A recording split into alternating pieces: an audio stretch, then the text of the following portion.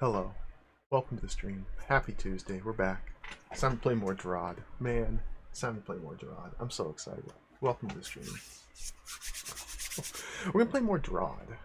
Hello, everybody. Hello, hello. It's been a while. I was clean. I was away. I kicked the habit. I was totally free from DROD for about 6 months. That's all I can take. We gotta go back in. We gotta go back in. I've fallen off the wagon. We gotta play more DROD. Welcome to the stream. I'm so excited. I'm so excited. I'm so excited. This game is so good. This is my favorite game, I think. I think this might be my favorite game. DROD. It's so good. It's so good. Let me say hello. Hello, everybody. Today we're gonna play a fan-made user hold. I've up until now on stream, I've only played official. The distinction is kind of negligible, but I've only played official DROD holds. We've played DROD, we've played DROD 2, we played DROD 3, we played DROD 5, we played DROD RPG, we played about 6 or 7 of the Smite Master selections, which are officially sanctioned and canonized DROD holds. Today we're going to do things a little bit differently, and I went to Caravel Games' website, sorted all of their holds by the rating, and just picked the highest one. So this is the best one, apparently. The best. This is the best. So let's play it. I can't wait. I'm excited for it. Hello, everybody. Hello. Hello, Dracados. Hello, Dieter. Hello, Biffraction. Who else is here? Tetrahedra. Hello. Navjack. Hello. Syllogism. Hello. Duck Admirer. Hello. Dana. Hello. 8-Bit Tomato. Hello. Hosanna, hello. Who else is here? Parstill, hello. Hazemaker, hello. Iron Zoltan, hello. Summer Bee, hello. Welcome, everybody. Welcome, welcome. Mooware, hello. Hello, everybody. Ryu, hello. I'm sorry if I missed anybody. Burzel, hello. Alonare, Talif, hello, everybody. You know, Talif. Funny you say that because me being me, that is I had a strong urge to do just that. You know, why sort them by the best? Let's play the worst. Surely everybody else who played these ones and hated them and ranked them poorly just simply missed something that I would be able to pick up. Surely. Nah. No, we're gonna play Gigantic Jewel Lost. So here's a screenshot. That's Quattro Adventure. Here's a screenshot of what the list looks like. As you can see, I sorted them by ranking. This one got a 9.5 out of 10. I don't know what that means. What they're ranked on. Gigantic Jewel Lost is up on the top. Architects are Zuch and Kalor. It's various themes. We're in for 18 floors with 370 total rooms. That's a lot. It's a lot of rooms. So this game specifically, this one hold is larger than DROD 1 and DROD 2. It's probably comparable to DROD 3, the Second Sky, in size. It has a difficulty rating of 8.5 brains, whatever the heck that means. I don't even know. Released in July of 2009. It's really closely, just barely beating out Legend of Zelda DROD 1, which looks wild. Legend of Zelda DROD is like it's like they took the overworld of Legend of Zelda 1 and turned it into DROD. So like you're walking around the overworld and you go into dungeons, you're picking up items. That game looks awesome. That'd be fun. But it only got a 9.3. It only got a 9.3 out of 10. So, doesn't make the cut. I've never heard of most of these or know anything about them. Treacle Stew is the newest Smite Master selection. It's up here, top 5. Perfection, that's the very first Smite Master selection, also has a difficulty rating of 8.5, and I really liked that hold. I think that one's really good. Museum of Ooze, look at that. Larry Merck is dominating here. He's got 4 out of the 10. Anyway. This is made in the DROD 3 engine, the City Beneath. So we're not going to get all of the fancy new mechanics introduced in DROD 5, but they should still be plenty of fun tools to play with. I'm super excited for this. I don't really have much else to say. We just got to start playing it. We just got to get stuck in. DROD. DROD. I am using Infinite Undo. I will never go back. I will never go back to how I used to be. I have seen the light. Let's play DROD. Let's play DROD. I almost wanted to just go right back into Complex, which I gave up on last time I tried playing it when I was still doing single undo, but I figured I'd do something a little different here. There it is, Gigantic Jewel Lost by Zuch and Kalor. Beethro has heard that a rich nobleman is hiring a skilled dungeon exterminator for a special quest. He of course decides to meet this rich guy. Okay. That's all we have. Start the timer, let's start playing.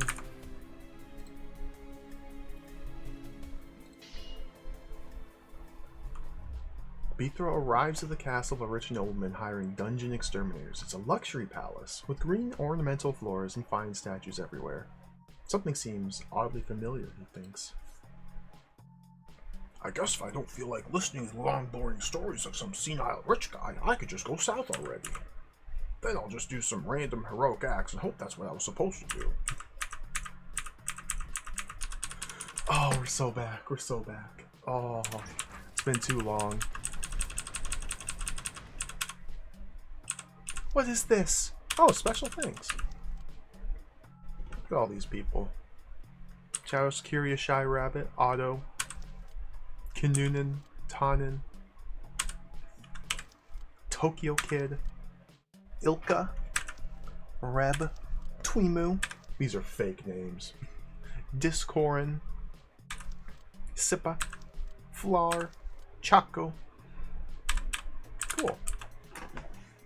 Hey, it's your boy Jay. Welcome. Dude, DROD 1 is it's a ride, Talif. It's tricky. It's not very well balanced, but it's fun enough. I enjoyed it.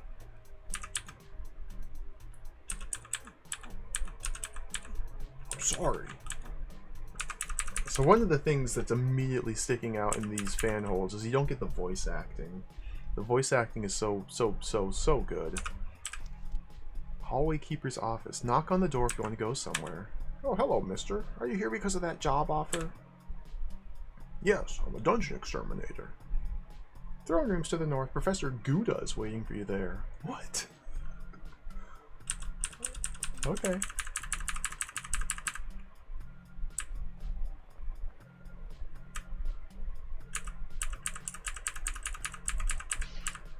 Flaming Fagundos. It's him. From Dr. E. Will's Mega Complex. One of the rainbow jewels is stolen. Royal guards, kill the thieves. Alpha's there. Oops. Hello there, good sir. You look familiar. Have we met before? No, definitely not. I've never seen you. Alright then. Do you want to hear about the quest? Yep. Some time ago, one of my precious rainbow jewels was stolen from me. I want you to bring it back to me. The reward is huge, of course. One witness said it was the goblins who took it. So I think you better start from the goblin woods nearby. Okay. The rainbow jewel is about 9 times your size, has all the colors of the rainbow. You can't mistake it. Okay, that's easy to identify. And by the way, I already sent the famous DuPont brothers on the quest, but they haven't returned. Famous DuPont brothers? Famous for their stupidity. Meanwhile, the famous for their stupidity DuPont brothers have just arrived at the edge of the Goblin Woods after weeks of pointless wandering. A counterfeit bagel, welcome. Cadis, welcome. Yeah, this is a fan-made hold, not one of the official ones. This is the highest rated by score on Caravel.net. I figured we'd give it a play. See, told you it was the right turn. No, it was the left turn because we came from the left the second time. I still think it was the middle turn. Pierre, you idiot, there's no such thing as a middle turn. Let's go, we have work to do. Hey, wait for me. Yes, the famous DuPont brothers. Feel bad about sending guys like that on such a dangerous quest. Please see if you can find them. I'm a little worried. Alright then. I'll bring your stone back and rescue those idiots. Wonderful.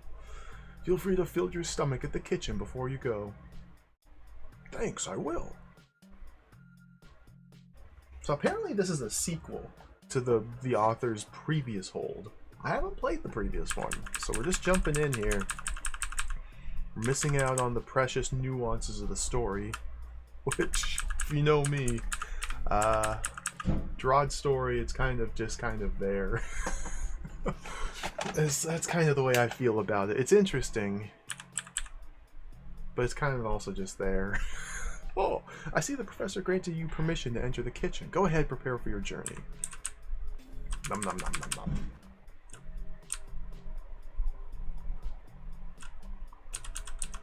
Ooh, look. We got free potions? I hear the professor sent a dungeon exterminator to find the Rainbow Jewel and the DuPont brothers. Poor guy, he should stay away from the Goblin Woods. That's a terrible place. Yes, very dangerous, especially if alpha blending's disabled.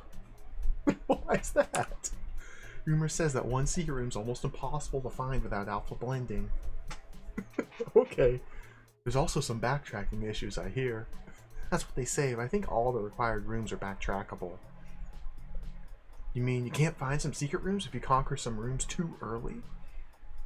I think so, but you can always restore if you want to find them. Okay, you can what? Restore? Yum, that food was great. Oh yes.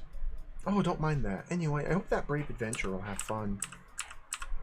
Me too. Although he must be a little crazy if his idea of fun is to be eaten by monsters. Today's menu: turnip soup, speed potion. That's gotta be illegal, right? Isn't that like drugs? Roach stew and wine, ice cream with wubba jelly, coffee. What's wubba jelly made from? I'm concerned.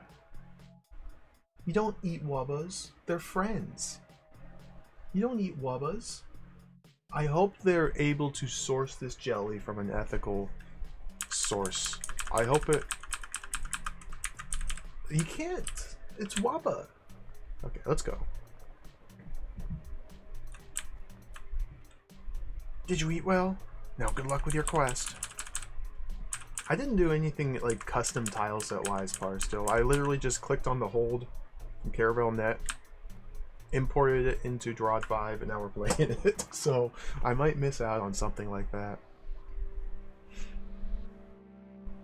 Finally, Beethro arrives at the edge of the Goblin Woods. How am I going to find the missing Rainbow Jewel in a forest this big, he moans. Little does he know his quest will take him to places far bigger, just as dangerous. Alright, so can I go back? Don't think I should leave just yet. Oh, I'm immediately seeing something over here. Oh, what is this? It's a maze. It's a mega maze. Nowhere else to go. So this being based on DROD 3, we're not going to have any fancy fun tools to get rid of Briar for us.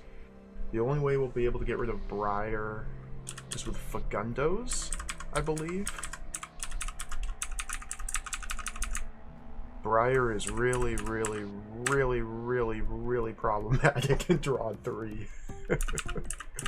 It's a nightmare. Okay, this is our first puzzle room. There's one goblin. 4 decoys. 2 buttons. A single briar root.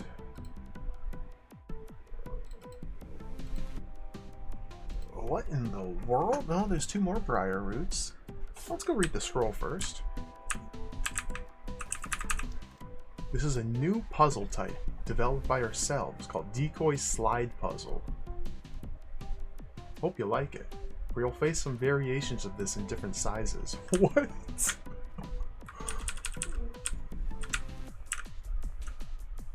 Huh?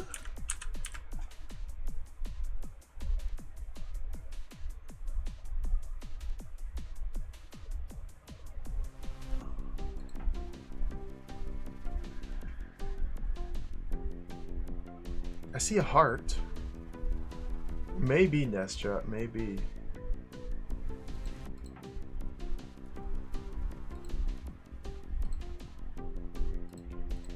Okay, so Beethro has to come in here and step on this button, which must inevitably kill the goblin. I have to use a decoy potion, hit this button to open these doors. No, it closes those doors. I gotta get back in the swing of this. So what does that do? Oh, I'm stuck in here now. And I have no way of getting out of here.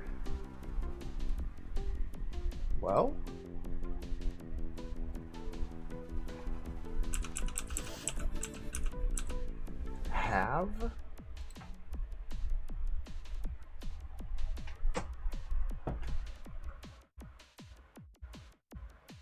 Have fun? I don't see that. I don't see that. I see a heart.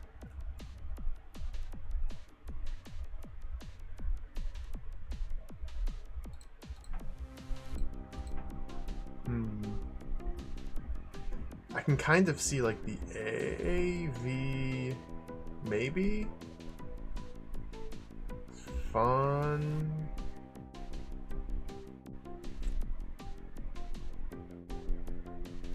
Oh, HAVEFUN.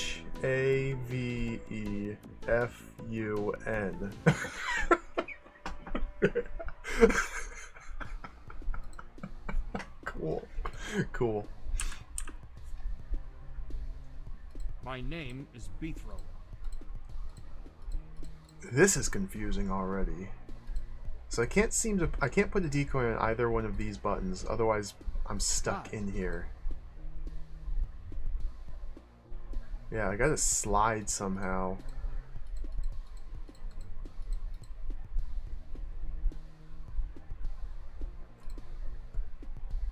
So I need to... Okay, I'm removing 4 decoys from this mess to allow this goblin to proceed out of here, so I can stab him, I think. Might be the idea. So if I just go... Oh, dear Lord. So I can remove 1, 2, 3, or 4.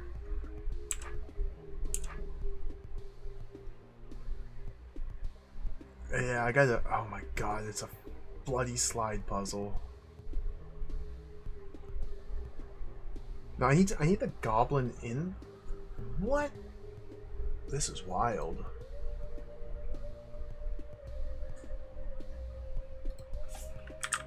When I step on this button here, let's see what happens.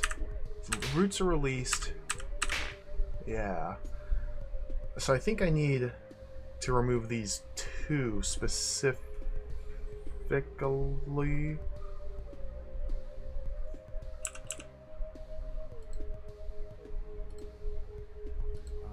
The goblin doesn't get released until this briar root grows over that button. Now the goblin's free and needs to take this opportunity to pass through this corridor to reach me so I can kill him. And I only have 4 potions to work with, so trying to get rid of these 2 decoys here. That's the main play. Okay. I think I'm understanding here. So get rid of that one. Get rid of that one. And I failed. Okay, now there's one left. If I go like this...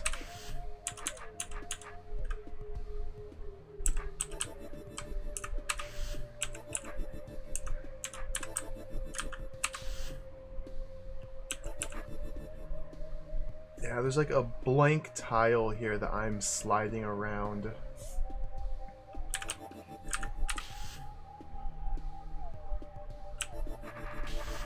Alright, putting that center one there is tricky to work with.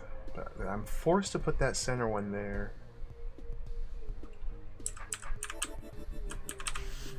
Going up or down doesn't seem to make much of a difference. I got 2 in the middle I need to clear out. I go like that. Then the next one I place is going in the center, which is not what I want to have happen. Okay. So killing this one is being done with my final potion. So we go like that and like that. Now the center is clear, and we should be good.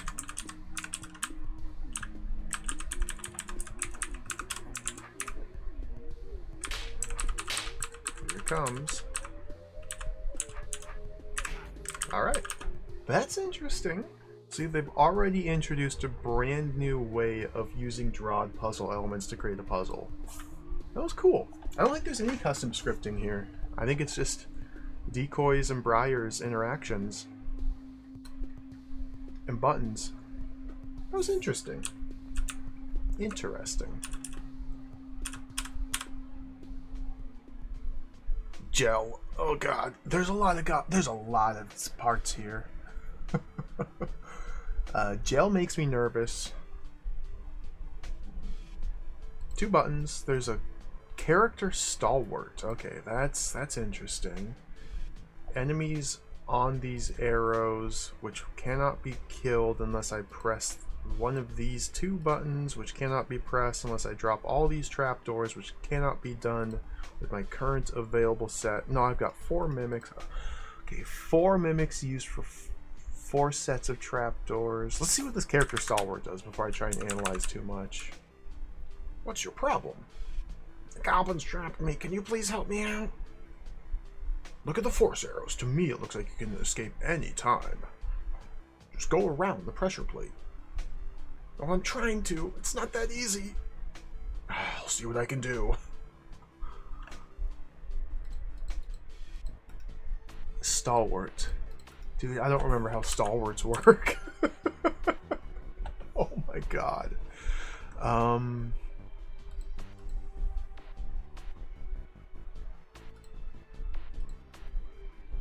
This is interesting. We might need to create gel babies to coax the stalwart to moving specifically. Yeah, it's got to be a reference to their pathfinding. How he just wants to walk straight down, but we're going to have to encourage him to take diagonal steps. There's a tar stuff gate here, so that might be the preferred way of getting him out. But to open the tar stuff gate, I need to come in here,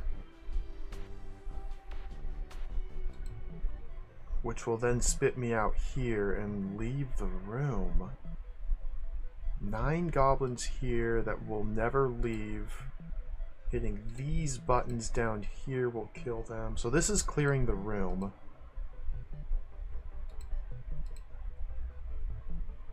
But how? Okay, hit this button and then back out. Use the 4 mimic potions to drop these trapdoors, giving me access to this button. Excuse me. What about this guy? So why can't I just go like this? Surely there's a reason why I can't just go like this. I need to discover that reason.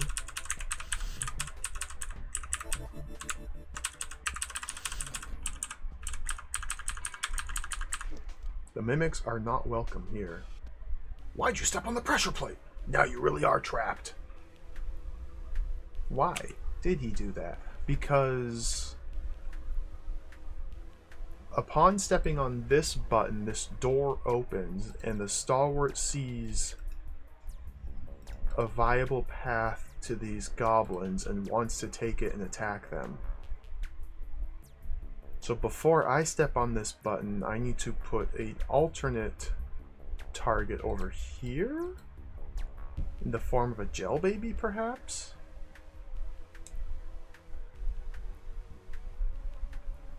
Interesting. Then there's also this mechanism.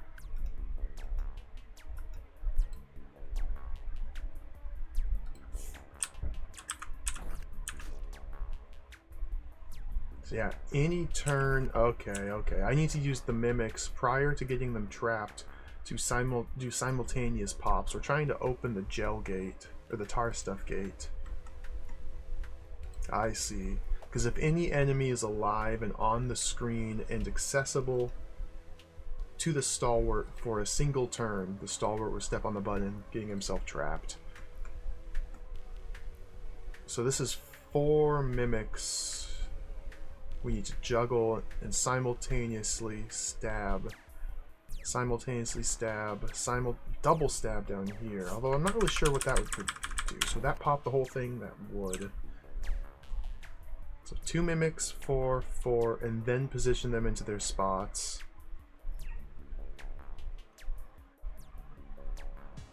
And then Bethro comes down here and does this? No.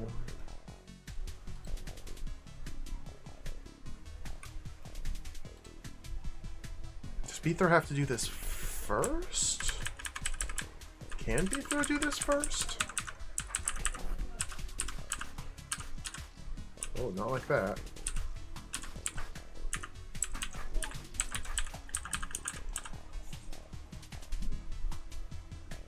Doing this last allows me to take this path, which must be one of the secret rooms. And this will be accessible even after the room is cleared.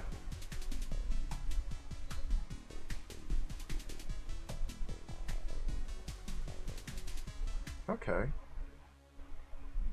So we can solve the room or take the secret path, not both.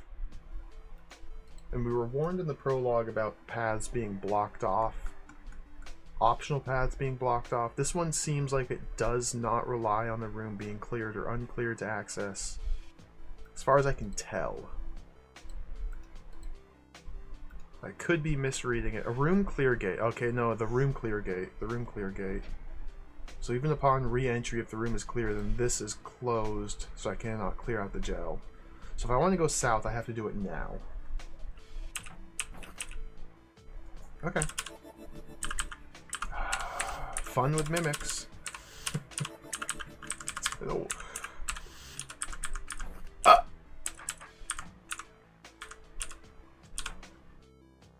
Oh god. How do I play this video game? Dude.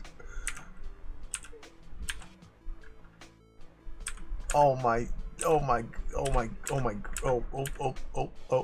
what?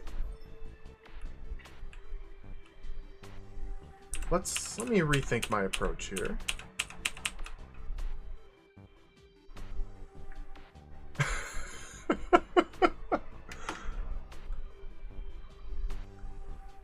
If all I care about is clearing the gel and going to the secret room, then it still requires some fiddly setup.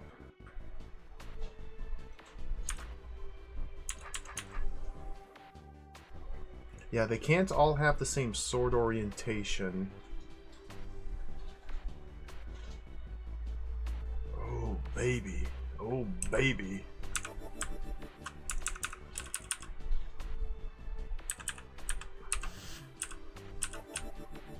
Nope.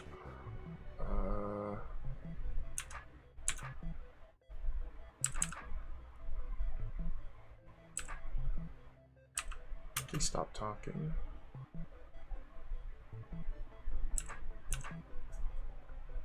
So I am 2 counterclockwise rotations away from popping it. Oh my god.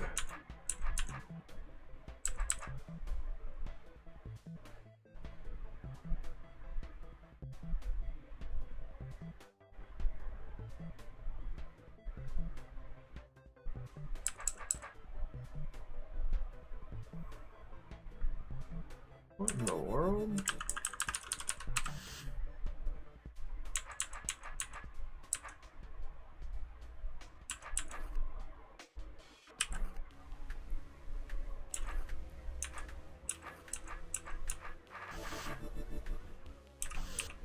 I gotta actually think about this. What in the heck am I trying to do here?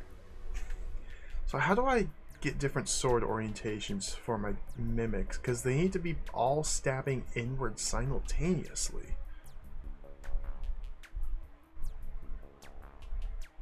That's not something I can do without a way to stun a mimic to offset, which is not introduced here in this version of the game. What's over here? Nothing. Dude, this is the second room. This is tricky. This is tricky.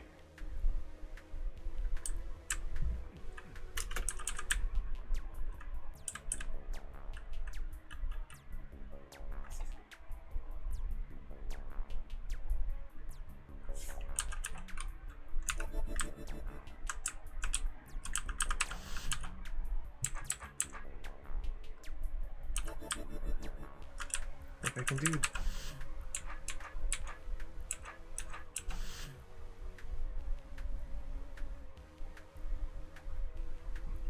There's something I've forgotten or I'm not understanding here already.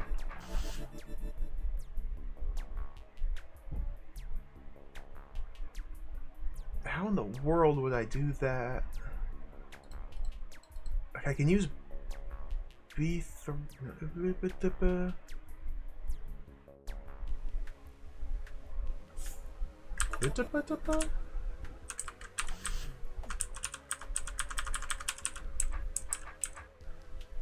That's already screwed up.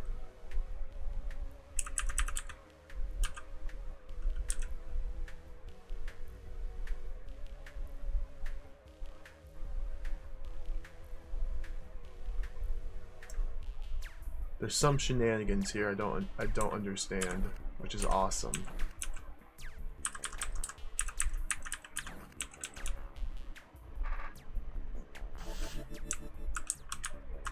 We'll come back to this room. See what's up here. Let's find out what's up here. Okay, we got an adder. Vision token, so we can see these 4 buttons. A mimic. Looks like they're drawing something on the map. That's pretty cool. So the adder has to kill this goblin. And then the mimic should go in here. And we need to remove the gel off this one button, but not these 3.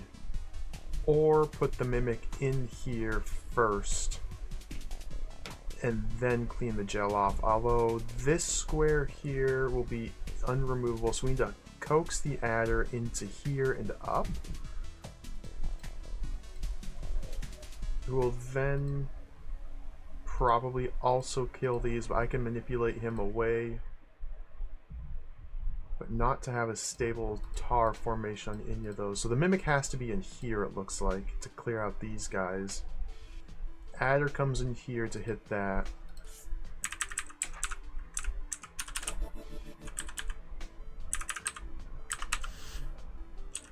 So that should be good for the mimic. Get our dear friend the adder out.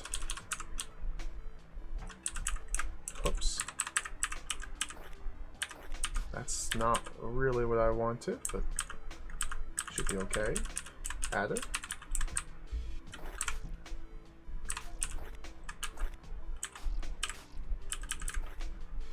Stop it, adder.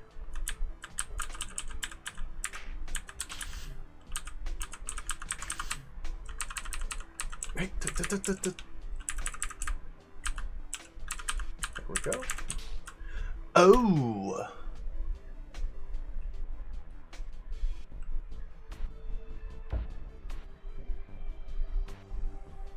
Oh! I can't kill the adder.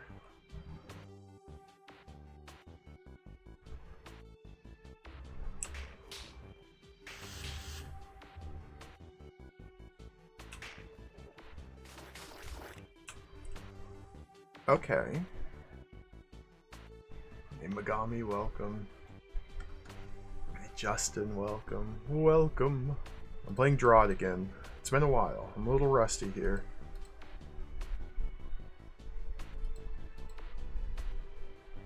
So when the either the adder or the mimic has to kill this, and either the adder or the mimic must kill these. But these must be the mimic because the green door is here. If I send the adder in through here, no, not necessarily. Beethro can come in behind and clean it up as long as the adder doesn't grow too long. But eating these goblins will extend the length of the adder,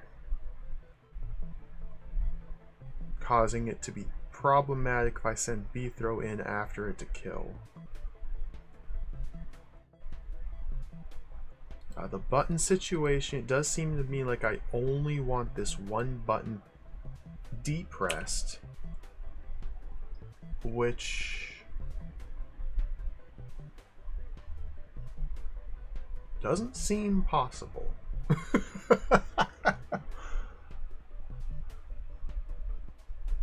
Huh. Unless I kill the adder after it eats this. Is that even... Can I kill the adder the same turn it eats this or before it moves off of this? And then send the mimic in here to kill this, then Beethro comes in here to deal with these 9? That might be it.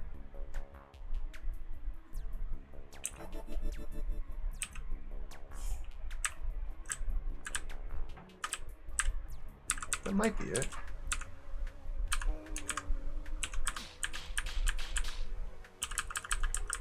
It's unlikely, but that might be it.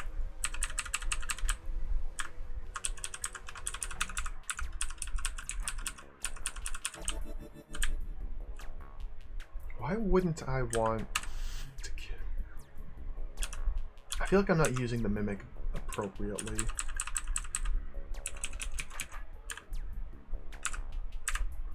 I got bad preference. Whoops. Bloody adder. Oh my gosh.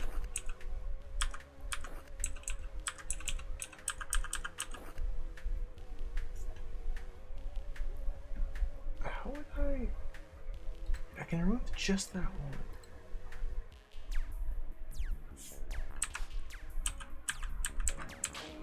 Ooh.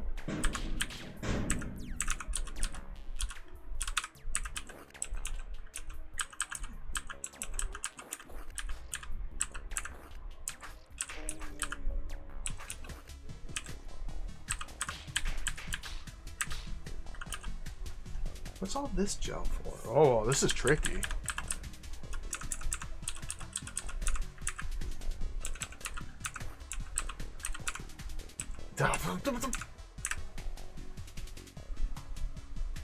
So if the adder is traveling north and it steps onto this tile here, the only possible move it can make from there is left, or west, north, or east. Any one of those would pop the gel, pressing these 3 buttons, and I don't want any of these buttons to ever be pressed. Although these are on-off pressure plates, so it's okay if the gel gets popped, as long as something else weighs them down, and perhaps that's what the mimic is for. That's what the mimic's for. There's a sequencing issue that I ran into. Okay, so we can allow the adder to pop this one, or to go north to pop this, and then whichever direction it turns, it can reveal one of these other buttons. I can then kill the adder, plant the mimic on... Ugh. Maybe? Okay, my dear friend, the mimic. Hang out there. Oh my god. Disaster.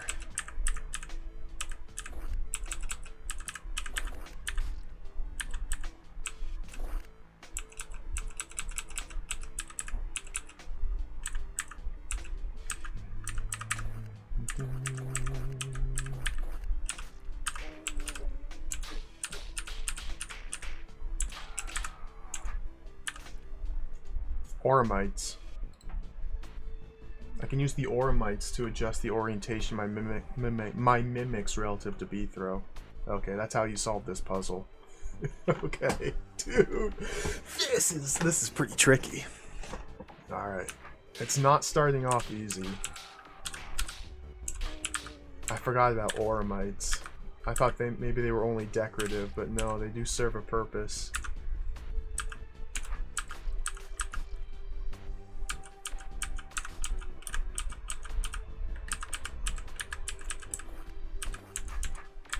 Dude, these bloody adders, nuisance. Okay.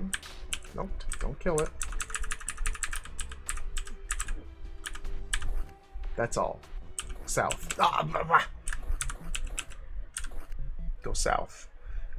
What's it in? Horizontal preference, so it's gonna go north if I'm there. I don't remember my serpent manipulations.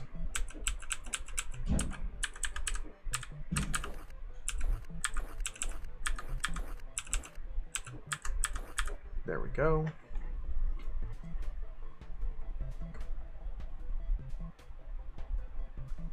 So am I sending the adder into here?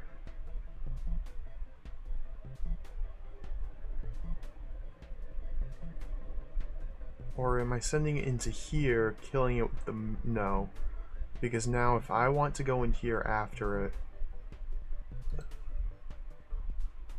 the Mimic has to be holding this button down while I go in, and then the Mimic has to come in.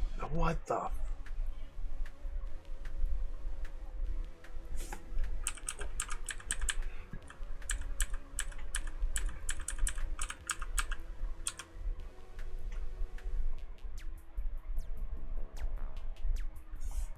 The adder goes in here, I can't kill it. Adder's gotta go down. I sure wish I could just kill this thing. Maybe I can. Why can't I? Oh, these all close, never mind. They're not toggles, they just close. Okay, I can never allow this to be closed. What in the world? Okay. What in the world?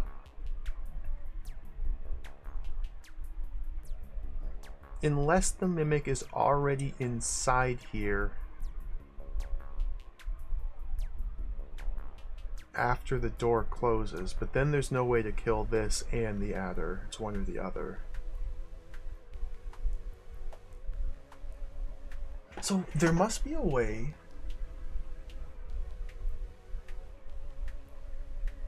Do I have to set up a double stab? Adders do cross force arrows. Adders specifically. I think rattlesnakes and serpents don't, but adders do. I don't remember precisely, though. I could be wrong about that. Okay, if the adder's traveling north through the gel, Beathrow's here, Mimic's here, sword facing in. Can I double stab it and kill it the instant it arrives here?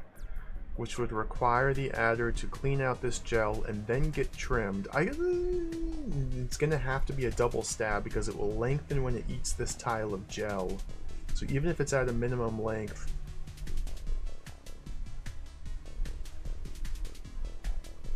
I think I have to set up a double stab. Okay. I think I'm seeing it.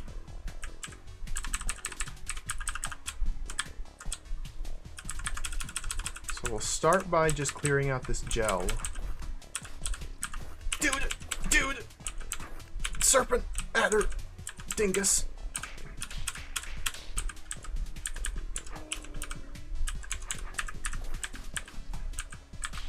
Nope.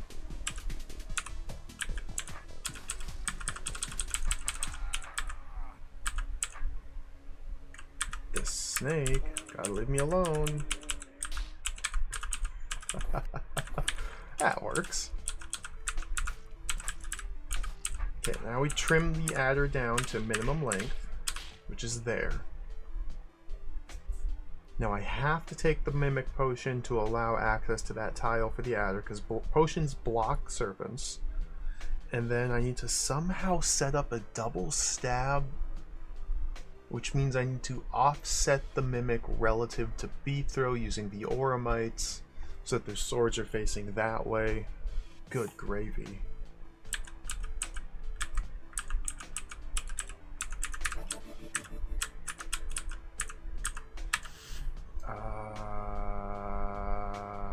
What am I trying to do?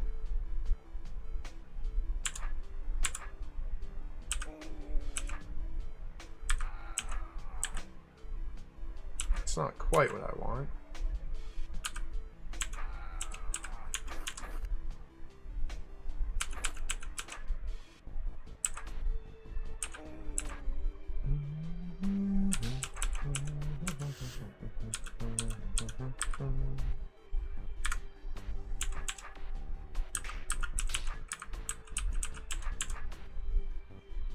Okay, that'll work. I need to space them appropriately, just like that. Dude.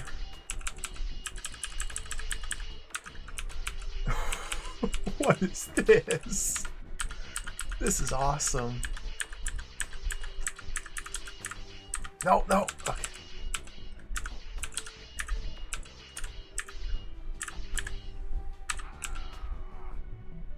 Why would he go north instead of turn to kill me, though, in this instance?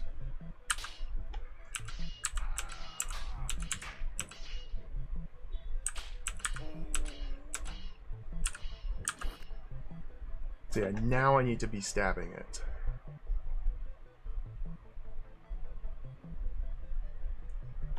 Wow.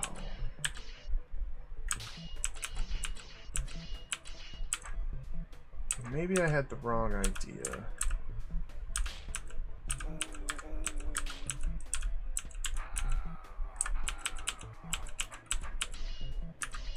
Just... No!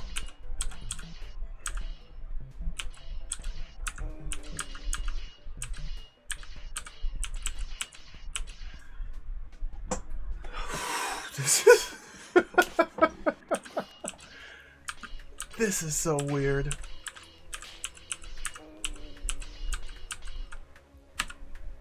So he's not going to go north to reach me unless I step like that. And then I can't catch him.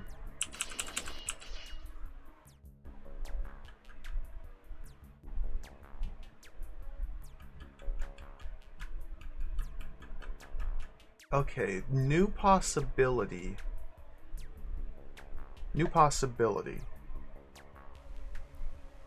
Perhaps I have overthought this.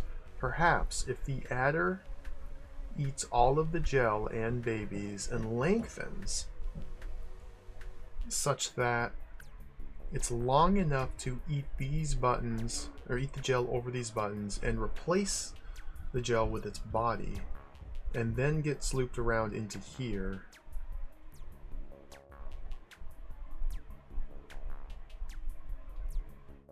How would I kill it then?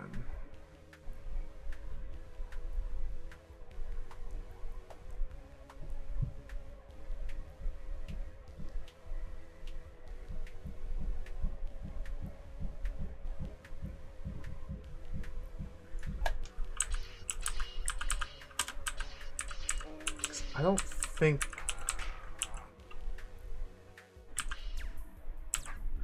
what I have going here is really what I want. Or is really that possible. Get off me, snake! Snake! Snake!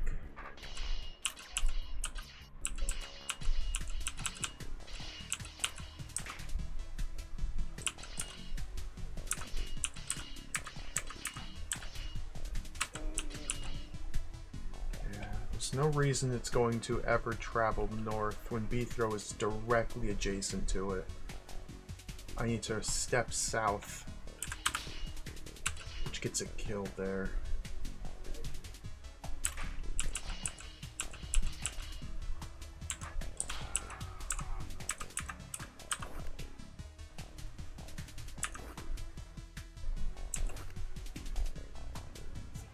Maybe if the mimic is right there,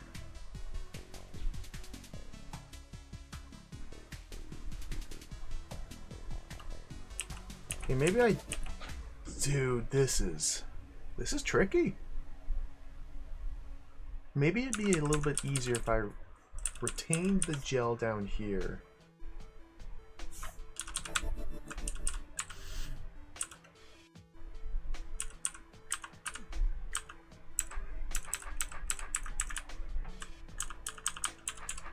And just kind of kept the mimic right there.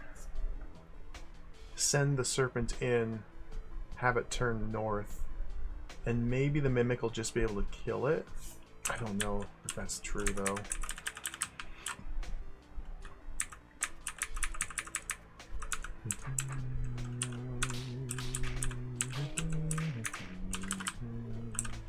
Dude, come down here.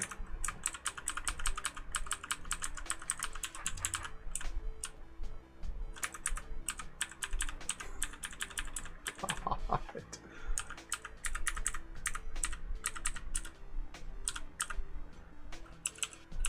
I don't remember how to manipulate these buggers.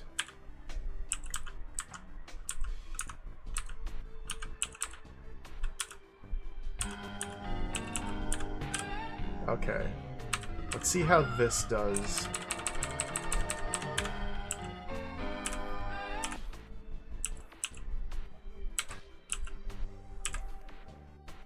Yeah, I don't stab. I need to kill it this turn. Sneak Place, thank you for the resub. Thank you. 6 months in advance, the absolute mad lad. Thank you, thank you.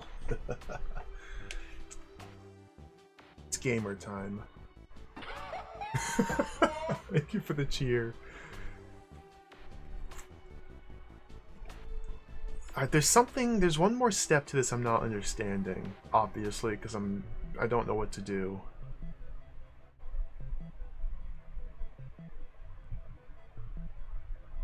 It's impossible to get adders stuck unless they're stuck on their own tails.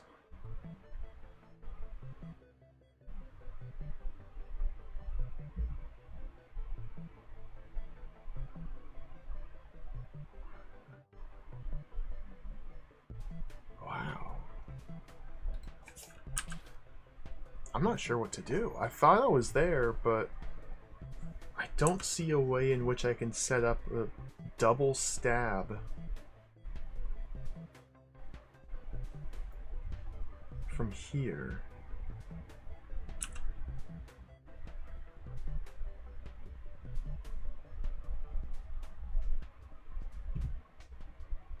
Like, that's got to be it.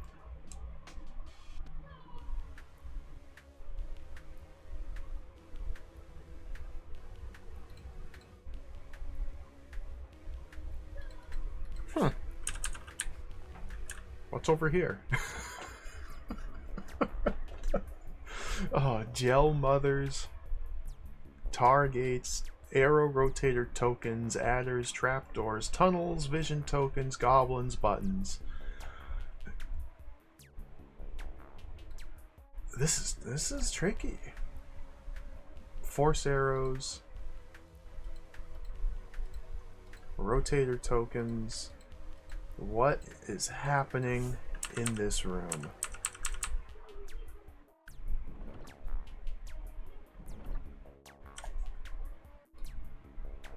Okay, we're being assaulted by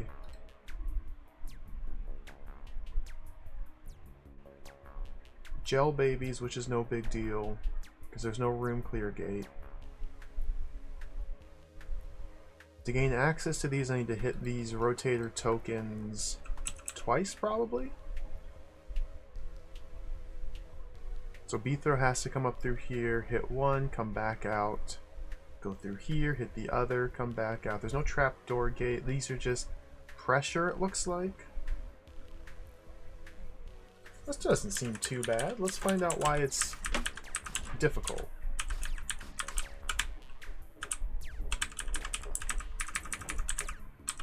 I gotta be careful to keep the adders alive. Token? Oh. Well. Alright. I guess we're going this way first.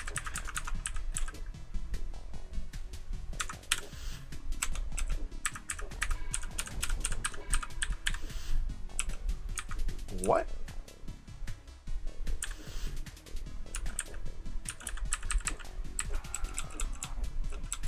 What?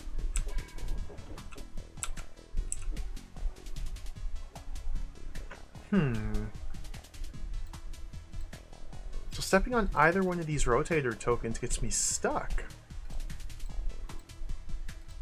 So what does that mean? Except for here. Let me investigate this one again. So turning it would allow me to escape that direction, but I can't get on. What the? Why am I allowed to go up here? What good does that do? Allows me to get behind the adder.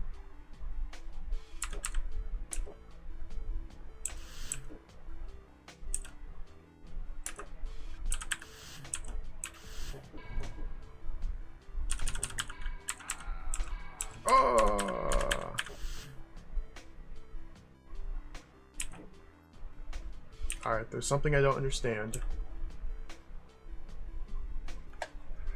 I can't seem to press either one of these, but they must both be pressed to allow access in and out of here. Tar stuff gate means I also have to clear out all of this.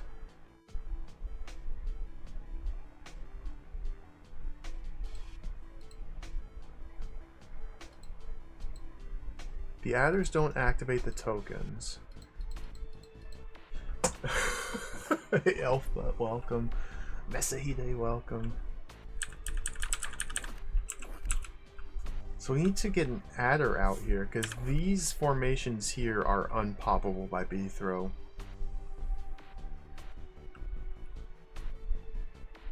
So we need to get an adder out here to help me delete this. Because we have, do we have to lower the tar stuff gate though, or is that just simply a trap? That might simply be a trap. Or misdirection, I should say. Do I need to lengthen the adders such that they hold both these buttons down? That wouldn't do me any good, I don't think. What in the world is this? This is hard.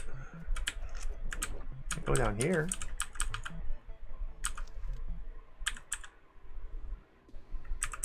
I've solved one puzzle so far. I'm feeling pretty good about that. It's a slow start.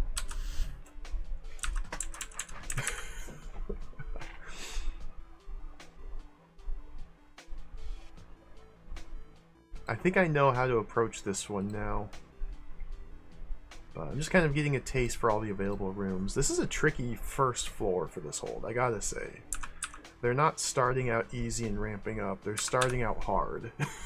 So maybe the pacing, the difficulty will be unevenly distributed across the hold and there'll be easy ones after this. Or maybe this is just the baseline, it's only going to get harder.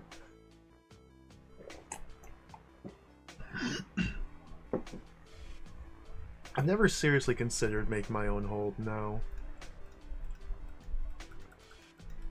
It'd be interesting. It'd be an interesting project, but it's hard to make puzzles. It's hard to make puzzles that are fun to solve. I guess I've never really tried, so... So there's something here in these arrow tunnels that I'm obviously misunderstanding.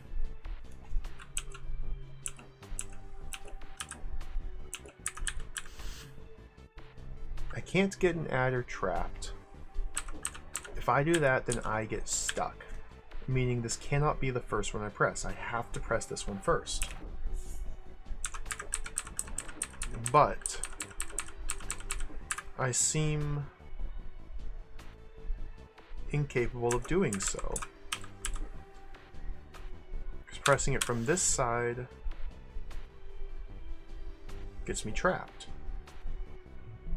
Can't go that way, can't go that way. The adder will not press the other token. So he's stuck now.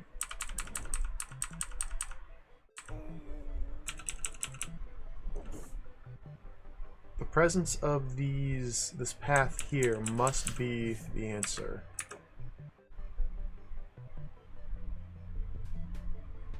What? Gel baby? This is not the sort of path you can easily pull a gel baby through, although it is doable in theory. Maybe gel babies activate tokens, but adders don't?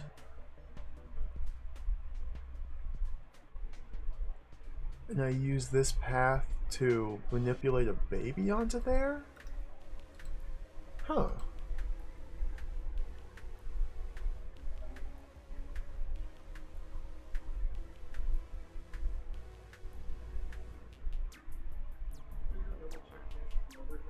And maybe that's kind of the purpose of these, to allow easy access to babies to pull into here.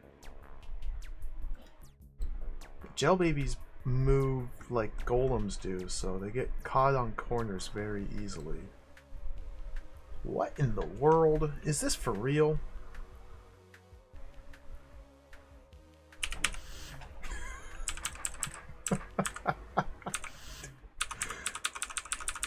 What have I got myself into?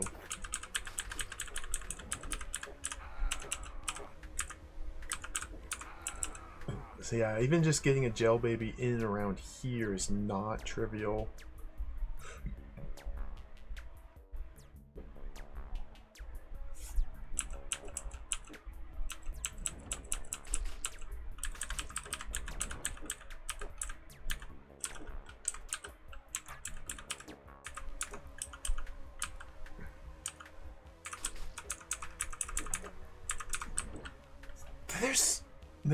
What? Okay, let's recheck my different assumptions. The only way to kill these goblins is by lowering the black tar stuff gate, meaning all the gel must be destroyed. Meaning these shapes that I thought were unpoppable and only for show are not. Like that, I can no longer pop these gel shapes. Therefore, I must get one of these adders out of here. To do so, I gotta check what these buttons do.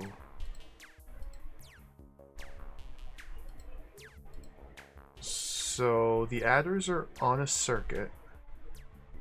The first button they hit opens, it toggles this wall open, or closes. Sorry, I'm stumbling over my words.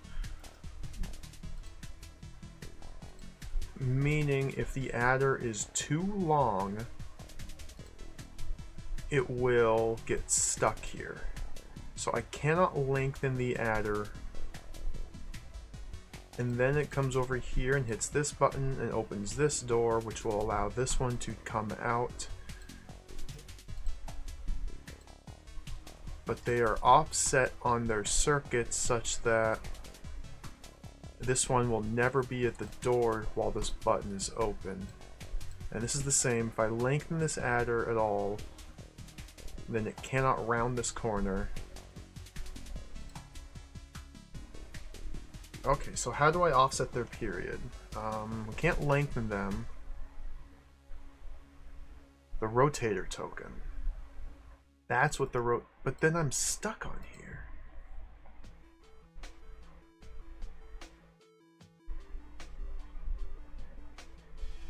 This is wild.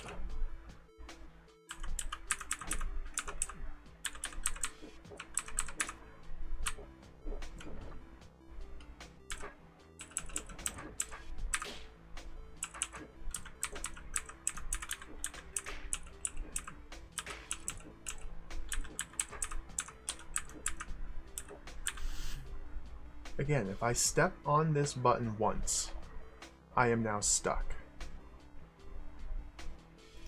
So I cannot take this path through here unless I have first spun the arrows once, and then stepping on here will spin them a second time, which will also get me stuck. There's something I don't get here. Okay, the rotator tokens then... What the...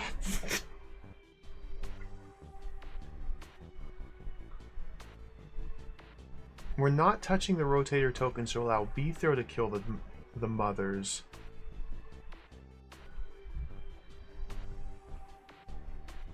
Instead, it's to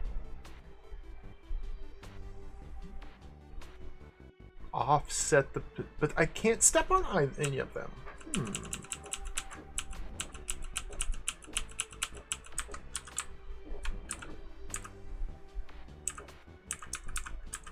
This is suspicious. Taoisia, welcome. These are shenanigans, alright. I may have gotten myself in over my head here, but we'll figure this out. Why is... Okay, this path here, this must be the crux to the puzzle. There must be a reason why I can come up here that I'm not understanding. What good does this do? It allows me to continue through here one time and one time only.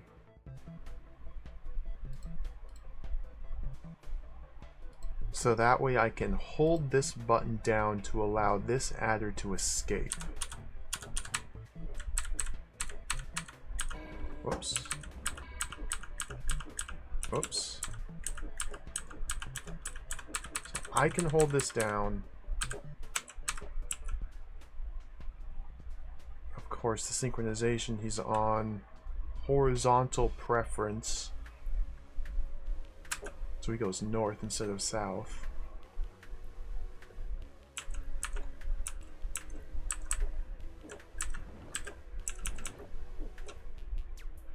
He will probably always be on horizontal preference when he reaches that tile. No, not necessarily. Okay.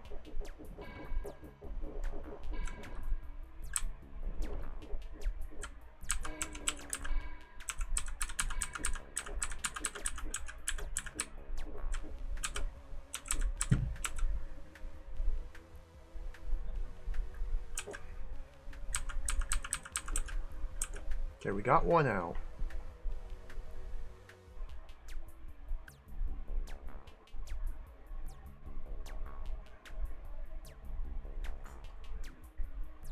But now I'm never going to be able to open this door unless I can't kill the adder. What is this, dude? Okay.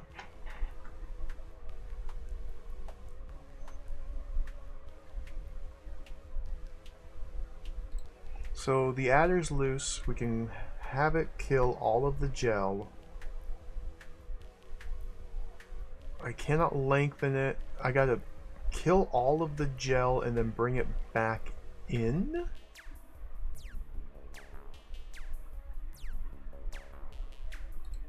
What the... If I send it up in here to kill one of these gel mothers, the adder will then be stuck over here, unless I'm able to rotate the tokens twice.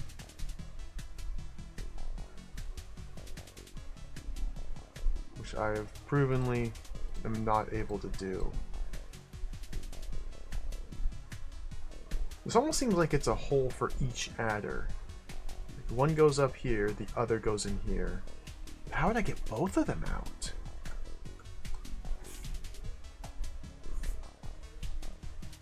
Because Beethro can't pass through here, so I can't stand on this button.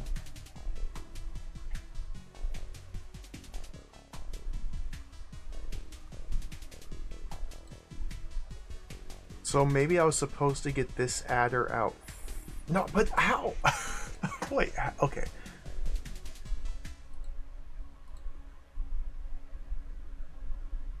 What? AUDG, welcome. No root, good to see you. DROD is some extreme puzzle game, yes.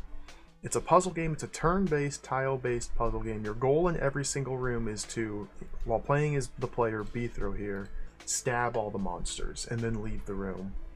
You're an exterminator. You're hired to clean out these dungeons full of monsters.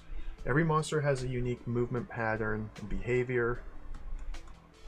And there's also like buttons that open doors, and a lot of the puzzles involve manipulating monsters to perform actions for you to gain access to other monsters.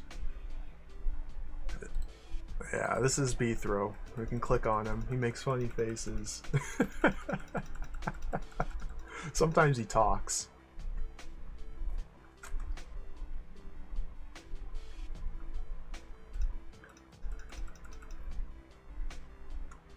In this room specifically, there's a lot going on, and I don't fully understand it.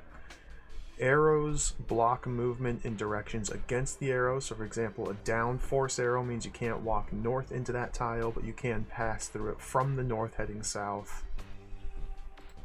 There's these buttons that open these doors and close them. Gel here is a tar stuff, which is a type of terrain hazard that can only be broken by stabbing it on an interior corner like that. Then it explodes into these babies, which are enemies that must be killed. And so these different shapes of gel here are shapes that Beethro himself, with only his sword, is not capable of popping. But I need to destroy all of the gel in order to open the tar stuff gate here to gain access to these 4 goblins here. So these 4 goblins will likely be the final enemies defeated. The only way, yeah, we have to get both adders out of their little pens. Send one into here, send the other into here. Because the adders will eat the gel. And that's the only way to clear all the gel. Beethro by himself cannot go in there, because this is an uncuttable gel shape.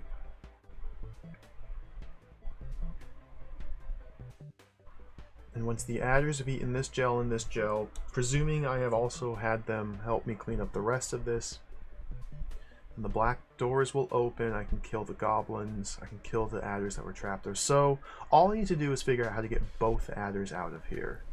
As simple as that, really. So I've gotten one out, but I seem like I'm maybe incapable of getting the other out at this point. Because this mechanism here prevents Beethro from walking over to this side of the room to gain access to these buttons. So, we need to pull this adder out of its pen first, and then Beethro can come in through here, use the tunnel to hold this button down to pull this adder out. So how do we pull? Okay, so let's reset. It's coming, it's coming. So how would I delay this adder such that it reaches this button here and holds it down while this serpent is escaping? Because these are an equal length track that they're moving on, so they will always have the same position relative to one another unless I can introduce some delays to their movement. Which I don't know how. Adders will not step onto tunnels unless to kill Beethro.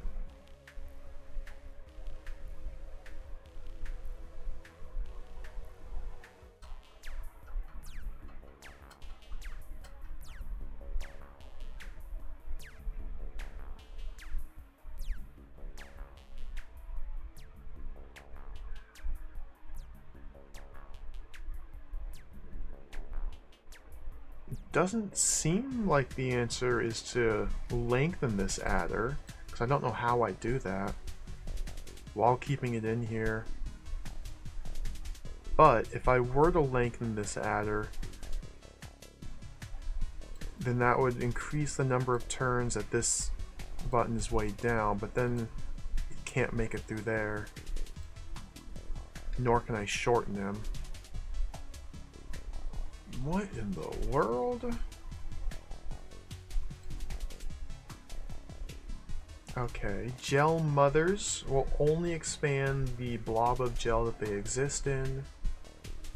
So we can't use gel expansion to help us. The babies somehow? Gel babies? That's the only other tool I have.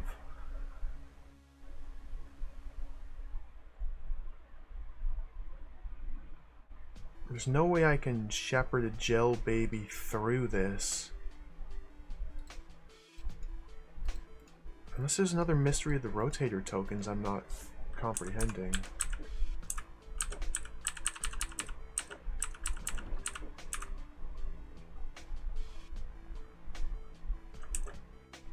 So if Beethro enters here, Beethro is now stuck. Because when I step on here, all the force arrows rotate clockwise, trapping him in place. But these force arrows are still accessible from the east, and the adder can then kill me. Although I can kill it, but now I'm just permanently stuck. This adder is also stuck, which is irrelevant because I'm stuck. Or is it relevant?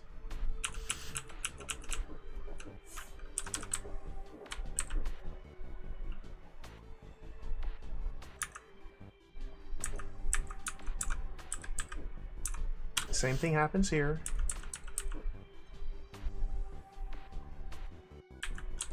Beethro is now stuck. And the adder kills me. But this would be a way to offset their position relative to one another, but Beethro's stuck, so it doesn't work.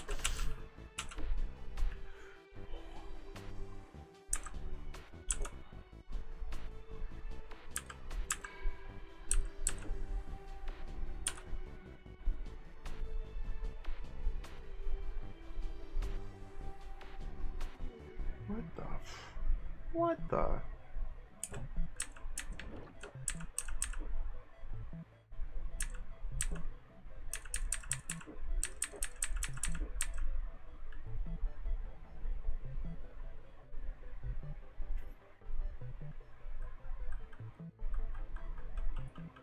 What the?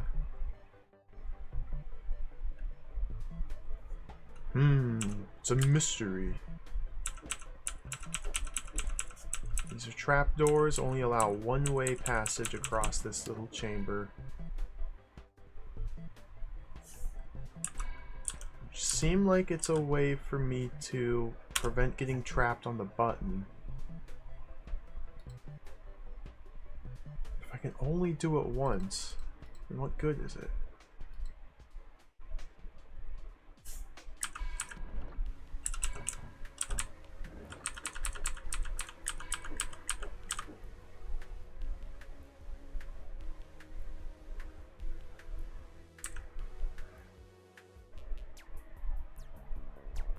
This. Oh my god, I'm stuck on the freaking button.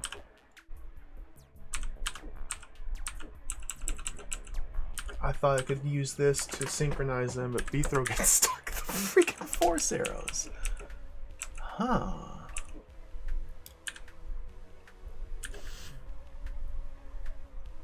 What does it mean?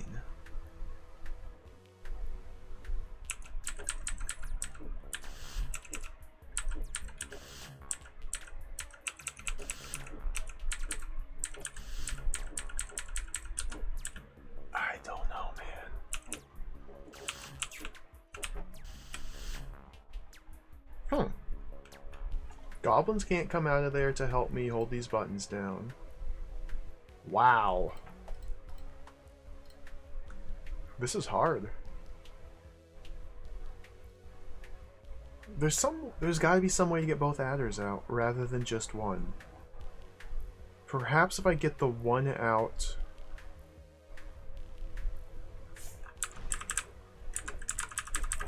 Getting the one out forces me to drop these trapdoors.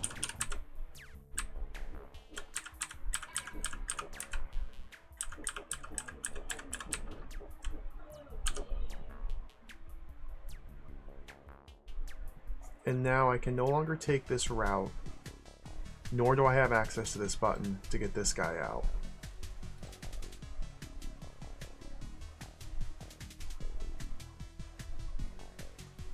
I feel like the baby's gotta be used somehow. Like...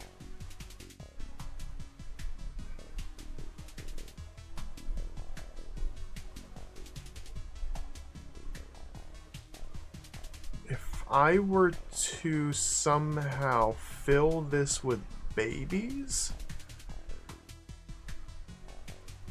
then the adder would lengthen as it comes out. It seems impossible. Which would prevent its tail from moving off that tile. Like, what the...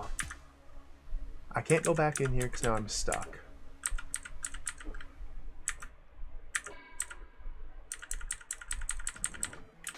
Like, this door here will literally never open.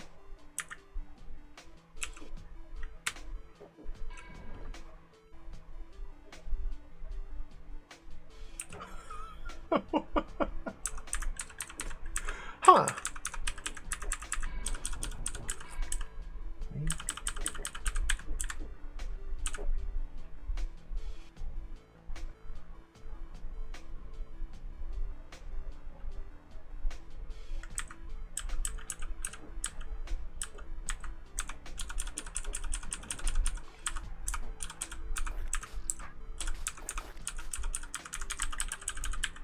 This isn't good enough.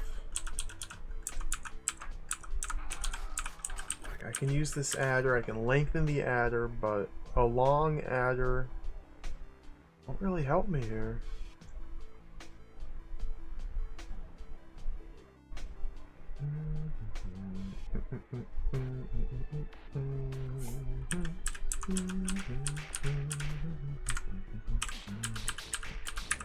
Ah.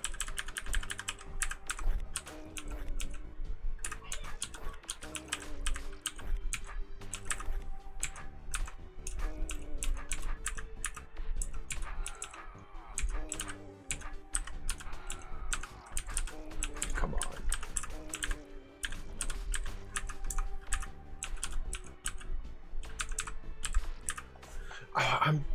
I'm trying to think of something else to do over here, because again, this situation with the two mothers enclosed in tar stuff gates seems like, to me, the only way to resolve it is by sending an adder up into each.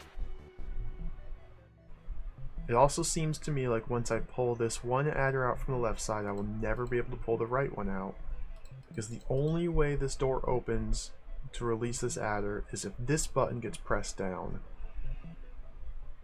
And Beethro himself cannot come through here to press the button.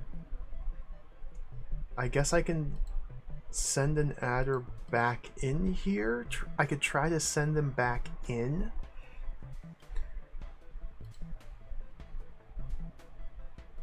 Oh, maybe that's all I have to do. All I have to do, like it's simple. Maybe that's how I reposition them relative to one another and get them synchronized. I pull this adder out, dance around with it, then send it back in so it's on the same relative spot on their tracks. And then they both come out the next time through. That might be it. In fact, that seems like it has to be it. So, first, so I'm not having to do this with multiple adders active. Let's get rid of all the gel here.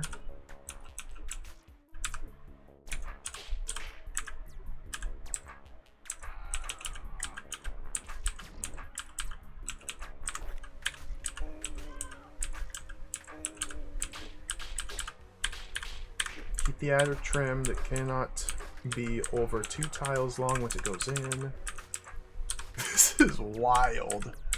I don't know why I thought this would be reasonable.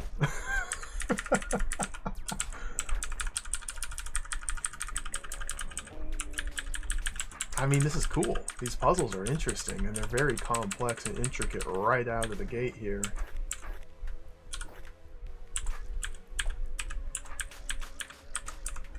I haven't played this game in like 6 months.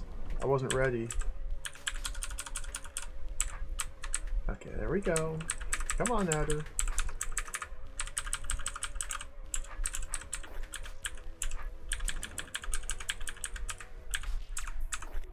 Okay. That's dangerous.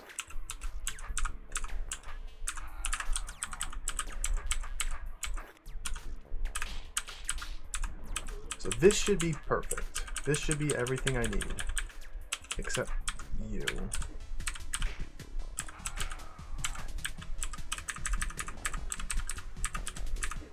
Oh. Now the objective is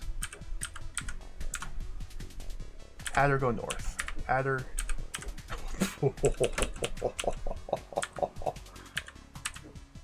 Hey, hey, hey, hey, just like that. That's perfect. That's perfect. Hey, hey. So now they both need to... Okay, so now if I want them both to come south, they need to be in vertical preference, not horizontal preference. So next cycle it should work. That's still horizontal, but it's getting offset more and more vertical. Okay. And now I can lead one at a time into these mothers. Like that. And ensure that that happens. Alright, I think we got one room cleared. This is the second room complete. We got 2 rooms so far. An hour and a half in, we got 2 rooms so far. There's 370 rooms in this hold, by the way. We got 2 of them complete.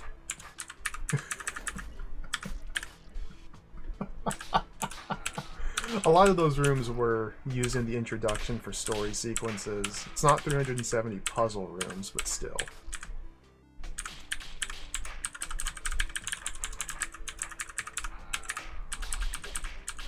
Alright. Whew. Good stuff. Good stuff. Good stuff.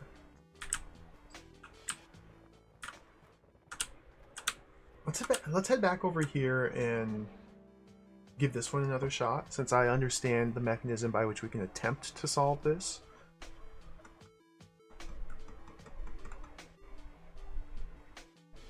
This is just the warm-up. Once I get de-rusted, I don't know. It's gonna be challenging. That's fine. I love a good puzzle. So there's a secret room to the south of here, which is only accessible if I specifically go for it before clearing the room. So this is a room that's multi-pass. We gotta take one path, or one pass first, going down to the secret room. But if I clear the room, it's now inaccessible.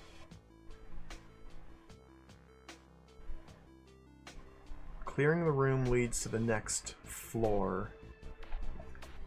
But we're not even close to done here. It's weird, there's no blue gate blocking the stairs.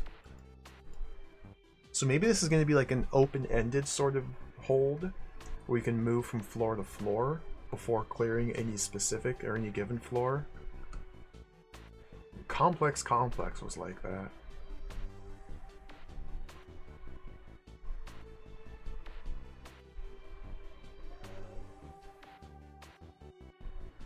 Alright, so let's clear out the gel and check out the secret room. So to do so, we got real fiddly here. We gotta get real fiddly with it. Go like that.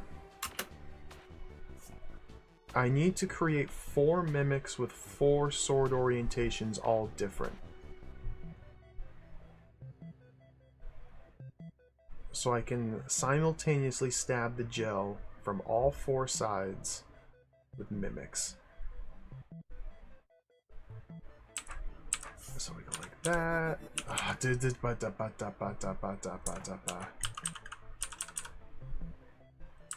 This dingus has got to get out of there. I don't have a lot of space for mimic manipulation here.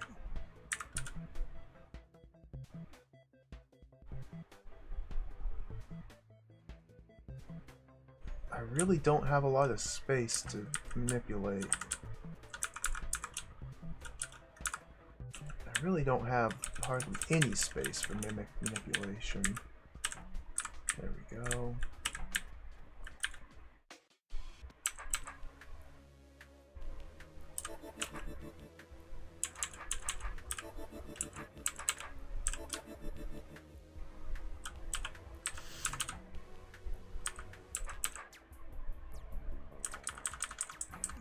Gosh. This is a little finicky. Just gotta build my army here.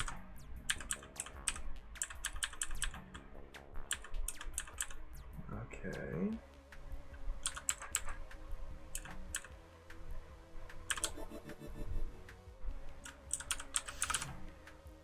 Got 3 of them. So 3 of them here means I can now attack these if I use B-throw. So this guy stabs the bottom left, this guy stabs the bottom right, this guy stabs top right, B-throw stabs top left. If we synchronize our stabs just so, and we'll pop all of the gel on the same turn, preventing any babies from being born.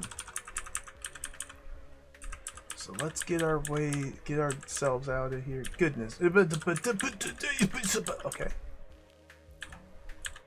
Can use this potion to help. No, potions don't stop mimics. Okay.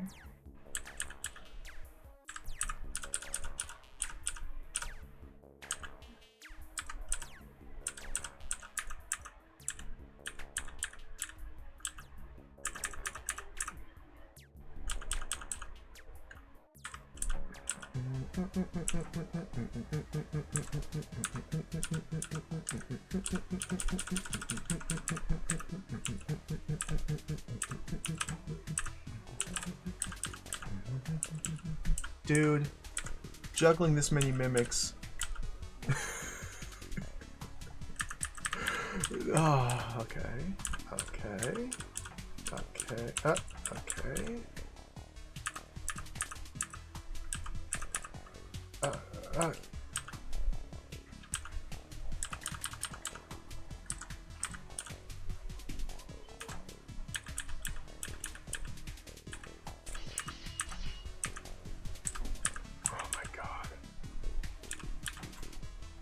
What is going on?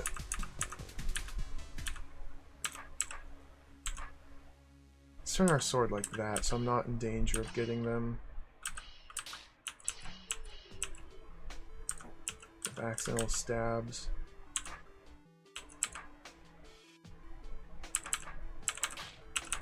You know, I realize I don't need to use specific mimics for specific corners. I can rotate as necessary. It's just about getting them placed.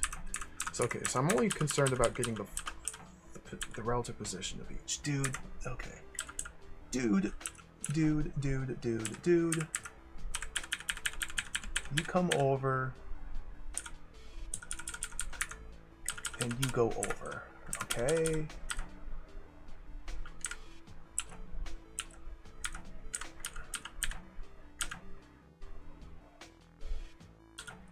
Oh my god.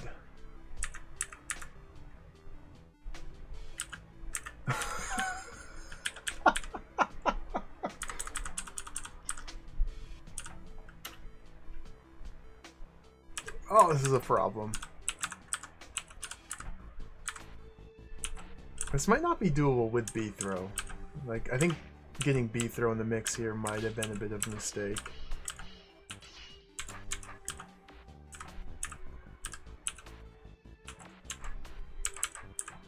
Dude. Dude. Okay.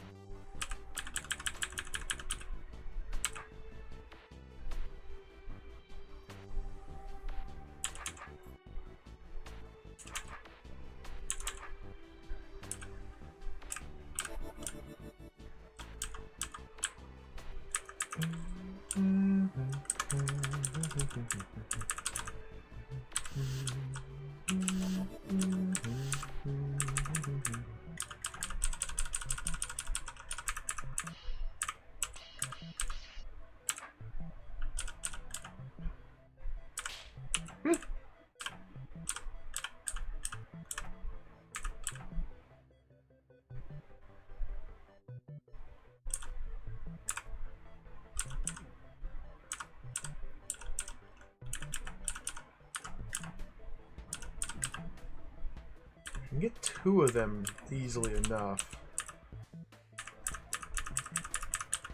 It's more than that. Oh my god. This is... This is delightful. So...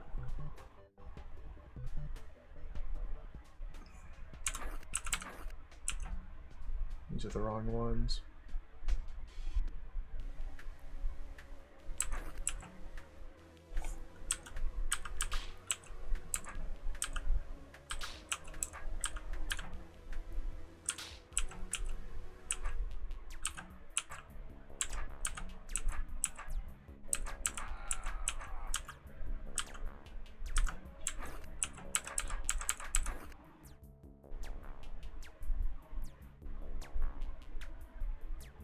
I don't need all 4.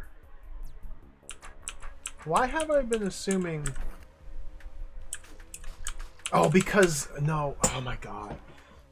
So the problem with breaking the gel like that is there's a stalwart here that where I'm trying to rescue.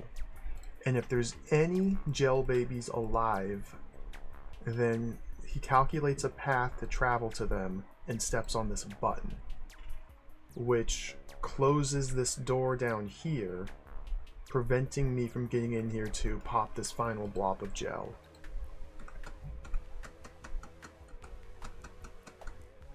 So I have to simultaneously stab all 4 edges of the tar to prevent any babies from being born.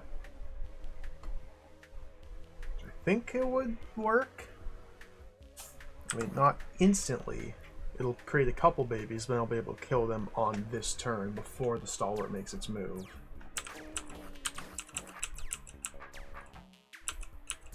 This is incredibly fiddly.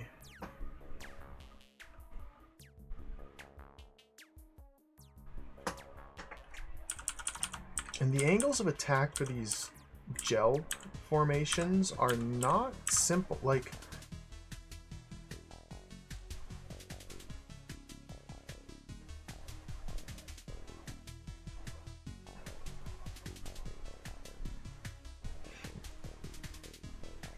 because this one, to get onto this tile, I guess they need to both be moving southeast or northwest to get onto here on the same turn. I don't know how I'm going to do these 2, but maybe something with this will inform me on how to deal with those. So if I, ignoring that one, if I go like this, it's a lot of babies. How?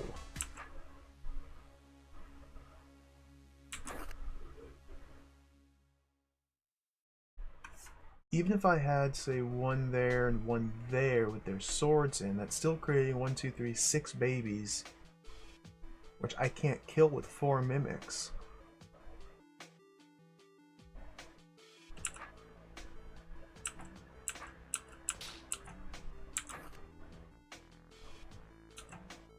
What?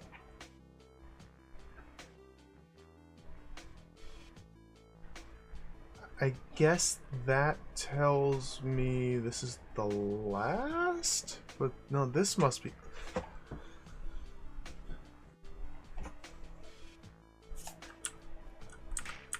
Let's go over here.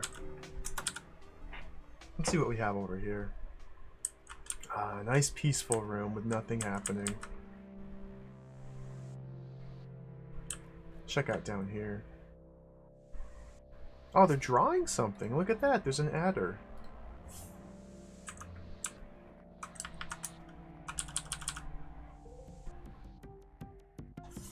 What the heck? Numb bottom? You got numb tops and numb bottoms now. Look at that. Fancy. Oh, switch tokens. Single-use pressure plate. Orb. This looks complicated. This is a secret room, though. I don't even know how to reach. I'm not going to concern myself too much with it. What in the world?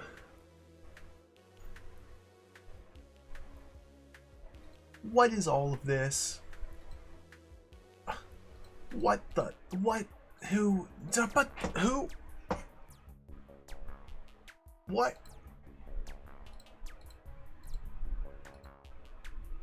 What? We have 4, 8, 12, 16, 19 mimic potions. A single-use activation switch with a decoy inside. This is the first floor.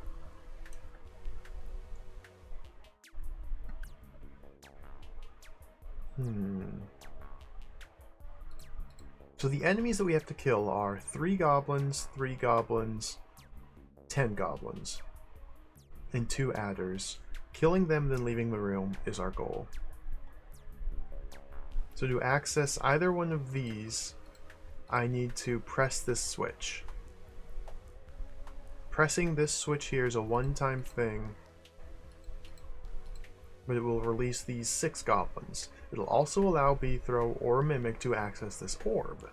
Hitting this orb closes this door and opens this one. That will allow this adder to begin moving down its path.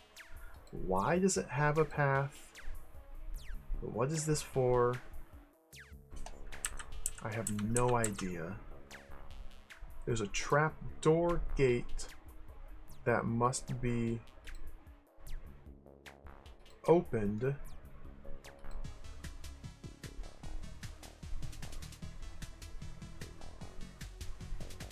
to reach this orb to allow me access to this sequence. This sequence is simply Mimic goes on button, Mimic goes on button, Mimic goes on button, Mimic goes on button, button, button, and then I can kill these 10 goblins. So this necessarily will use 6 of my 19 Mimics, leaving 13 to do the rest of the puzzle. There's also a decoy potion. I'm not really sure what this guy is going to be used for. So we can send Mimics in here to drop these trapdoors. Also need to figure out how to kill the adder while doing so. None of these spots are viable decoy targets. Therefore, we must kill the adder with Mimics. I don't see any reason to keep these adders alive. This one will take a lot of Mimics to kill. Because I'll be able to get... Oh, but... Interesting, interesting. So let me, I got...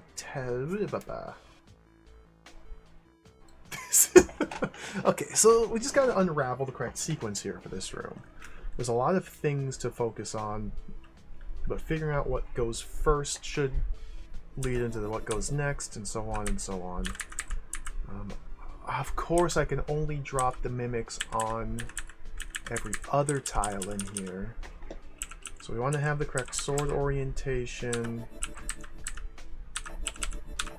So if I go like this, Mimic has shortened him by 1, by 2, now he's dead.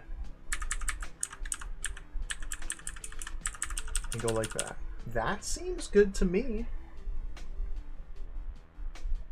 That seems like an efficient use of Mimic. Now the difficulty will come from, well, to continue further, we must hit this orb. which means pressing this button. What's the decoy for? I don't really get why there's a decoy potion here. Like, I could just send a mimic in here to press the button and then kill the goblins.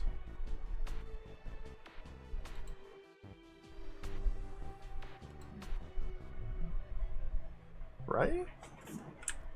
Why can't Beethrow just press the button? Like, what's wrong with doing that? Well, we got goblins here, which is a mess. But this is a doable mess, not like that.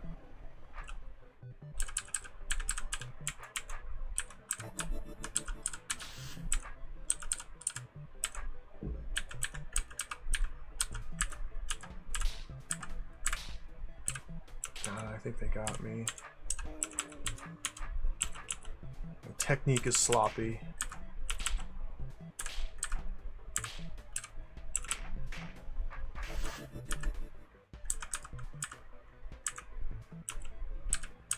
Oramites. I could just use a single single mimic to trivialize a lot of this.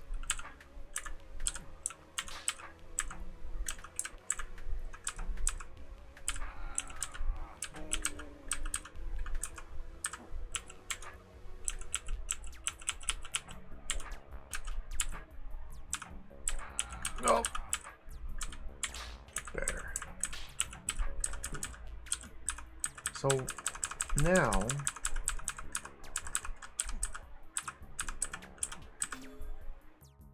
if I do that, I no longer have access to the decoy. Why do I care? It seems to me like I don't. It seems to me that's fine. Let's assume it's fine until proven otherwise. So now we have to get rid of this adder, which is going to take a lot of mimics, but I should have more than enough to do it. Oops.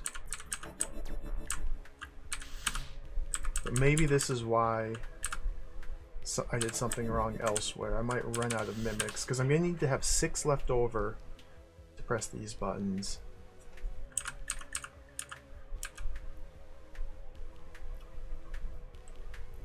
I bet I'm gonna be one short. I bet I needed to use this decoy to deal with those goblins and not use a mimic. I bet I'm gonna be one short here.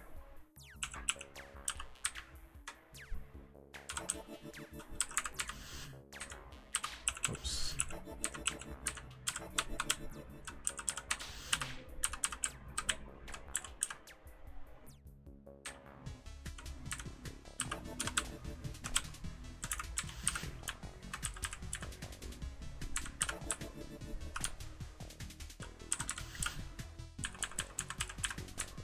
Or maybe I'm gonna be a lot more than one short.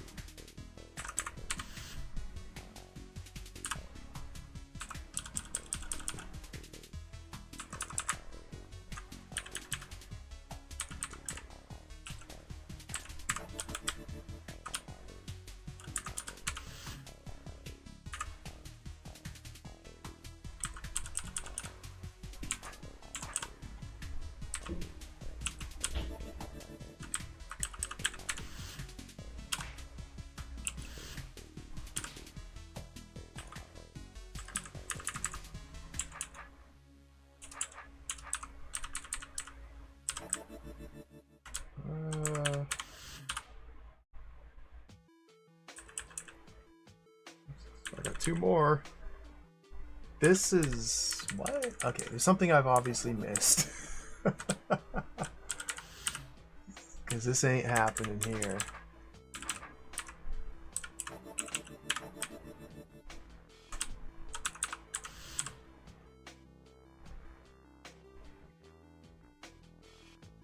Yeah, I'm down to 5, and I need 6 minimum to get through this sequence.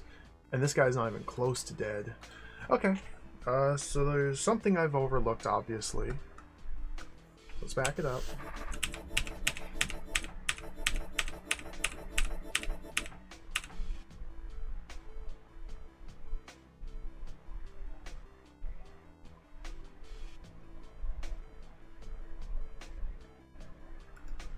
Its adder's 20 tiles long.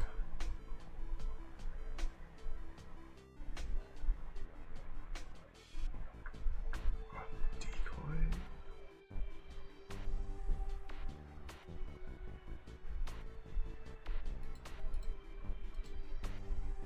Is there a specific tile I can get the adder stuck in where I can still stab it? That looks like a no.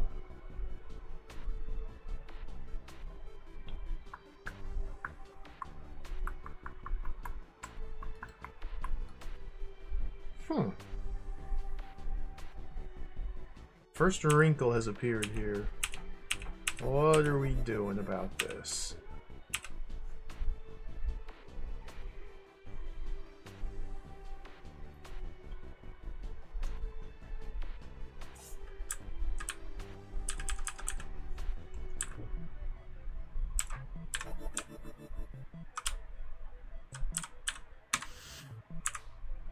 Okay, so I can't kill that one with just a decoy, but doing so will prevent me from dropping these trapdoors. So that can't be the answer.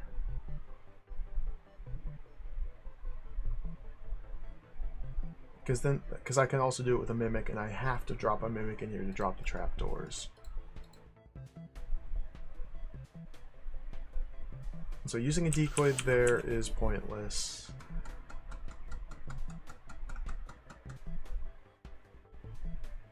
I can't use a decoy to manipulate these adders' movements because they are constrained to their tracks. Huh.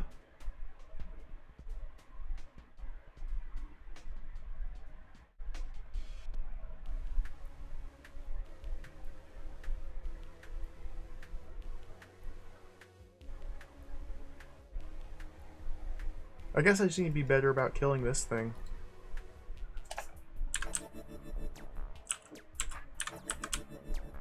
Simple as that. Just be better.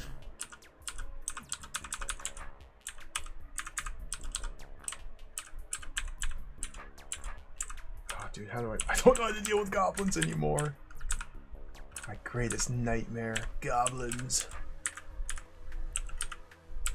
Oh, they got me.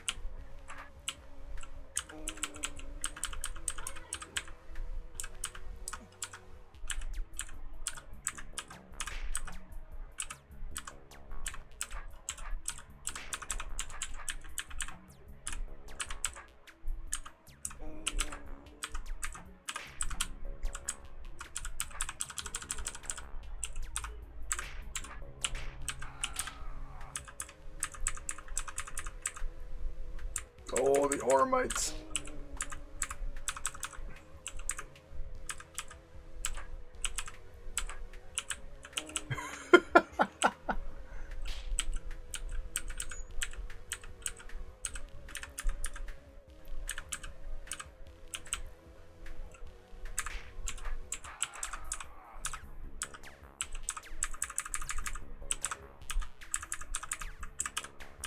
There we go.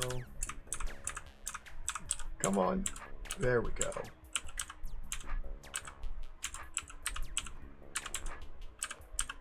Dude, just...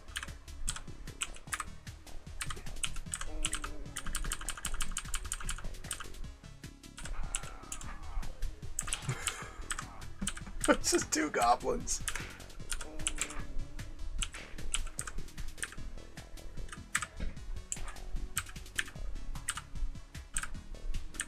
Dude, I'm getting completely owned here by these goblins.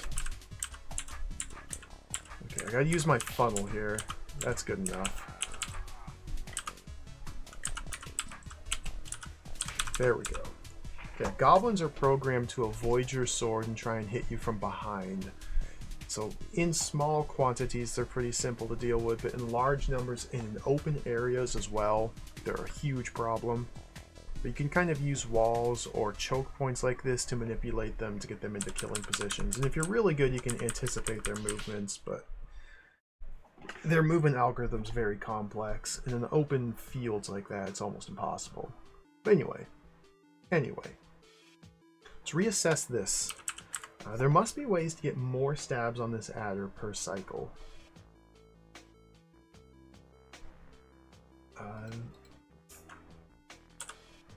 So for example, if I drop him here, boom, boom.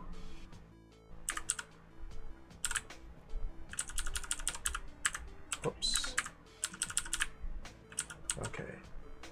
I can do all of that with just one. I have to use one there.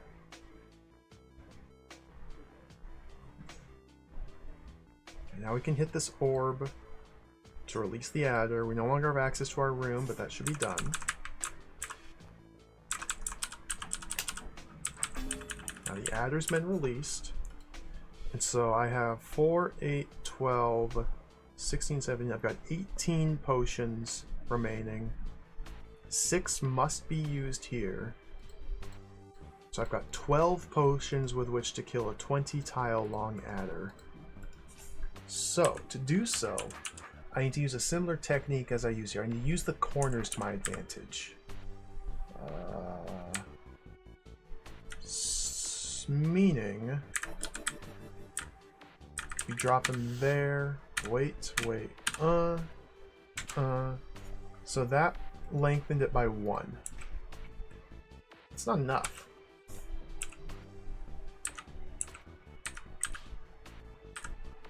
If I drop a trapdoor,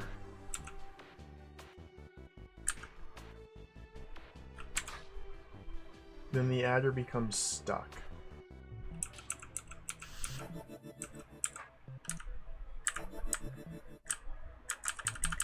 One.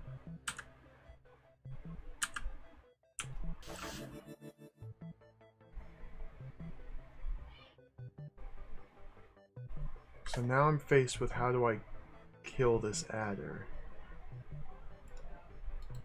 I gotta be able to do more than 1 tile of damage per mimic, because I only have 12 to use.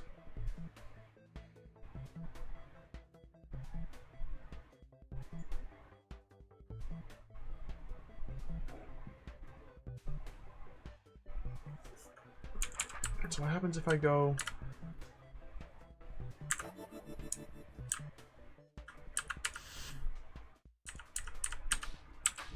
Same thing. Now he's stuck and I can't ever kill it. I've only shortened it down to 19. What the heck? So there must be some technique I just simply don't know yet, don't understand to deal with this.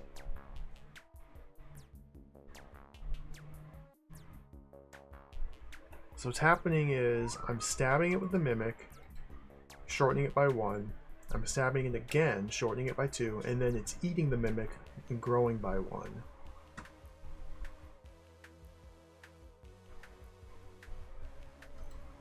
If I move off of any of these trapdoors with a mimic, then they get dropped, and the adder becomes unreachable.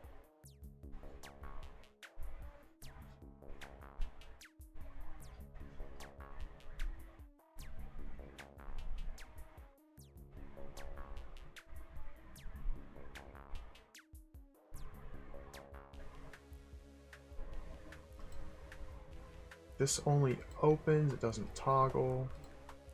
That opens. Huh. We have to drop all of these trapdoors in order to access this orb here, which gets us into the final chamber of goblins.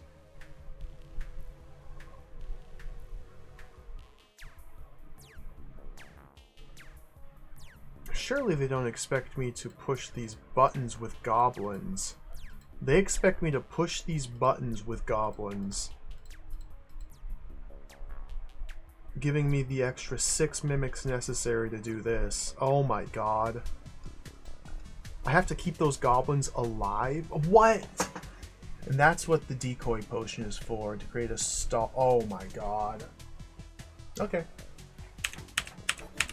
Well, this'll be delightful. Oh no. Oh dear. Oh dear. Oh dear.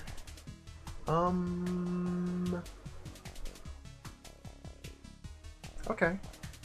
So this decoy potion here is meant to contain these 6 goblins and keep them out of my way while I grab all of these mimic potions to get rid of the adders, and then I can pull the goblins one by one and push them onto these buttons to release these ones to kill them.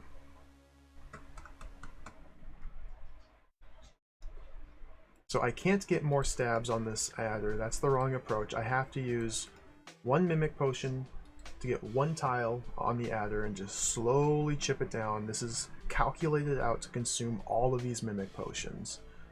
1 for here, 18 for here. And the goblins have to be alive the entire time. This door here only closes, it never opens.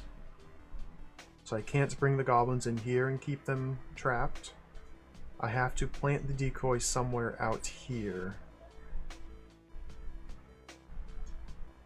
Although I could plant the decoy like here or here. Oh my.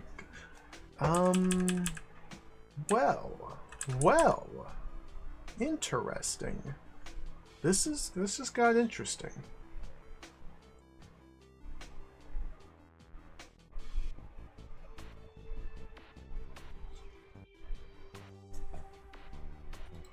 What's the decoy range?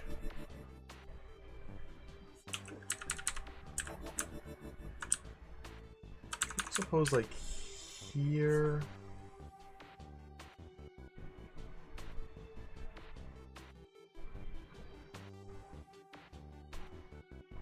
It's not going to be easy to get to these potions.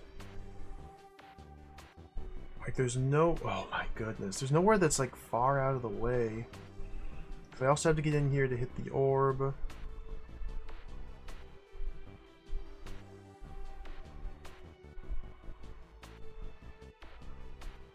Wild.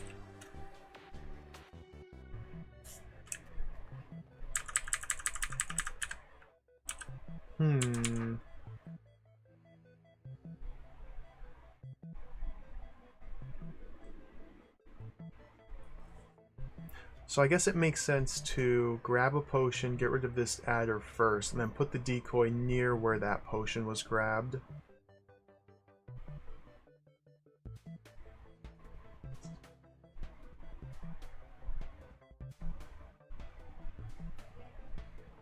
Which should be away from both of these orbs.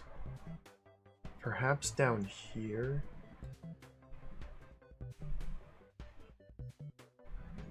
Although perhaps down here. Dude, this is awesome.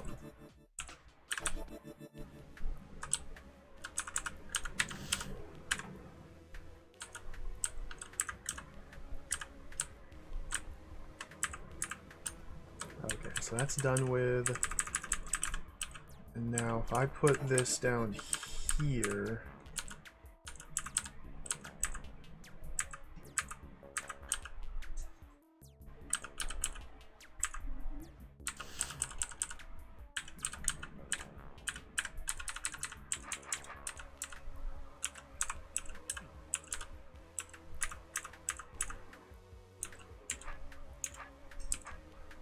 I'm not getting out of here. Okay.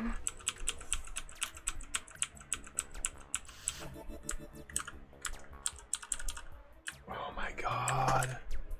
This is sinister. What?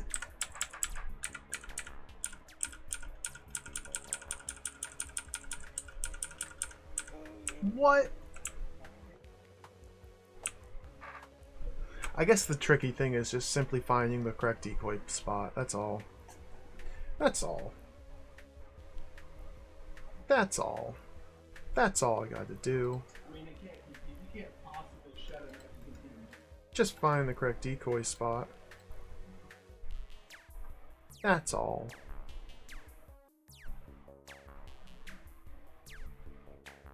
So if we assess the trajectory of the goblins, These go northwest and then west to reach me. These go southwest. So they're not... It's not until they reach about here that they're all within range of a singular decoy.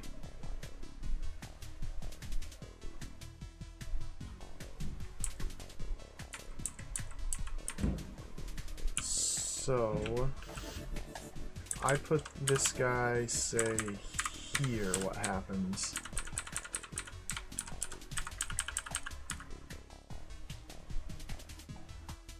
So the way decoys work, I've never really understood. This is their attract range. 5 tiles out in a square.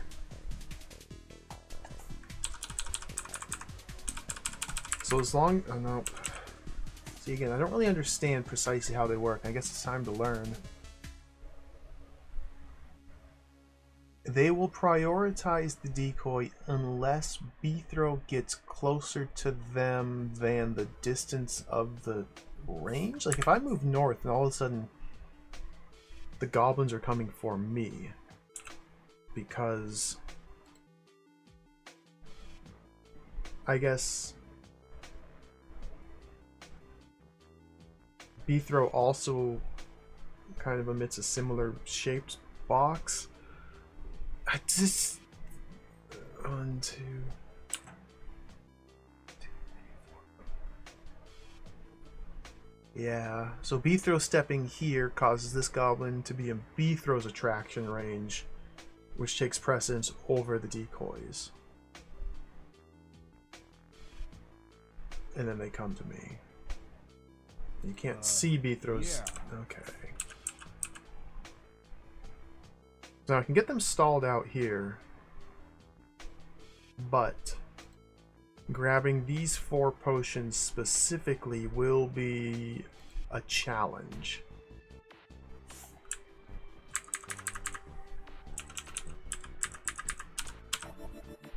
Because now there's no way to get the goblins off me and back onto the decoy.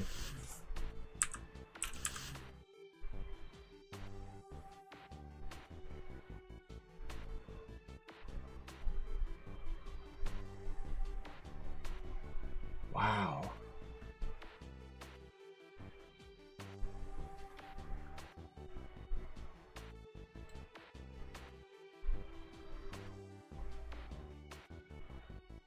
Wow.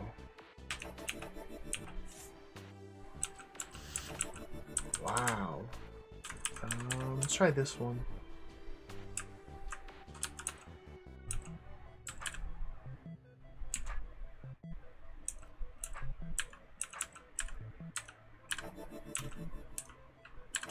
Wow.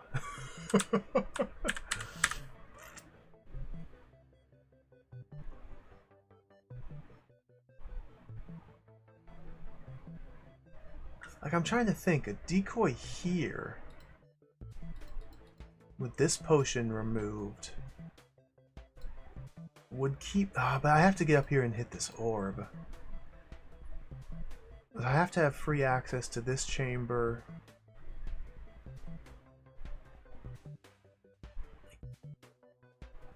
Dude. What is this? Okay, done. Why did I think this one would be better?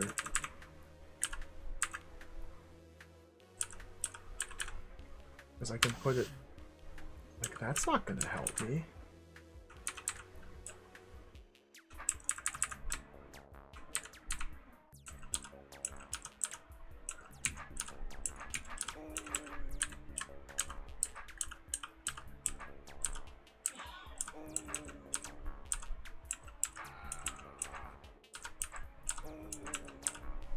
These rooms are hard.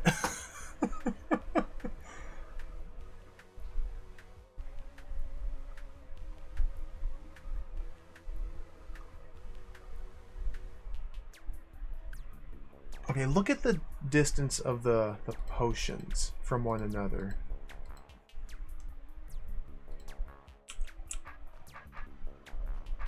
Maybe that's telling me that I should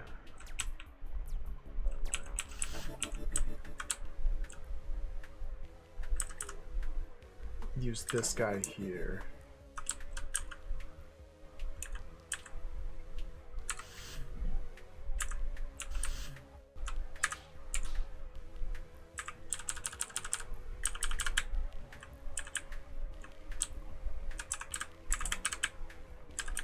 Sword orientation shouldn't really matter. So if I put him here... Whoops. Okay, now they're all captured. This guy will get attracted to me when I grab this potion. Other than that, though, this is good. I can freely get to all of these potions without pulling a goblin, except this one.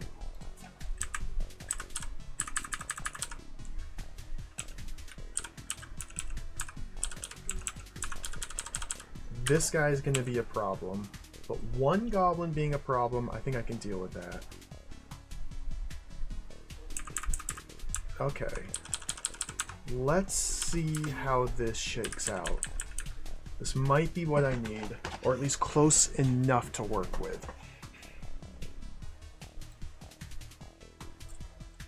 If I would have pulled this decoy down one tile, that might actually fix everything.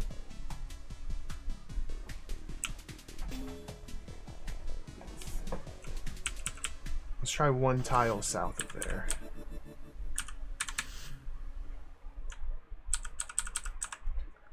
So now... Okay, this should be good.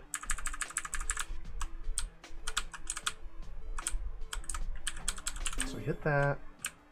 We'll just get the hardest potions first, or the most risky ones first.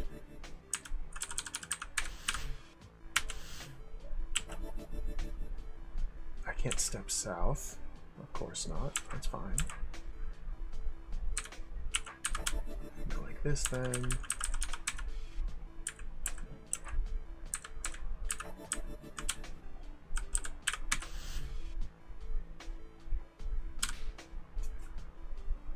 Shortened it by 1.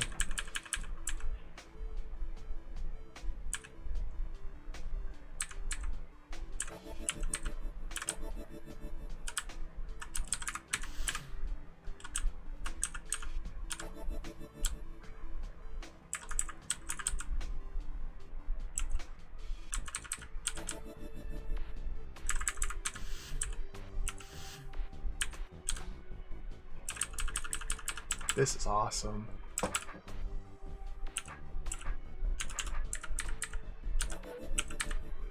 I wasn't expecting it to be this difficult. Right out of the gate like this. But this is pretty cool. Like, these puzzles are wild. This is insane. But this should work.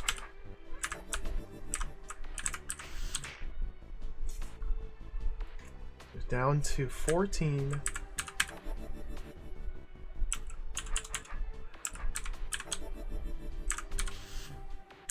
Yep. I was safely able to grab all of the decoy, or all the mimics around my decoys, so that means my positioning was good. Alright. We're almost there.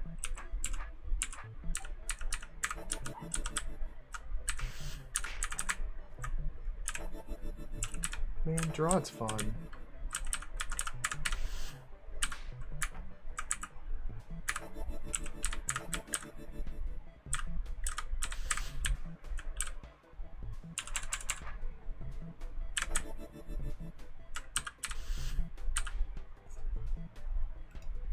Nine.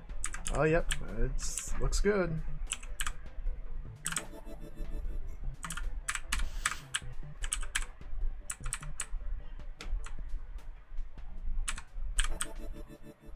I'm not being optimal at all.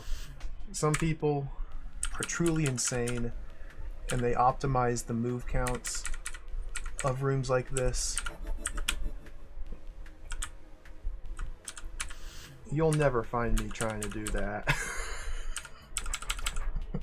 I'm happy just solving the rooms once. I don't need a high score. The people that do it, man, my hat's off to them.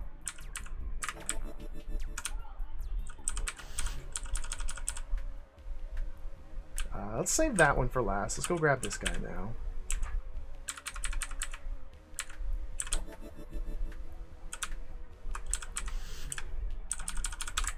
Okay, now it's a 3-tile adder, so a single mimic is capable of defeating it.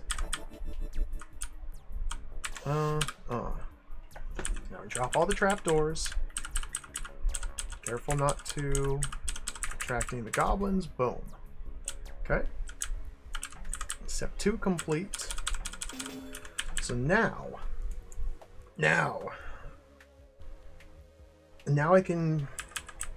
I have to shepherd the goblins into here, which will start out easy because I can grab just the one here. The Ormites will make it a little bit harder than it should be, but oh my god, Ormites. Okay, that's fine. Get in there, goblin. Thank you. Now I still have to grab one at a time, so I want to go like that. Ormites are a problem.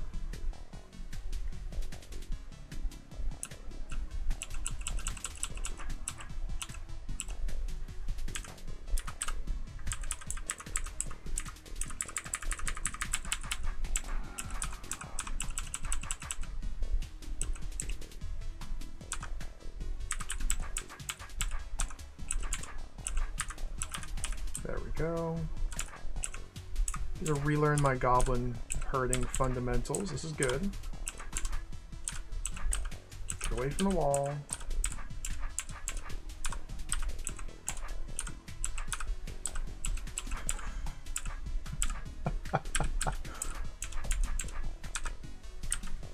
There we go. That's right. You go like that. Get in there.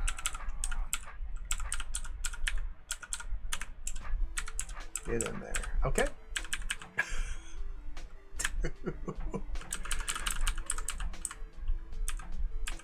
I don't like coming this way, so I should escape in this direction. Perfect. Perfect. Get in there.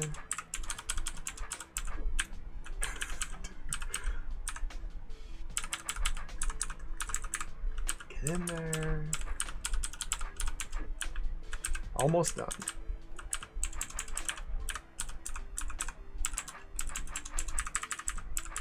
Ah. One more.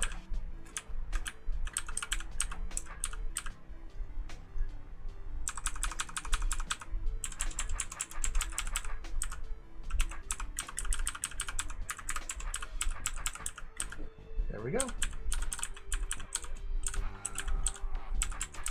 Oh my god, did I... Okay, this will work.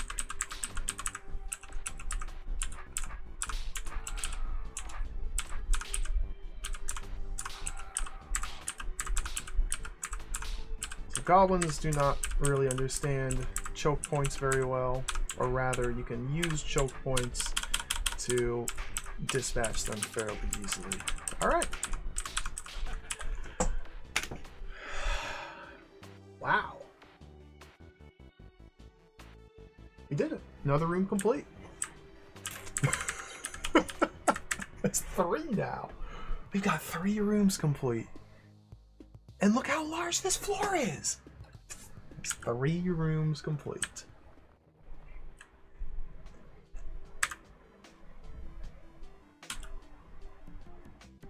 Another staircase leading down, more rooms to the north. Looks like there might be one to the east. Nope.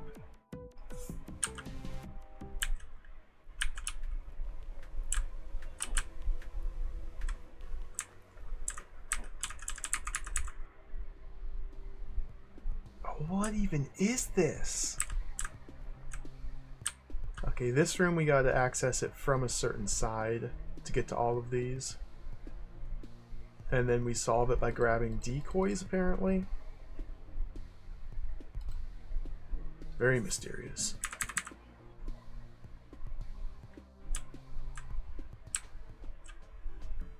I have so many rooms I have access to just straight away. And they're all seemingly hard.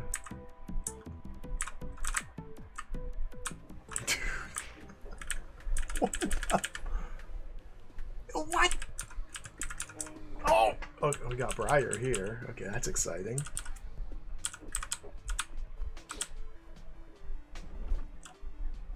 I'm just trying to see the size of this floor. I'm not looking at any of the individual puzzles. I just want to see the scope of this floor. Like, this is insanely huge.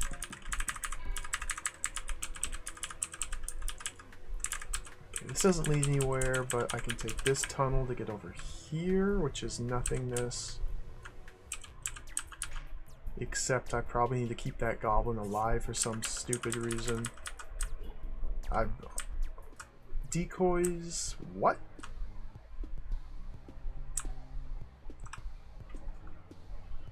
East? Briar root.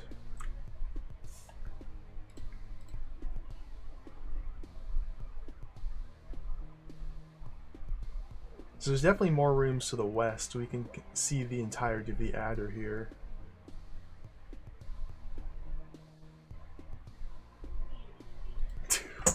I don't even know where to begin. Let's begin right here.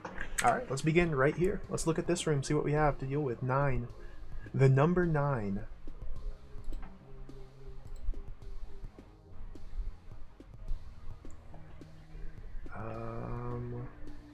Gel. No mother, just gel. With a mimic potion within. There's a briar root here. What does briar root do when enclosed in adder? Nothing. It can't grow. So we have to cut all of the gel to gain access to this orb.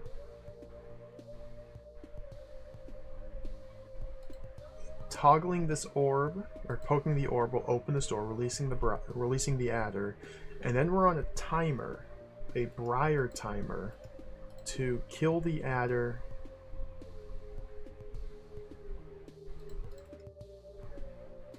and escape through here before the briar destroys me.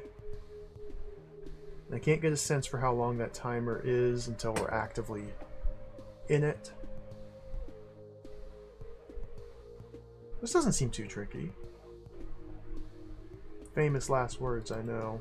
Now what is this? Why is there an open room clear gate in here?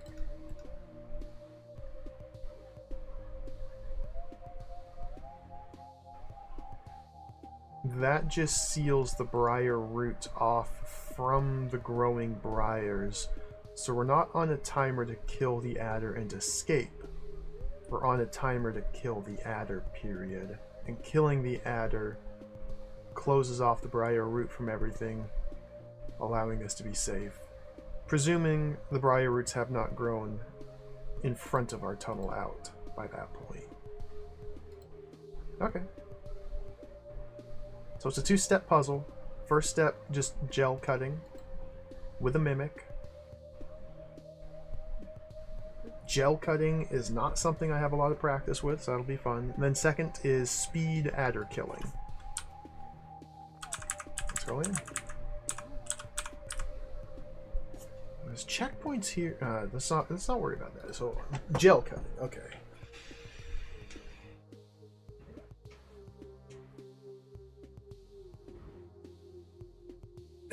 What do you do? I don't know how to cut gel. I'm just gonna start stabbing and see what happens.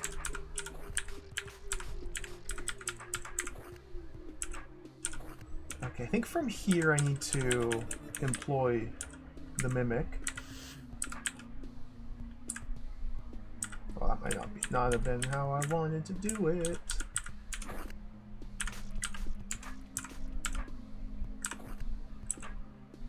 Yep, now it's uncuttable. And that was my only viable move. So I screwed up. I don't want to go out as far on the top. I want to leave that top bit there.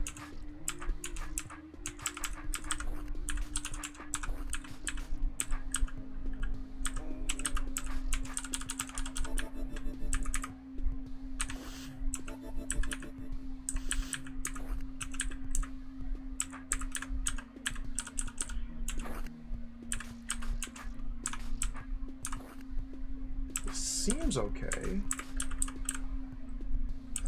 Let's try and double cut that maybe. Can't.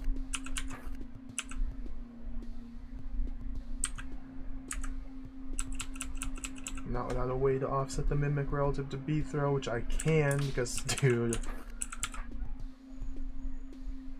So double cutting this would cause a stable tar shape to be there, so I can't do that.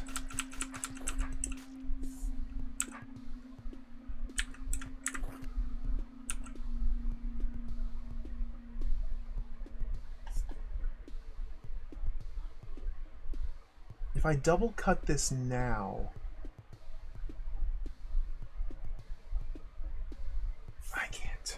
I can't visualize gel very well.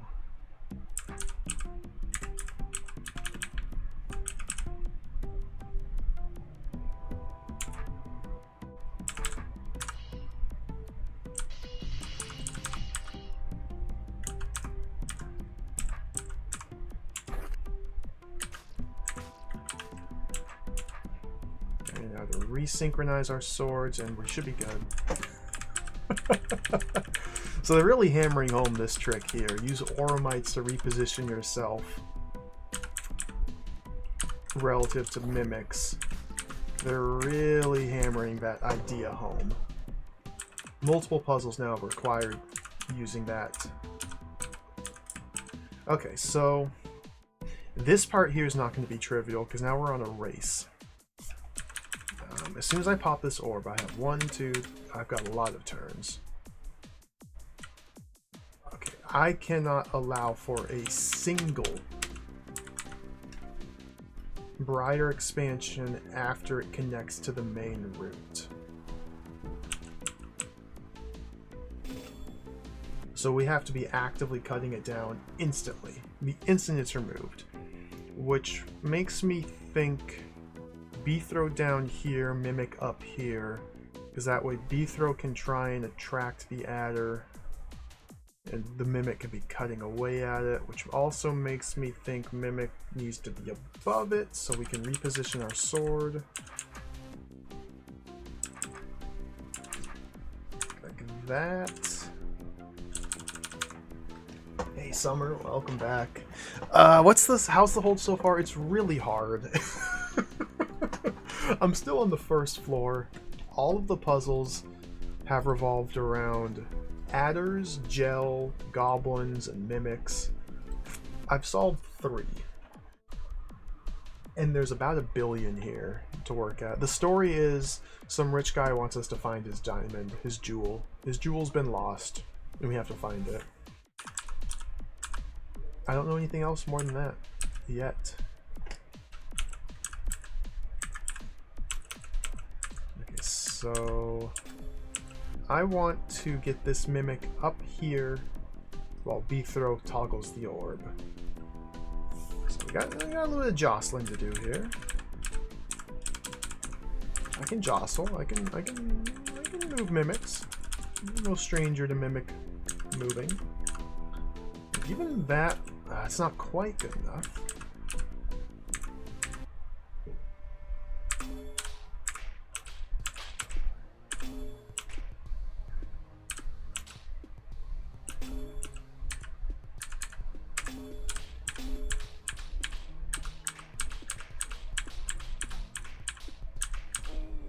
Oh, dude. This adder is too long. Oh, I need to double? I need to I need to be double stabbing it? Oh, wow. How long is this guy? 34 tiles.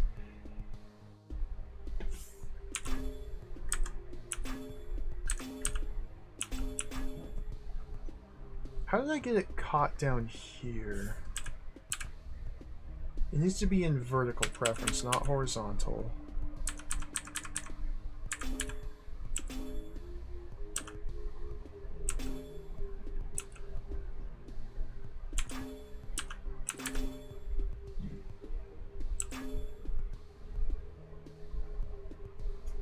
So it's switching to vertical preference on turn 5, meaning it wants to go south to reach B-throw, but it can't, so it turns north instead. Which is fine.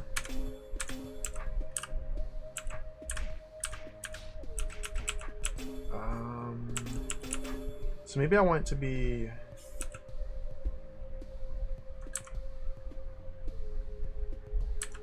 closer to the end of vertical.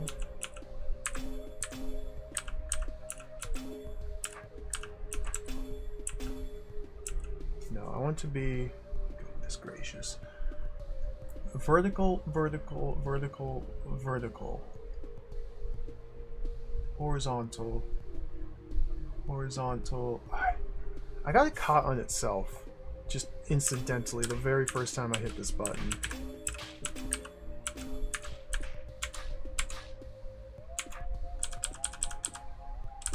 I'm trying to get the adder caught on itself, or caught down here, so that buys me enough time to get in there with both the Mimic and B-throw to stab it before the Briar gets a chance to start growing.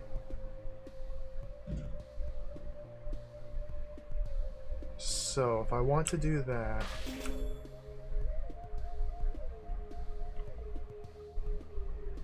if I can have it go horizontal, horizontal, horizontal, vertical, vertical, it will be very hard to coax it to turning east. No.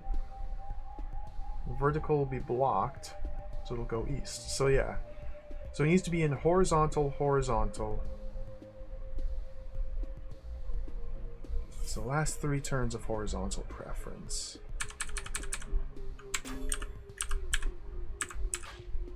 There.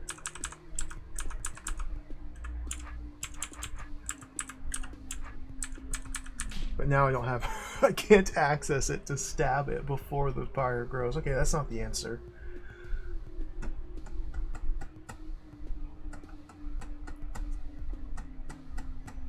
I can't use that growth cycle to kill it?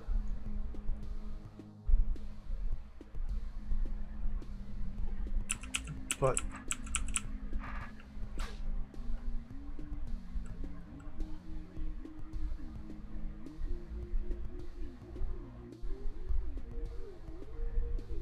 huh.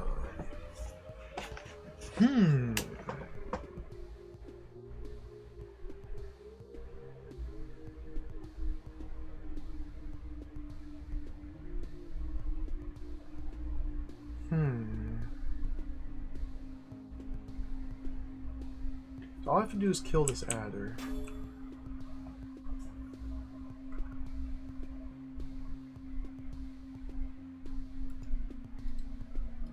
"34 tiles long."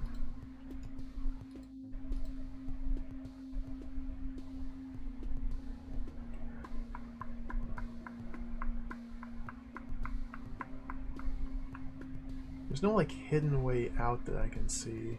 The only way out from this combat pen is through the tunnel,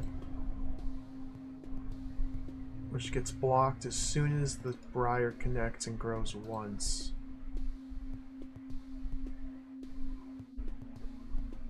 It takes a few turns for the Briar to connect, but the shape of the body will force it to start growing out this way. It's just 1, 2, the 3rd expansion cycle will connect it.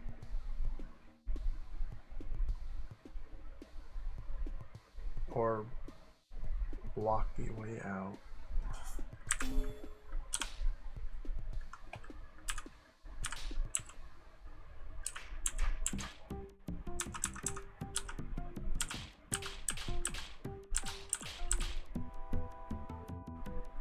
This is already lost.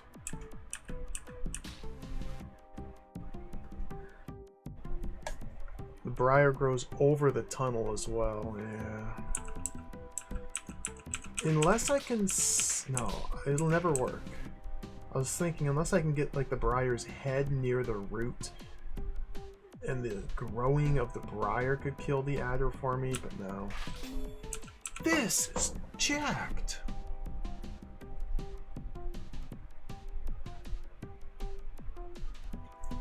So we're necessarily going to be at a huge distance from one another.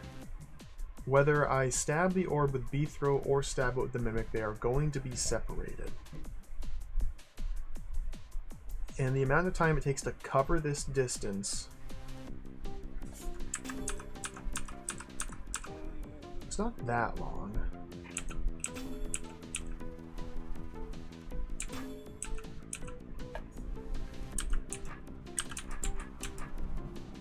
So if I want to do double stabs,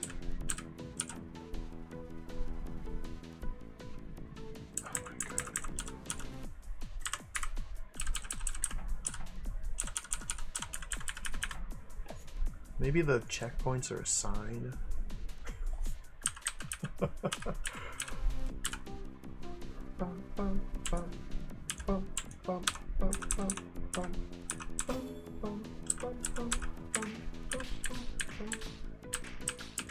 I really like the music in these games. It's definitely one of the highlights. It's consistently been good.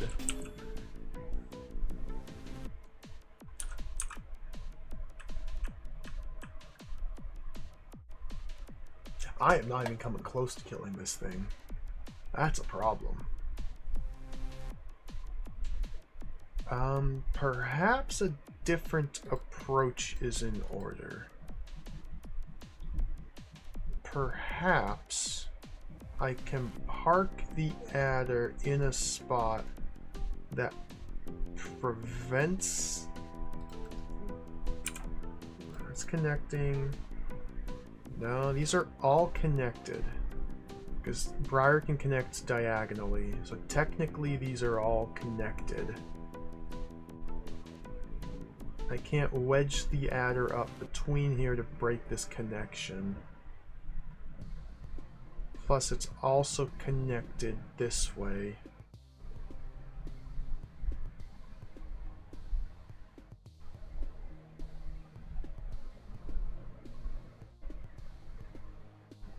Huh.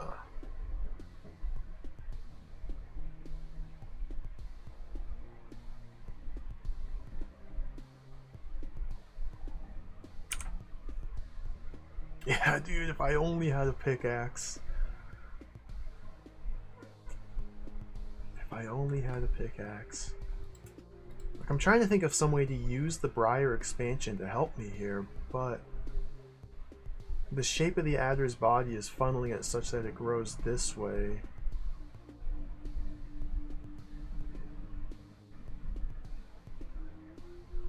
I don't think there's anything I can do about that.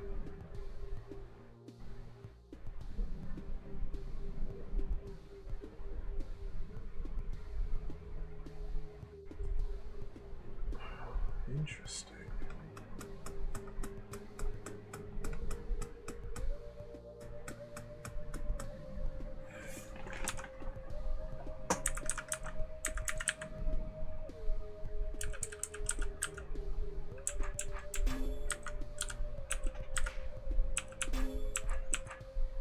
Goodness gracious, man.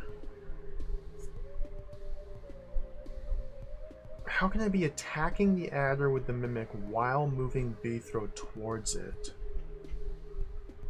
Well, B-throw must move northeast.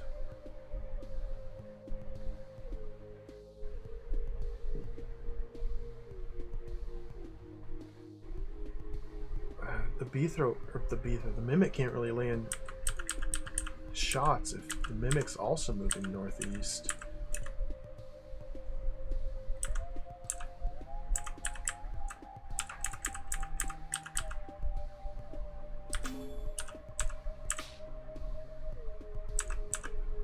So now we're two separated.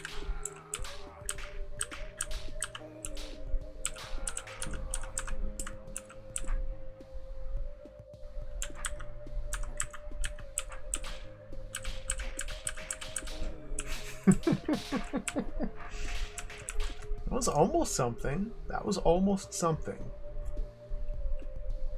That was almost something.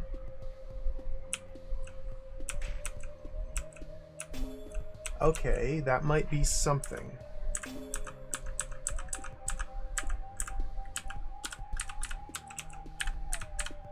How is this? I can't get double stabs, so this isn't good enough. If I can get the adder stuck somewhere where I can attack it from both sides, I might be able to win the damage race. Here seems like it might be the only spot where I can do that. Or here, but this is almost too far away from the root.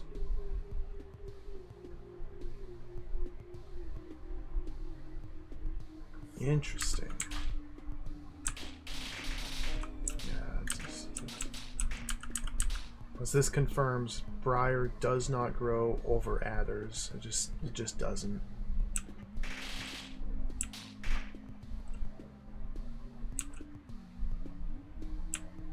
Okay, new goal. We need to get the mimic in there. I need to offset the sword position. Like that. Okay, mimic's in there. And then I need to immediately herd the adder down into here. I need to go in a specific pattern such that Beethro can get on the inside of it. Because Beethro needs to end up on this tile, mimic here, adder's body like that. So we want to go what, horizontal, horizontal, horizontal, horizontal, horizontal, then switch to vertical? I don't know if that's going to work because it's too far south, but let's try that.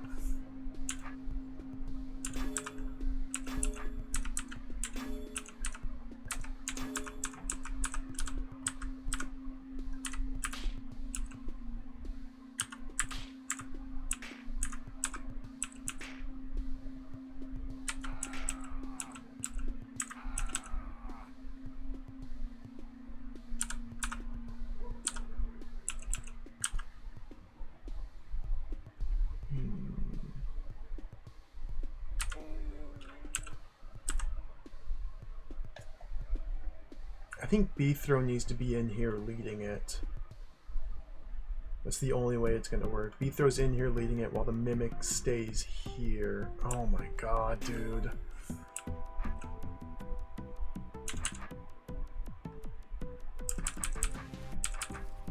What? Oh, there's memery. Memery afoot. Oh, memery. There's memes. So there is a path to the east here, through the secret walls. This won't actually help me solve the puzzle at all. This is a way with which we can traverse through here to the secret room after the room's been cleared. I thought that was something. Okay. Offset the mimics. Dude, This is quite the hold. This is quite the hold, I gotta say. Quite the hold.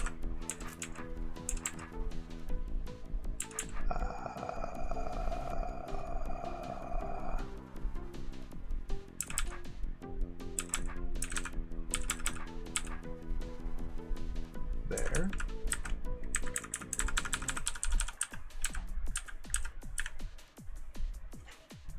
Now we do the same general pattern of movement.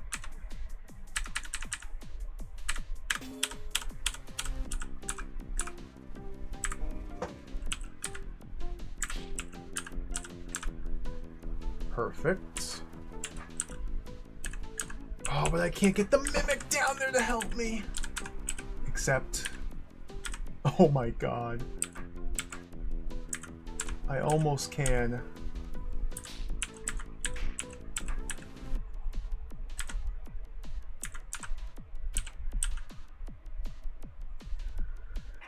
This is shenanigans.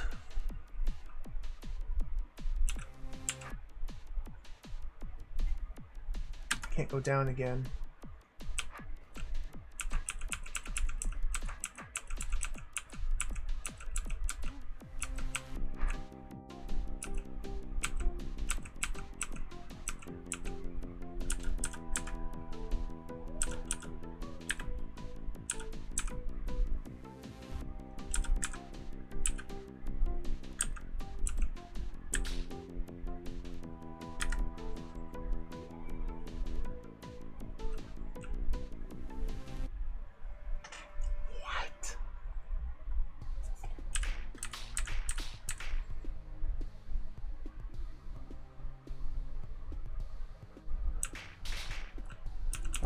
I just need to figure out a better spot to start the mimic from.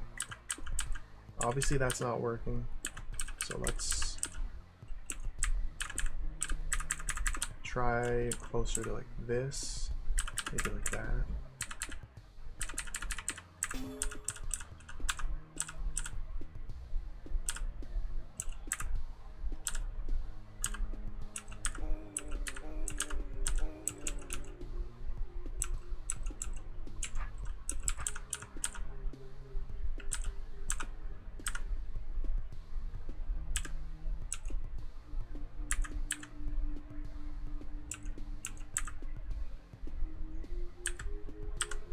My goodness, why can't this just...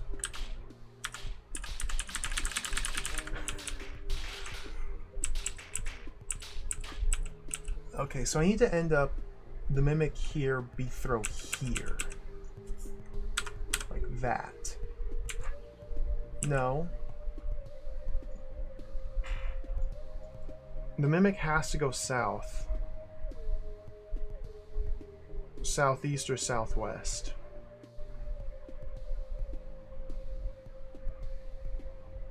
And Beethrow must go west. Or northwest. So that's just not gonna work.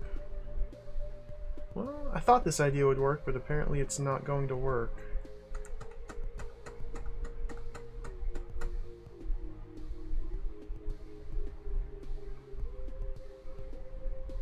Unless I'm able to get the adder to go like that. Unless I'm able to get the adder to go boom, boom, boom, boom, boom, boom, while the mimic is right there. Maybe that's doable.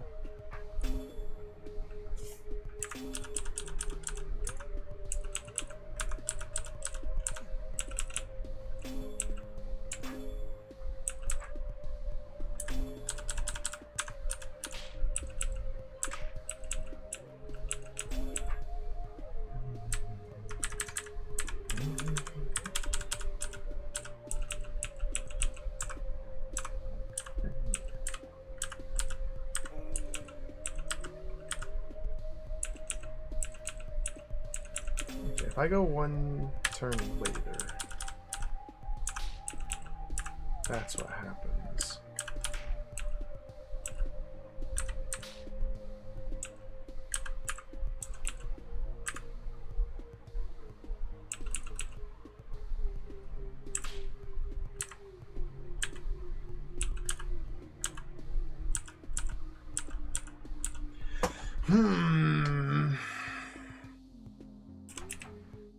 This feels like it might be impossible what I'm trying to do.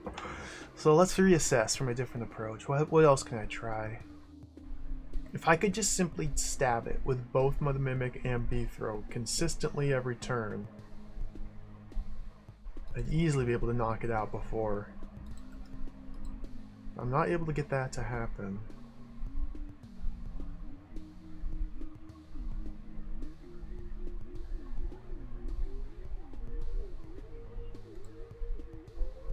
I guess if Beethrow were here and the Mimic were the one hitting the button, I could have it wrap around like that potentially and get it caught right there. And using the adder would start to eat itself and Beethrow stabbing. That might be enough to deal with it. Okay, let's try that. Let's try that. So I need to reposition Beethrow and the Mimic again, which is simple. Ish. Simple-ish. I want Beethrow to be standing here. And I want to pull the Mimic out, out, up, then over. No. That will never work, because I thought this was a standing tile. Nope, that's a Withered Briar tile. Okay, never mind, that won't work.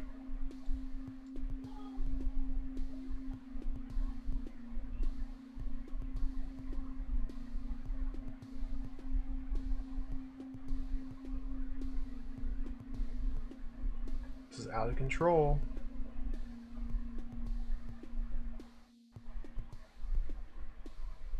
It seems like it's a race against the adder. But I cannot seem to win. Dude, this mimic.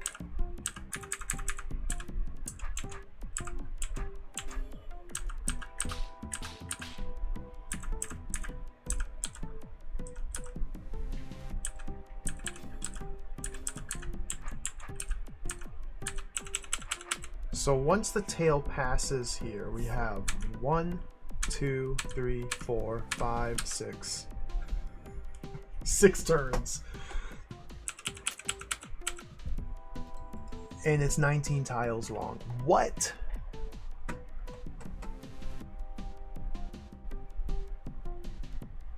So if I'm doing... There's definitely something I'm overlooking. That doesn't make sense. That's too much damage. It's too long.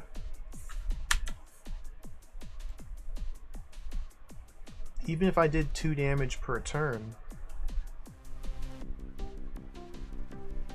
I wouldn't be able to kill it quickly enough.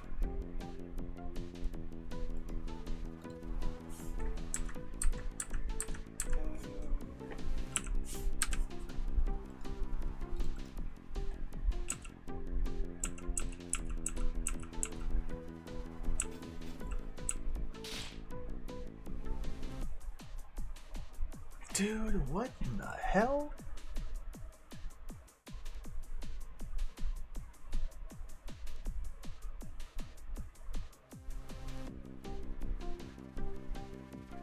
Huh.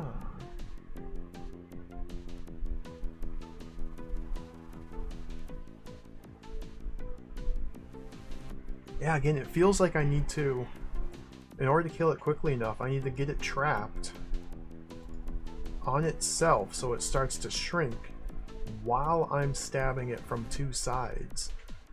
And there don't seem to be any tiles with which I can do that, save for this one. But even here, it's not trapped on itself. It's trapped against the briar, so it's not going to be naturally shrinking when I trap it here. They only naturally shrink if they're trapped on their own body. So what the heck do they want me to do? Orb is a one-time use. Well, this is quite the conundrum. Cannot get out until the adder's dead. The briar does not kill the adder. The adder cannot eat briar. And as soon as the tail passes this tile here, I have 6 turns to kill it.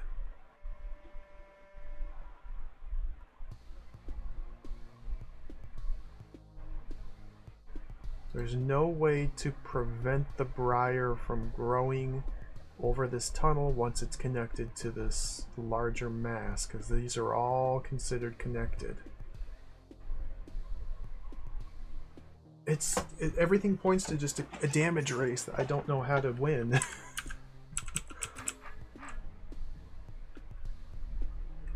Huh. This is crazy. This is crazy. This is crazy. It's crazy. It's just crazy.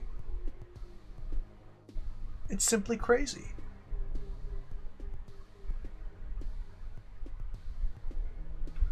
And like looking at all the briar tiles, because it's not immediately obvious which ones are corners and what's not. But still, I'm not seeing any place to get it stuck.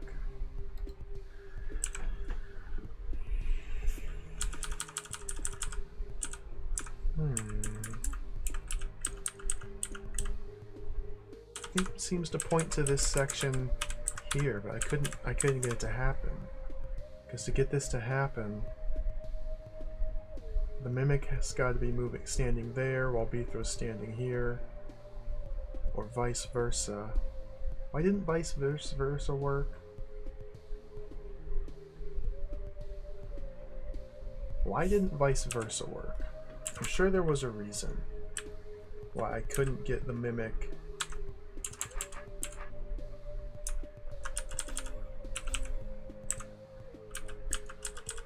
Dude, come on. Just get in there. Just calm down. Just mimic. Why didn't this work?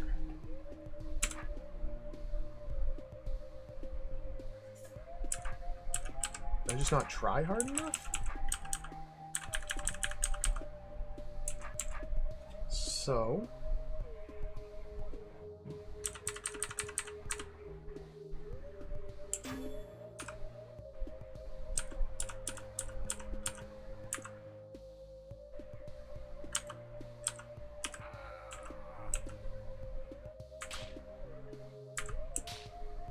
Oh, because I can't lead the mimic or lead this adder into this tile unless the vertical or horizontal preference is going to come after me there. That's why I discounted it.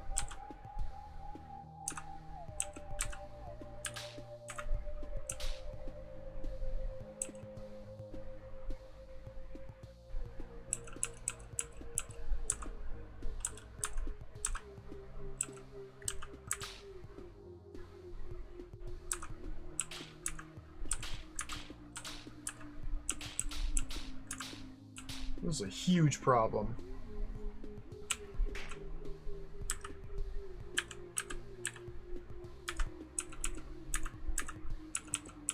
Huh. Different timings?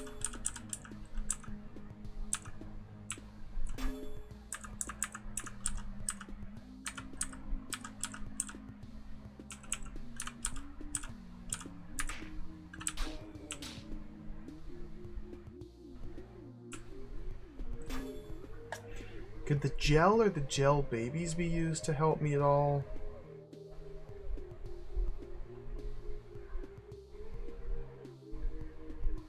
I can't lead the adder in here. The gel babies? To lengthen the adder?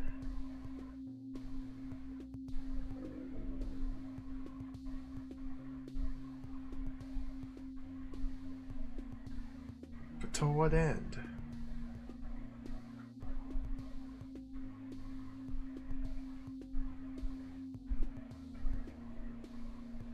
Wow. The number 9. I wonder if the number 9 is supposed to mean something.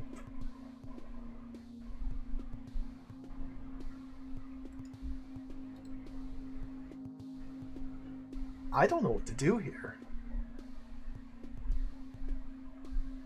I don't know what to do here.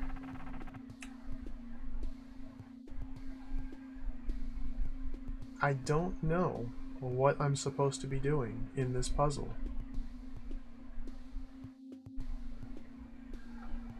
It doesn't make sense. I don't have enough turns to kill the adder. So I have to do something differently, and I don't know what that is.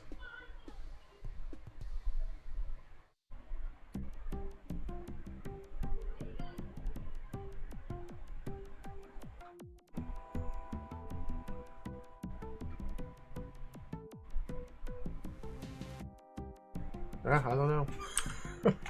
I guess we ignore it and move on and try a different puzzle. Oh my goodness. Okay, what do we have here? Let's look at this room. All we have is 2 adders to kill. 2 adders. The briar is preventing this exterior adder from going inside the briar here. So nope, there's a path right here.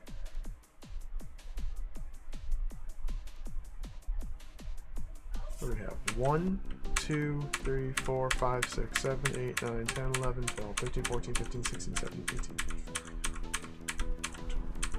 25 turns until this path becomes unreachable. Just out of curiosity, let's see what happens if I go like this.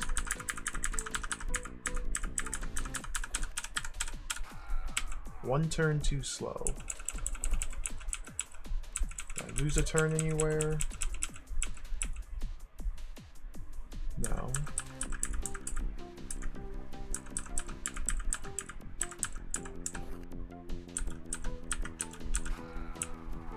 That's rude.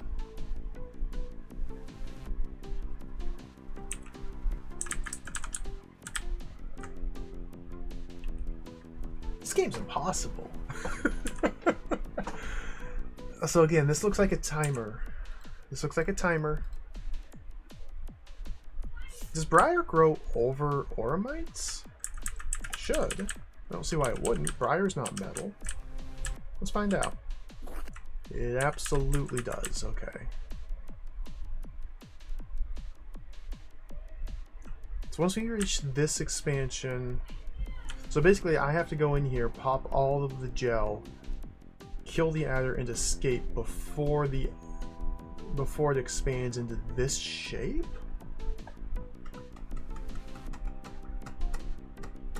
Oh, that's a tall order. Are they telling me I have 60 turns to pop all of this gel? Surely that's not what they're saying.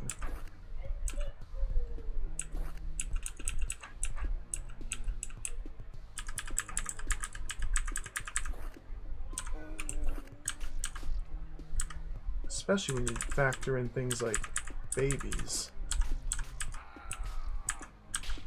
Oh, that's not it. Oh, but what if my dear friend, the adder,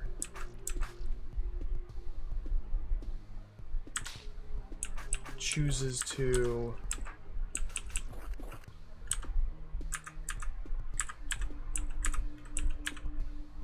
seal off the briar? So if I'm able to wedge the adder's face into this tile here,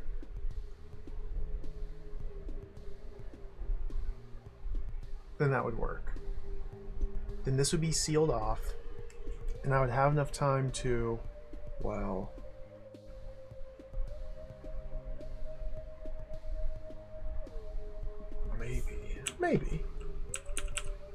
maybe.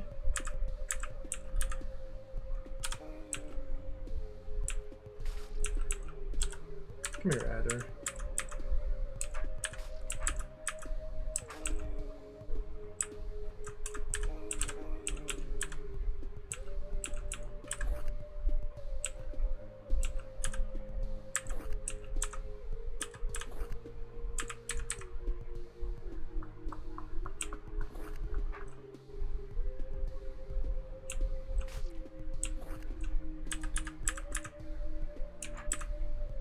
I think that's the heart of the puzzle. The linchpin. Go up.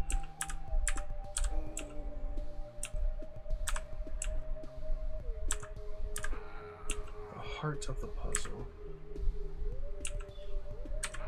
I missed those bee throw noises. I'd like to send him due north here, but he's really not cooperating. If I can get behind him while traveling north, then I'd have it set. So to do that, then I want him to be on this tile I'm standing on while switching to horizontal preference. Or just do that. There we go. Now this has not contained the briar. It's only bought me a lot of time. But that lot of time is running out very quickly. Okay, so yeah, I have to do that differently to fully contain the briar. It's like I have to weave it through here, which means standing outside of it entirely. Okay. So going to send him north. Vertical. Oh, come on, man.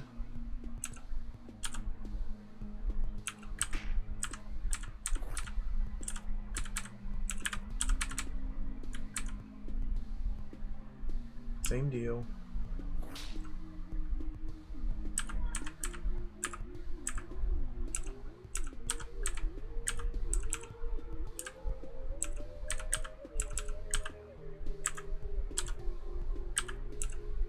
If he were in vertical preference, which he's switching to horizontal right now.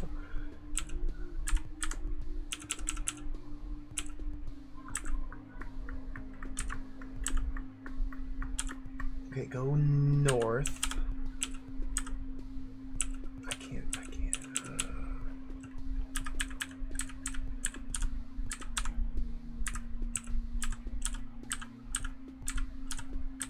That's what I wanted.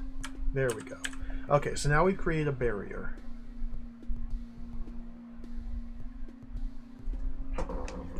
Hey, Mobcow, welcome. Yeah, finally back. Finally back to DROD. Playing Gigantic Jewel Lost. This was the highest rated DROD hold on the Caravel website, and it is kicking my butt. I'm on the first floor. 3 hours in, I've solved 3 rooms. It ain't easy. It was rated at 8.5 brains, but I don't even know what that means. I guess I'm only operating at like a 2 brain capacity right now. But we'll figure this out.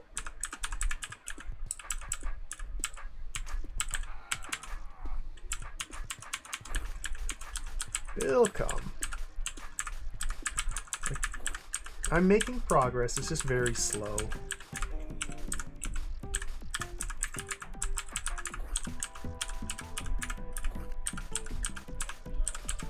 Okay, get rid of these guys.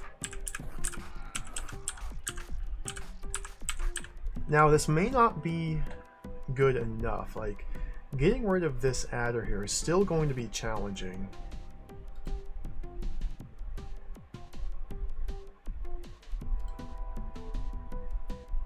It might even be impossible, but cross that bridge after we get there.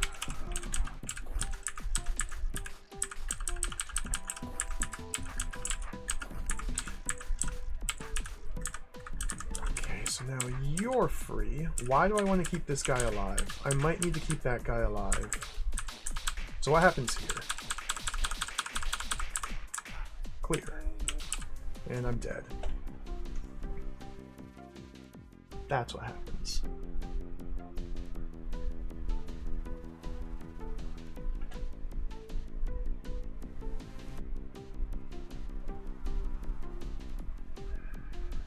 Okay.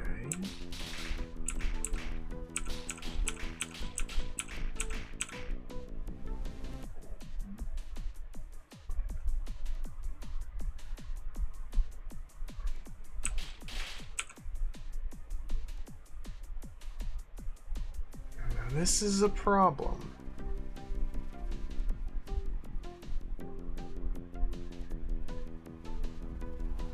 This is a problem.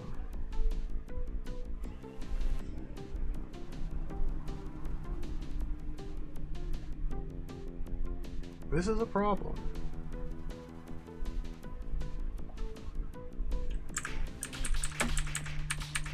So now it grows. So as soon as the tail reaches here, the briar is now expanding. And from here I have 1, 2, 3, 4, 5, 6, 7, 8, 9, 10, 11, 12 turns. On the 12th turn, rather, I'm stuck. And this is a 13 tile adder, so yep. So they planned for this. Boom. So I need to kill it and be out of the briar. But I have to be standing there to kill it.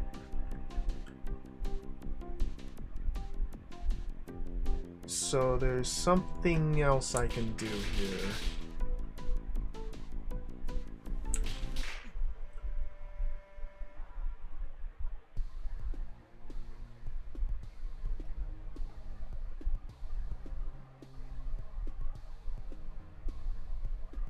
What?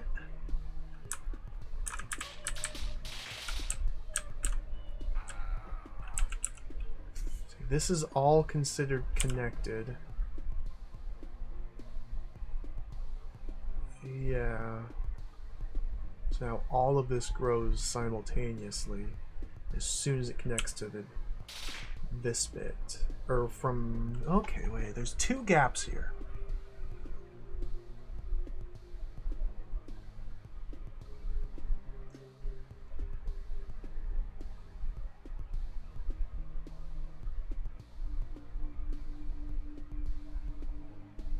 Oh my god. So... What?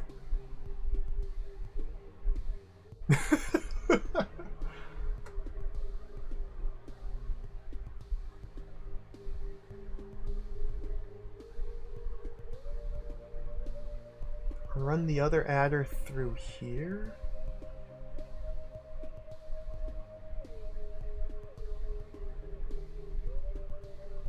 This guy's never getting out from here.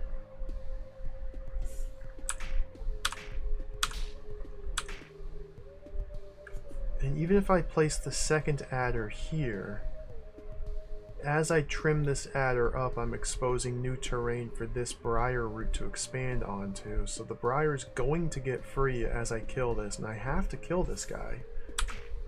It also seems like I have to place him there. Like, there's simply no way to get out from here. There is a singular briar root in here, a withered briar in there. I don't see how that would help me.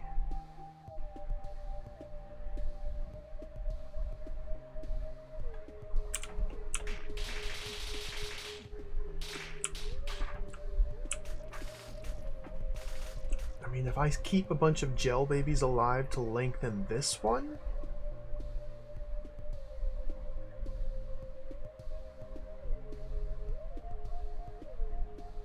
Do I really have to keep all of these gel babies alive and lengthen this one to maximum length? But then where would I place it? That would allow me to kill this one and that one. Its head would have to be accessible from the outside. But there's no real place to run it to...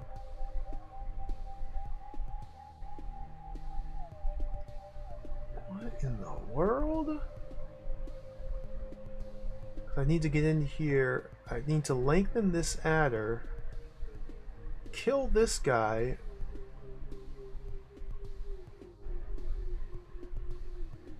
What? What?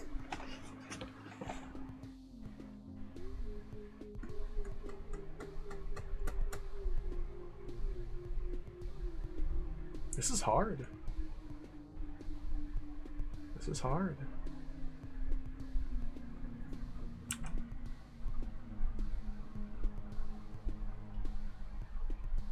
So the adder's head has to, or the adder has to be in here if I want to block this from growing. This briar can expand diagonally. If I turn the adder out, then this would not be blocked, allowing it to grow and me getting stuck into that 60 turn limit.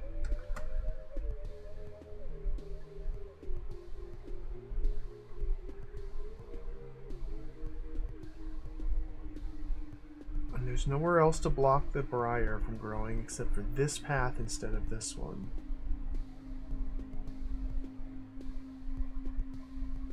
I don't... Again, I don't know what to do. This is a problem. Like, a lot of these rooms, I just don't know what to do. Which is cool. It's interesting. Hundreds and hundreds of hours played in DROD under my belt, and I still get rooms where I just don't know what to do. I just don't know. It's like specific interactions with adders and briar and gel I just haven't had enough practice with to be able to understand what I'm even supposed to be doing here. I can manipulate the adders into where I want them to go without too much trouble, thanks to undo. What am I... Okay. Okay, what's this room look like from the start? Just like this.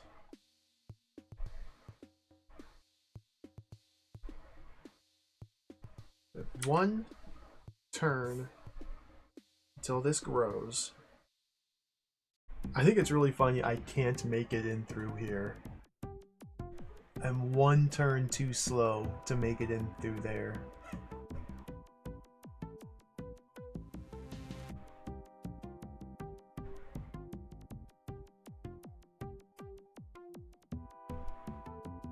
Maybe that's an exit point from a secret room.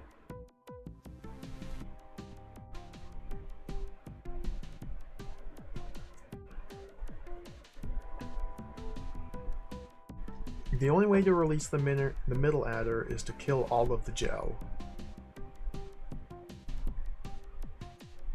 The only way to get enough time to kill all of the gel is if I prevent the briar from expanding. The only way to prevent the briar from expanding is by using this adder to block its growth path. If I use the adder to block its growth, then I can no longer kill it. Meaning I need to figure out a better way to use the adder to block its growth?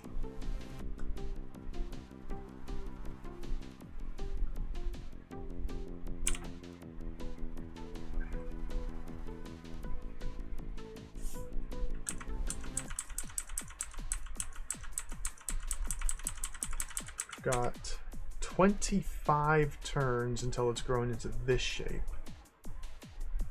And from here we have until turn 60.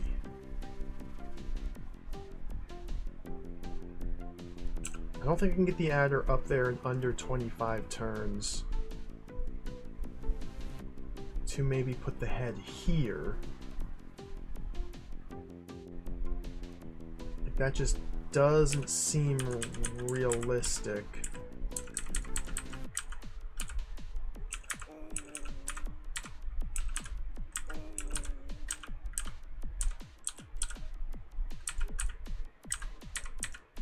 It was close. That's about as fast as you can possibly go.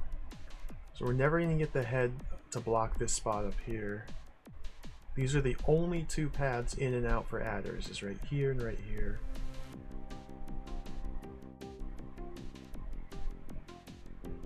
So this bought me a little bit more time. This did buy me a little bit more time.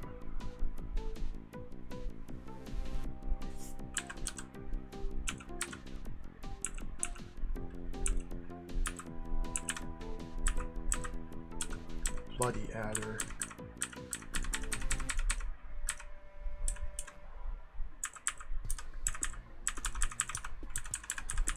So what happens now? Now I can't even kill it. Because the strange pattern of movement that its body took. Oh my god.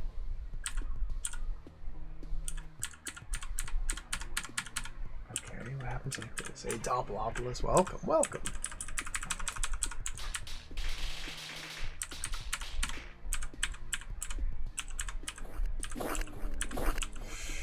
Oh, we have more time. That does give me more time. That gives me more time. Okay, I think this is the shape I want the adder to be in. This gives me more time.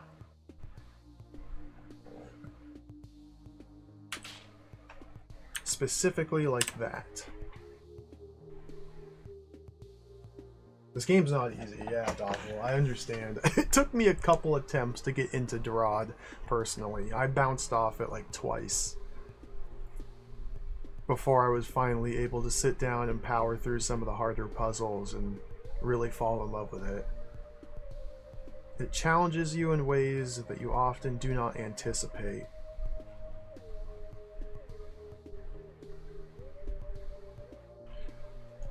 So this seems to be perfect containment.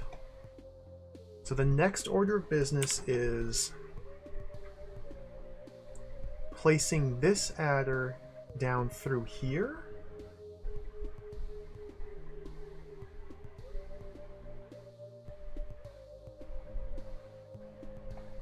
And then getting it caught somewhere. I'm not sure where. Maybe right here. I can't get it caught there because then I'll never be able to stab it. Here? That seems really bad. So if I now lengthen this adder and run it through here, say, like this. Maybe even in like that. No.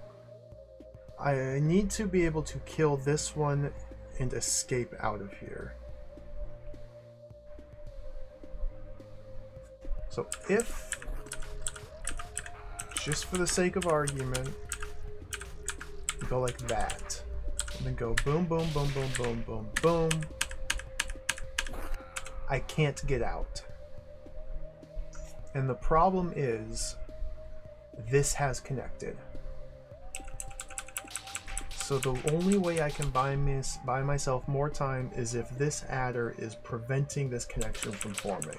So that's the next objective. We need to pop the tar, pop the gel, to open the door, leaving some of these babies alive to allow the adder to feed on them to lengthen, and then figuring out where to place the adders the next spot.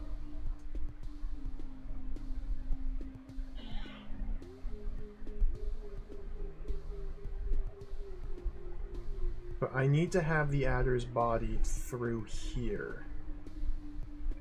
What's the expansion look like? One more time, I just need to get a visual. Boom, boom. So I guess here. If the adder were going into here, I could get it caught there. That wouldn't be good though. That would not be sufficient. It would never be able to get free. Okay, another growth cycle.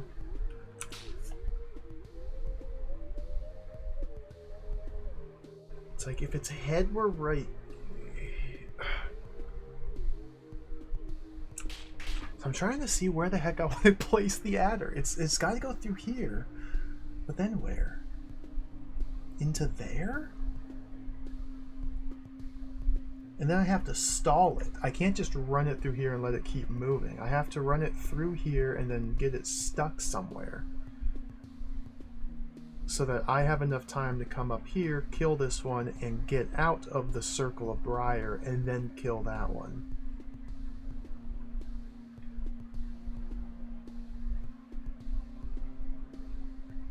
I don't know how long this guy needs to be.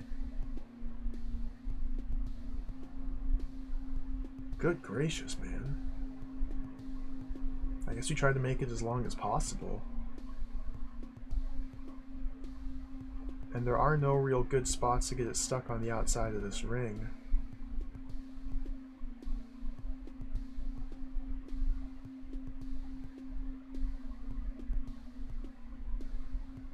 Alright, sure. Yeah, alright. What? What the heck is this nonsense?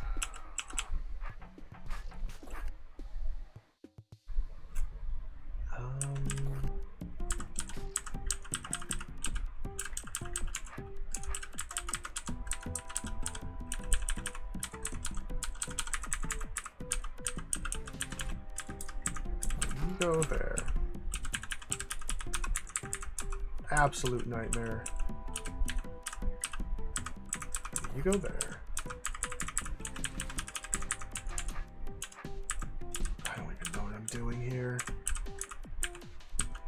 I'm dead.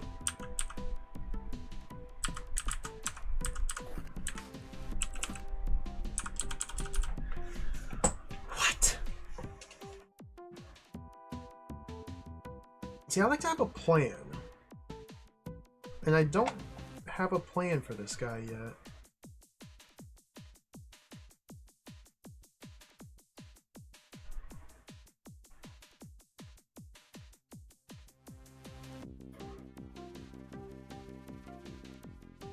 It's like I don't want to just sit here and dance around and fumble with these babies and gel if I don't have a plan for them.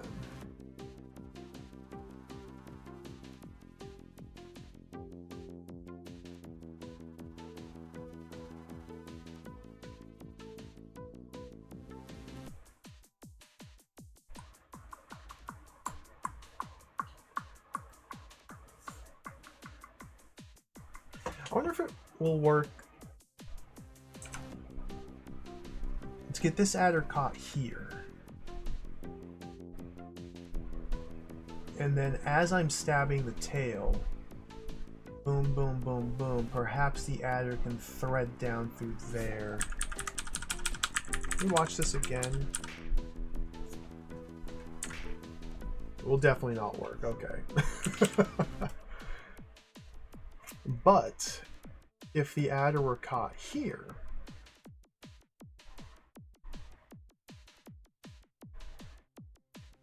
then while stabbing it, it would replace its body.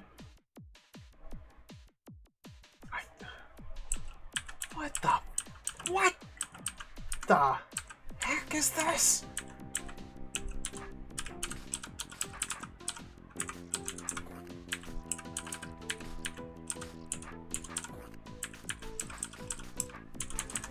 I can't leave all these alive. That don't seem possible.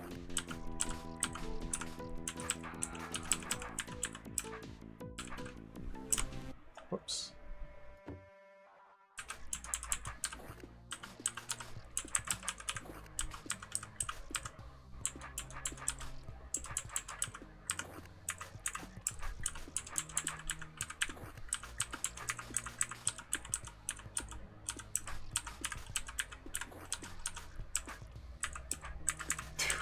Well, I didn't get very many of them alive. Oh my god. Be free, adder. And eat your little 7 snacks. I got you. And be happy about it. No, you dingus!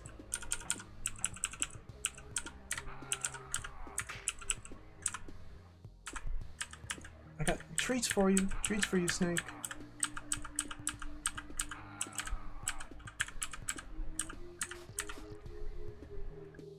There's no turn limit, no. Unless these specific puzzles have some sort of timer on them in one form or another. The turn counter up here, it's just for my own reference. You can turn it on or off. I don't remember what the button is. One of the buttons, there we go. I just like to have it on.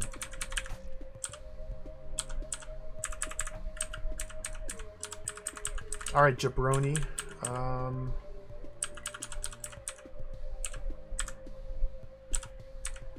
What is your deal? That didn't help me at all. I thought adders only shortened if they were caught on their own body, but I guess just any adder body. If they're blocked, if their movement's blocked by any adder body, then the adder who is blocked will shorten itself. Interesting little quirk to their behavior. That doesn't help. Okay, okay.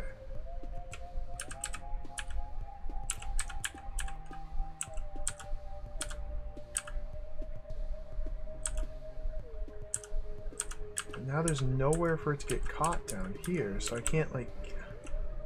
Huh. What the heck? Holy guacamole! So here, this adder is being blocked by this adder's body.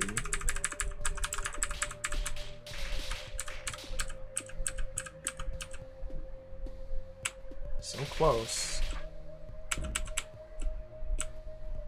We're getting somewhere. Just not sure where.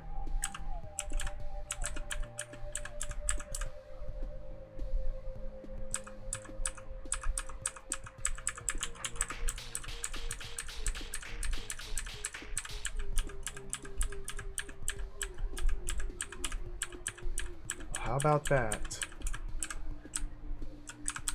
Oh, I think that's it. Okay. That worked. Oh, wow. We did it. Clear.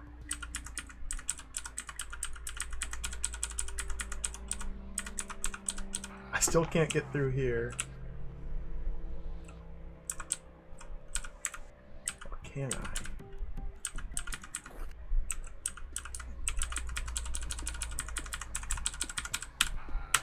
Dude!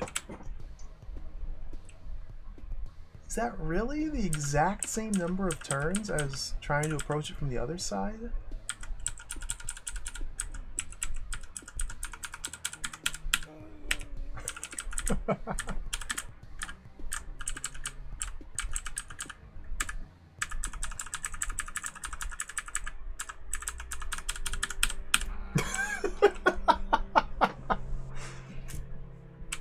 But yeah, that's 100,000% deliberate how they timed that. Maybe that's an inaccessible.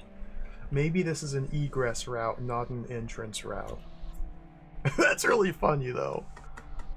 Now, we were warned that some secrets can only be accessed while the room hasn't been solved yet. But this one doesn't seem like it's one of them. I don't see how having the adders alive would help me in that specific situation. Well, 4 rooms. This is good. If we're looking at a room an hour, 1 room per hour, 370 rooms in this hold. That's value, baby. That's value. Oh God. I'll just pick one. So I tried this one up here, but couldn't figure out how to finish it. I have no idea what this one's all about.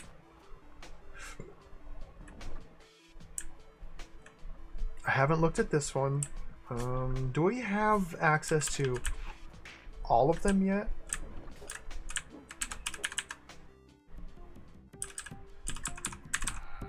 Oh, this looks like it's delightful. Let's play with this room. This looks utterly delightful here. Okay.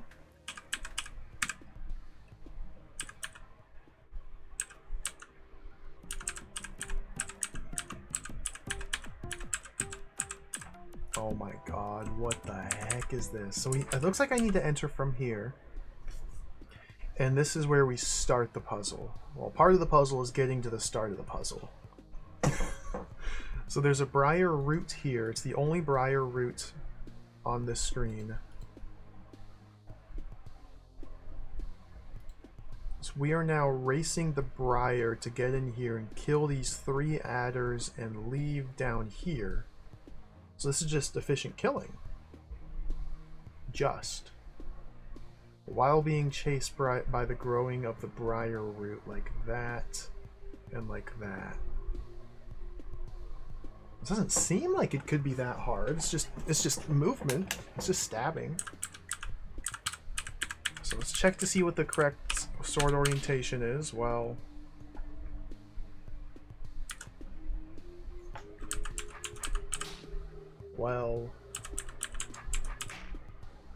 I think I need to be doing 2 at once. This is not efficient.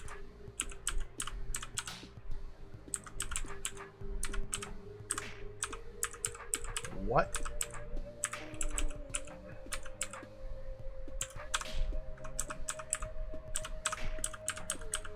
This is incredibly sloppy.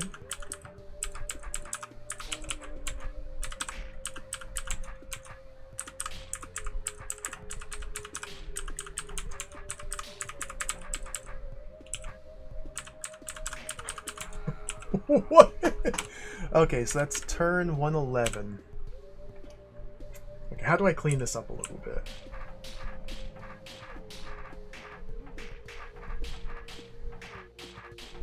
I got 111 turns. So finding the correct starting sword orientation is going to be part of the puzzle.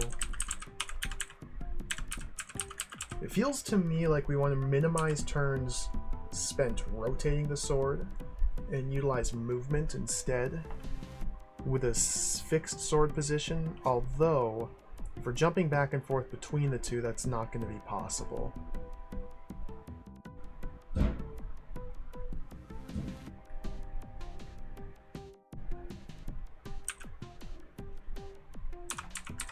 Oh, dude, what in the world?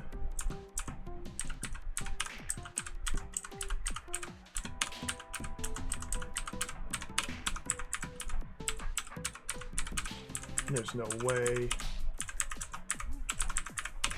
Okay, getting something like that was nice. It's... okay, they've timed this out. There's a message in the snakes. There's a message in the snakes that will tell me how to solve the puzzle. I just need to learn how to read the snakes. Notice the heads. They're on a track that's 8 tiles long. The heads are offset. This is before doing any stabs.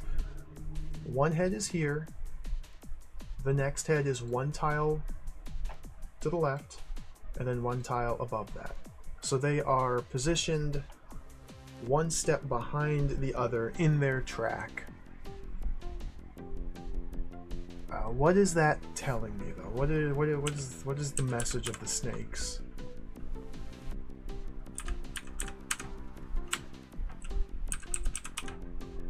Where's the tile I can use to hit this guy first?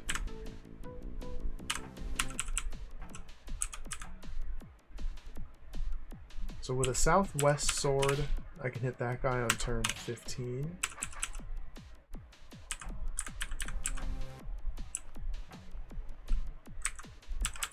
Is that what I want?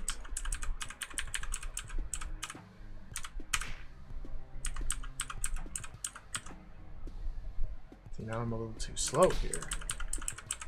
A little too slow. So going from top right to top right to top right is a little too slow.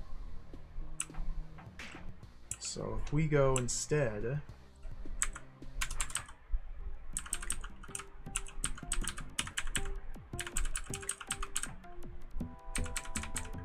one... a little too slow. If I work from the bottom up, that's what the message of the snakes is telling me.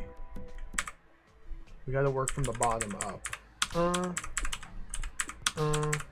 There we go. That's the snake message.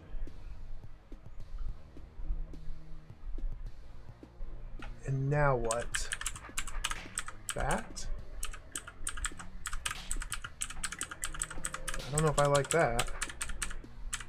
We can do this again.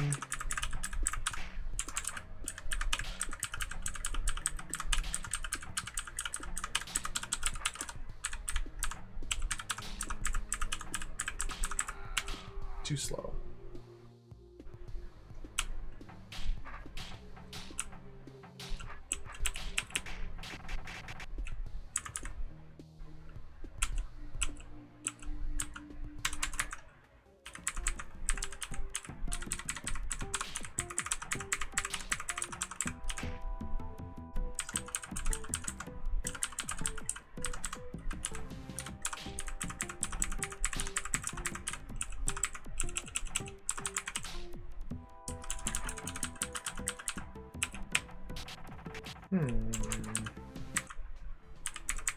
So I can get nice clean stabs when working from the bottom up. But going back down is where I'm losing time.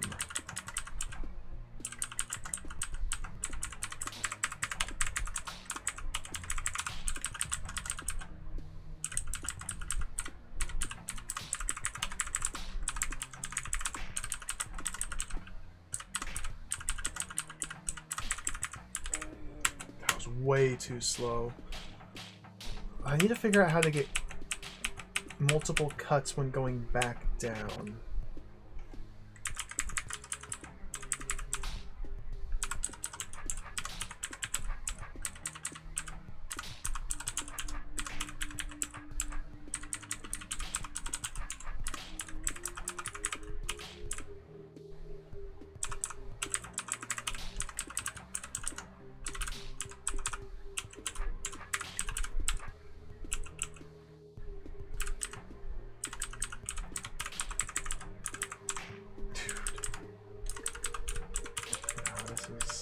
Sloppy. It's about as good as I've got so far. Halfway there. I also need to get out of the room. So there's something huge I'm overlooking to really speed this up.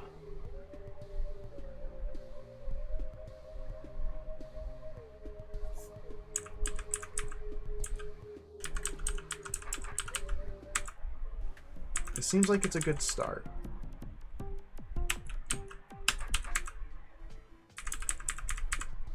The fact that that lines up perfectly must be a hint.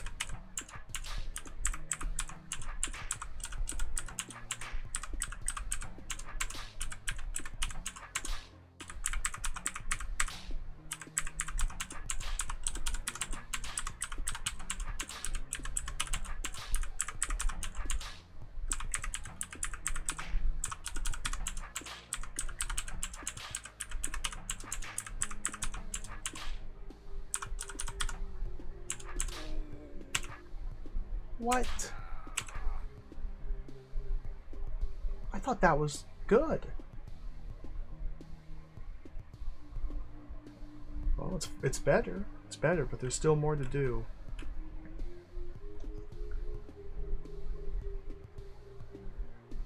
It's better.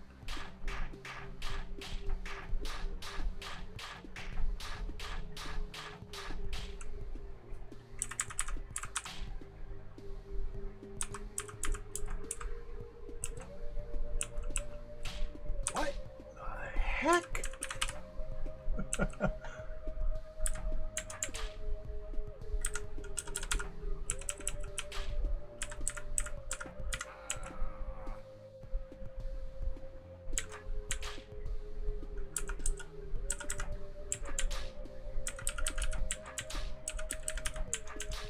It's just not, this doesn't work.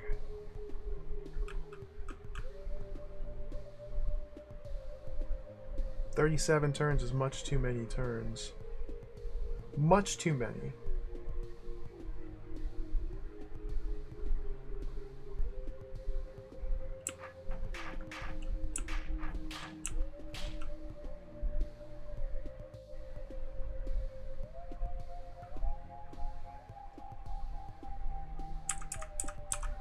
So, okay. So to clean that up, I can only get one stab per corner. I can either, while the head is in that corner, swing my sword into it to stab it, or have my sword in that corner already. The snake moves into it, and then I bump into it. Either one seems to be the exact same number of turns.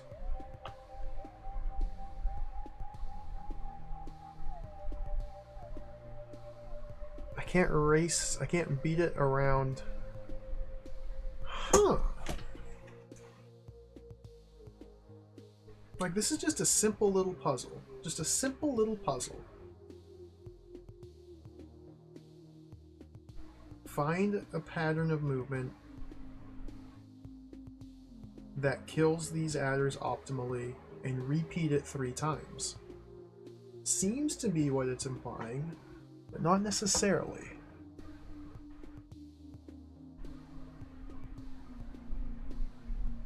Like, I thought going up back down would work, but going down I lose out on too many hits. Wow, this is tricky.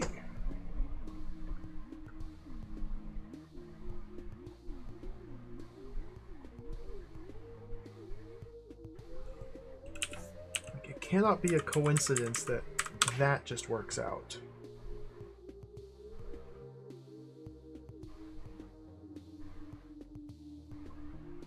And what do I do from here? Go like up and then kill this one. Oops.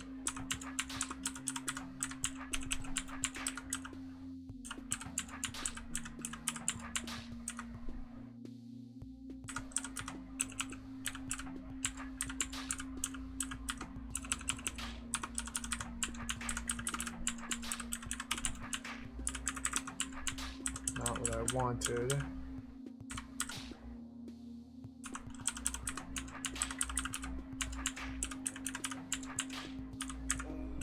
That was close.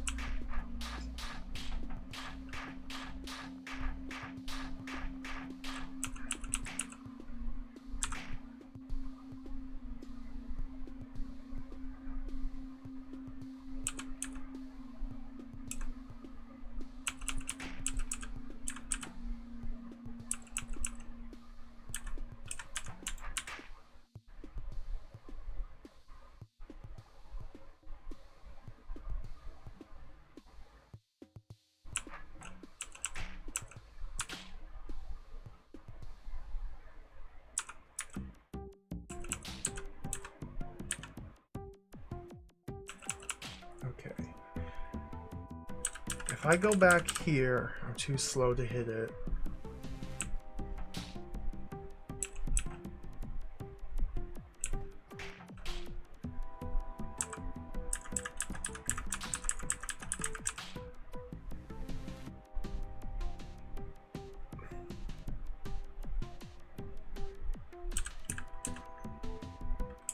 It's from here.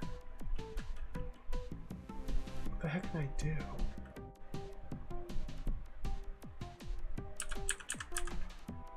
If I focus on trimming that one down, then the best way to do it is this.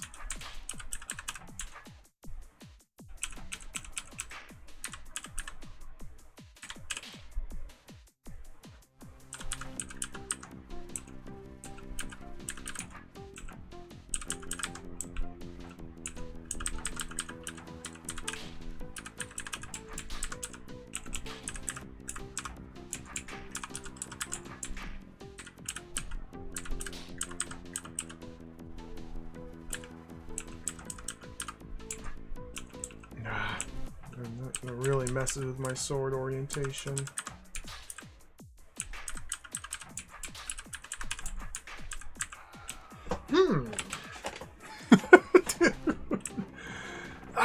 They're not gonna have a single softball here on this floor.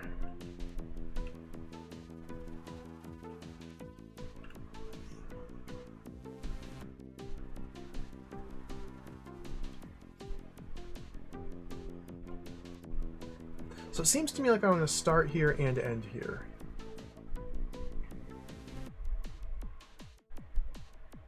Work up, kill, kill, kill, escape. Although I haven't been able to get that to work. That seems better than starting here, and those are my only two viable starting paths. Here or here. I see. What? You got food? Wait, my name is Beethro. My name is Beethro.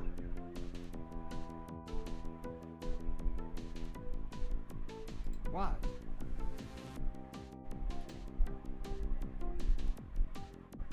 It takes 7 turns to get from this tile to there. It takes like 13 to get from here to there. We have 111 turns total until game over, dead. So we gotta kill these adders and get out. And so if we say 7 plus 14 to get in and out, there's 7 tiles requiring 6 stabs to kill, so that's 18, and 14 is 32. So we got about 80 turns to get those stabs in. 80 turns of movement. It feels like that's way more than enough. My math is not working though. That's not how it counts. Like what? What? 7, 14, 21, 27. So that's quicker. It's quicker if I'm just counting stabs to go boom, boom, boom, boom, rather than boom, boom, boom. So, if that's the case,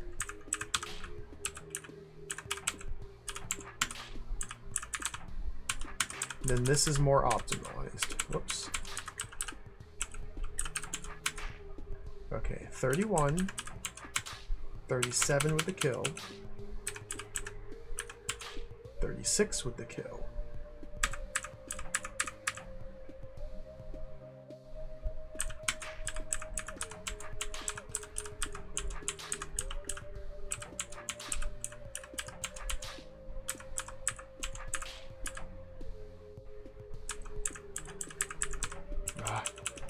Now I got an unfortunate little mishap here where I'm just not ready to kill anything.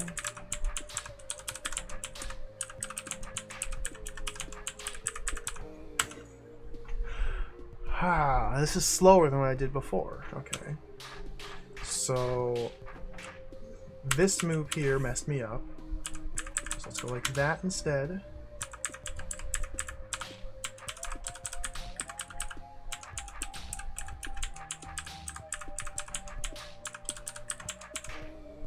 And again, I land a kill as the timer stops. I still need another 13 turns to escape out this way.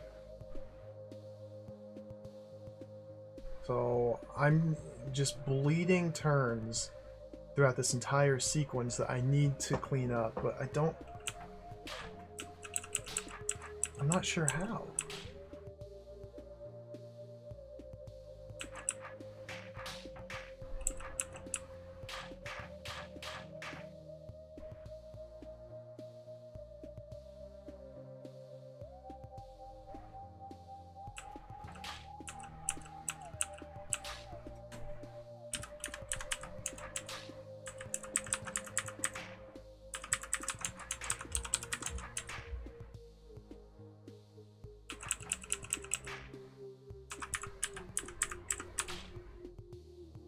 That's not good.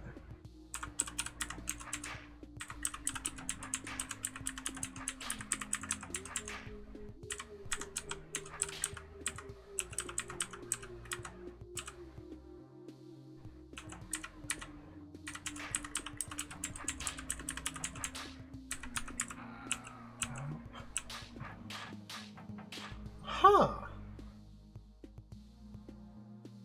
This is insane.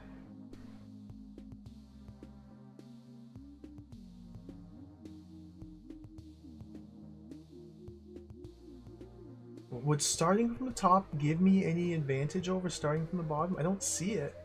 Well, let's reinvestigate. Because this starting from the top forces me to take. Is there anywhere else I can go? There is.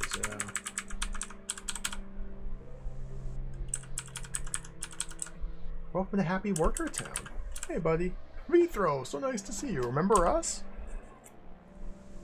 We were slaves of Dr. E. Will until you set us free in the prequel. Oh, I didn't recognize you. What are you doing here? The tunnel we used to escape the mega complex led us here. Seemed like a fine place to start a new life as free men and women. How do you like our new village? It's called Happy Worker Town. Looks nice. Congratulations. We're so happy to have you here. Stay as long as you please. I'm eternally grateful to you. I never dreamed I could be free someday, but I am, thanks to you. No problem, really. Sigh. Why the sad face? It's my brother. He's still at the mega complex. He went a little crazy when Dr. E. Will captured us. You might remember him. From Dr. E. Will's Mega Complex. I didn't know this was a sequel. Who are you? Visitors are not welcome here.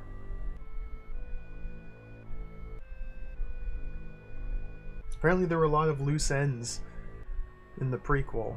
No, stay away. This is my village. I'm not going to let you in here. Yeah, I think I remember him now. How can I leave my own brother behind like that? You wouldn't even talk with us. You mustn't blame yourself. I'm a terrible person. I miss my brother so much. We gotta rescue him. I wasn't so weak I could rescue him, but I can't fight the roaches. Welcome, friend. See that tunnel behind our town? Leads straight back to the mega complex. It was full of hungry roaches. It's a miracle we ever made it here.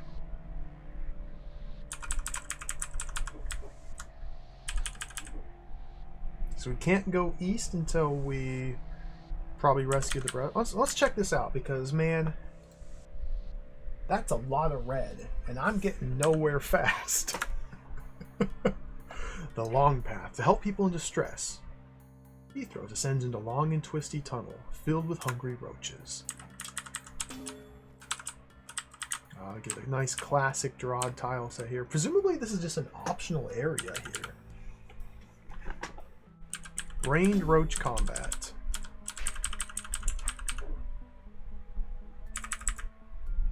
Okay. Is this going to be diabolically evil or relatively simple? Oh, I'm dead. Where am I? It's rained roaches.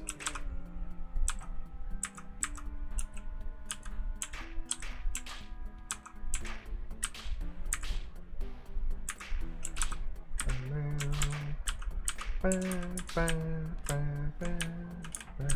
Yeah, because they're brained roaches, you can get away with a lot with regard to how you move that you normally couldn't get away with.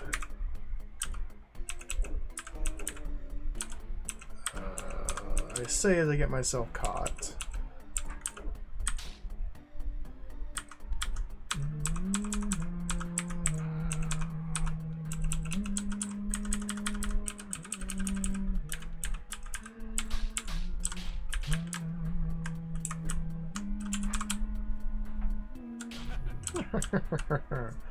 No secrets? You're right, Akabidi. There are no optional holds. There are no optional puzzles when it comes to DROD. There's one of the 8.5. We got him. Oh, brained roach queens are an absolute nightmare to deal with. This is just fighting off swarms of brained roaches. How many are we dealing with?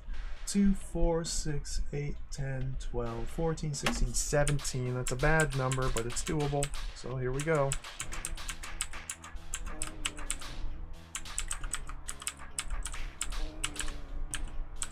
I don't want to fight here.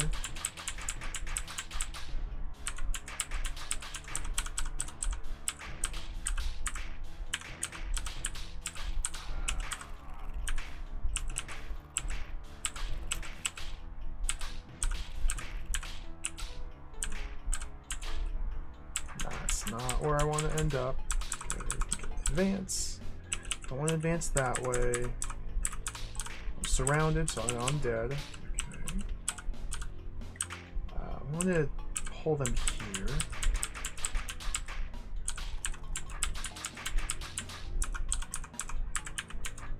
So the trick here is finding areas where the roaches will funnel themselves into adjacent tiles, so you can sit there and just swing your sword and kill them. Because they're brained, they are trying to pathfind around obstacles to reach B-throw, which is the only reason techniques like this work.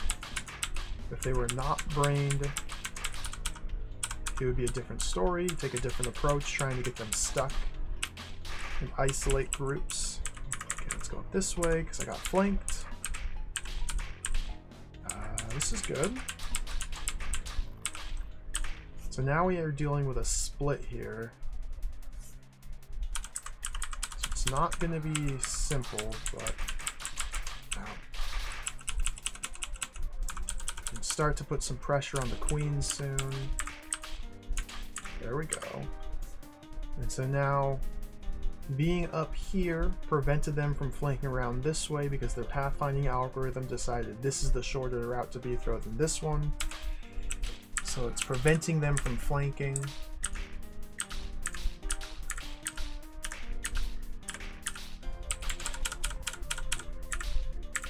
And now we can begin our advance. Oh, perfect. That's what I like to see.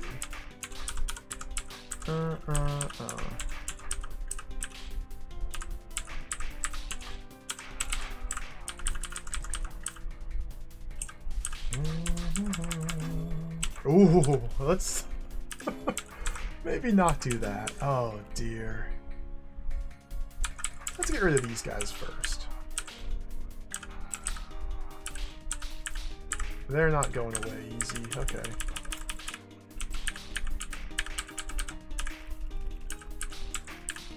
Well, now the fun begins.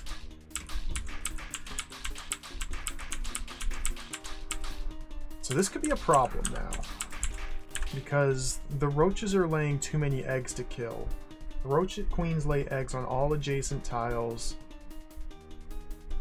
that are not yellow doors opened, or some exceptions. All adjacent tiles every 30 turns. The eggs take 5 turns to gestate, and then they hatch. We're dealing with 1, 2, 3, 4, 5, 6, 7, 8, 9, 10, 11, 12, 13, 14, 15, 16, 17, 18, 19, 20, 21, 22, 23, 24, 25, 26, 27 eggs here. And I'm on a 30 turn cycle to deal with these 27 eggs. So this is very bad. I need to clump up the roach queens together to reduce the number of spawns. Because they're brained, I'm not going to be able to stab them very easily. And I also need to try to be as efficient as possible in killing these swarms of roaches if I want to make any forward progress here. This is dangerous, but it's doable, I think. I might need to do a cleaner opening, meaning when I toggled this orb, I might need to kill a few more queens than I did.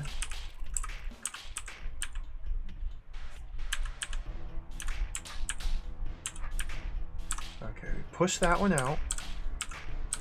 So I don't necessarily need to be killing queens, but clumping them together to reduce the available spaces which they can lay eggs is also a viable approach here. I'm losing ground, but we can gain it here. So now we have 1, 2, 3, 4, 5, 6, 7, 8, 9, 10, 11, 12, 13, 14, 15, 16, 17, 18, 19, 20 eggs. I haven't killed a single queen, but they're down to 20 spawns. It's the power of clumpage.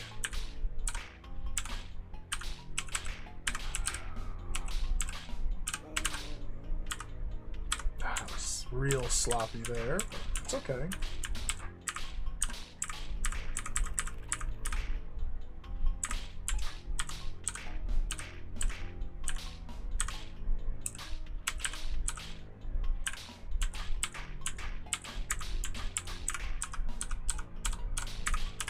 Beautiful. That's what I want. Alright, the room's pretty much done at this point. It's just kind of a matter of time.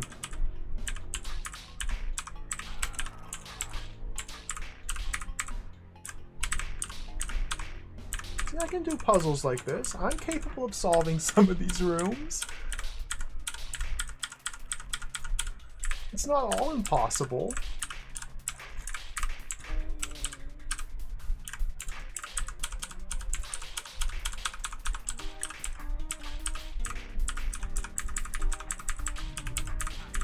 Clear.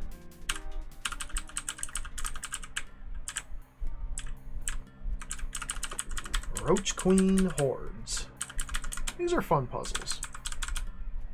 Now the dynamic, the feel of a puzzle like this is dramatically different when I'm playing with unlimited undos. This hold was made and designed and released in the DROD 3 engine where you had a single turn of undo. So that completely changes the feel of a puzzle like this.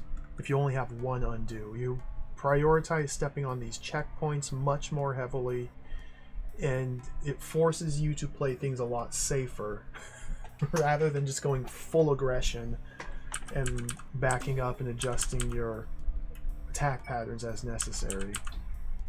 I much prefer it this way. I spent long enough with one undo. But it is worth mentioning. It is worth mentioning. That's how these puzzles were designed to be played. Right, more roaches. I've got a little bit of orbs in the mix here and a decoy. So what happens with these? Boom, boom, boom, boom. Alright, so there's a sequence here that must be figured out.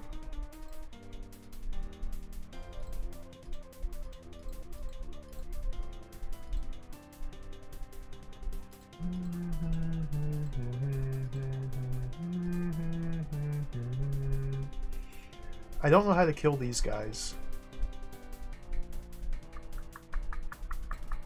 Oh. Okay.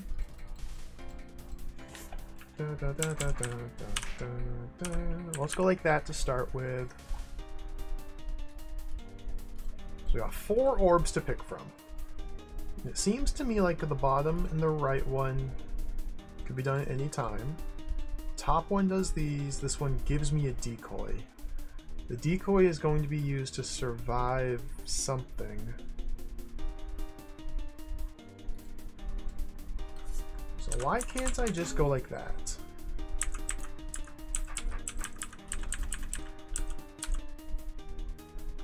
These are the last ones I kill. Oh. Oh. Okay, why can't I go... Do you ride? They do not ride because turn order does not allow them to ride. Okay. Okay.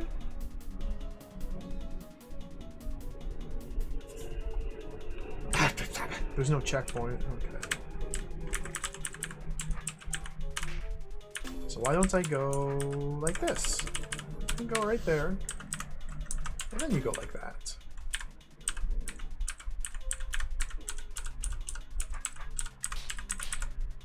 What?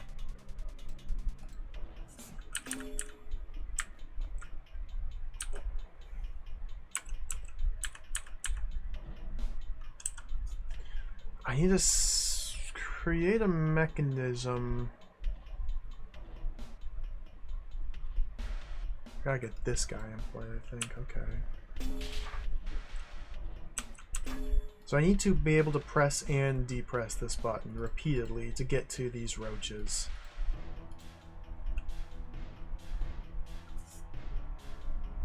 Meaning... Put him there?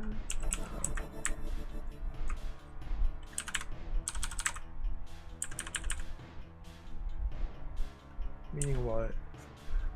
Turn order. Turn order. Can I get this roach under this roach? Let's find out.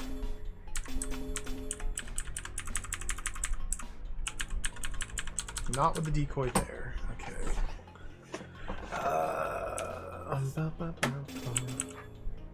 Yeah, I like this tile set a lot. The purple one. This is a classic DROD tile set. This is from the very first game.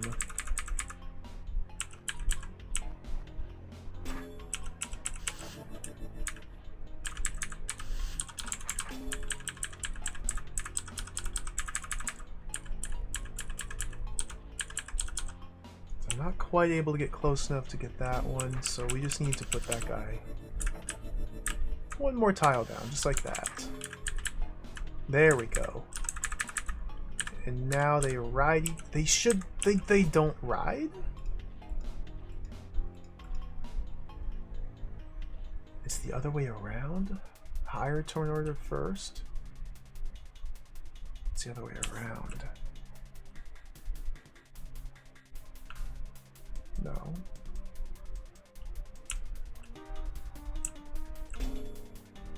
What in the heck is this here? Boom, ba ba ba bum bum bum.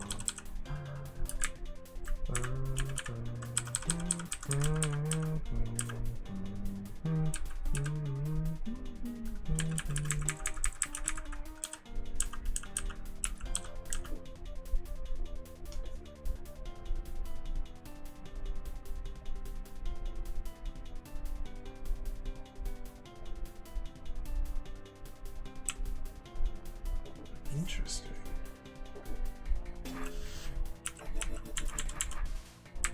If I go like that, or what if I go like that?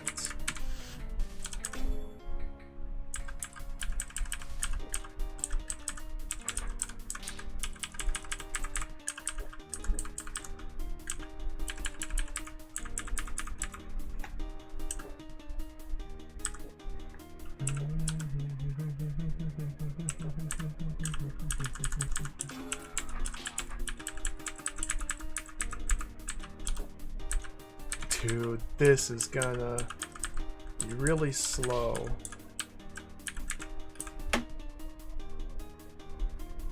Plus, I'm only gonna be able to clear out 3 more.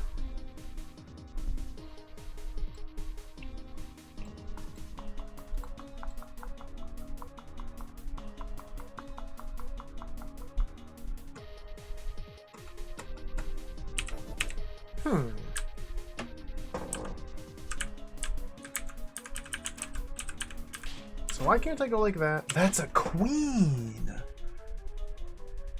Oh. Oh. Well, if that's a queen,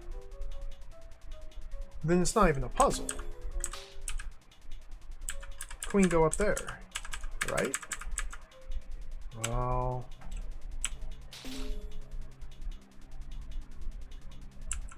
Okay. If that's a queen, then you go like that.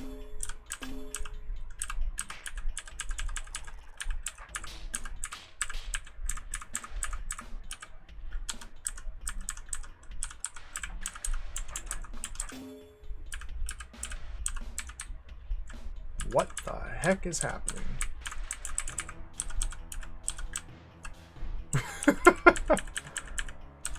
There.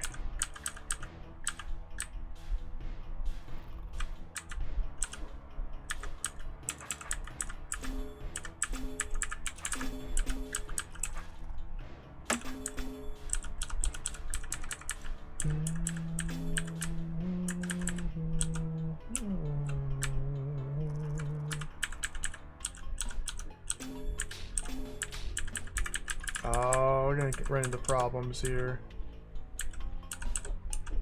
I can't fill that. Dude! Okay.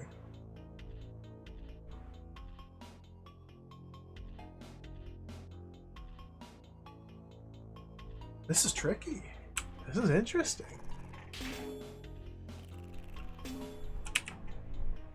Interesting. Very interesting.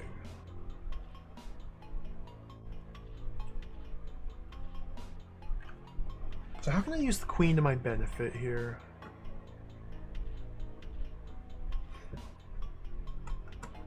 I'm not sure. And what's all this about?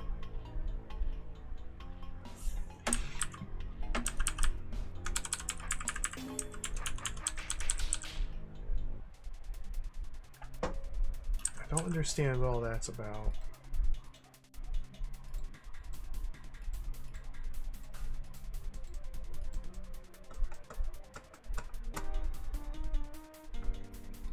So, let's break this down and think about it.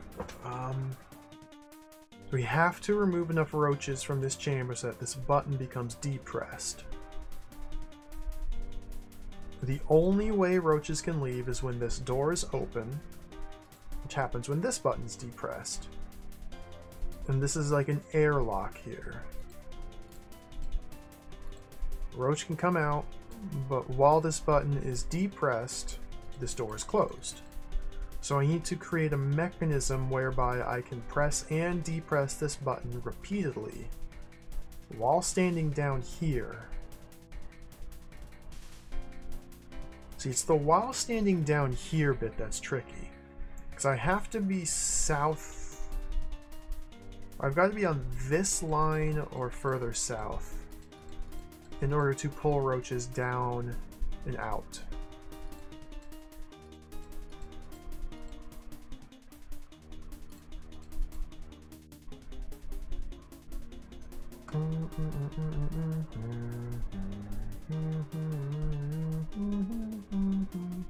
It seems to me like if I could create a roach stack. Why can't I do that? Isn't that like basic? Isn't that basic roach manipulation? Why do they no stack? Because roach number 1 is on top of roach number 3. Roach number 1 takes his turn first and moves there. Then roach number 3 cannot move there, so he stays still. If they were reversed, if roach number 1 were here, and roach number 3 were here, roach number 1 would move there. Roach number 2 would try to move diagonally. Vertical preference would dictate he goes down. So I cannot make a vertical stack. I could do a horizontal stack. I cannot do a vertical stack. Horizontal stack does me no good unless I can get this third roach involved. So how do I get the third roach in play?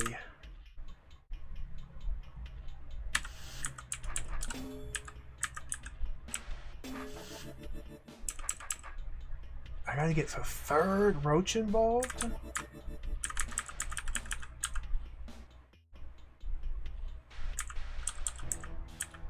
Can't put the decoy in these tiles. These ones won't reach that one.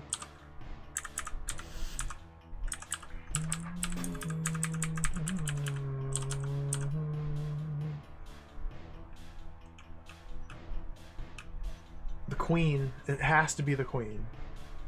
Queen must be the answer here.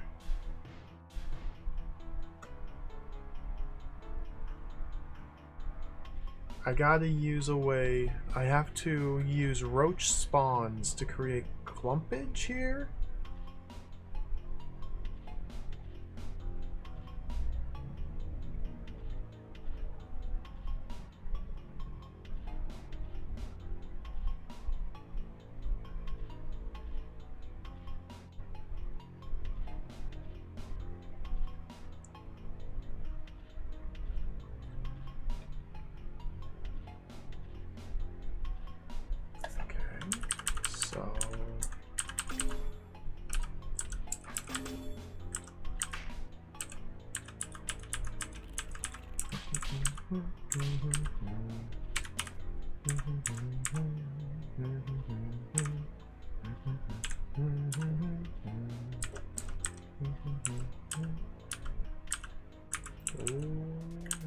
That was almost something really juicy.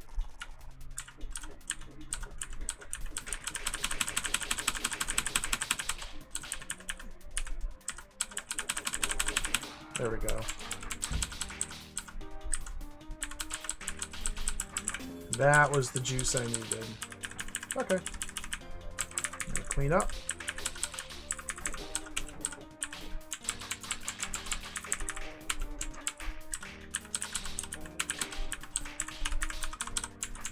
That was a cool little puzzle. Made me think for a little bit. That's a good one.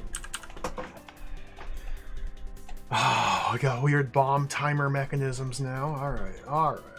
What is even happening here? What is this tomfoolery? What the heck? What the heck? What is this? A roach disco? All these roaches seem to be hypnotized by this music. Now they are showing me here. They are showing me here a mechanism to alternate pressing and depressing a switch.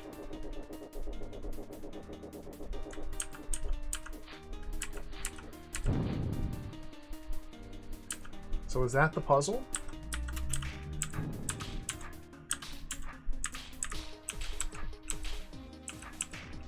Time the bomb explosion so that it... Oh dear.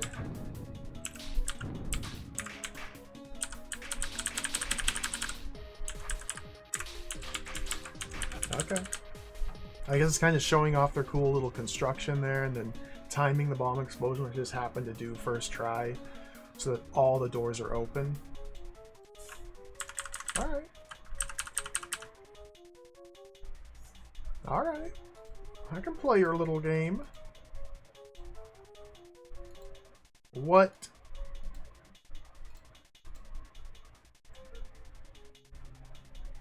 Okay, brained roach queens, irrelevant, because they are all glued to force arrows. So now we need to use brained roach movement to press these buttons for me. Brained roach must press this button. And this one. And this one.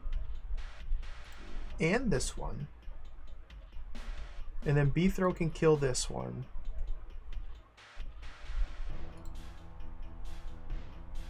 And then we can clear these guys out. What?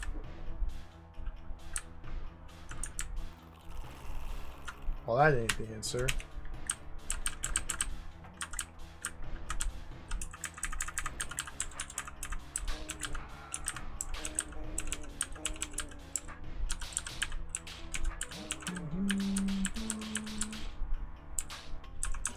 Press that one.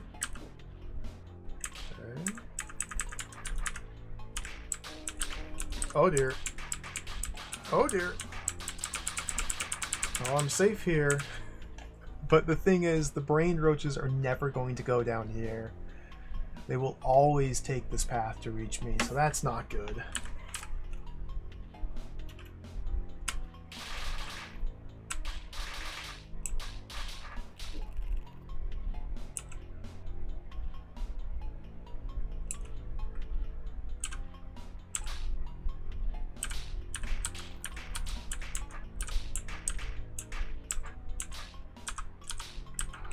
Arrgh.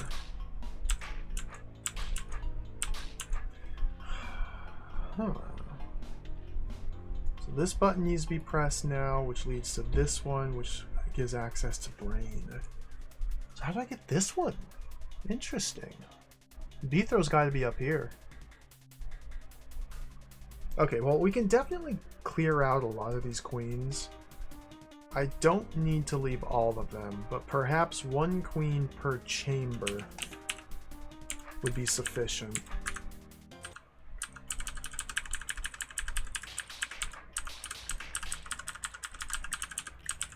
I don't even know if this is doable.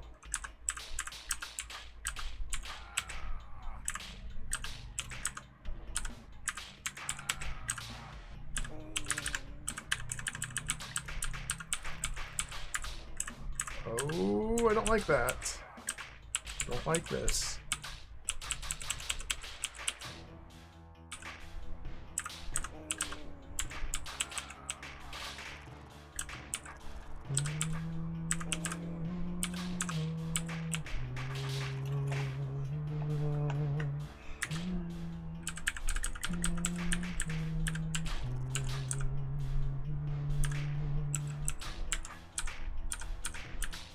Bad. That's a really dangerous spot to be. Let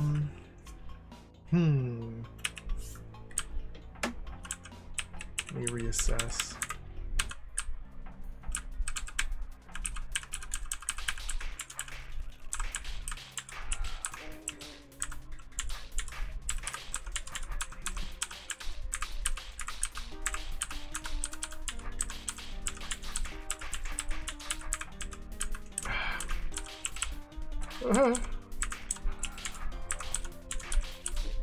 Okay. Oh, I've got to get over there. I don't know if I want to be here when that button gets pressed. So let's be over here.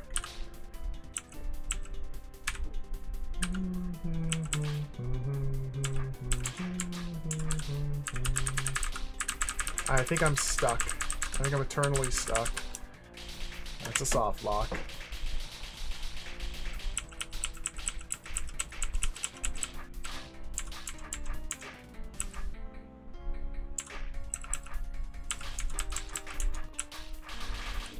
Maybe down here instead. This is much better.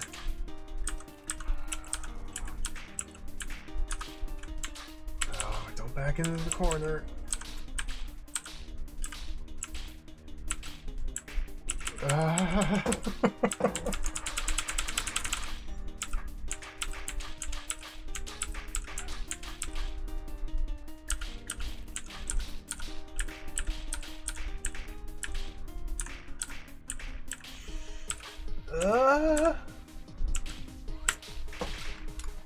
It's a bad spot to be.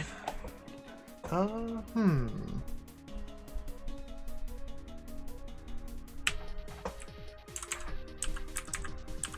go back to this approach. Leave one.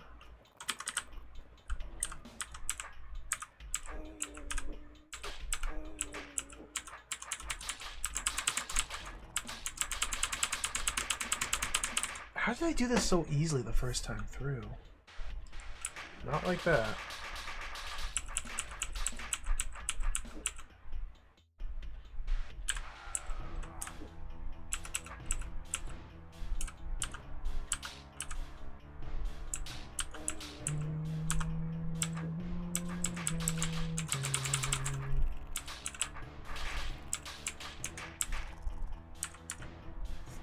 So now I'm trying to deal with too many spawns. 2, 4, 6, 8, 9, 10, 11, 12, 13, 14, 15, 16, 17, 18, 19, 20, 21, 22, 23, 24, 25, 26 spawns per cycle. Which is a number that's doable, so maybe this is fine. It's not a good number.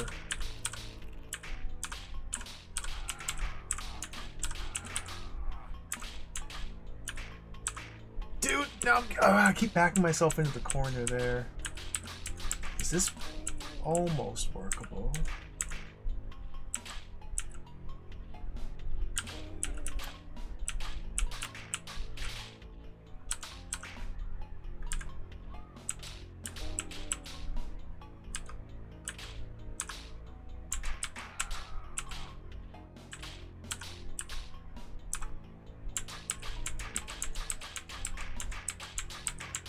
Oh, come on. Come on. Ah.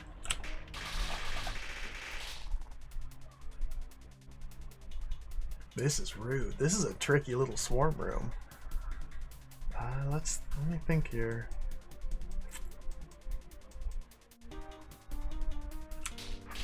I gotta change my approach.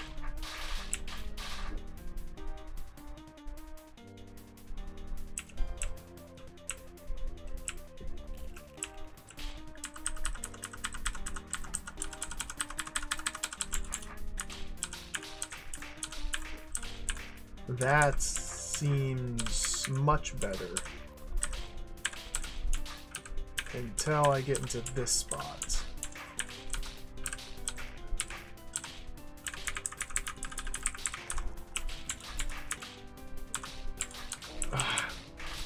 Greedy.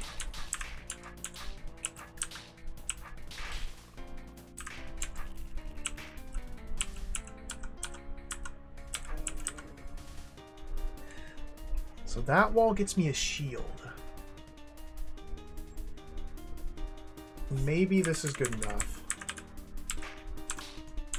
Got a lot of roaches here, but again, maybe this is doable.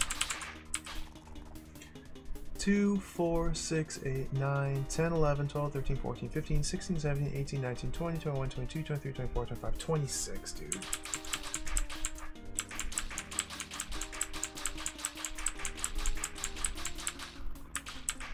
That's not a good number.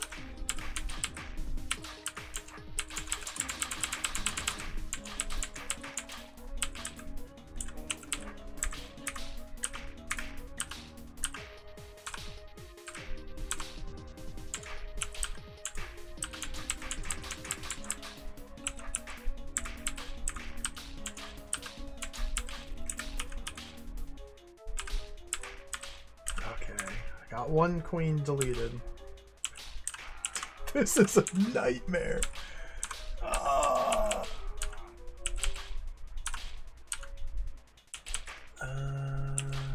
go. Just go back here to my safe spot. Now there's one less roach here to deal with per cycle.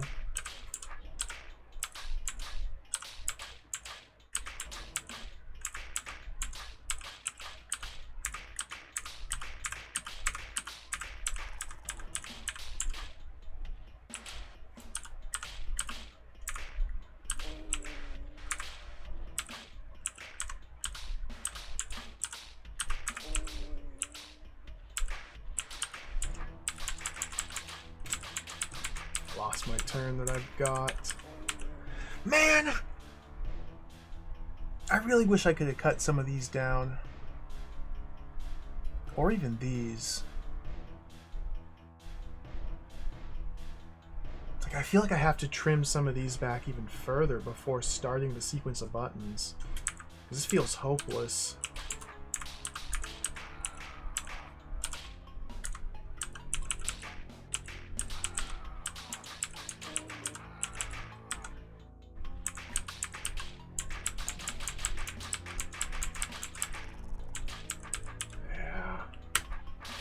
Yeah.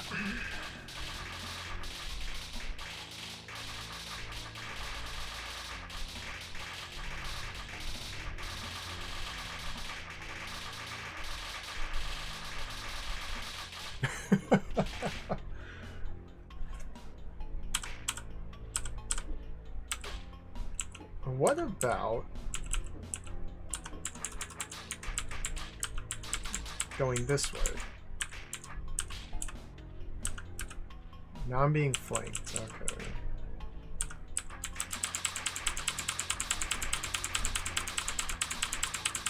Well, that's not good.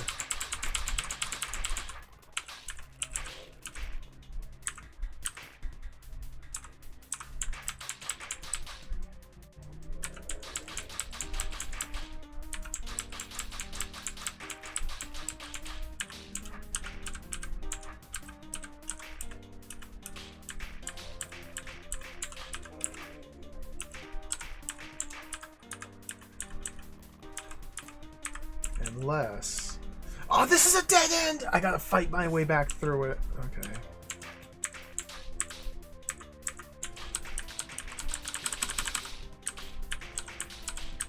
If I can clear these guys out...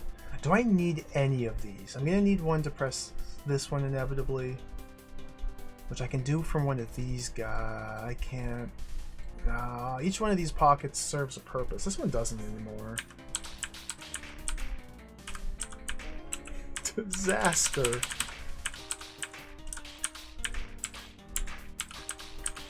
I feel like I've been in this spot before.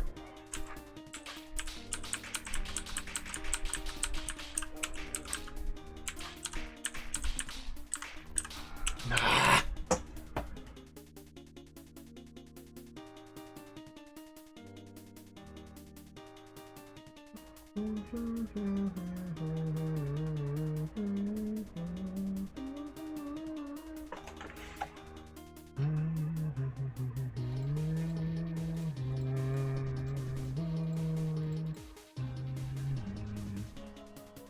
I think the crux of the puzzle lies in deciding which roaches to delete first, or which batch.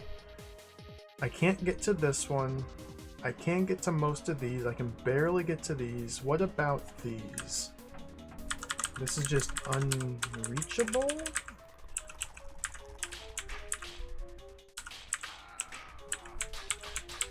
Oh, it's reachable.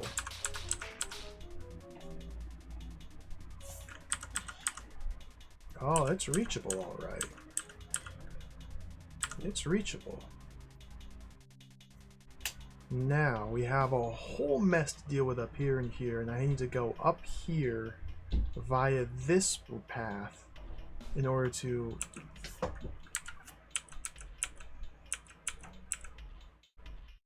What in the world?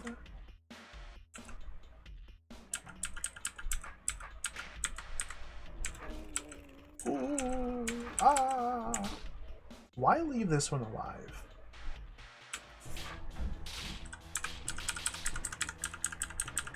They've served their purpose.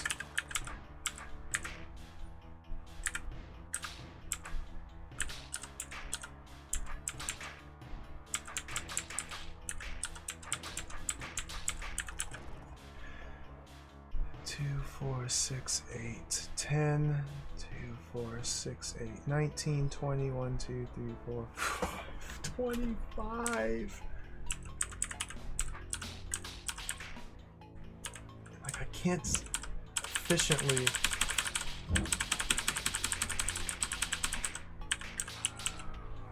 Oh, okay.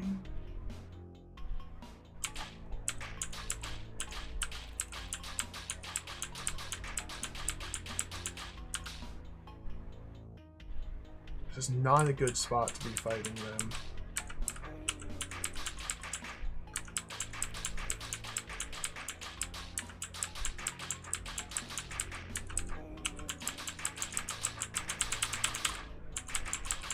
It's never gonna work. Okay.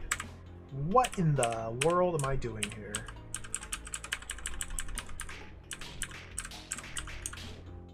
If I do that, there's got to be a way to fight down here and also get rid of some of these.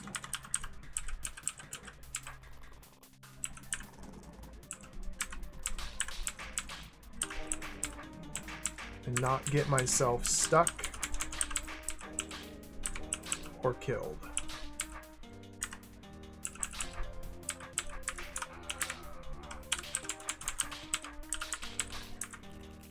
Do I even need this guy at all? Do I need him at all? These guys can deal with that and that. These guys can deal with that and that. I don't need this guy. Get out of here. I don't need you in my life. Just need one roach. One queen.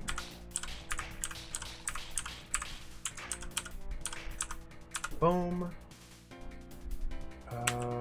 It's not an ideal button operation tile to be standing on, but it'll maybe work. Am I soft locked? I got myself soft locked. Okay, so we adjust as needed. This is looking a lot more realistic and doable.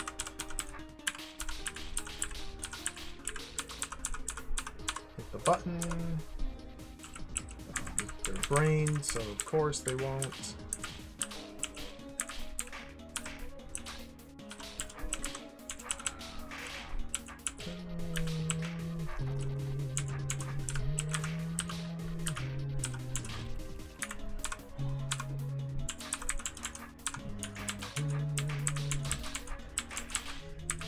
Okay, I think this is pretty much home free.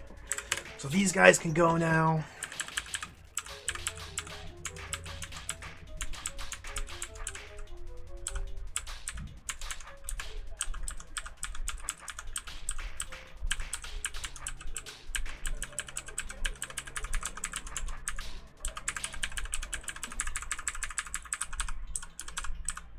Thank you, my friend.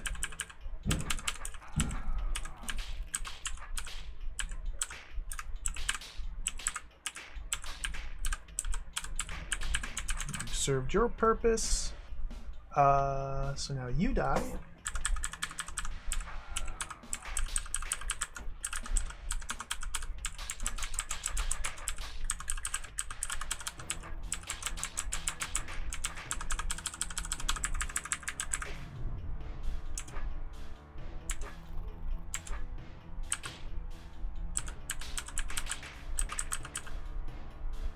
No!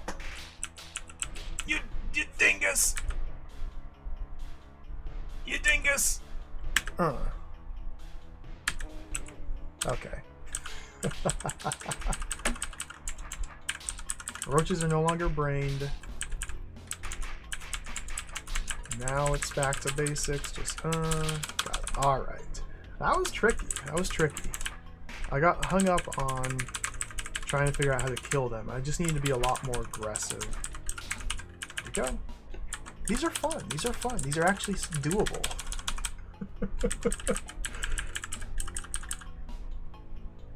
Ortho squares. Oh, great. Invisibility potions, ortho squares, queens, buttons, orb.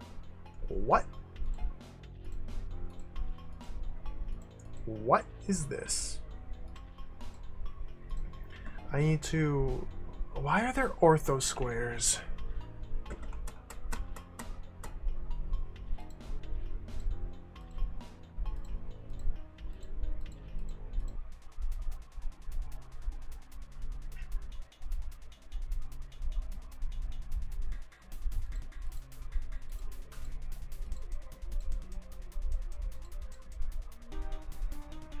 Okay, we need to use the invisibility potion to plant the 4 queens on the 4 buttons, it looks like, to keep them pressed down.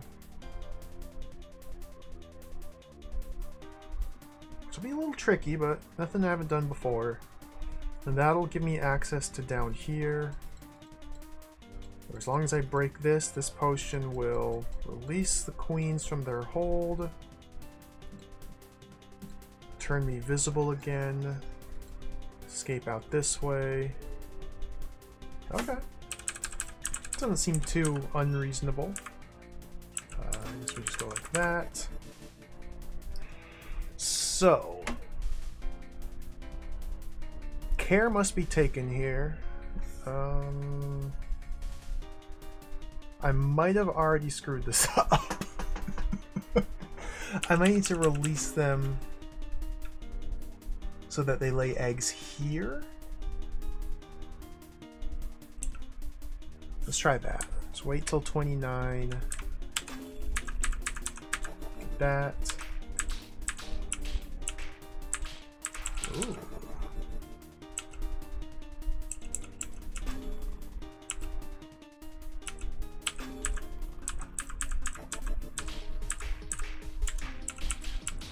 Ooh. Ooh. Oh no. Okay. Oh, what do these buttons do again? Iron Sultan, Marigold, welcome. Finally back to more DROD. It's been a while. It's been a while. This is a fan-made hold. This isn't an official canon hold. This is made by fans. This is the highest rated fan-made hold on their website. And it is absolutely destroying me. This is so difficult. It's not easy.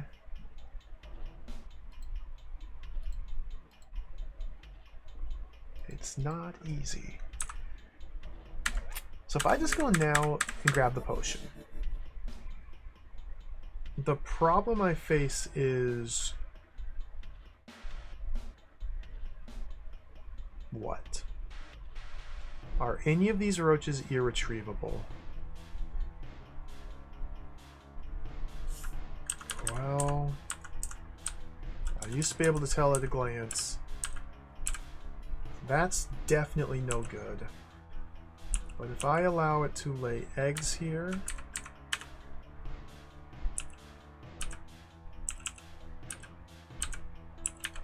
it won't ever because it leaves the smell. So I cannot chase queens while invisible. I cannot chase them at the edge of my smell range while invisible and use eggs to manipulate their movements. So what the heck do you do? I guess I can do though. 1, 2, 3. 1, 2, 3.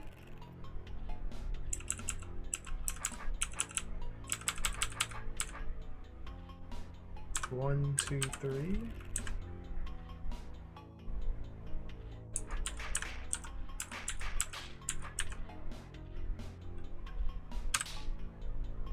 There's a classic technique here. And there's a button pressed. That roach is now in my way.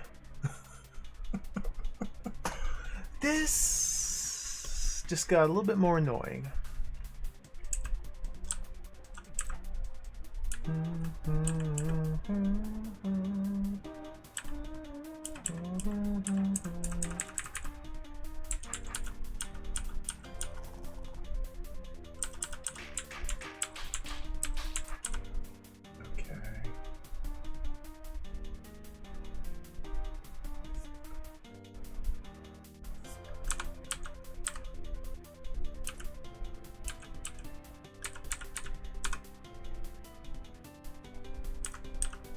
See how you like that. See how you like that. Now what am I going to do with this guy? This dear friend of mine. This roach. I think we want to push him that way. Yeah.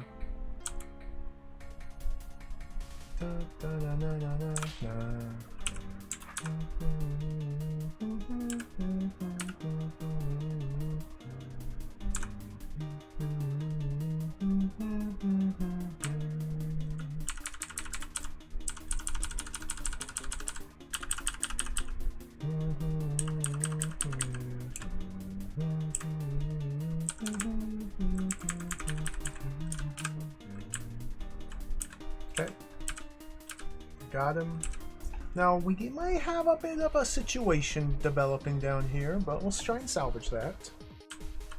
This may be a bit of a situation. As long as I push it there and wait here.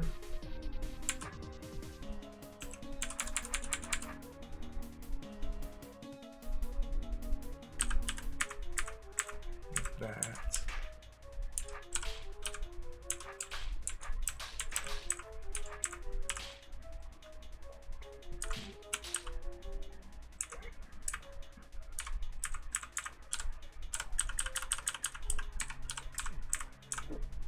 There we go. Good stuff.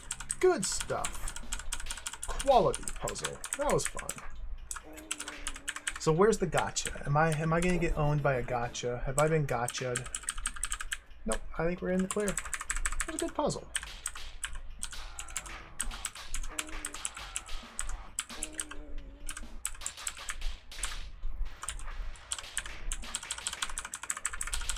I'm definitely understanding these roach puzzles a lot better than I am the adder gel puzzles.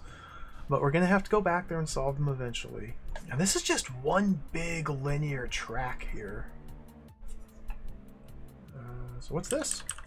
What's all this? Now what's this? What is all of this here? What is all of this? Nothing? Nothing? What? What? What? What? I guess it's nothing. Okay. What? Okay. What the heck?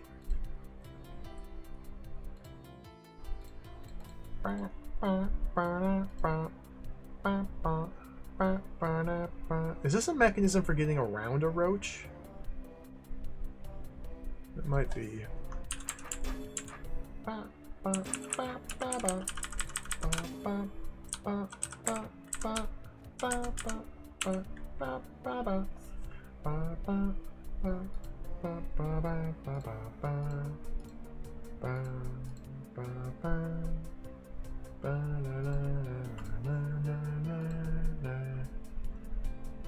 We don't want to press this button. We do want to get a roach into this button. But getting a roach into this button, and then I have to kill it. No. Wait, what? Wait, what? Orbs and buttons and buttons and orbs and doors and orbs and buttons and roaches. I have a singular roach to my name. Okay, this is a pressable button. It will open this and close that, and then this one opens that. So I need to press this one and then that one. But I only have one presser. I have two pressers. Okay. So what was this again? That's already been done. So this, oh my.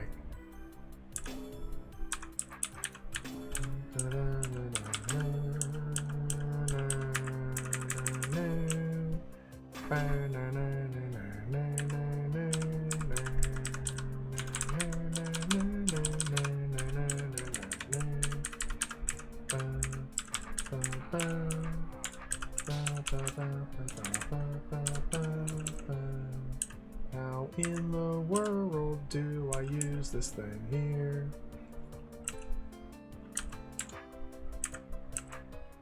We've set up this wonderful device here to allow me to shuffle around this roach.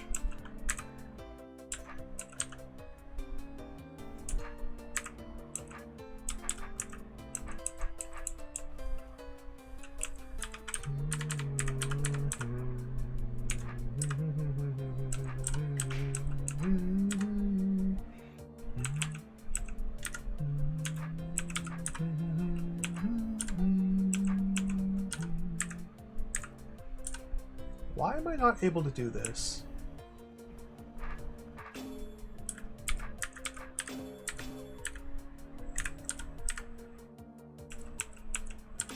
Because it has to be, okay, I have to be vertical from it. I can't do it horizontally. It's a vertical preference sort of deal.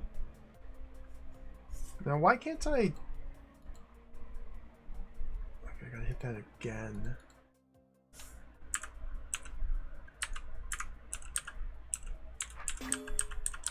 There we go.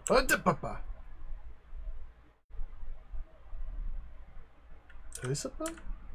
Who's a what's a bun? What?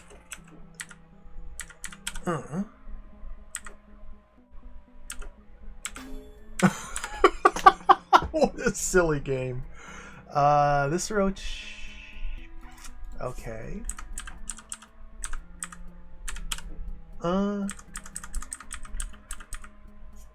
I've got a problem. I've got a problem.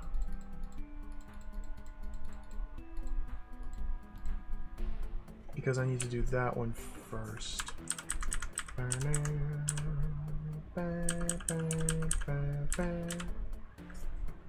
This guy needed to be... What in the world?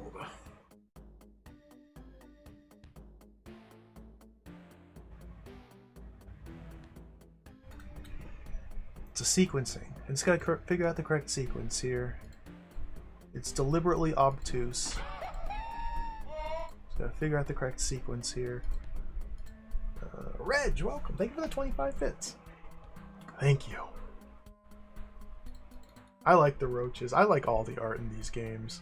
One of the previous games, as a reward for doing secret rooms, we were given concept art for a lot of the characters. And it is truly magical.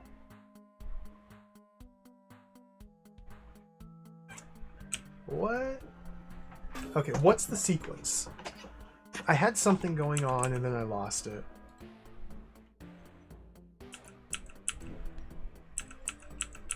So from here... Okay, back to the start, back to the start. Back to the start. So I hit this orb, which closes this door and releases these two roaches. This one steps off a button, which closes these. Hit the orb, and then I die. I need to hit the orb, get around this side. So now the roach, this roach is caught here. Okay. So now I can press this button again, which opens all of these. What I need to have happen is I need to get two roaches onto these two buttons to allow me, B-throw, to pass through this little airlock. And eventually I just need to hit this orb to release everything. So that's my ultimate goal. B-throw, get through here and hit the orb. To do that,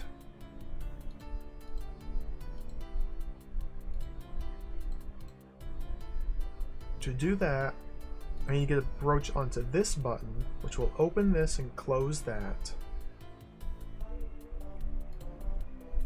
Which will allow me to bring a roach through here. What? Look, I can go like that.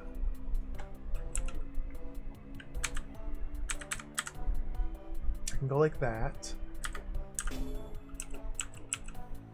Ba, ba, ba, ba. Ba, ba, ba, ba, ba, ba, ba, ba, ba. Ba, ba, ba. Like, that feels good. That only buys me a single turn of action.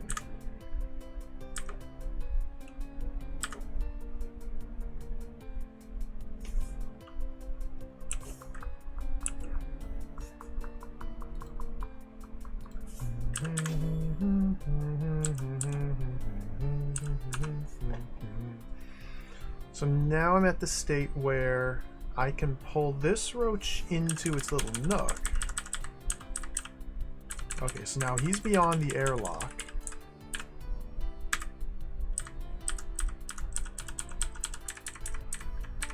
He's in there. Roach is coming with me. Okay, okay. So now I need to get this roach onto this button, shouldn't be too hard. But I'm on the wrong side. So this is where we have to use this to jockey around it. Do not hit that ever. Unless I want to go through the whole boom, boom, boom again.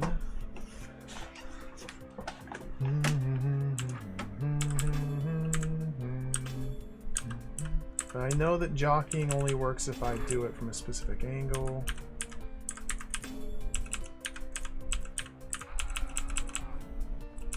Bad sword orientation, so we'll go like this.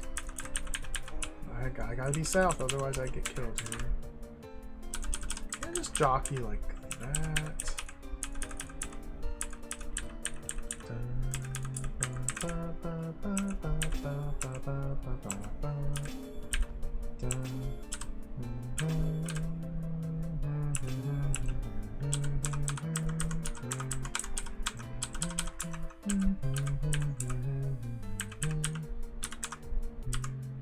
I don't want to go in there.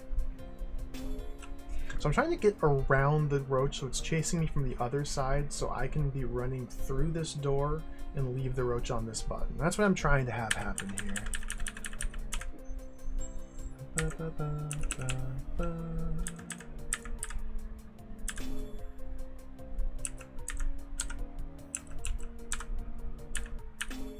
Of course, this dingus is not cooperating with me. Simply refuses to play it, to do what I want him to do.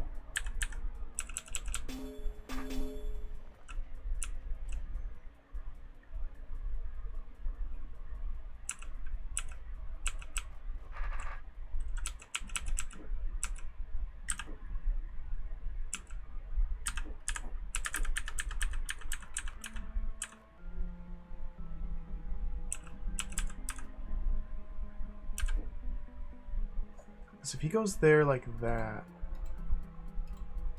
then I can no longer open this door. I can't get through there. If I step on it myself, I'm just stuck.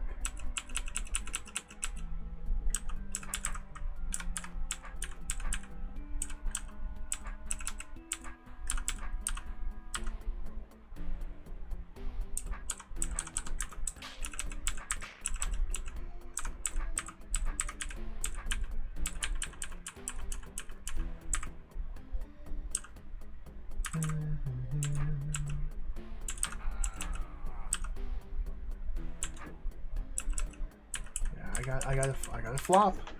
I gotta flip flop. I gotta get my flippy floppy. How do I flippy floppy?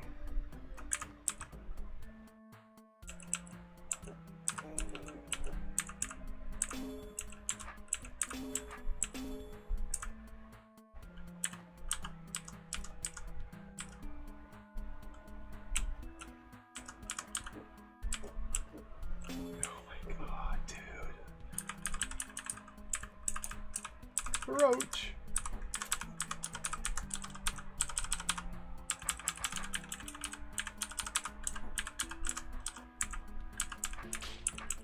Roach. Roach. Hmm.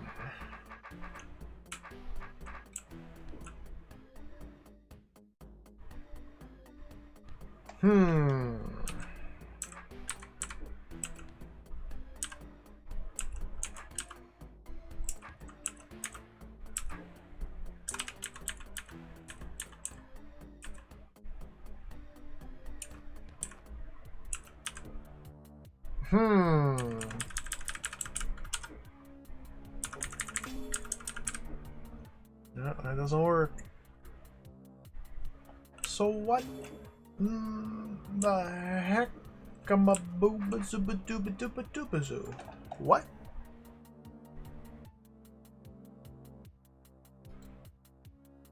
What? There must be something I can do with this roach that I just simply don't understand.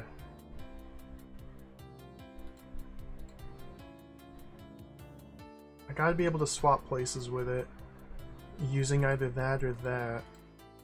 It seems like the only mechanisms that allow me to do so. But neither one of them's working. Is that my fault?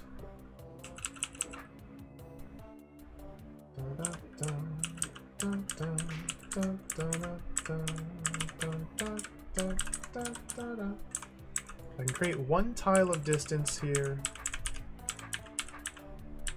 Okay, now with one tile of distance.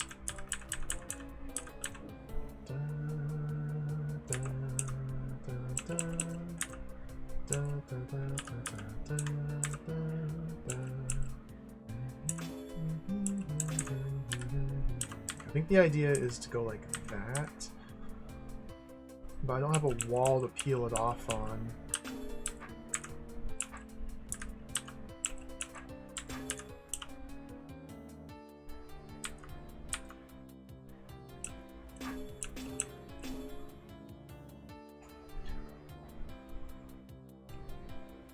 Because Beethro has to be standing on one of these 1, 2, 3, 4, 5 tiles.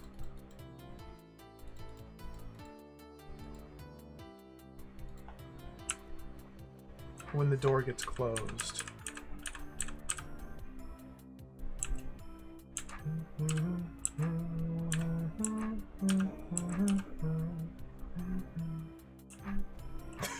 This is evil. So, what the heck? Obviously, I've overlooked something. Obviously, I've overlooked something.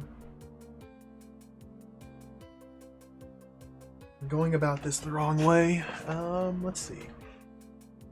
So this button here is inaccessible to me. Once the room has been cleared already, this is kind of just a button that lets you pass freely from the north heading south. Open, close, open. Toggle, toggle. And there's still this roach here as well. Like, there's another piece of the puzzle.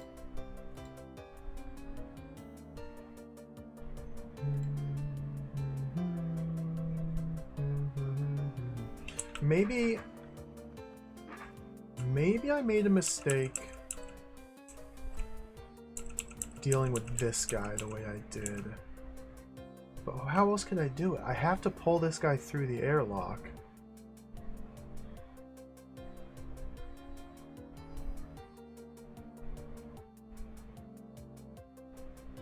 Which means I've got to have this guy over here when this button's pressed. Otherwise, there's no getting in, no getting this guy through. I need both of these buttons pressed.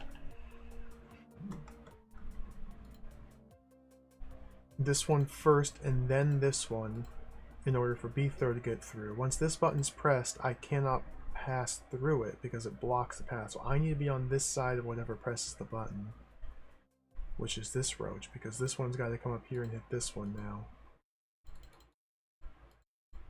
This door only opens, there's no way to close it, so it starts open and it stays open until I hit this orb, which I won't, hit the debug button, which I can't, or something presses this. So this seems like the first one I need to get a roach to press. And it must be this roach from here.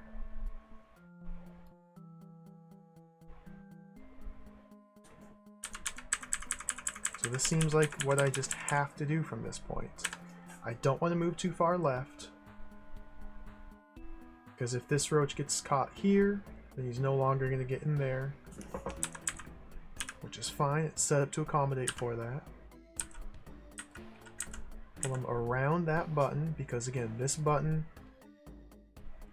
opens this door, which is already open, but to open this one, I got to press this button, which will then close it. So this one goes first.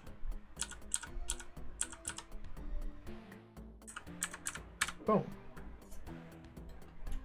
So now it's just getting this roach onto this button while Beethro's over here. That's all I have to do. Why is that so hard?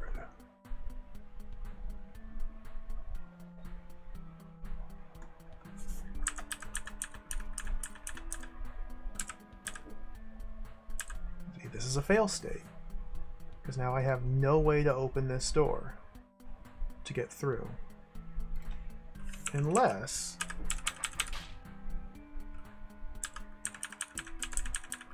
No.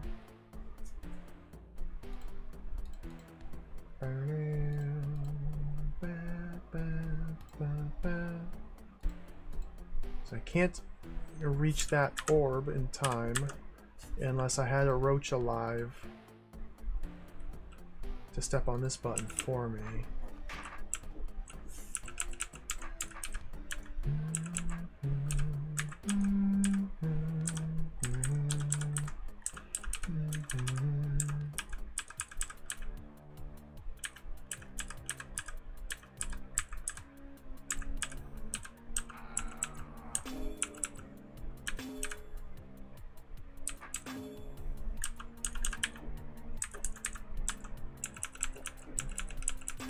There's gotta be some way I can recover from this point that I'm just not understanding.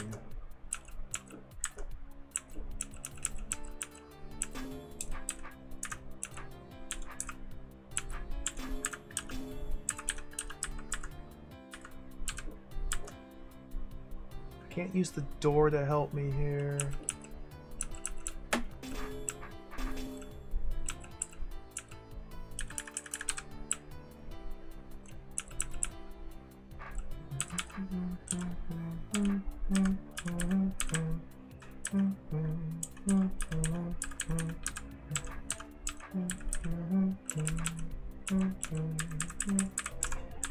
What the heck am I supposed to... Huh. This is a problem. There's no other secret walls here I can break to give me more space to jockey around a roach from here. Like, this was all secret crumbly wall, but why do they put this in here? I had to carve this out, but it seems to serve no purpose.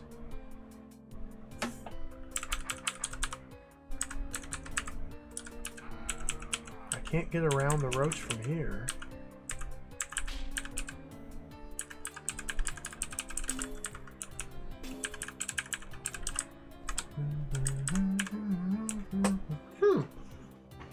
Well, this is quite the predicament here. Alright, let's reset from the beginning. Go from the very beginning to see what I've overlooked.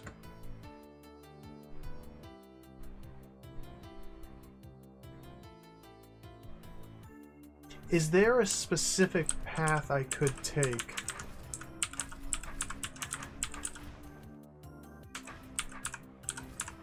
Oh my god. Like that?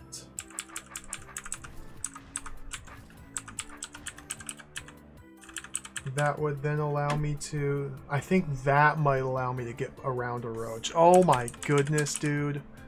Are you serious with this? Let me just confirm.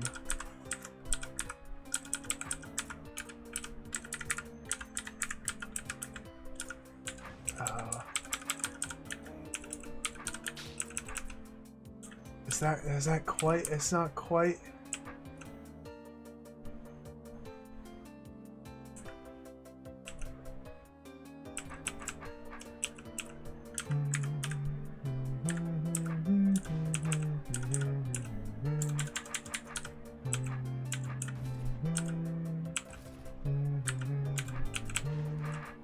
I don't know why I thought that would be it. It's not it! It's not it.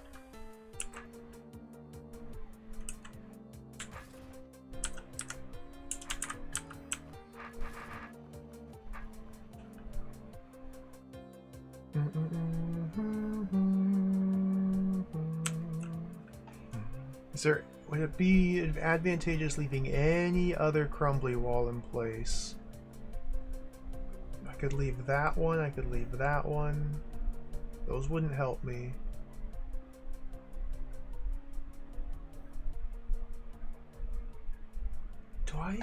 Is that really the answer? That must be the answer.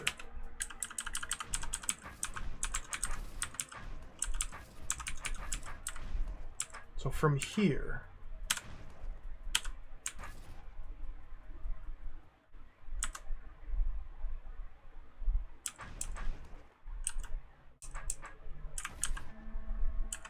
I don't know.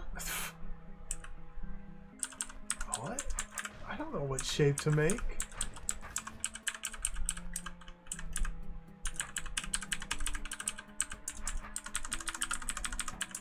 This is insane.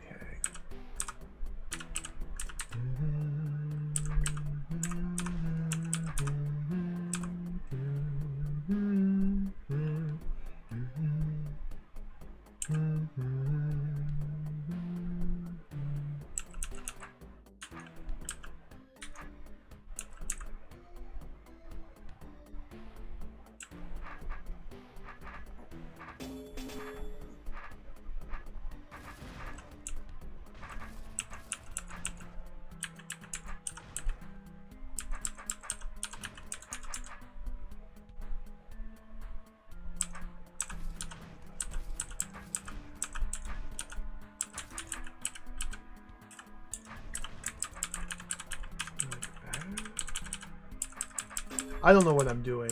I don't have a plan anymore. I'm just playing. I'm just playing with these destructible walls to see if something happens that I like.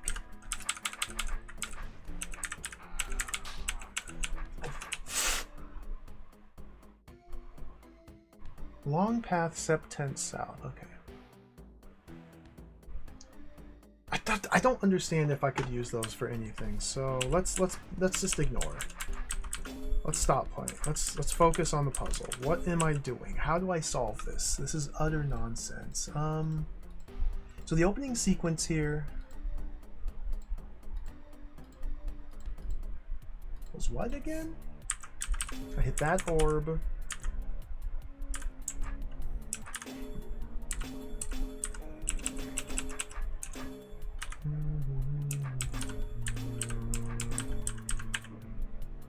Oh, that's right.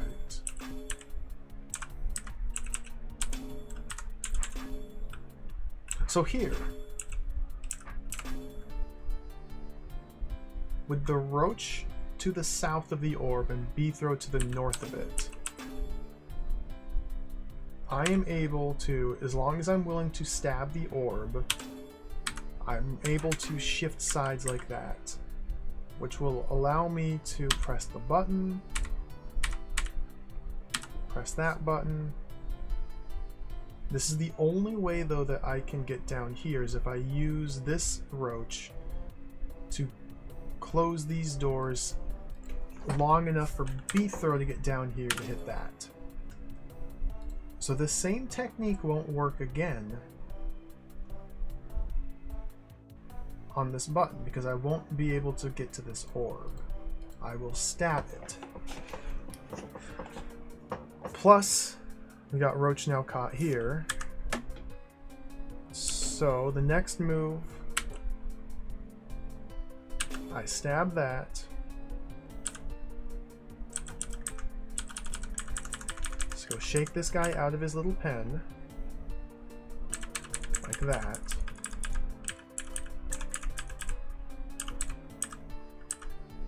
And bring this guy past this button, because again, these are one-time presses only. And because this opens that door and this closes that door, this one must be first to close it and then open it. So this must be where I'm doing things wrong. Okay, so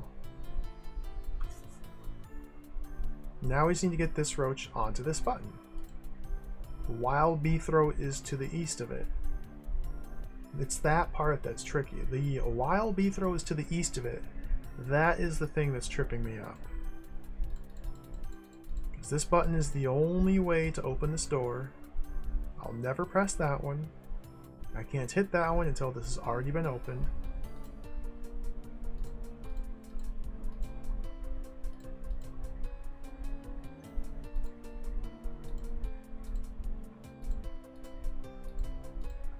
Okay.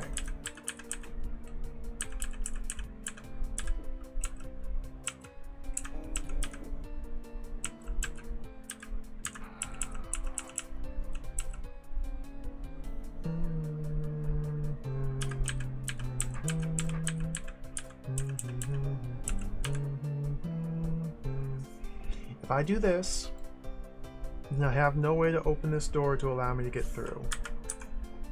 That's wrong.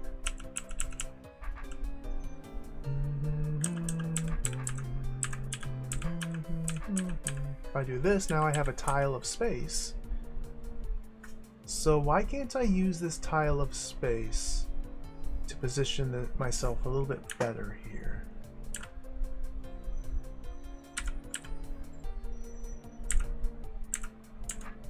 Because it doesn't work that way.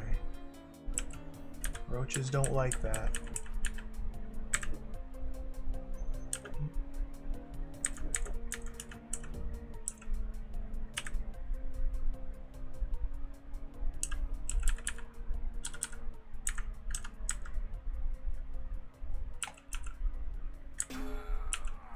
This almost works. I just don't quite have the means to shake this roach off me.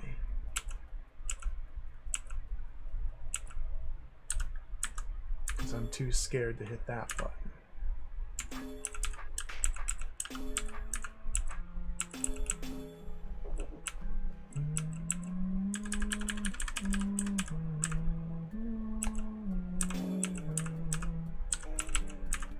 Man, this is hard.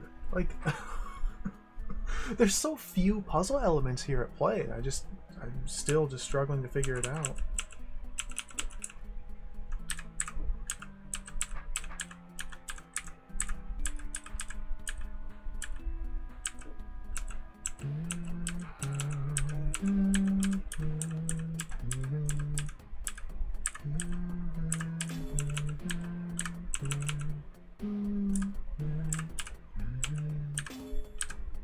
See, this almost works.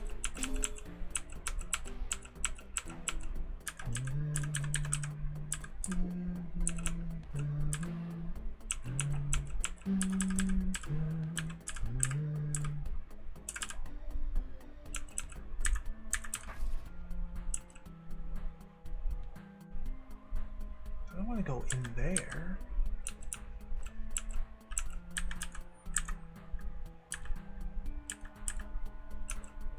Man, I don't know what to do. There's something I don't understand here.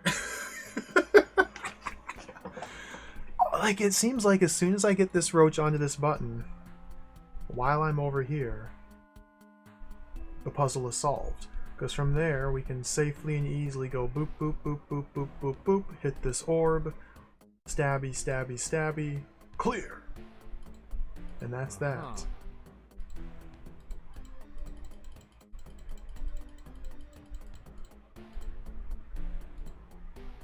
So the only thing I'm not using, the only tool I'm not using is this crumbly wall nonsense up here. So how do I need to use this better? There must be something here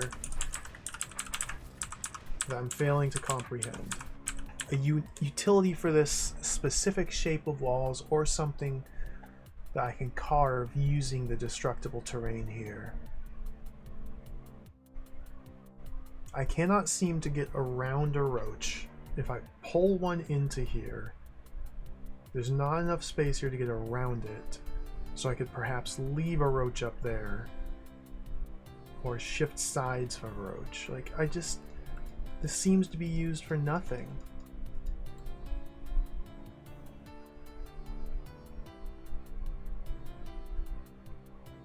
Unless it's this specific bit here used to create distance. That what?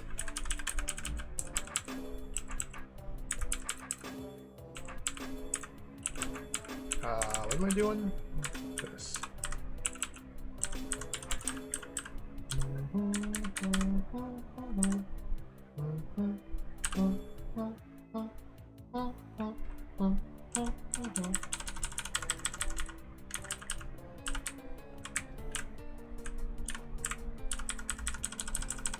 I got this part down like muscle memory, just easy.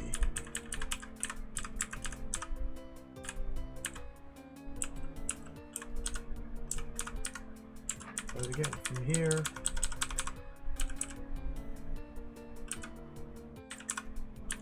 That's it.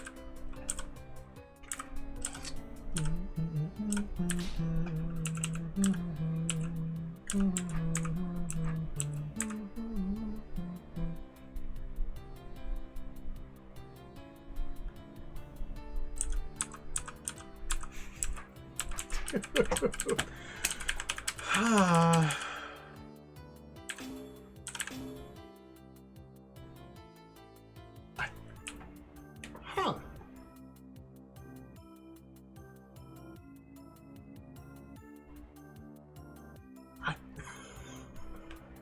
It was smooth sailing this whole time. All these rooms, smooth sailing.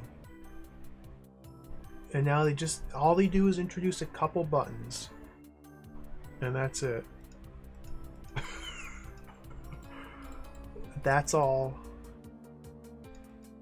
I'm stumped. Are there any more tricksy walls? I don't think so. Is there something I could be doing differently with a start? Probably.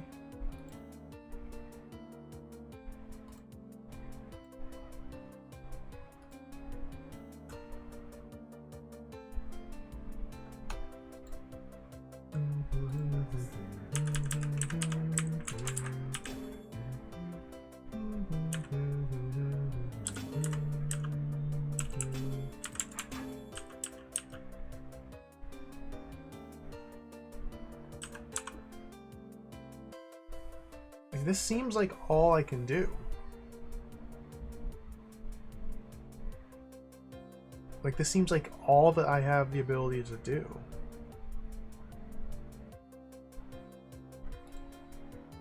Hit this orb to release this roach and this roach. This roach steps off its button, which lowers these walls. This orb also closes that.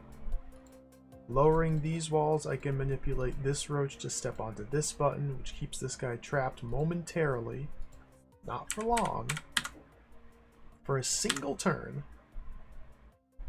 which is enough to get enough distance so that Beethro is able to hit this orb to open this door. It's the only time I'll be able to hit this orb, it seems like.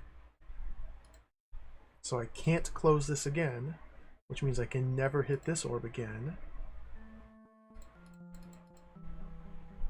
Which the orb has no utility, no further utility.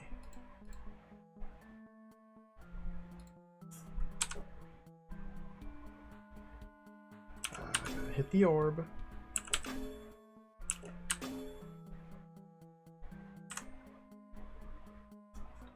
Now I could pull this roach over here immediately, but doing so would trap this roach outside of here. Let's see if I just pull him over straight away.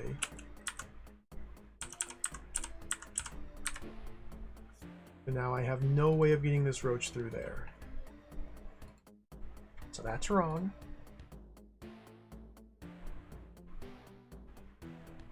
Oh, this is a nightmare. Beethro can't hit any of these buttons.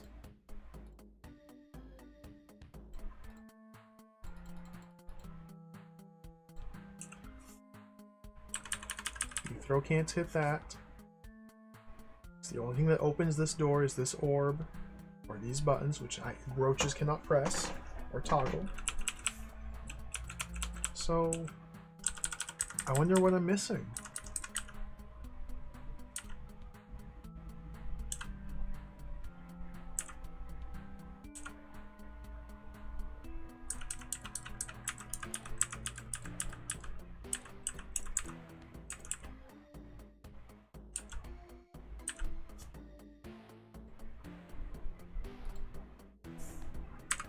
Now we're back to this.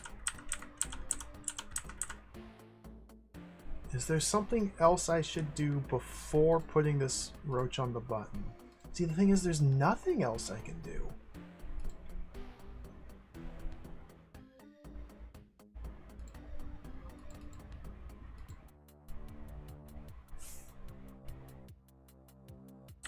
Roach go on button.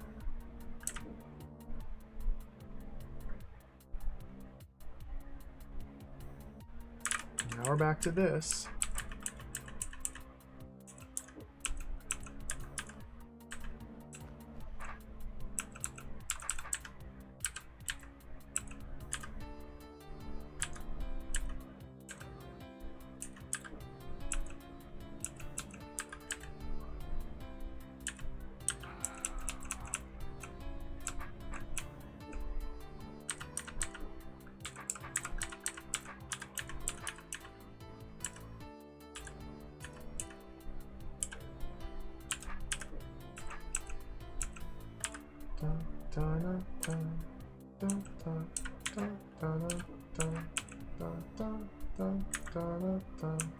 This is very confusing. I don't understand what I'm supposed to be doing. There doesn't seem to be an answer to this puzzle. What the heck? Obviously the solution, as I've been speculating, is to swap sides with this roach. Somehow using the room terrain up here, swap sides with the roach. So that way while I'm running back through here, the roach is on my left, and I can press the button while Beetho's standing here, and then the room is solved. So that's literally all I'm stuck on. How do I swap positions with a roach? How do I swap positions with a roach? That's all I need to know. Holding it at my sword's end, I can freely move north-south as long as it's to my east or west, because roaches have vertical preference for their movement rules. Meaning if they're given a choice of moving horizontally or vertically, they will choose vertically. So for example here, I move north with the sword here, the roach stays here. When the roach decides to take its turn, it wants to move diagonally to get closer to me, which is blocked by my sword. Therefore it chooses vertical, not horizontal, so I can pull it along like this. The same concept does not allow me to do this sort of technique vertically.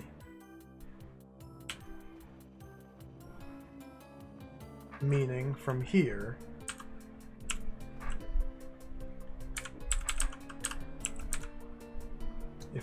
if I move to the right, sword facing south, the roach wants to move northeast to get closest to me.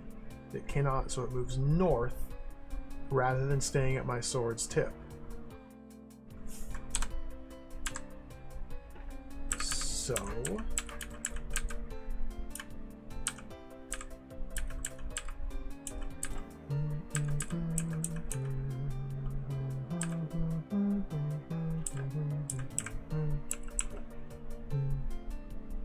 at this point I cannot stab this, because doing so closes this door and prevents me from ever hitting this orb.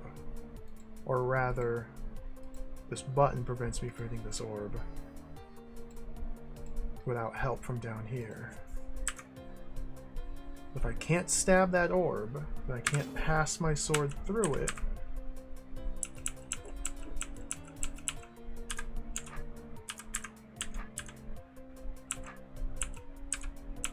What can I do?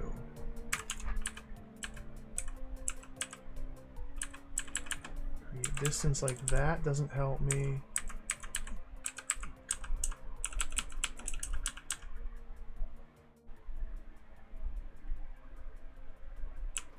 Fox McCloud, welcome. This is DROD. This is a puzzle game. It's awesome. I'm currently completely clueless and stumped by this puzzle here. It's very squarish, isn't it?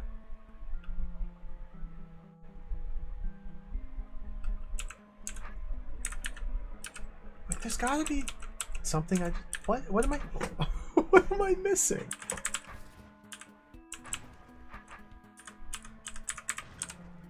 What am I missing? I'm missing something. Okay.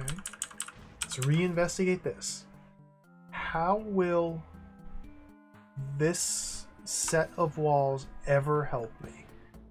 A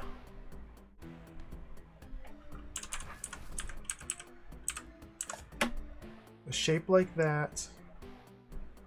See, I can't get roaches caught in there.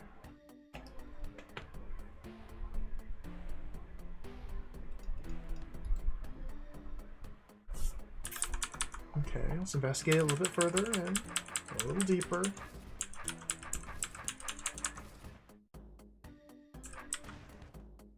So here, it now splits into a square. Like that. There's no other breakable walls near it. Except for this little sequence that goes up here and then just terminates. So, what good does this do?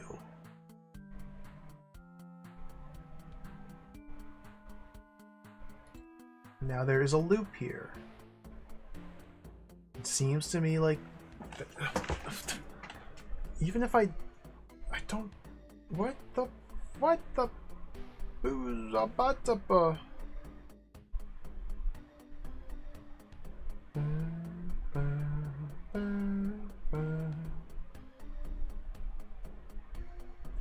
What if...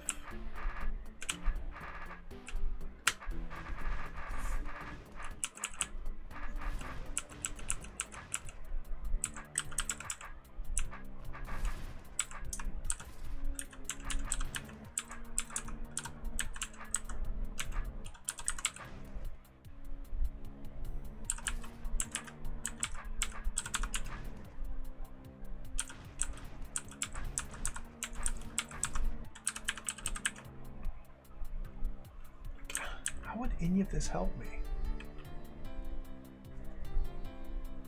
It's like I can pull a roach through here and then try and go down and around like...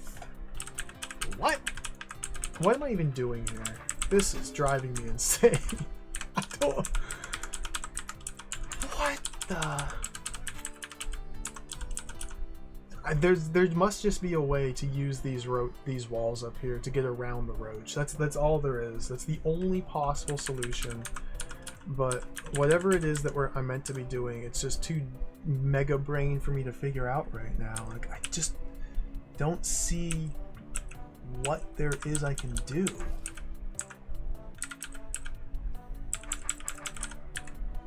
Like that. Okay. I just got around the roach. That was literally it. So reassess. I need to staple this into my brain. That was it.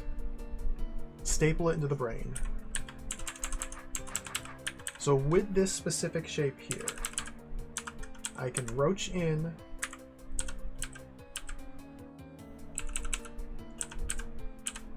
Okay, get like this, go boom, boom, boom, and I'm around it. Is this wall necessary for that sequence?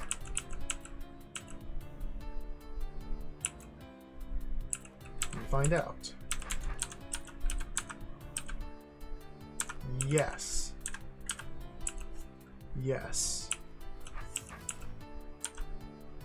So with that wall there, what happens is the roach now will come north, and I can freely step south, forcing the roach to go horizontally. However, if this wall were destroyed, the roach would step south and not east, because of the vertical preference rule for roach movement.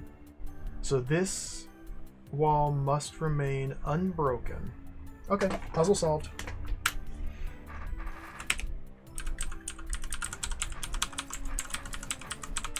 That's really mean, but also kind of cool.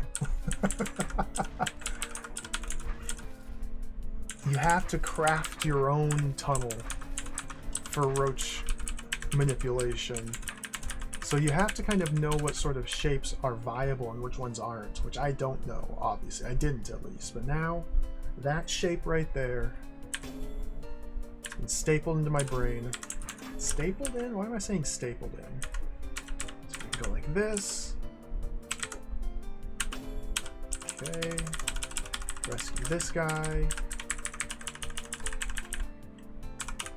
Pull this guy around. You're there, okay.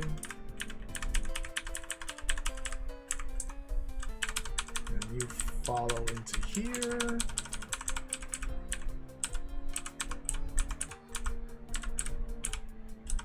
Oops. There we go.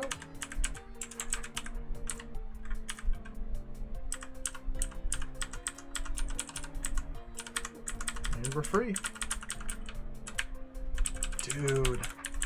Like, this is one of those rooms, if I would have known that one little trick, the one little shape necessary to get around them, this would have been like a 5-minute room. Instead, it was like a 30-minute room. That's DROD. Alright. Clear. Just straight to the next one. What is all of this nonsense? Now I just need to remember that little trick.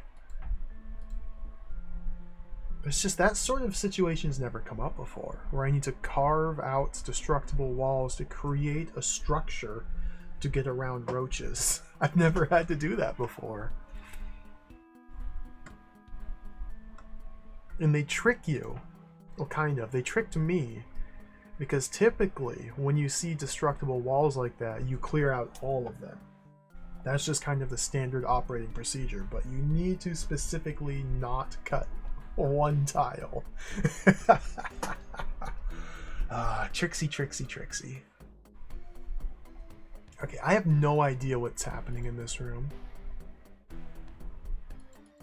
We have 1, 2, 3, 4, 5, 6, 7 decoy potions. We have multiple orbs and doors and doors and orbs. There's one single roach. What is this room?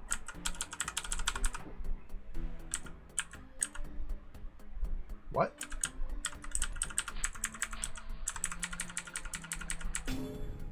What?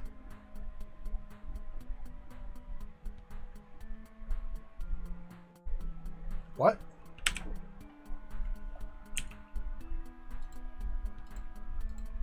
What?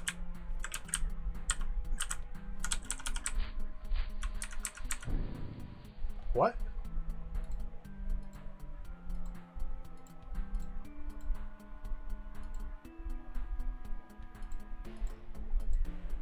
What?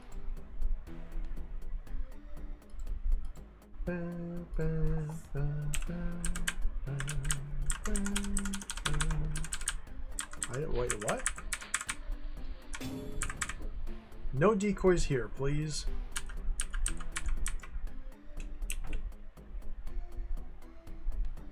It's a decoy slide puzzle again.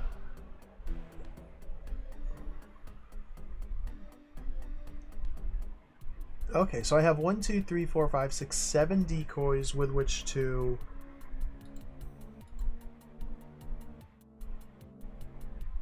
replace these 2 decoys with sword. Oh, okay. So it's a decoy slide puzzle. I see. So we're trying to clear this path so that once I detonate the bombs and step on this switch, the path will just be open for the roach to walk straight through. If there's any decoys alive in this blast chamber, then the roach will get stuck on them. Yeah. Speedthrow can't get close enough to grab attention. So we just... Okay, we're doing the decoy slide puzzle again. So... I'm just going to fiddle around and see what happens here. Rather than come up with a plan in advance, just fiddle about. Fiddle about.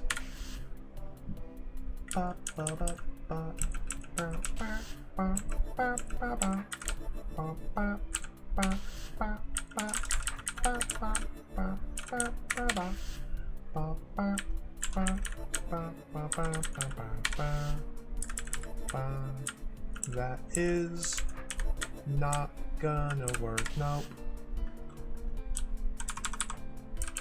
Not quite. Got the one left. Okay. These are interesting puzzles. So the very first one I placed there was one I couldn't defeat. But that's the only viable decoy placement spot, is this tile right here. You can't place decoys on open doors or on force arrows. Just to confirm. Nope. And nope. So the question is, which orientation must the sword be facing?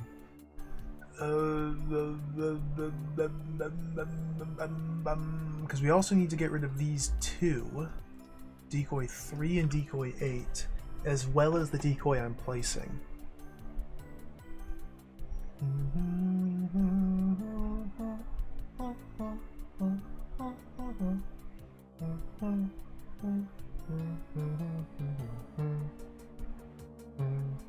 So how do I gain access to a tile where I can stab this guy? That's the question here. Because the way this works is I plant a decoy, killing another decoy which is currently there, and then the spot where the deceased decoy's sword was is where I can place my new decoy. And so I can stab any one of these 8 with my first decoy. If I stab this one here, I can then place the new one there. If I stab this one, I can place there. If I can stab this one, I can place here, and so on and so on. And there don't seem to be any benefits to any specific direction, although this guy and this guy means what? I should try and go west? Let's try and go west. Let's see what happens if I go like that. And then take care of this guy. And then maybe take care of you.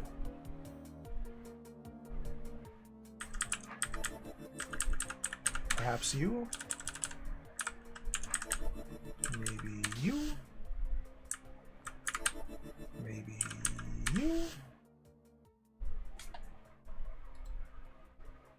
Nope. That was not it.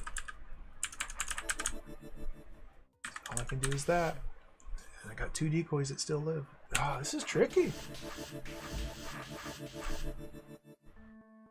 There's very little branching choices here.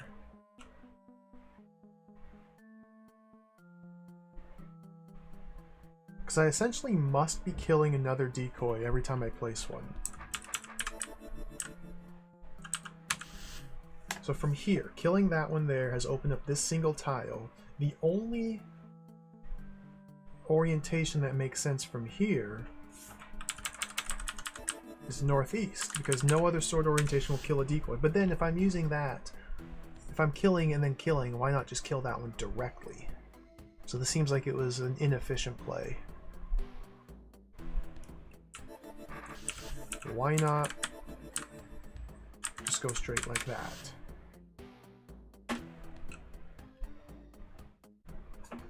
And now I'm given 3 choices.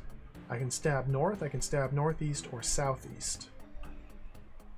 Stabbing southeast opens up this tile. Oh, maybe that's it. If we go, delete you, delete you,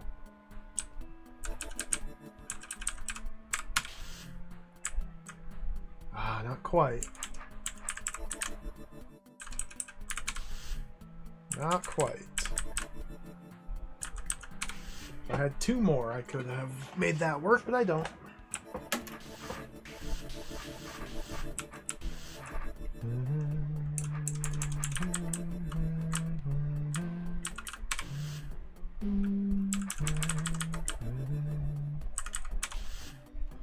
See, and this is kind of the same situation where it doesn't seem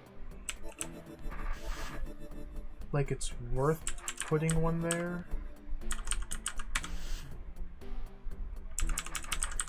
This also doesn't really seem like it's worth it to me.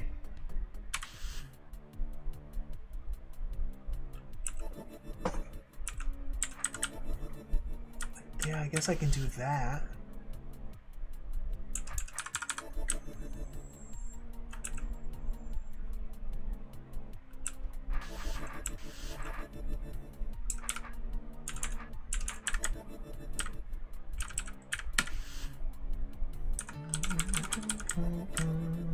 What if I go like that way? So that's just a waste. Because now I have to place one here, stabbing down there. Is that a waste? I don't know. I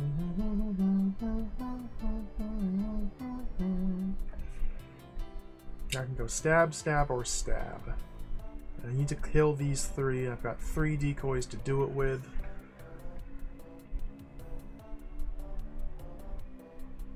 So I can get 2 of them.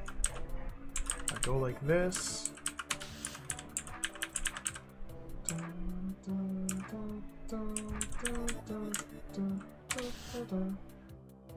Then these 2 decoys will not get me. Will not allow me to kill that one. Kill or kill.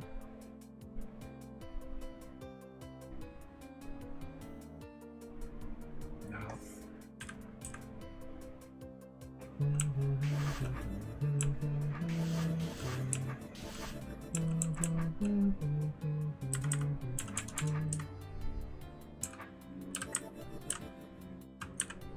That way instead.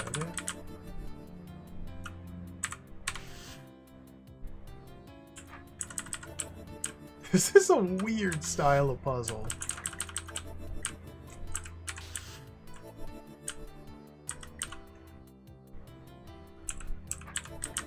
There we go. There we go. Oh, there's still this bloody one. This is a weird style of puzzle.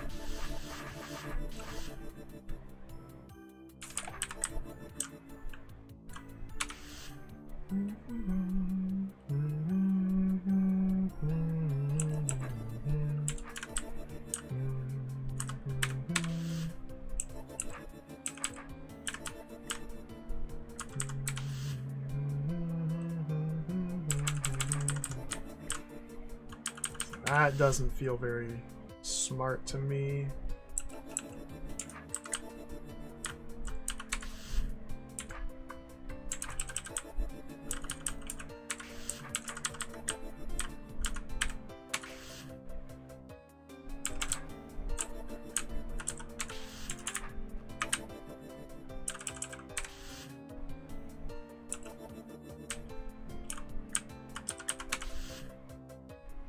Man.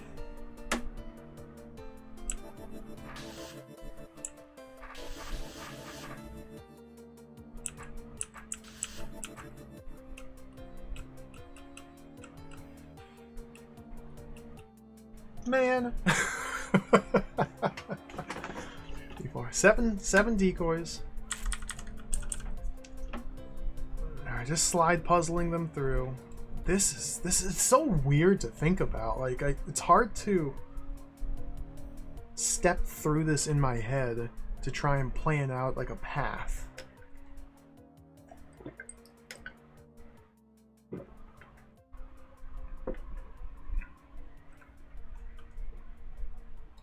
Because I place a decoy and a sword, I can place a new decoy where the previous one's sword was.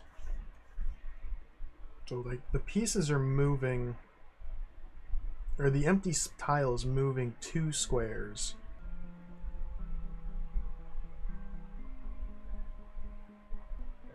I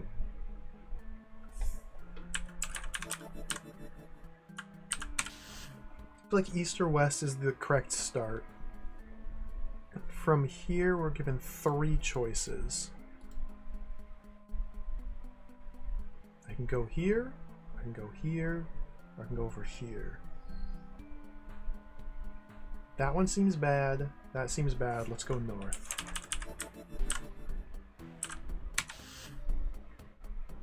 And then from here, it makes sense to me. I've done this exact same sequence multiple times by now, but it makes sense to go like that. So we can go from here.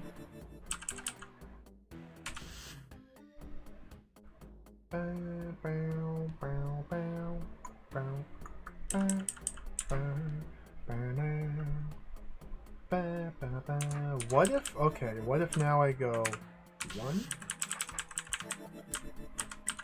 2, there it is, 3. Oh, tricky. You gotta place one and then immediately destroy it.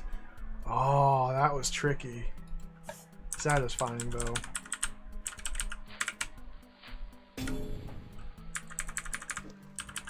I'm through.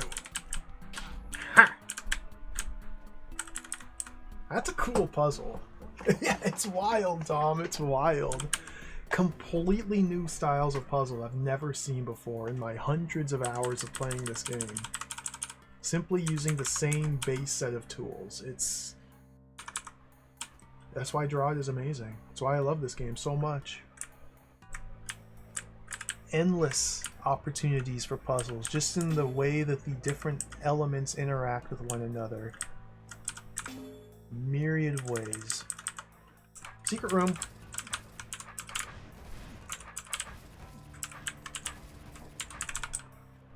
Well,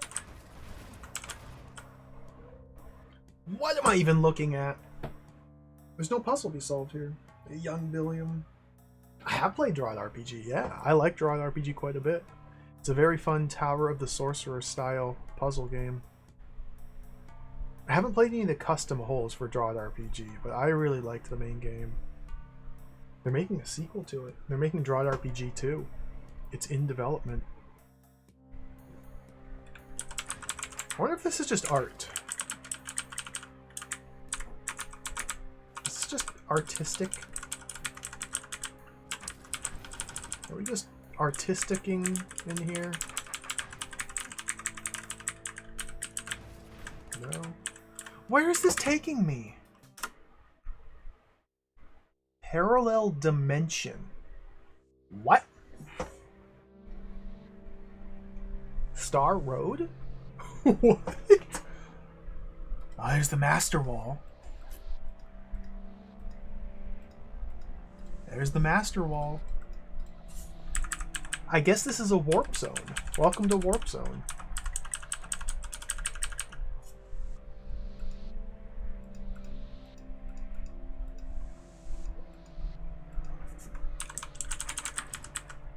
Ah! There's the Master Wall. So this Master Wall here, this striped wall, will only lower once we've completely cleared every room in the game. In the hold, I should say. Including secrets. And presumably each one of these different branches, the different stairs, once accessed from the other side, will allow for a sort of fast travel mechanic. Presumably? Dude, I can't even... Dark rooms? What is this, wizardry? Get out of here with this nonsense. Okay, there's just nothing else here. The parallel dimension.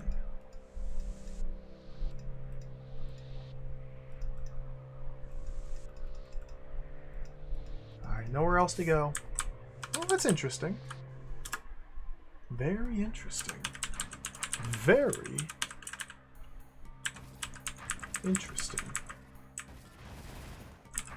Where am I going? Okay.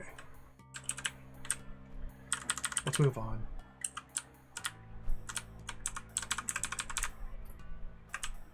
Something happening with the mini-map, yeah, but I wasn't able to go south from here to observe any more of it.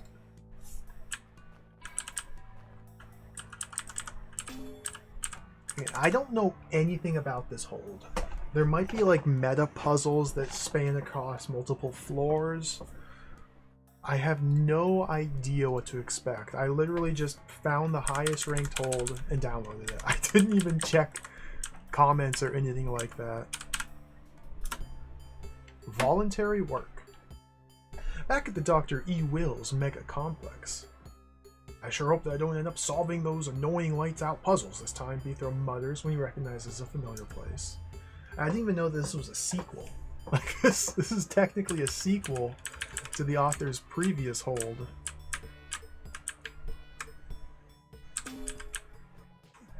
Which I'm sure all of this would make a lot more sense story-wise, plot-wise, if I'd have played the first one. I'm so lonely. Hey, who are you? Are you here to save me? Yeah, sure. Great. Let's go. Dear Bethro, this is the village of my workers. They are friendly and helpful folk who I hired to keep things running in my hold. Dr. E. Will.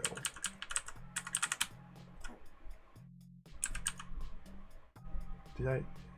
Oh, he's over there. The store is still closed.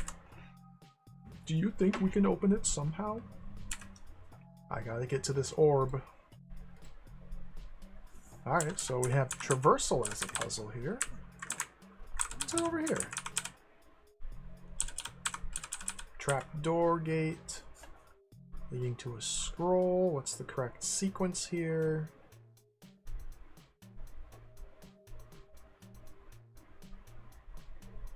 Just like that. Okay.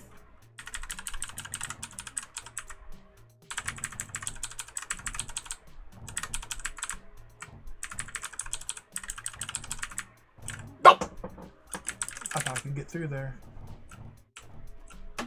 So this is literally impossible? No. I'm blind. I'm literally blind. Sometimes I'm blind.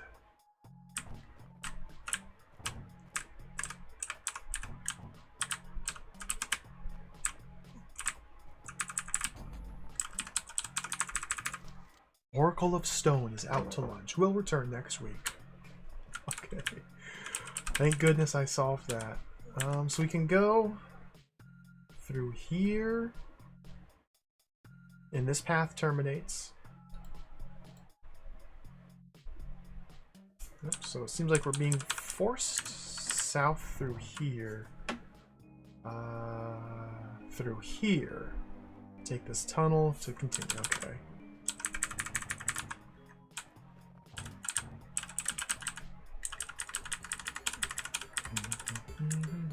Was that a spider? There's a spider. There's a freaking spider. There's a freaking spider here. Stab that beast. Hey, great! You can open this door from there.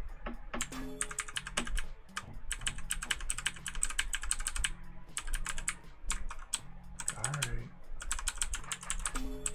There you go, buddy.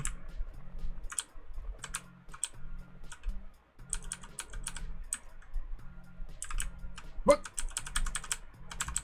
Sir? Sir? Sir? Sir? Sir?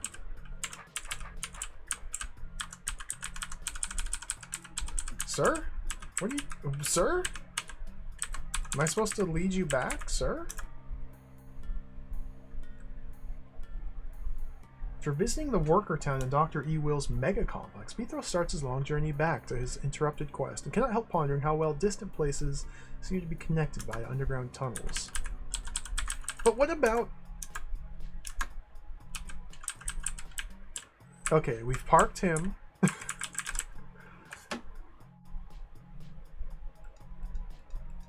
This isn't a path. Okay, for some reason I thought this was a path. Nope.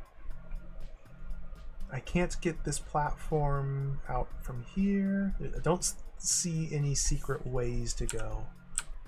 Alright. Oh, dude!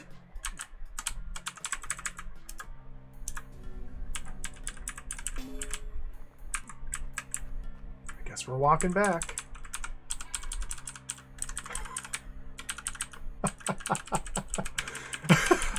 Okay, we're walking back. Thank goodness I solved all those puzzles. All the monsters are gone. Don't you step on those buttons, mister.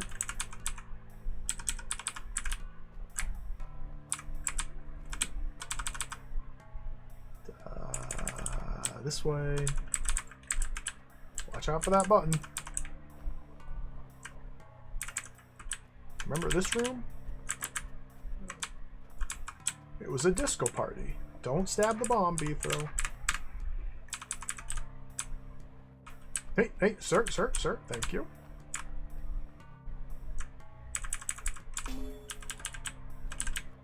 I just stabbed a whole bunch of roaches in this room. That was it. I miss Bethro's voice actor. He's got such a cromulent voice. You can just avoid all of these doors and walls. We're home free.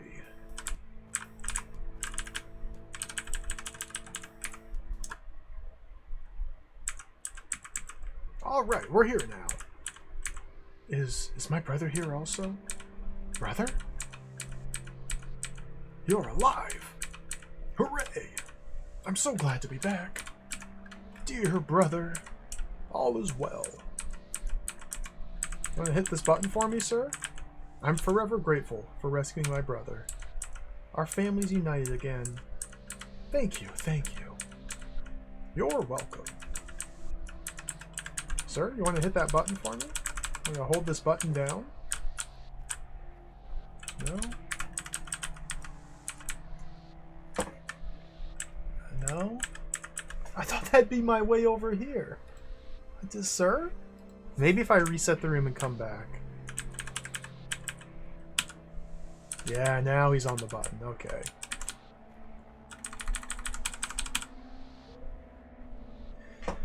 $947,526.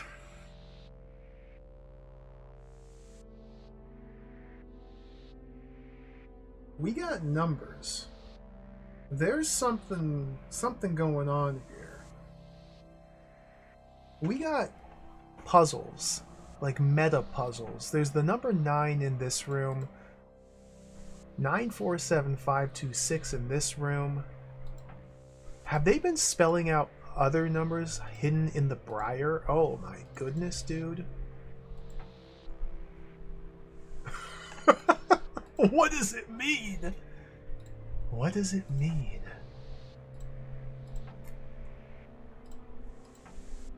Heart. Have fun. I don't see any numbers here.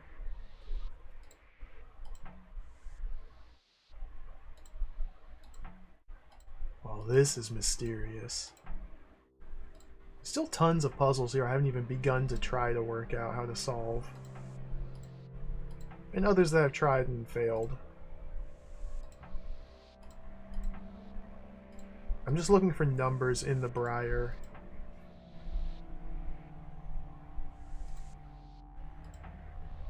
Snakehead. Mysterious tunnel there.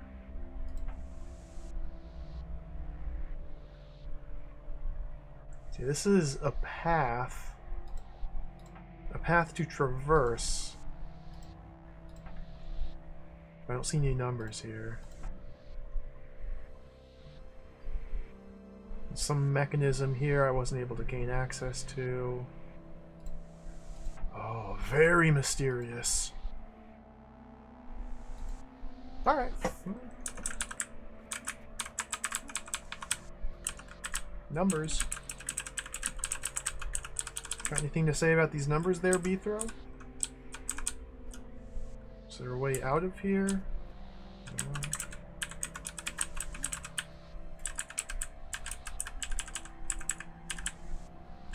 947,526.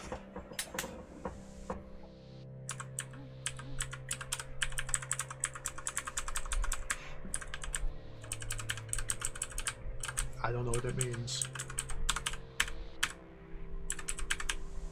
Well, that was our reward for doing that optional area. So yeah, there must be something. A super mega puzzle that they have hidden. So we're back here. I still don't know how to solve these rooms.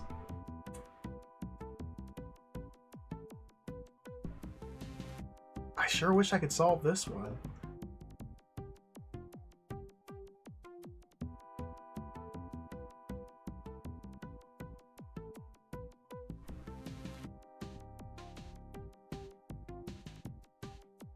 That'd be pretty slick. That'd be really cool. Retreat.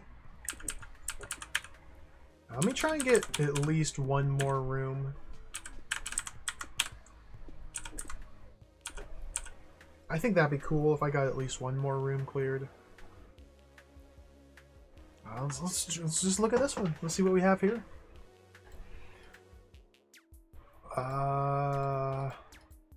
What? a goblin with an adder. I need to keep this goblin alive to press this button for me. This is a no beef throw can pass zone, okay. But the goblin can't get out of its little pen until all of the gel is defeated. So I guess I'm just dancing for 1,000 turns.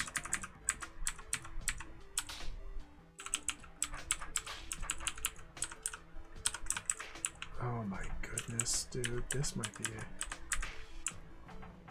What? Oh my goodness.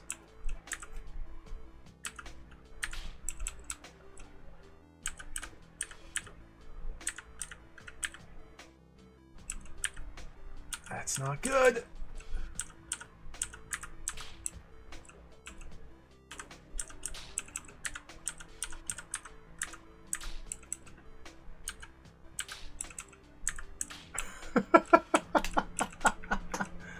Oh, dude, this is wild.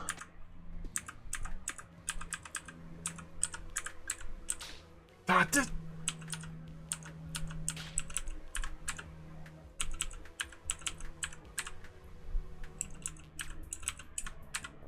okay. So what's the deal with this? I need to keep this goblin alive long enough for this adder to feed off the gel babies, to extend its tail long enough to keep this button pressed while it's traveling north, so the adder eats all of the gel mother. And then once that's done, I can bring the goblin out. This is literally the entire puzzle is dancing with a goblin for 3 hours. Okay. So shrink him down. Don't do that. Turn order makes this a little bit tricky. There we go.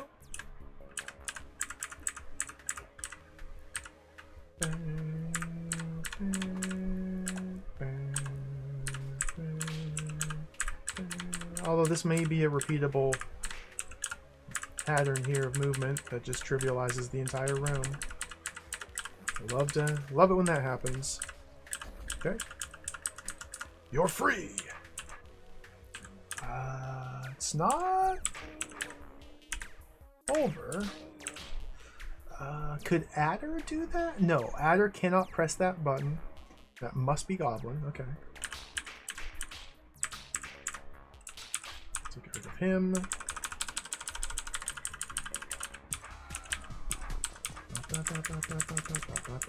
Now, Goblins and Oramites are a deadly combination.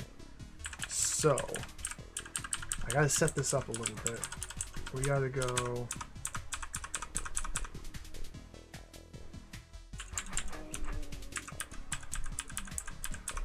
That's not quite gonna work there.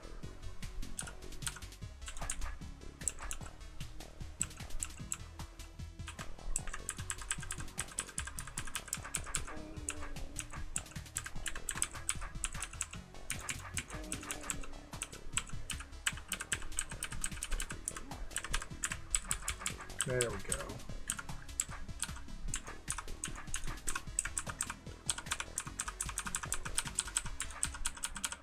Get in there. Thank you.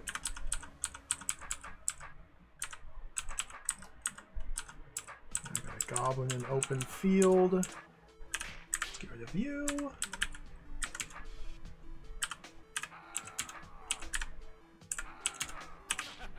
Okay. Man, if only they were all that quick. If only they were all that quick. What do we have here?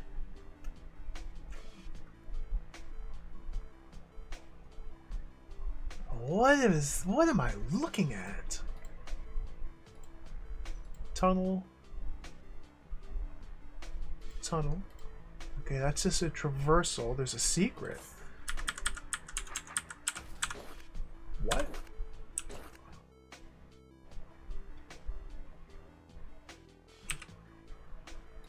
What?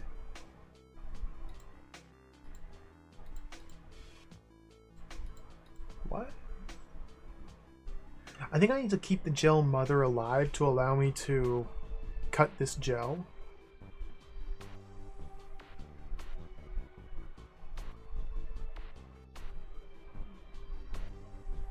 I think. Okay, so we got 4 goblins in here contained by a black tar stuff gate. So the only way to reach these 4 goblins is by clearing out all of the gel. Now there's a gel mother inside there, so every 30 turns this gel will expand. There's buttons down here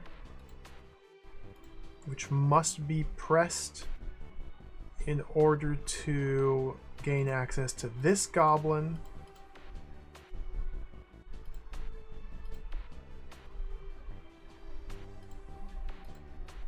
Is this going to be like a 7,000 turn room? Do I have to allow the gel mother to grow all the way down here so it's covering this button, which will then let me get in here to kill this goblin?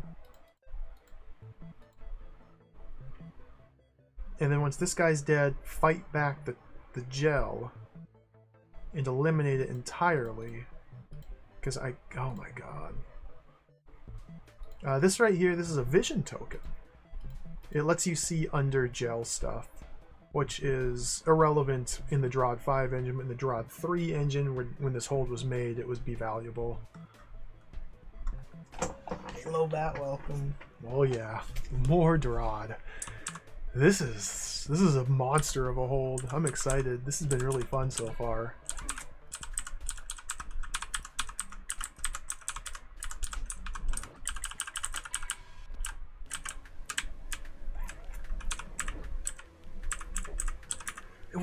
I really have to just sit here and wait for a billion turns.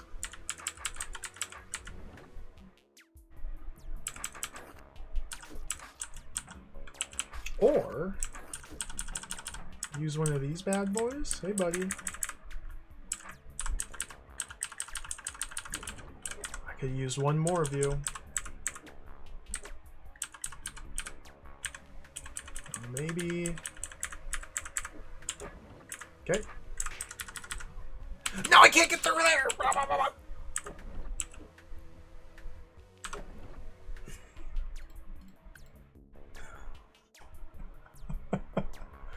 What?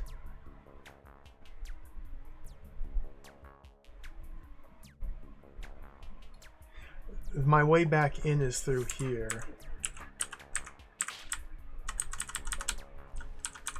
So let's see why I've screwed this up. Again, I don't intimately understand gel very well. A lot of nuance to it that is hard for me to deal with. Yeah, these are uncuttable shapes. Dude!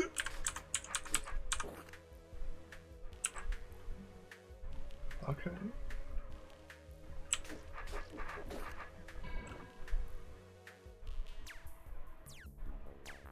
What does that mean? If I were able to attack it from the east, it would be a lot easier. It'd be doable for sure.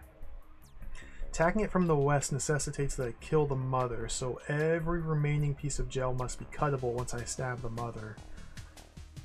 Which it's not in this current shape. I can't really shape it as it's growing because I'm spending too many turns outside here. So it will just fill in the pockets that I'm trying to shape. It seems to be what the checkpoints here along the walls are implying I should be doing.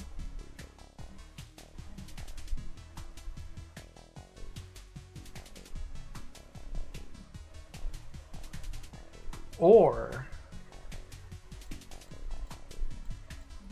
baby baby baby baby baby baby baby baby baby baby baby baby baby baby baby baby full baby. Just go full baby maybe.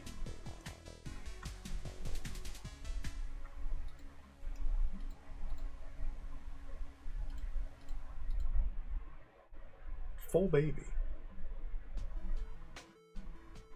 Let me back this up.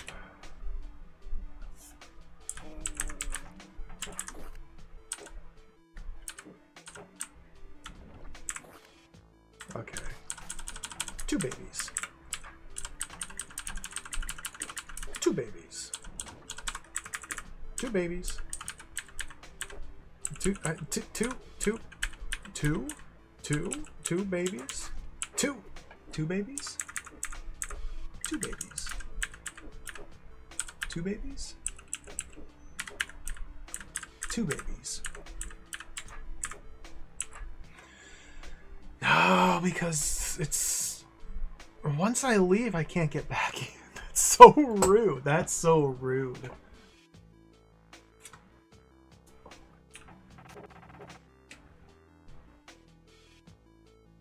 That's so rude.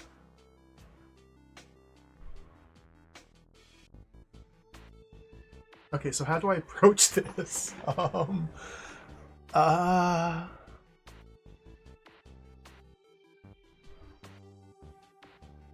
Well.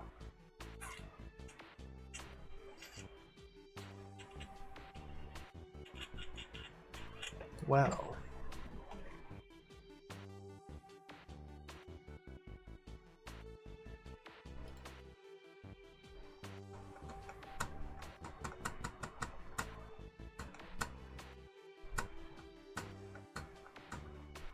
Seems like I should start the room from down here. Charge in here immediately, because this goblin will be holding this button down for me. Charge in here immediately, and I think I need to leave babies on each of these checkpoints.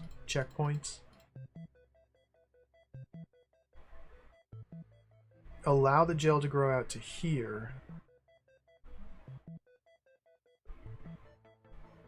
And then kill goblin, go through here, kill mother, and then chip away from this side. Oh, dude, that's terrifying. Because that's a whole heck of a lot of turns spent setting up this shape. And if it's not a cuttable shape, you gotta restart the whole thing from the beginning. Well, let's get into position here. Start from here.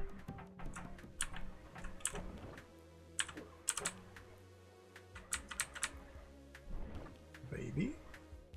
Oh, baby. Baby.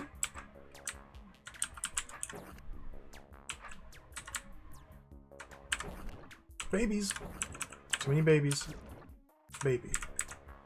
Okay, baby.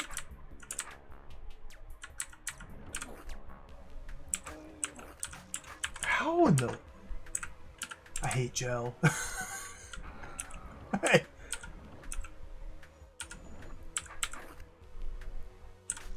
Hey, the baby got out. The baby got out.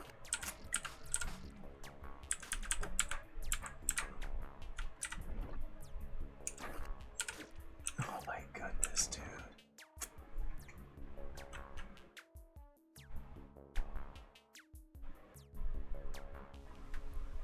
There's a repeatable pattern of movement here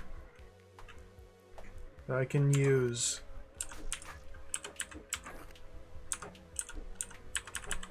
to get these to cooperate.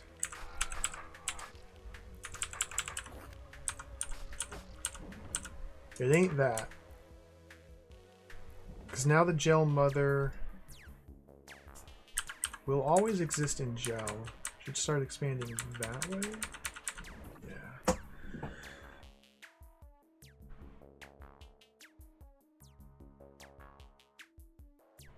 Hey, Arnie the Viking, welcome, welcome. I love DROD. I'm a huge fan. These games are amazing. They're incredible. Sometimes they also kind of make you want to tear your hair out. But in a good way. In a good way.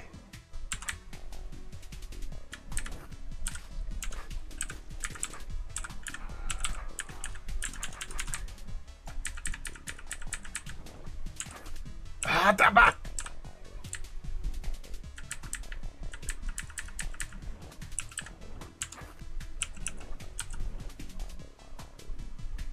How in the world am I gonna do this?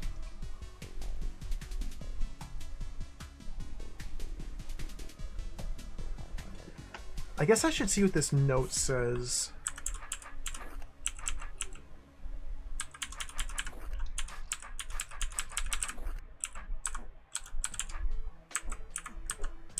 Let me see what this note says. Oh my god, if I can even get rid of the bloody gel. I don't know if I can. There we go. That's how you want to cut gel. Okay, okay.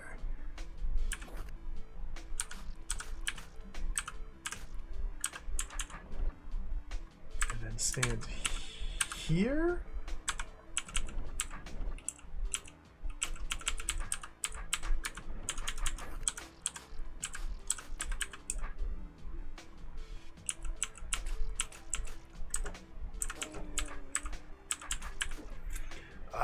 Now I gotta race all the way. Let's not do that. Let's let it grow that way. Oh, oh, shucks. That's not good.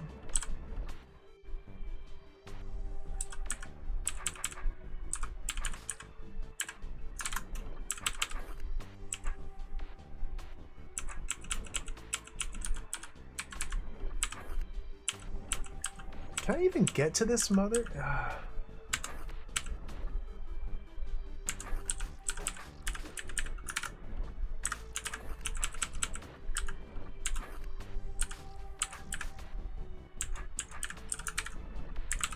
Oh my goodness. I don't know if I can.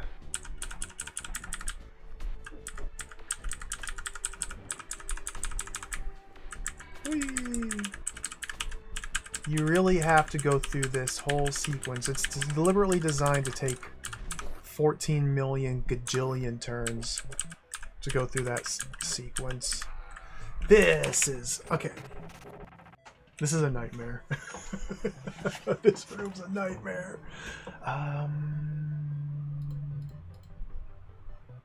The individual elements are easy enough to understand. It's this a bit here. It's just... I don't really know how to approach it.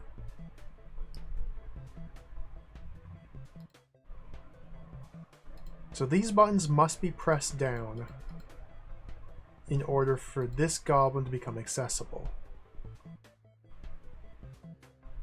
They must be weighed down.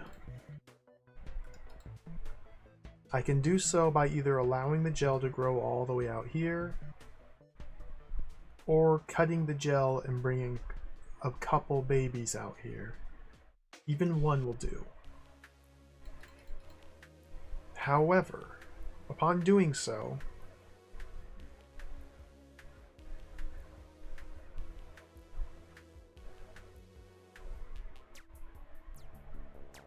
I cannot re-enter into this chamber, because these buttons being actively held down is what allows access in and out through here. So, once I leave this chamber to kill this goblin, my only way back into the gel mother is by walking all the way around through here in a path that takes probably roughly 60 turns to complete, allowing multiple growth cycles. Now it occurs to me, perhaps I can make a whole lot of babies, such that the mother doesn't expand. Ah, that's a lot of babies. That might be the play. Hey, Tallvat, and welcome. Welcome. Welcome to DROD. It's going well. I love this game. Hey, Lasso, Thoughtless Deeds, welcome.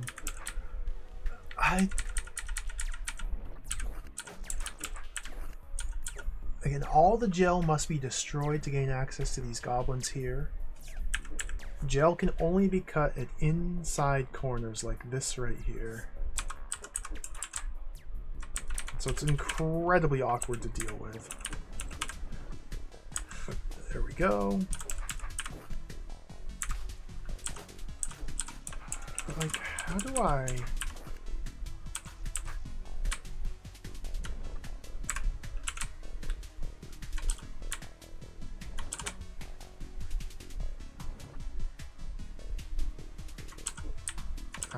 something like this is viable, maybe?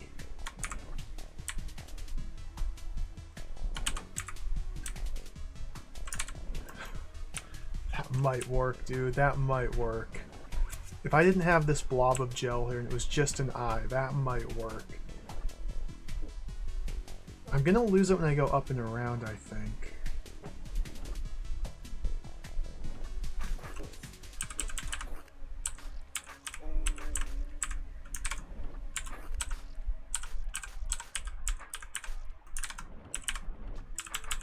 Oops, that kills me. There we go. Alright. Okay, that can't do that.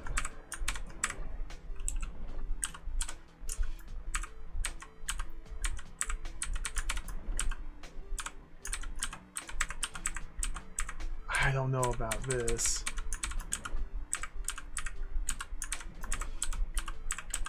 I don't know if I like this. Can I go up yet? No. I don't know if I like this.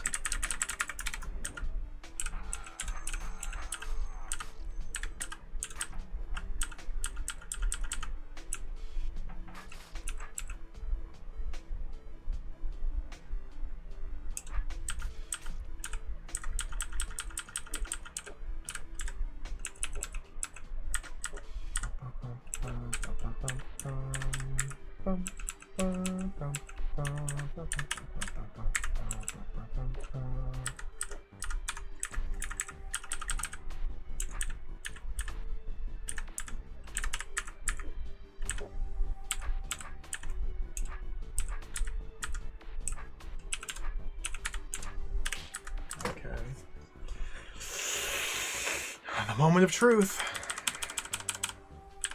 You like the beard? I might shave it soon. I don't know. I'm not a huge fan of it myself. Go.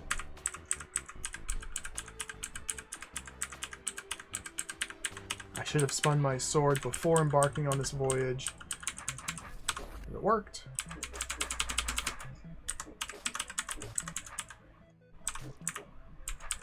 Okay. Well, I thought that was going to be a nightmare, but it wasn't really. That turned out to be quite fine. They could have made this room so much worse. But no, that was quite fine. Just gotta stab these goblin boys.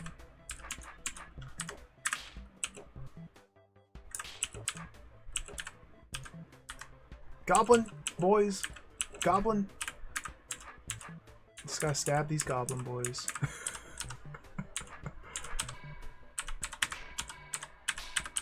Use the tunnel.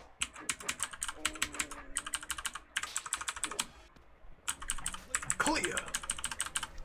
There are at least two completely different ways to solve this room. Can you find them both? Well, I found one. I'm happy with that. I think the second alternate way to solve the room is what I was theorizing, where you allow the gel to expand through here, leaving babies on these individual tiles, so that you can leave... That would be hard. I don't want to try and find the alternate solution. I'm happy with that. I'm happy with that. Let's look at this room. We're getting some momentum here, so I want to keep going for a little bit more. We're picking up a little bit of momentum. 16 decoy potions and an adder. The decoys are on Oramites, meaning direction I step when I picked up the potion determines the sword orientation of the decoy, I believe? Or are these swordless decoys? Okay. The direction I step... The direction I'm traveling when I step to pick up the potion determines the sword orientation. Inside here we have Orb, which releases Adder. Button which toggles fancy doors for some unknown reason.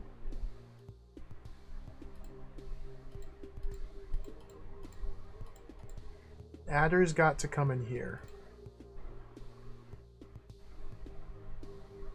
I think I use these 16 decoys to coax the adder down a specific path. How long is this bad boy? 21. So when the adder comes in here, it'll press this button, which will close these walls here, open and close. The adder will then move south, west, south, and get stuck right here. So the adder must be shortened to 2 tiles? Or 3? It's 21. But when I release the adder... Oh, what the heck?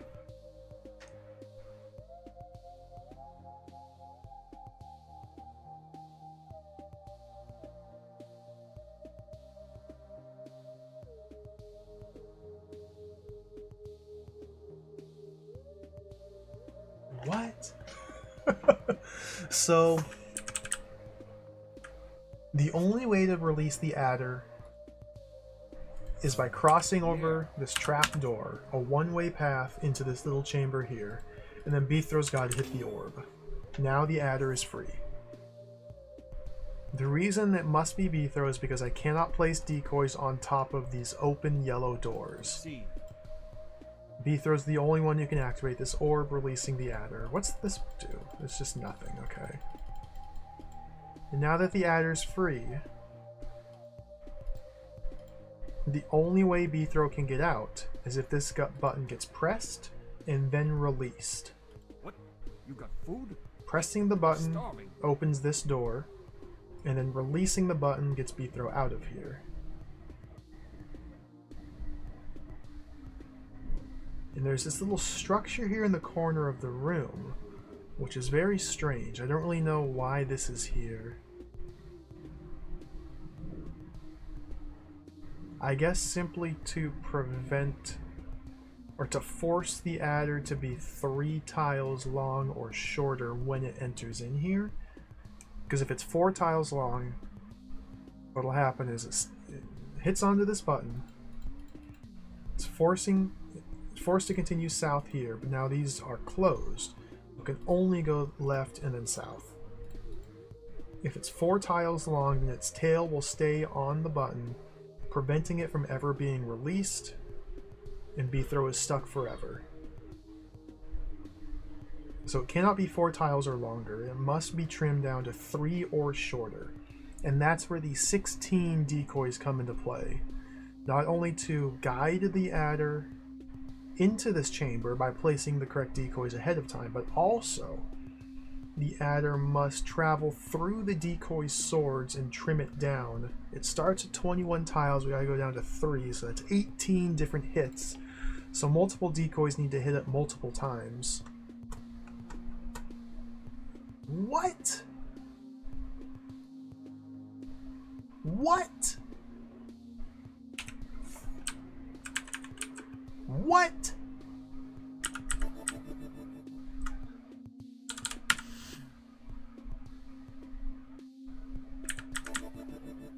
What?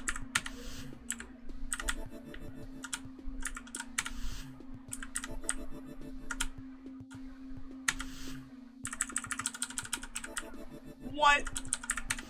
Okay, I'm gonna give it a line of death. I'm just gonna go for full death. Let's see how full death looks.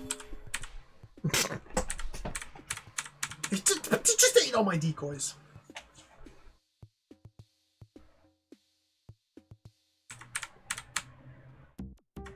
Okay. No, that's not the answer.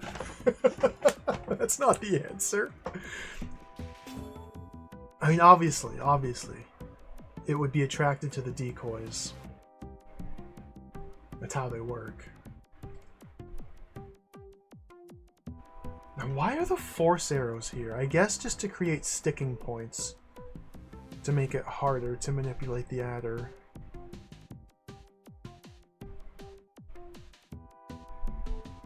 What in the world? How would you ever?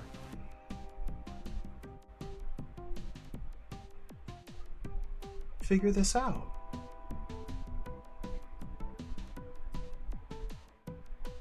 This is deranged.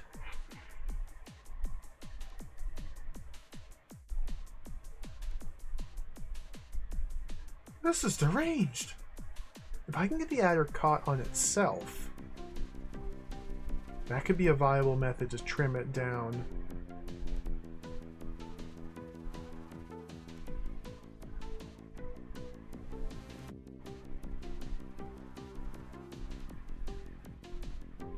With only 16 decoys, I gotta pull the adder into here while trimming it down. It's not gonna shrink itself when it comes in here, because it won't be caught on itself, it'll be caught on the walls. If those walls weren't there, it would get caught on itself, but it would also just be able to leave, so it's negligible. It's irrelevant. Do they really expect you to do this? This about to go!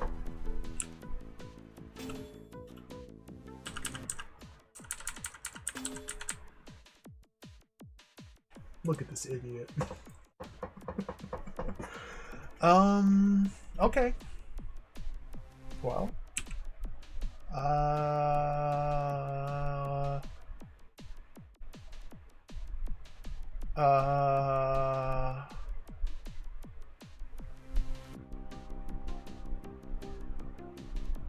Huh.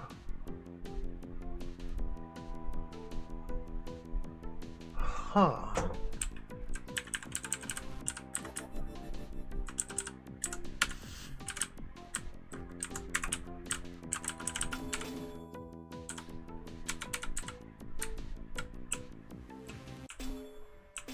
So that serves to shorten it by one tile there, and then it eats the adder, or eats the decoy and grows. So that's a net wash. It started at 21 tiles, I stabbed it, and it grew. It remains 21 tiles.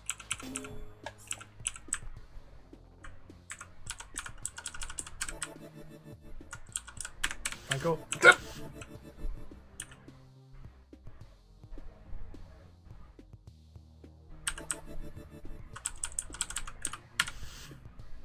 I go like that,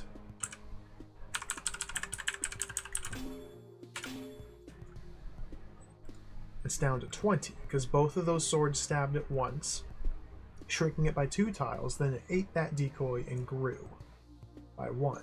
And it eats this decoy, and now it's back to how it was. So I need to get more value out of each decoy.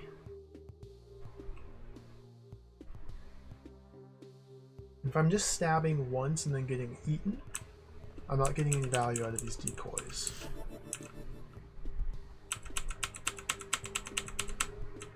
So like, what in the world?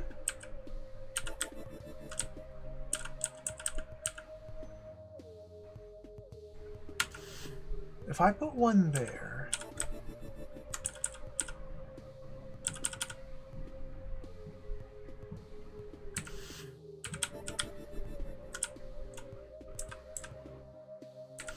I don't know what to do. This is a nightmare. No, you're not supposed to go that way. Well, I'll give it a vertical preference.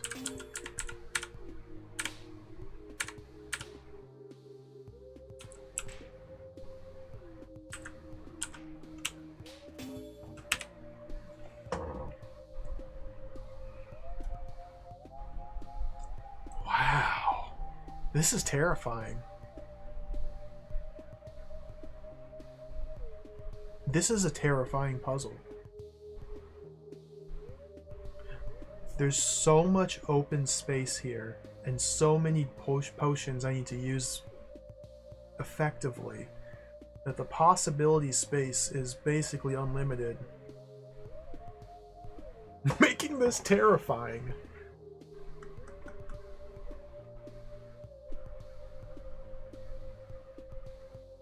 Okay.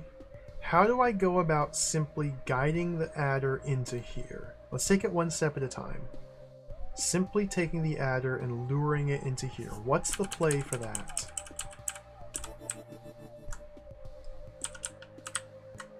If I put you there, and then just do a line of dudes like that.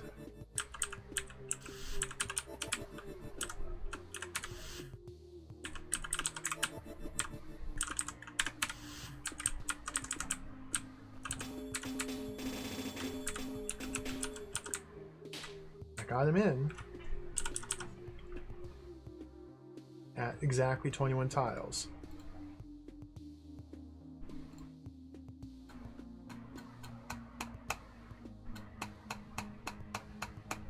So how do I do this while also trimming it down is the real question now. Because he must be 2 or 3 tiles long when he enters. I cannot place decoys here on the wall. That'd be nice, but it's not something you can do. There's a suspicious empty spot there.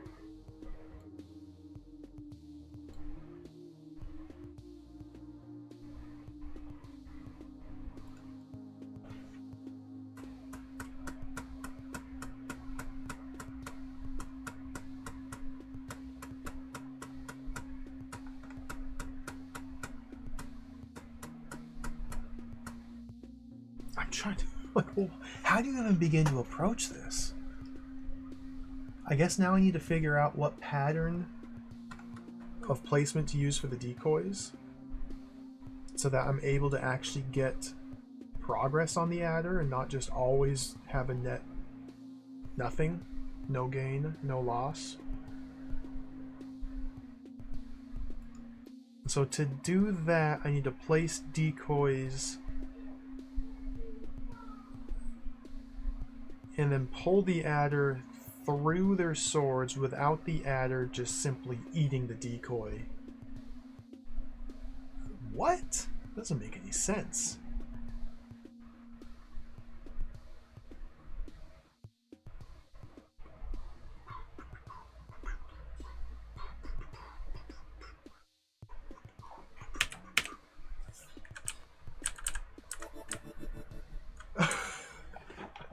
This is a really scary room, so let's keep chipping away at it.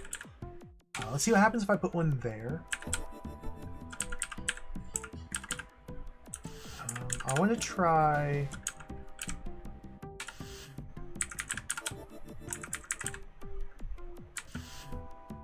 I don't know, something like that. And see what this does to the adder. So... okay, it's being attracted. He ate him. It's outside of this one's smell range, so now the adder's aiming for B throw. It's in horizontal preference, so it's going to move west until 5. It's going to go south. And it's going to get caught on that arrow. Nope. It ended up going up here, so now it's going for that guy. It's going for that guy. And now it's going for B throw.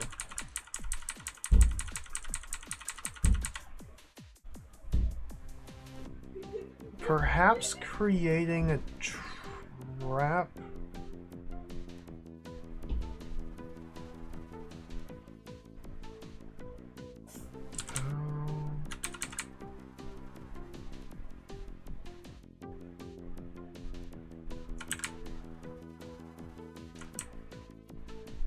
Oh my God.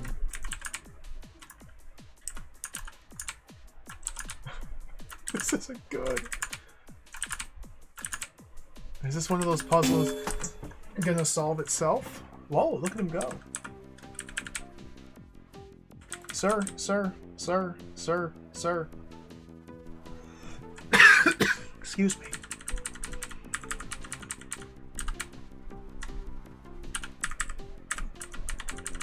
If this guy would go in there, that's all that needs to happen. That's all that needs to happen.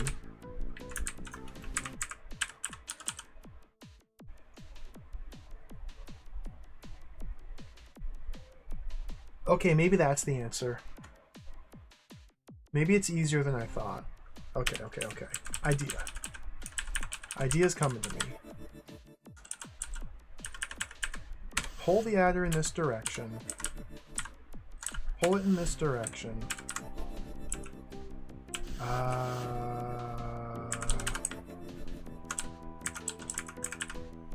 Pull it in this direction. Pull it in this direction.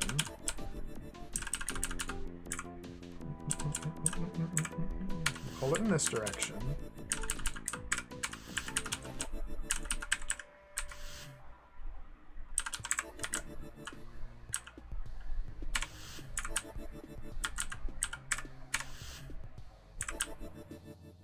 Pull it in there. And pull it in there. Okay, let's see how this works.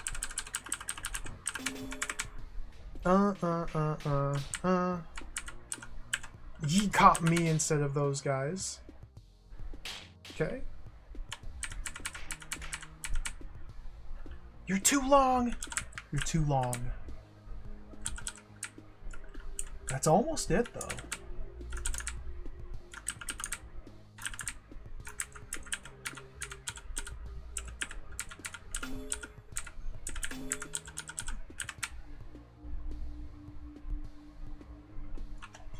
Okay.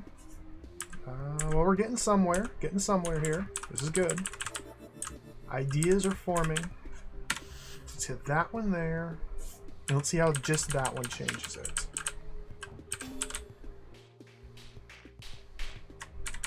Yeah, he gets very confused when it comes to there because he can smell B-throw. So he prioritizes B-throw rather than the decoys, which I'm placing. If I were to put this one tile to the right, I could have hit over here. But I want him to shrink down. One more. Shrink. Oh, wrong way.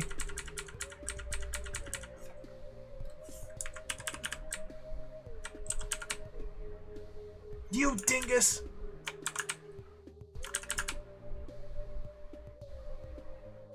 Okay.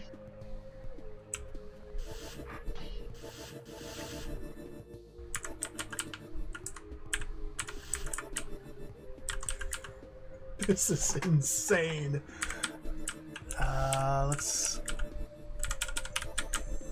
Let's try one there. Get that guy there. I also want you there. Okay, let's see how this plays. The timing that I used to release the adder could be significant as well. There we go. There we go. That's good. That's good. What's your problem? I don't want you to do that. Just play nice. Oh!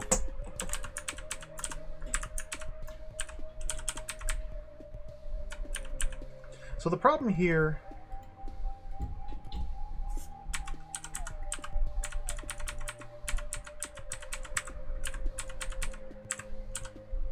There are numerous problems here.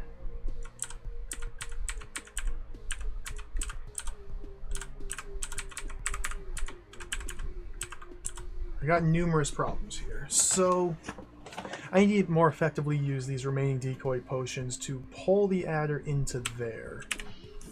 Okay. So let's try something like this, maybe? Give it ample bait.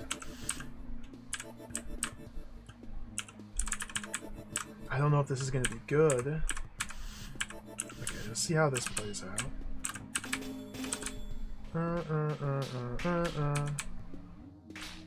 Sir. Into there.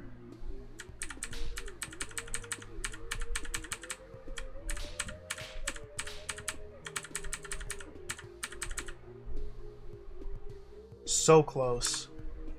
If it were 2 tiles shorter, that would have been it.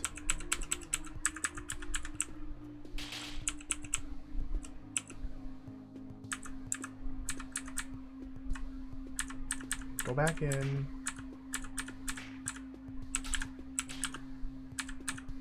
Okay. Nope, nope, nope. Leave me alone. Leave me alone. Don't go for me. Go for your decoys over there. You have decoy lunch. Adder. Adder. Thank you. Now go in. Go in. Go in, Adder. Wrong hole, Adder. Adder. Come on. Dude! Dude! Okay, yeah. Go up there. Go up there. It just needs to go in there. That's all that needs to happen here. It's not gonna go in there though.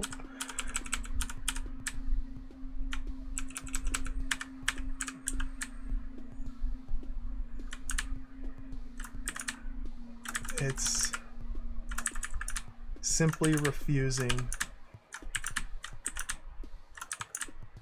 Okay, okay. Okay. So there's something more I could do here. Perhaps even put this guy like that.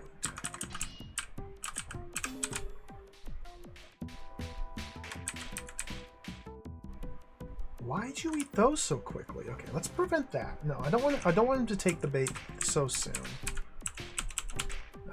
The timing that I used to release the adder is probably the difference here. My name is Beethro.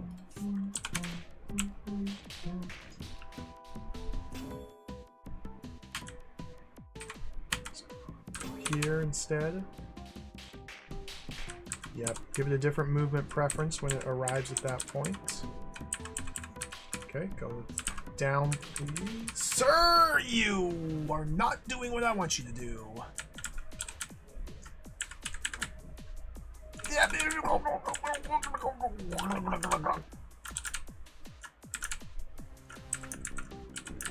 Yep.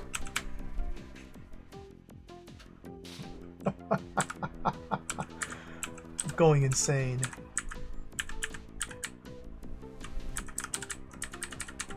All I want him to do is to go in here. He doesn't like to do that. Because Beethro here disrupts the decoy's allure. Because Beethro smells better than a decoy. And so he's trying to get to Beethro. And doesn't want to stray too far horizontally from Beethro.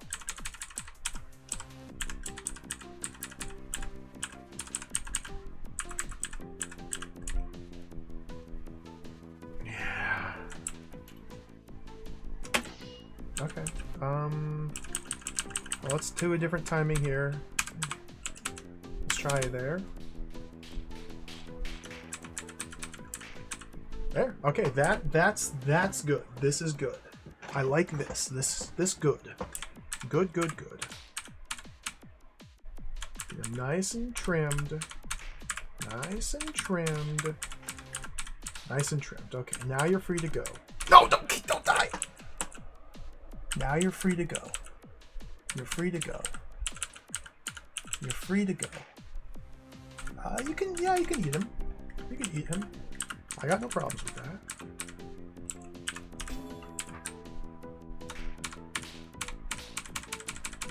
Go in. Why?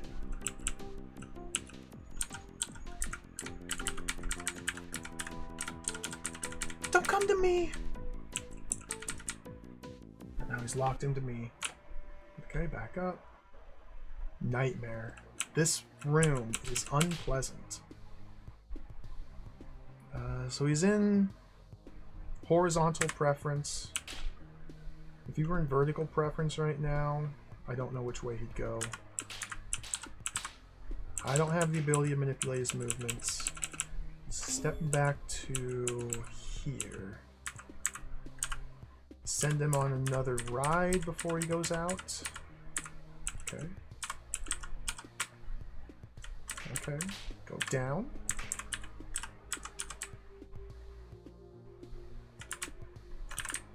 Oh my god. This. I don't like this room. Alright, well, let's try something a little different here. Still have 2 more potions to work with. There's more play. Perhaps if I put you there, and that'll make all the difference. Let's release him at 15. You screwed everything up, Adder. I'm so mad at you. You're not supposed to do that. 16. What?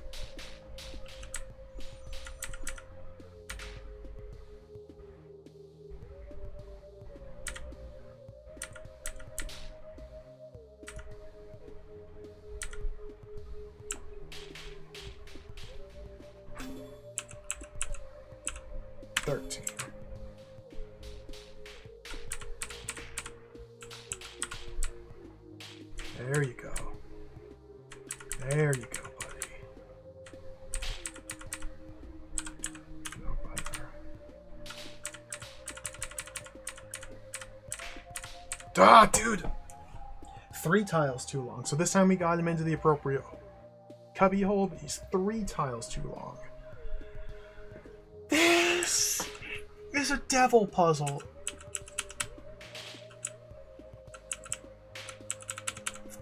Can I convince him to shorten himself any further?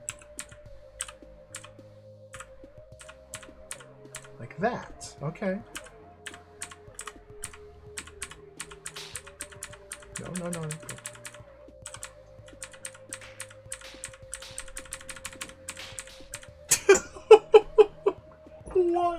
One.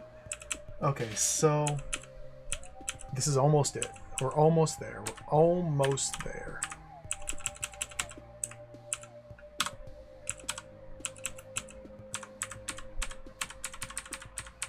That should be enough.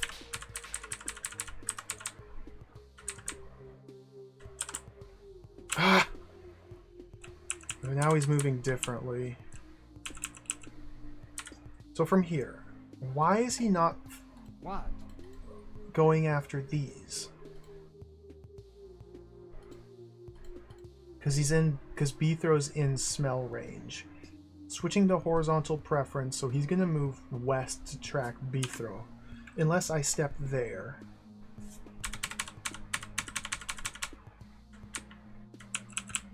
Dude! Go south! This guy.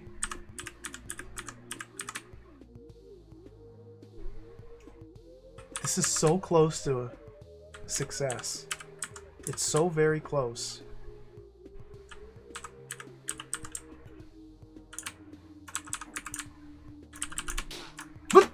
Okay, I solved it. I want to watch the satisfaction of that. He goes, he goes,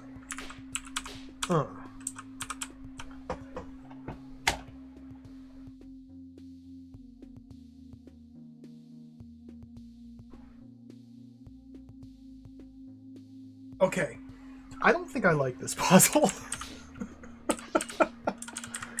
Stab my decoys. I don't think I like that one. They got through it, but that was not... It wasn't satisfying to solve. It wasn't something I could reasonably puzzle out. It was just kind of trial and error, brute force. Which, you know, if you're making 10,000 puzzles, sometimes that's the way they end up. Oh, it's down.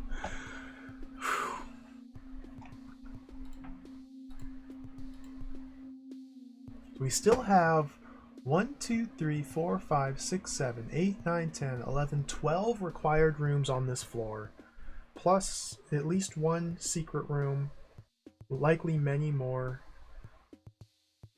2 of these 12 puzzles are ones I've tried to solve and failed.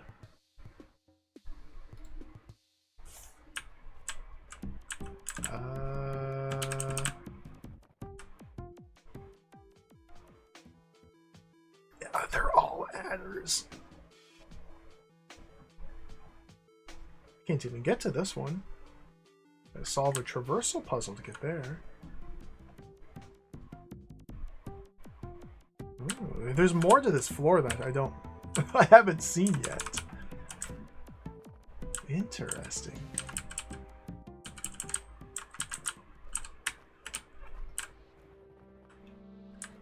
Okay, yeah, here we go. Here we go. There's more. Oh my goodness. 7. There's a number down there. 7.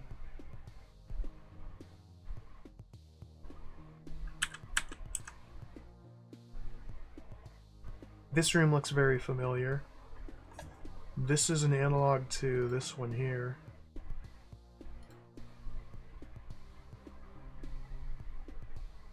But without the mimic. Secret path.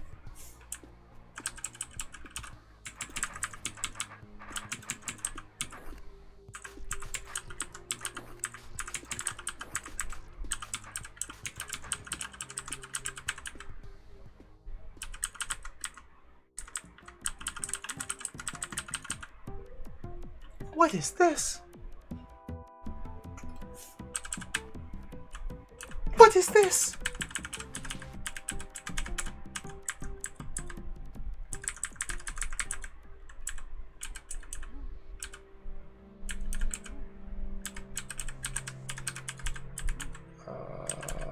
Go this way? Go this way?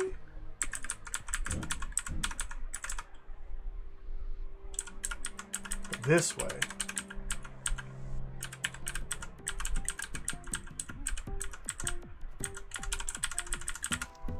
Gel shapes like this, where the width in intersections is a power of 2, can always be destroyed. The same, of course, holds for gel squares of that size with one corner intersection missing. This result was first proven by Solomon Galam.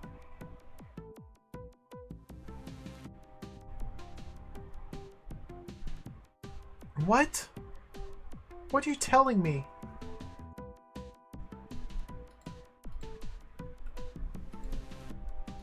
Why is there briar? You're telling me that in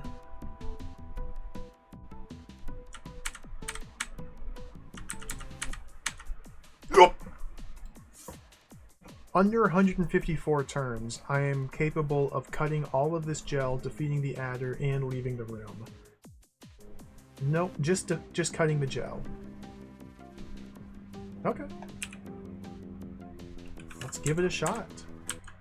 Solomon Galam says it's possible.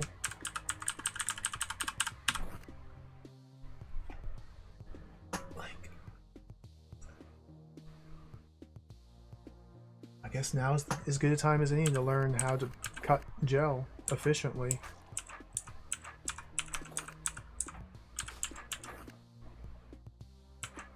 Well, this is probably not the method.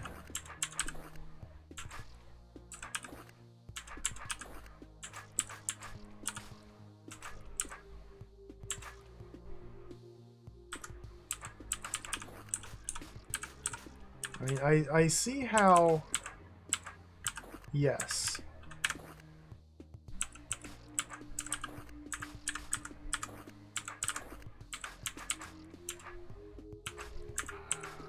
These shapes are indeed cuttable. Which I guess is good learning, good knowledge for me.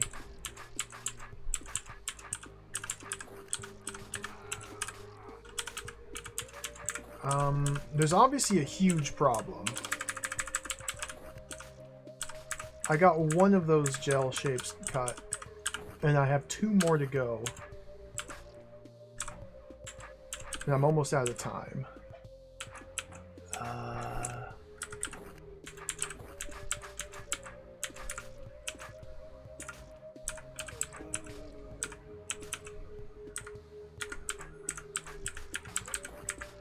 And that's too late. So I just gotta clean that up a little bit. I gotta figure out a more optimal cutting method there. And then employ the same technique there and there. Is the music too quiet? I could turn it up. I love the music in this. I can hear it. But my voice... My voice might be drowning out some of the music. Whoa!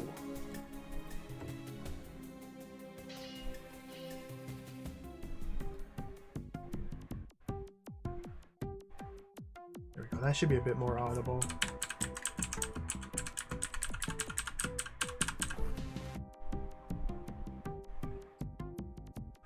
Solomon Wolfgalam, inventor of polyominoes, which inspired Tetris. Really? I've played that game.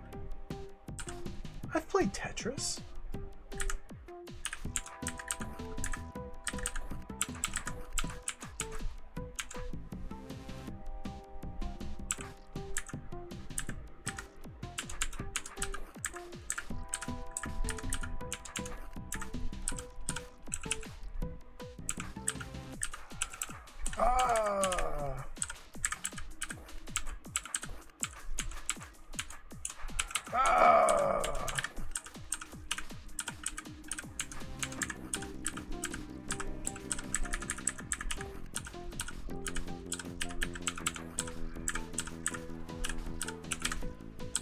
Well, I don't think that was any cleaner.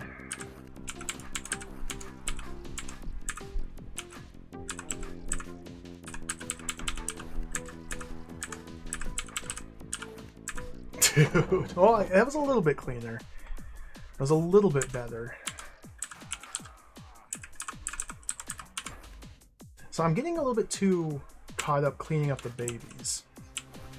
It's specifically the gel I need to delete. However, we kind of have to also deal with these babies as they come.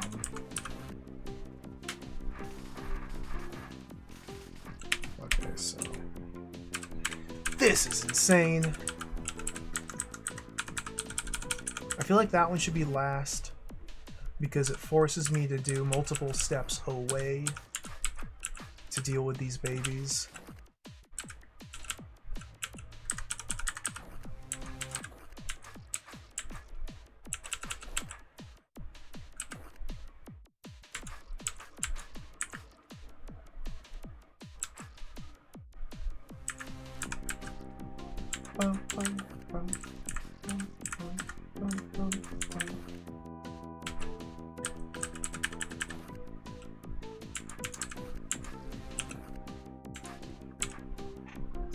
Is this really the best way to cut?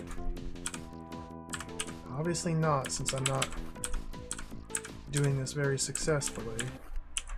I'll cut there.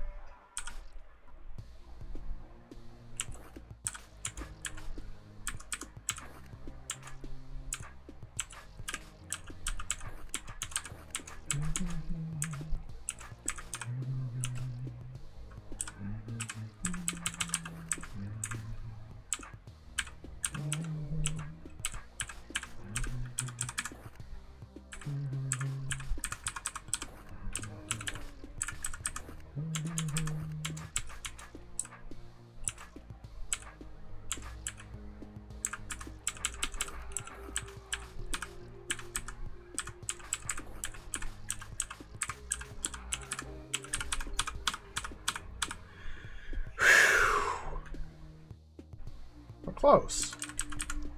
Remember, gel shapes like this, where the width in intersections is a power of 2, can always be destroyed. The same, of course, holds for gel squares of that size with one corner intersection missing.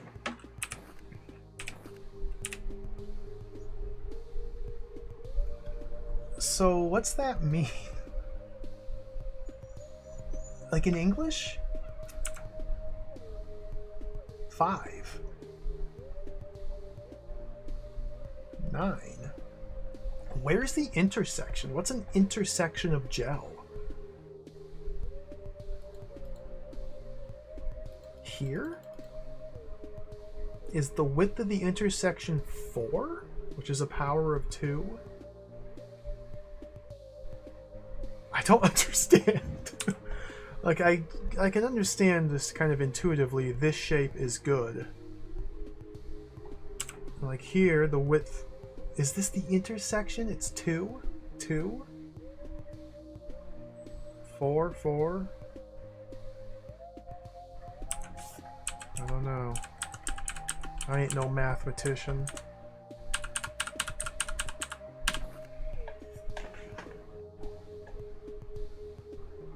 So what happens if I go boom, boom? I die.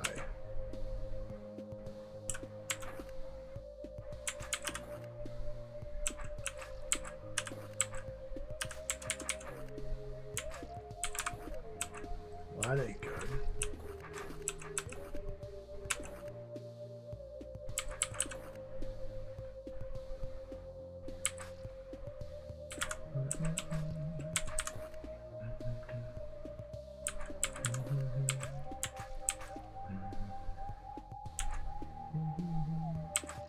Like, I'm taking so long to deal with these babies. It's gotta be where I'm losing tons of turns.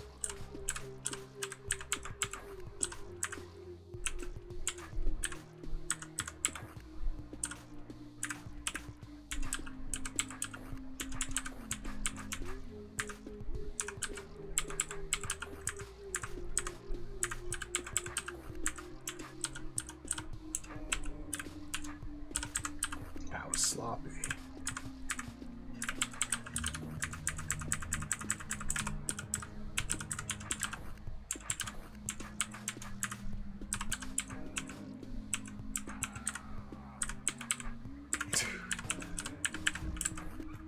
This is... Wow!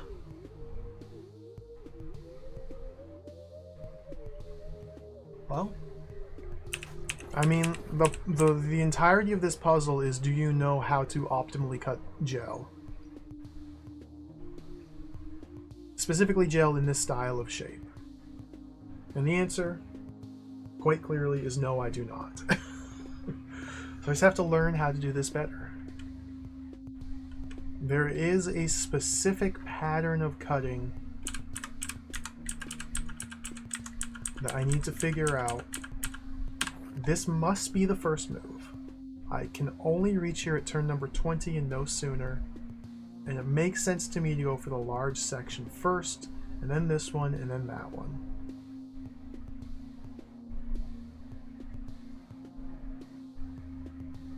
Now there is an alternate escape route. So before I commit even further, let's see. This is already going to be longer, but just want to confirm this. This is secret room number 2. It follows from the previous result that gel triangles where the side in intersections is a power of 2 minus 2, 2, 6, 14, 30, 62, can always be destroyed. Here, the side of the triangle is 6 intersections. What's an intersection?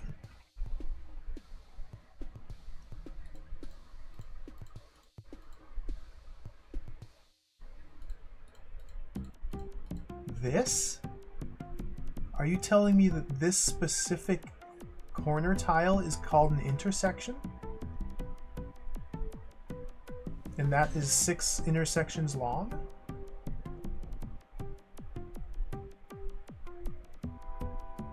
Which is 2 to the 3rd minus 2?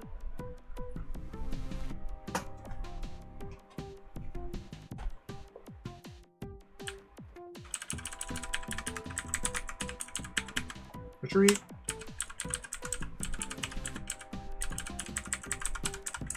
Yeah, it took me much more than 20 turns just to get out of there, so we definitely want to approach this room from up here.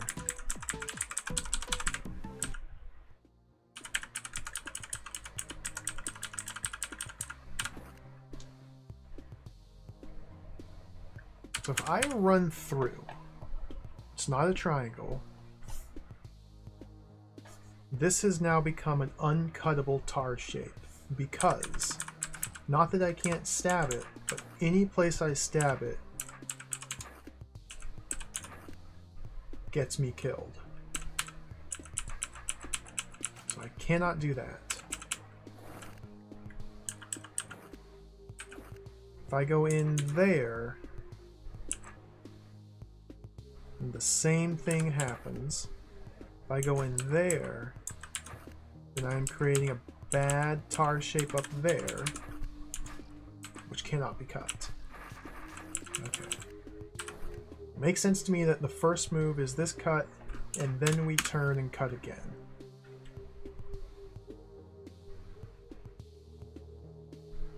Now I have to deal with this baby. The only way I can do it is by turning the sword. So now we've got 1, 2, 3, 4 spots I can cut. That one. That one. That one. Or that one.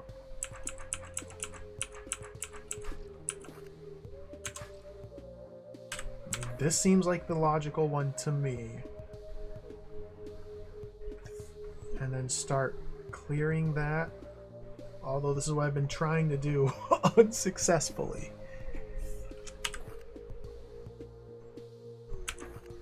See, again, this makes uncuttable tar shapes because stabbing one of these leaves me vulnerable to being destroyed. Don't want to be destroyed. Those are uncuttable. Okay. So from here,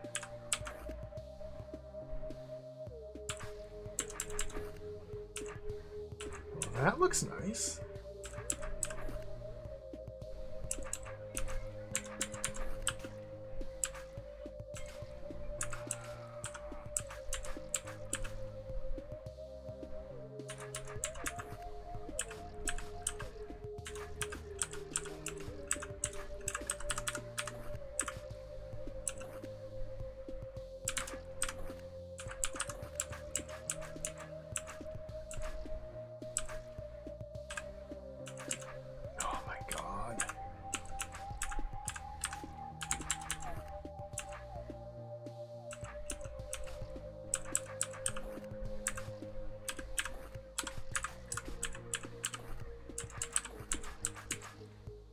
This is nonsense.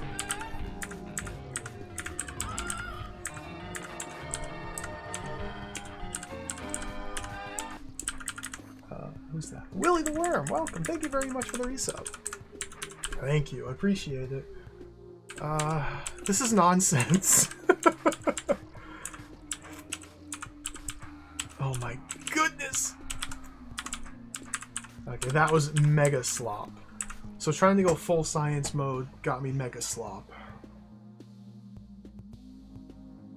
Thank you for the resub. Welcome. Welcome back to DROD. It's been a long time coming, but we're back to DROD. This is a custom, or a user-made hold called Gigantic Jewel Lost. It was the highest rated hold at the Caravel Games website. I've been on the first floor for the last 7 hours.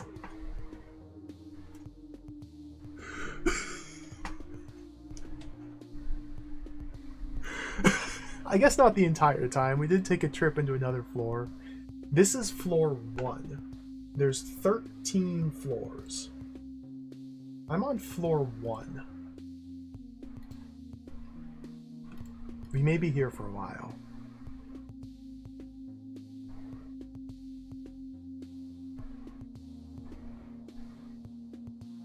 I did not think this would be so difficult.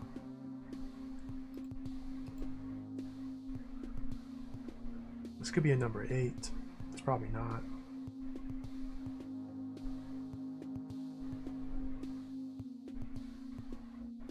So,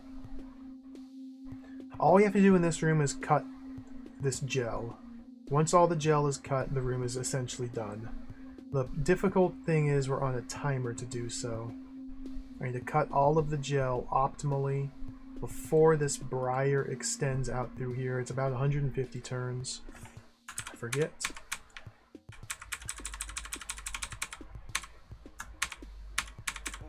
Yeah, turn 154 and it's game over.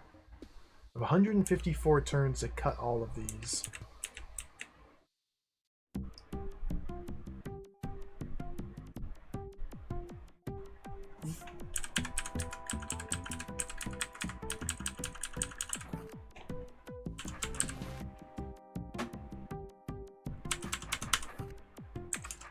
What happens if I go like this?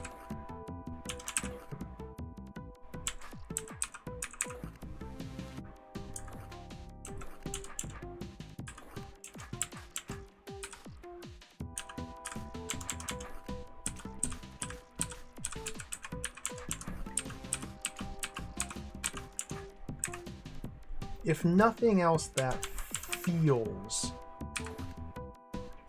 a lot better.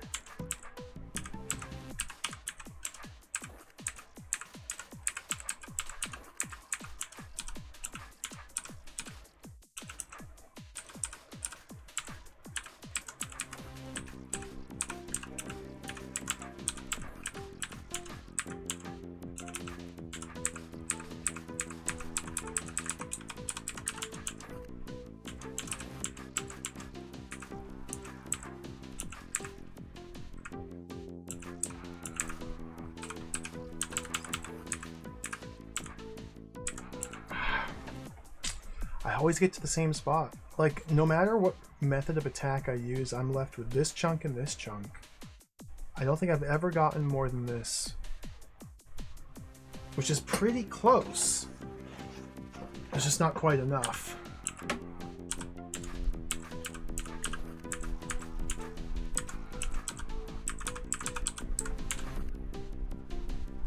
So as soon as I cut that final blob, this tar gate closes, preventing the briar from expanding. So I just need to get that final cut to happen before that giant expansion occurs.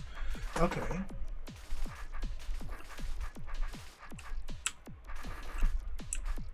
So where did I lose so much time?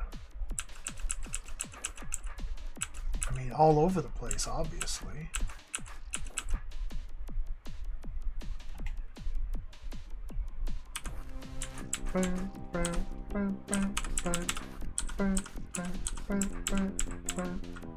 Like, doing things like that, where I'm spending 5 turns rotating the sword, that's bad. I gotta not do that.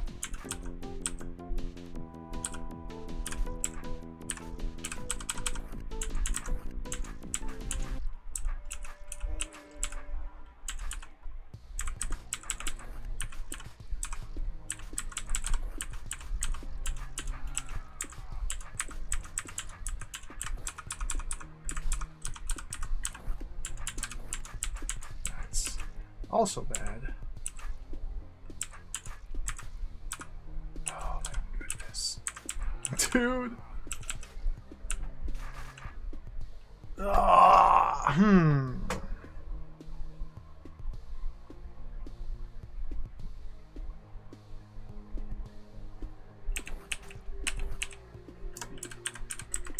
Big problem.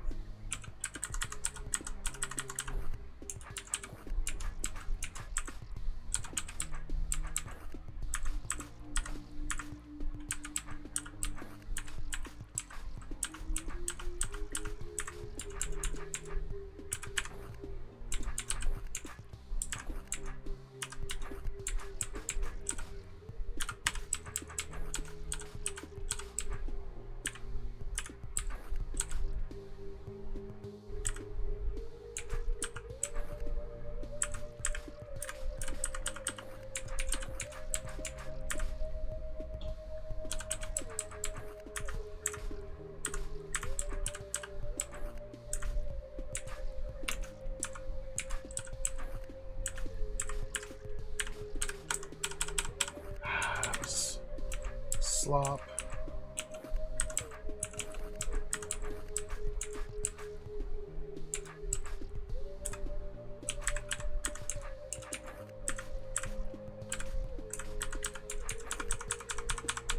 Ooh, this is really close. That's so close. That was really close.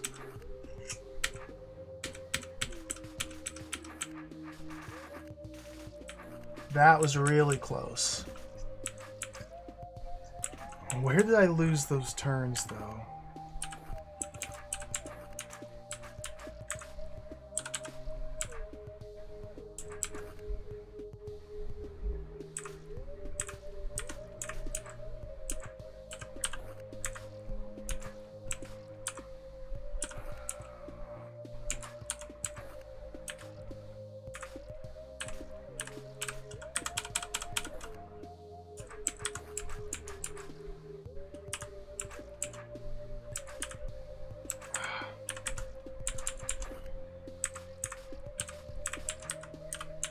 Again, I I got like 1 turn more. Dude. Okay, we're getting somewhere. Something's happening here. Magic is happening.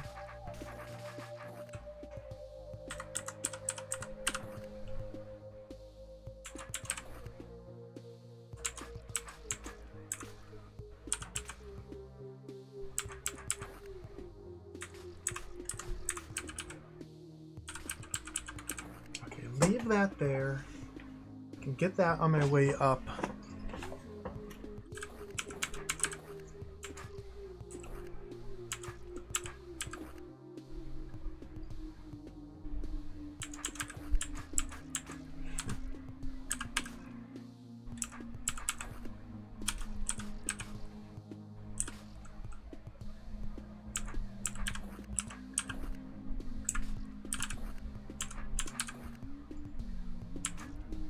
End with that.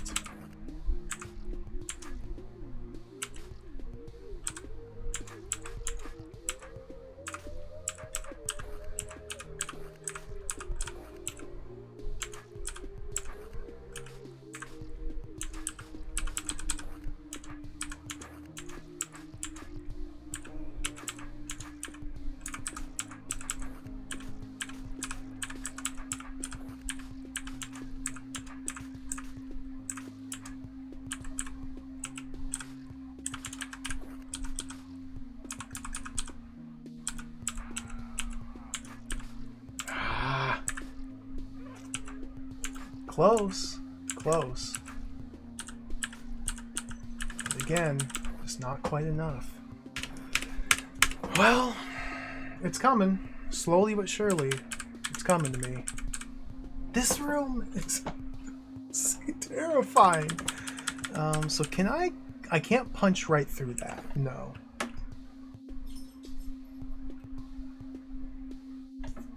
So this must be attacked with a southwest sword. I can't leave this also in a shape that must be attacked with southwest sword.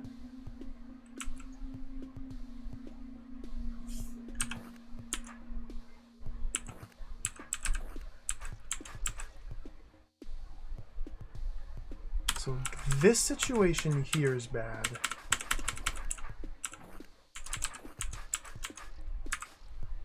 That's a much cleaner. So that's 26. Turn 26 and that's cleared. Versus, whoops.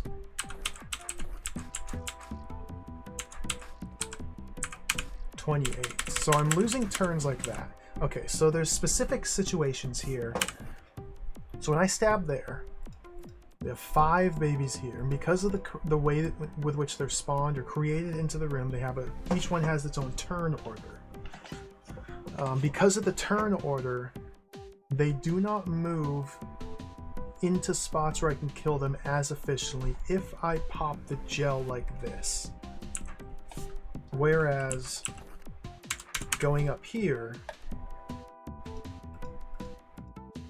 because we have 2, 3, 4, 5, then 6, their spawn allows them to just move into the path of my sword, letting me kill them quicker.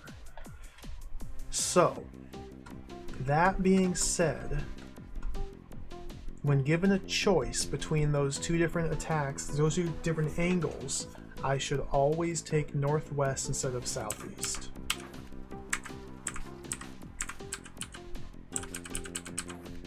So we'll leave that there. And here is again the same problem.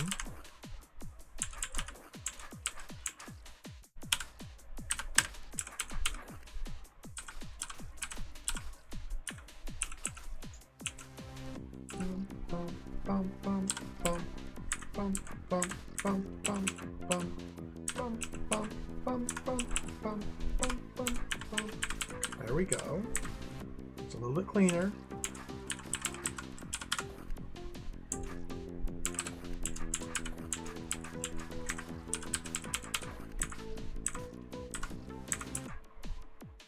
Okay, from here we're going in this way.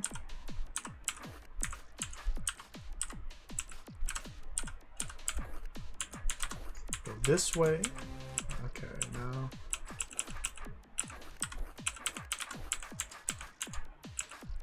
So now I'm faced with either a slow cut or a slow cut.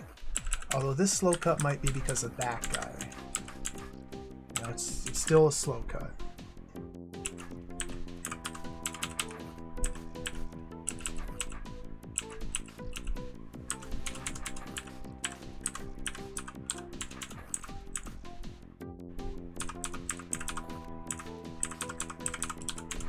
There we go. Clear. Wow. I learned something. I have learned something. I have grown as a player. The game has taught me a new concept, a new strategy. And now this adder is not cooperating. And now I've learned something. I have grown. And now this adder is not cooperating. Is that okay? I can't. This adder. No! No! No! I gotta get out of here.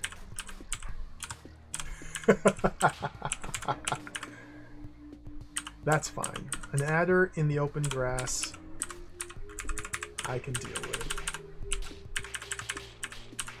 There we go. Whew. Tricky room, but again, it's one of those rooms that's a teaching room. They're trying to teach the player how to optimally, efficiently cut gel. And now I feel like I've learned something.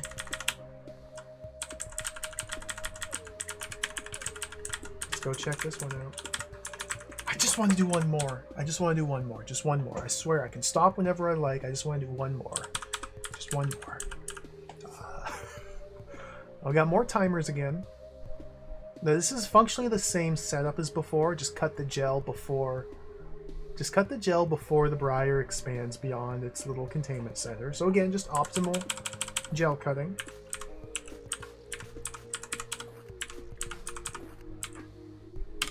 That's the good angle.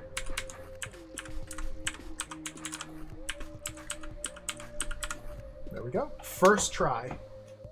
See, I've learned. When you learn, when you put your brain to work and learn, anything is possible.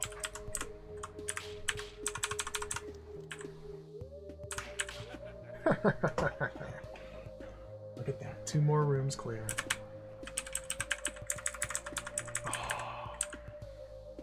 Oh. Let's get out of this hellhole. Dude, can I even get out before? Okay, okay. Hurry up, Ether! So those were all optional rooms, but really, there isn't truly ever an optional room when it comes to DROD. You gotta solve all the puzzles. Those are not required for progression. They're required for satisfaction.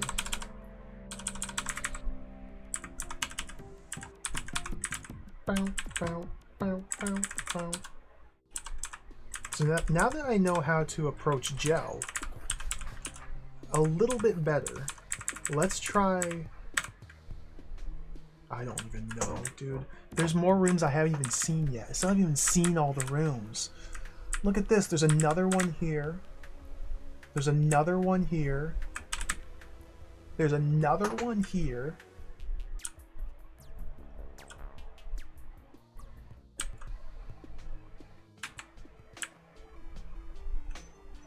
There's multiple stairs leading further.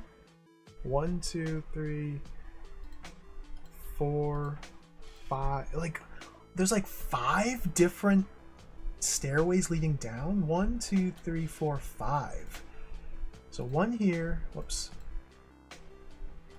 1 here, so it's 2. 3. This one's guarded by a blue wall. So in order to take this staircase down, we have to clear all of the red rooms on this floor. But these ones are just like little side areas. Yeah. So there's 4 little side areas, then the 5th true progression area.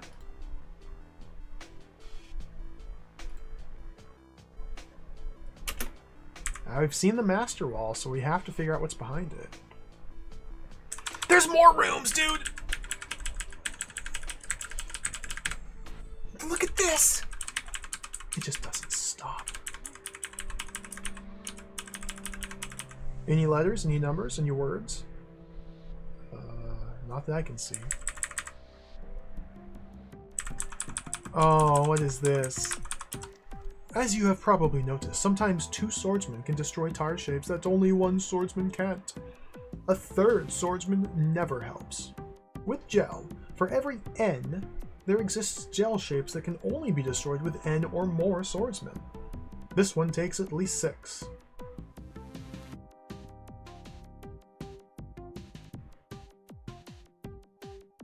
For every N, there exist gel shapes that can only be destroyed with N or more swordsmen. What? Dude,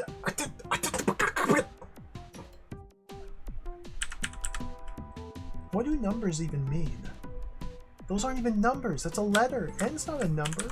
What's over here?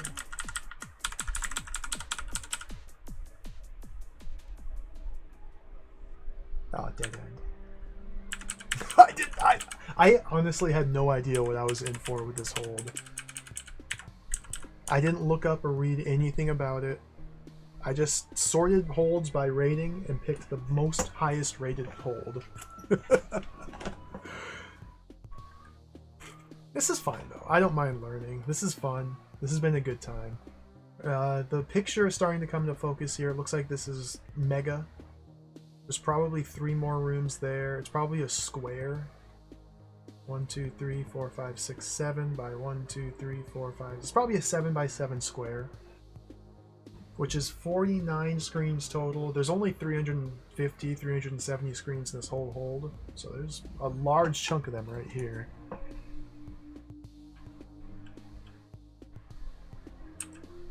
So what's the meme? I need to synchronize. I have Ormite, so I can do so. Oh my god. So we do 1, 2, 3, 4, 5, 6.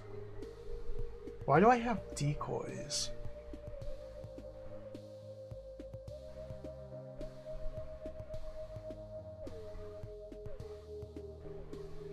If I make any cut, then it becomes an uncuttable shape.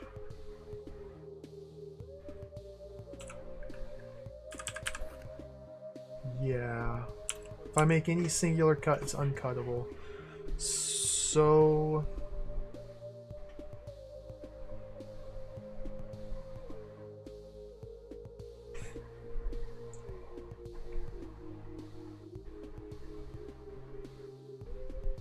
I gotta think about this. 1, 2, 3 stab. So 3 decoys, or 3 mimics with their swords facing southwest, and 3 with their swords facing northeast. With a single input, I need them to move in opposite directions. That's not how it works.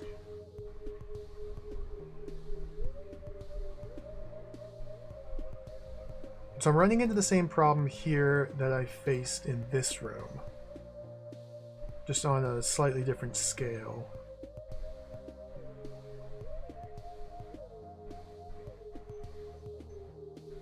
Because I need to do simultaneous cutting action.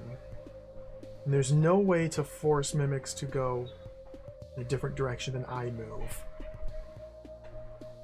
So I can get my 3 mimics up here, align them, and stab all at once. How can a southwest move, or a west move, or a south move?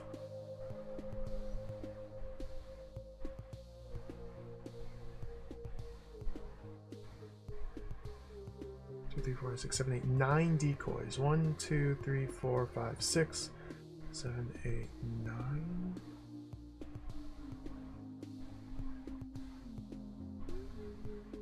Okay. The answer is we place 3 mimics in their corners and then grab 6 mimics or 6 decoys to box them in.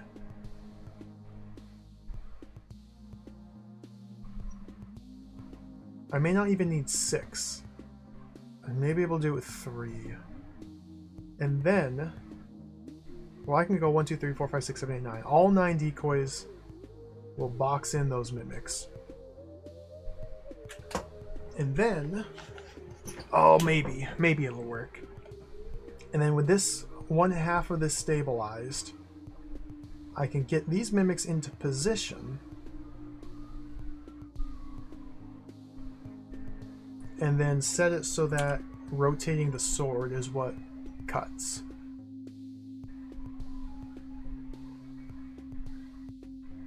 So I should have the 3 that I block in be the ones that are offset from B throw.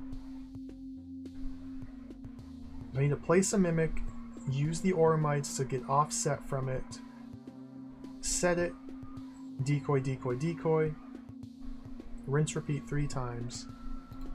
So,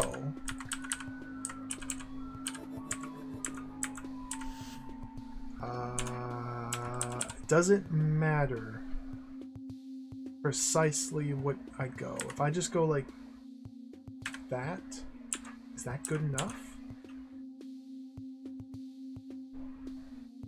I need it to be specifically so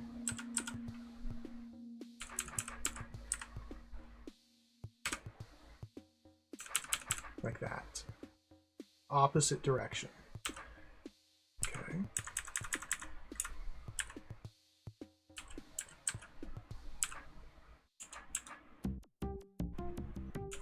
No.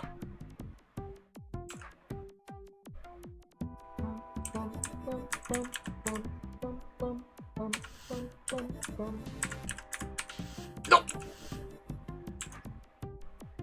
Oh my god, dude.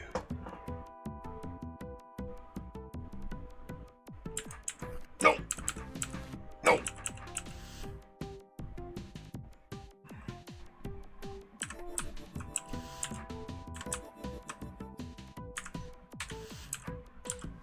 Okay. This is insane. No!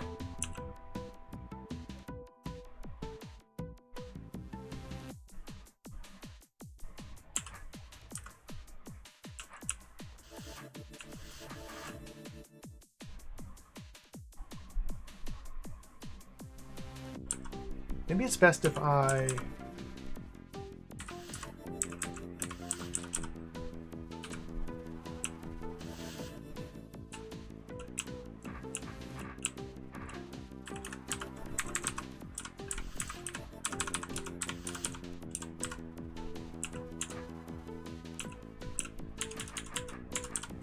No! No!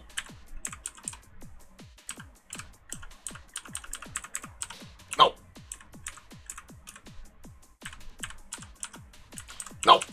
No! No! Okay.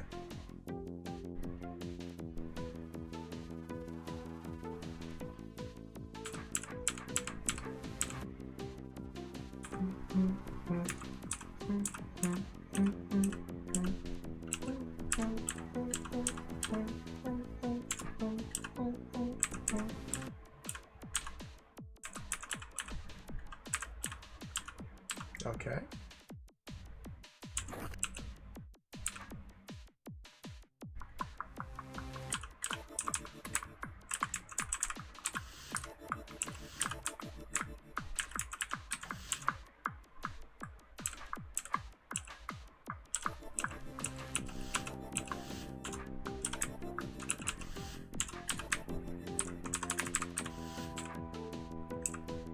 Okay.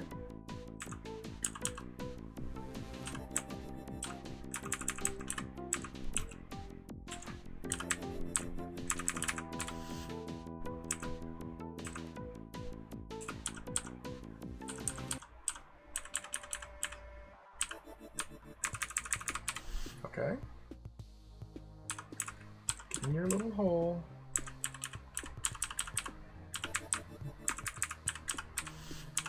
Okay. One more, just for good measure. Okay, the mimics cannot leave. and they are set up to do a cut with a single swipe. Now, you, and you, and you.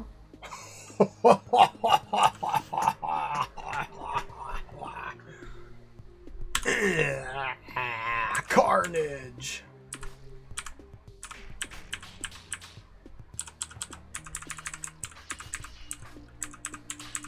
Clear! That was pretty cool. Alright, that was slick. That was fun. What a good room.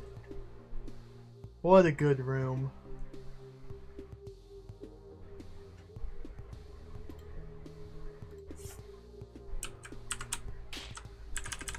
Where did this lead? Nowhere. Alright, we gotta wrap it up here. I gotta wrap it up. Do I have access to anywhere from here? It doesn't look like it. Unless I can go up there. Can't go there. Can't go anywhere. Okay. This has been pretty fun so far. Obviously the difficulty is a lot higher than I was expecting, especially to start the hold off with. Like, this is the very first floor, and this floor being the very first one is kind of setting the tone of the whole thing. It's very likely that not every floor is going to be the same consistent difficulty or greater, but it's kind of scary too, to start things off this way.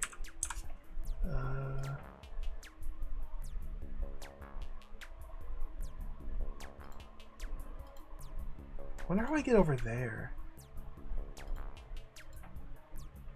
Through this nonsense after clearing this room.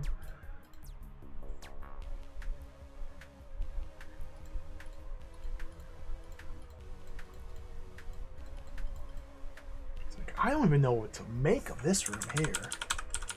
What does this even mean?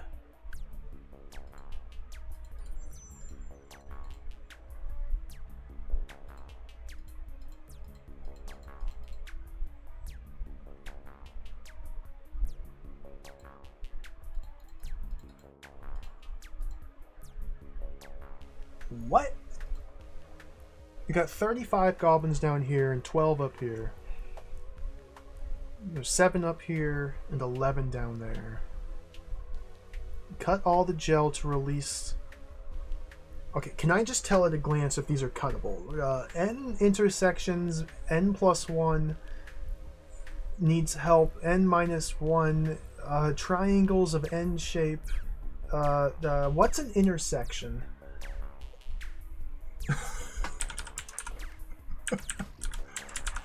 I haven't learned anything.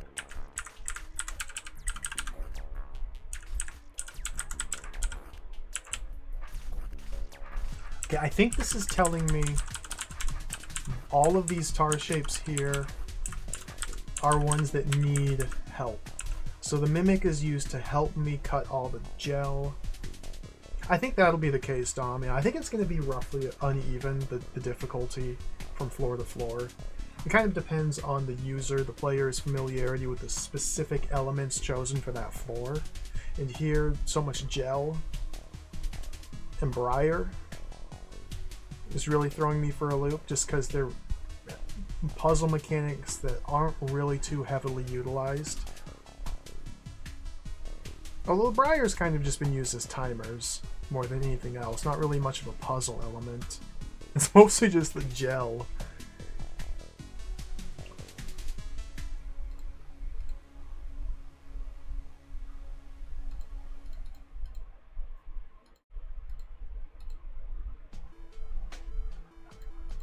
So, is this use the mimic over here to help you cut the gel, releasing the adder to be killed?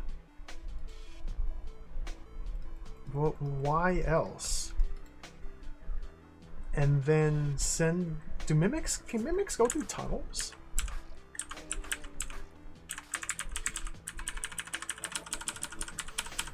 No. So the mimic stabs this orb while B-throw goes in either side. This doesn't seem survivable. How in the world do they expect you to survive this?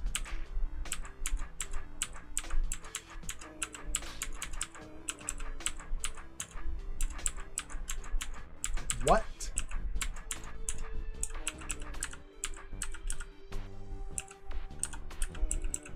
Excuse me?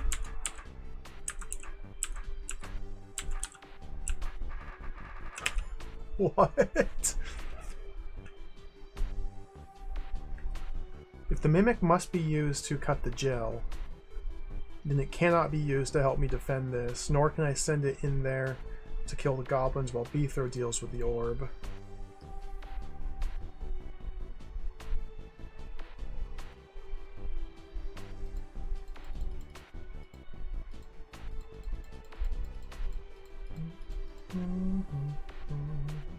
I can only hit this orb once.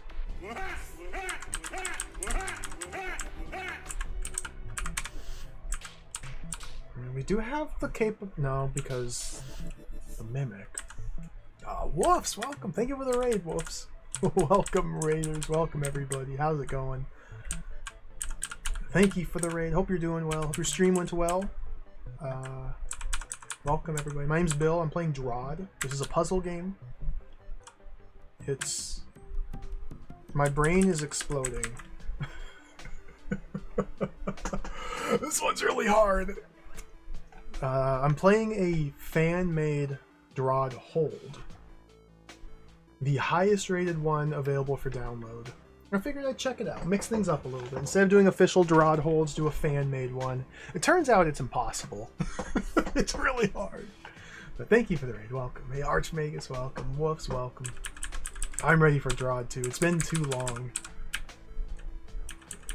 It's been too long. I was clean. I was off the DROD for a solid 6 months. 7 months even.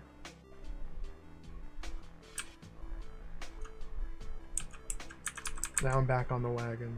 Off the wagon? I don't even know. I don't know the metaphor. Off the wagon? Fell off. Yeah. So this seems trivial to use the mimic to cut the gel to defeat the adder. But then what is the deal with the goblins over here?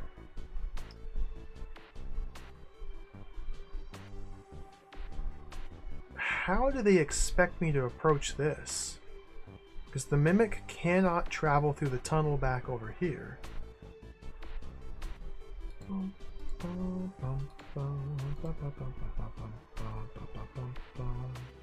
This seems insane. I don't know about this.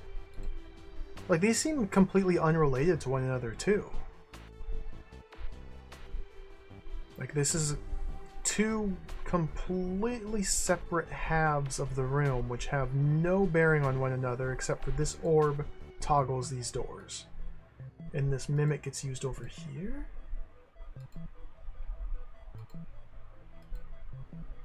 Because we have to cut all the gel to release the adder. The adder cannot help me defeat these goblins because the tunnel here. Huh.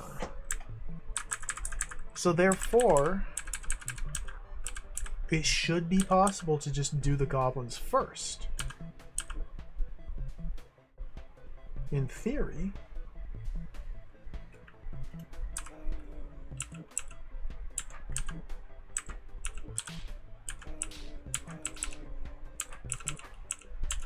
They can't really expect you to deal with this.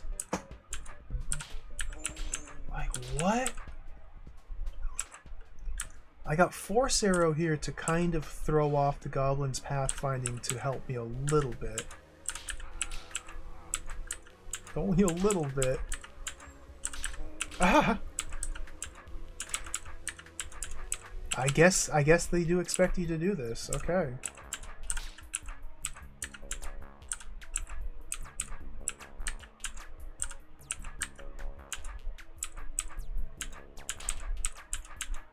So, what are they trying to teach me with this room. That this specific arrangement of goblins and walls and force arrows allows me to, by simply standing in place and waggling my sword, it allows me to filter them into kill zone? I don't know what to do from here though.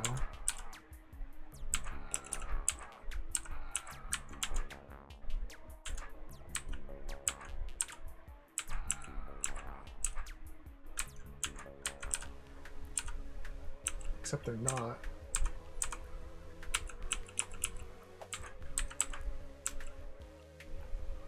This is wild!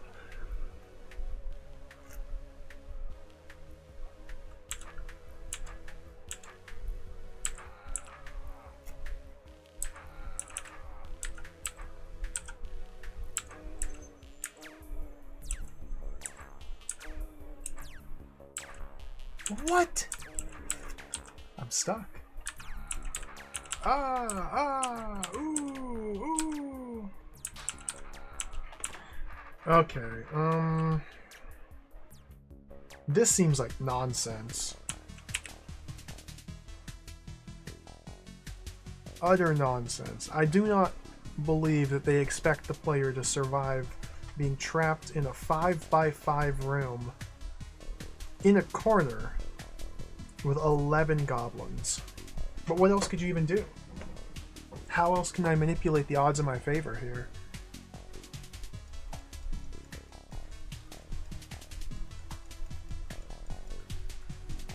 I can't get anybody else to press that button unless we do this side first. It's trickery. It's trickery. Okay, I think I understand. I think I get it. I think I've grokked it. We have to enter this side first. But no, I can't.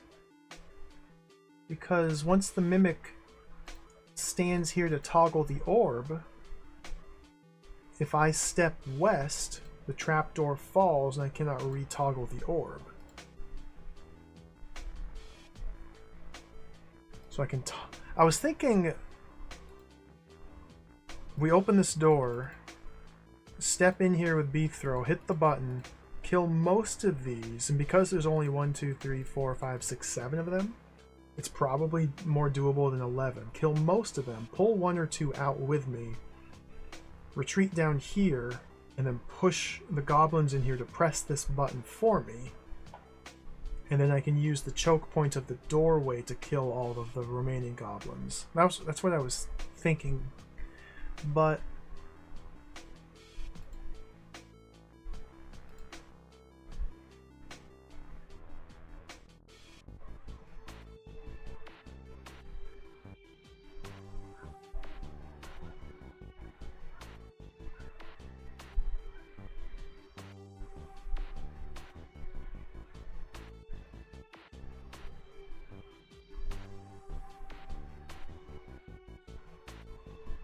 wait a minute. Is this insane? Okay. I see it. I know how to do it. This might not be easy, but since I know what to do, let's just do it. Okay. I already screwed up. I already screwed up. Well, this'll be a treat. So first order of business, Beethro and the Mimic must clear all of the gel here. I think I want to try and leave some babies alive to feed to the adder to lengthen the adder.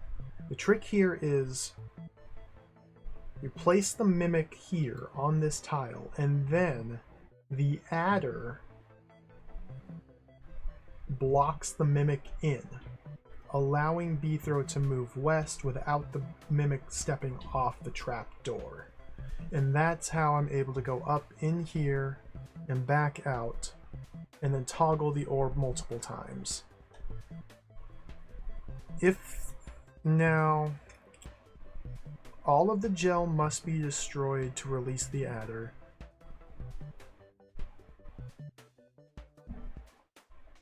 And the adder will also be in motion out here. I don't see any way with which I can get it trapped on a corner, because there are no corners out here.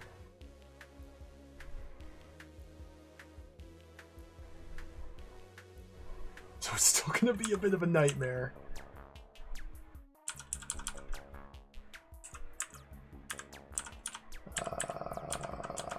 But let's do one thing at a time. Let's get rid of this gel.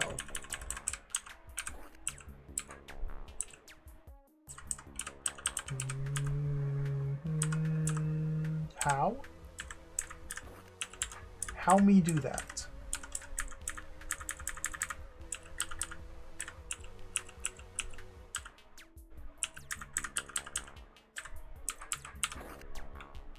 Is that correct? Doesn't seem correct.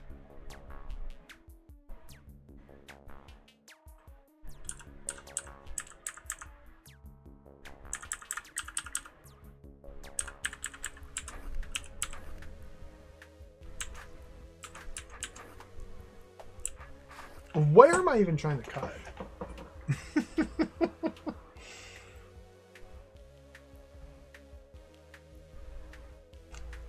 There's no Aramites to use to offset or to desync the Mimic sword relative to mine, so we must be facing our swords in the same direction.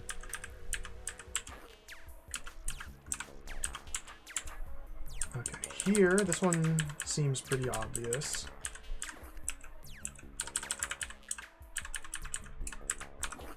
Got it. I'd like to try and leave some of these babies, but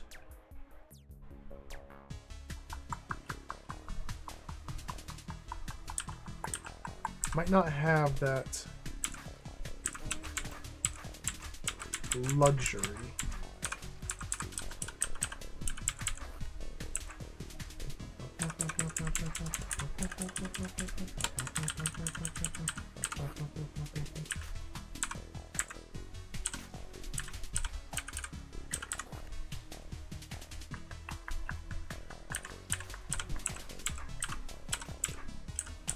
Yep. Yep. Yep. There we go.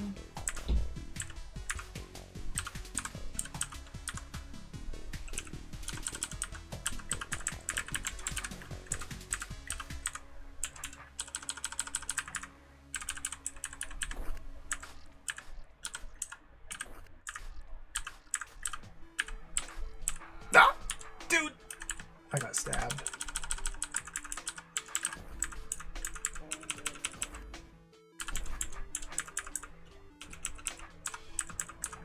Come here, adder. Nom nom nom nom nom.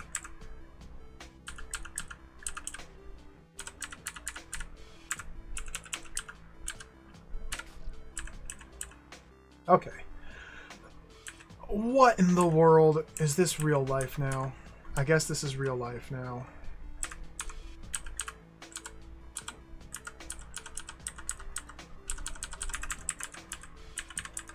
I don't feel good about this bit, but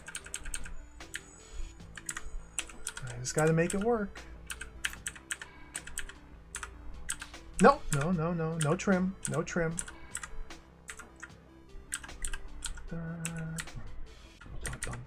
No, don't get it stuck on itself. Gotta be careful. So I want you to be there, like that.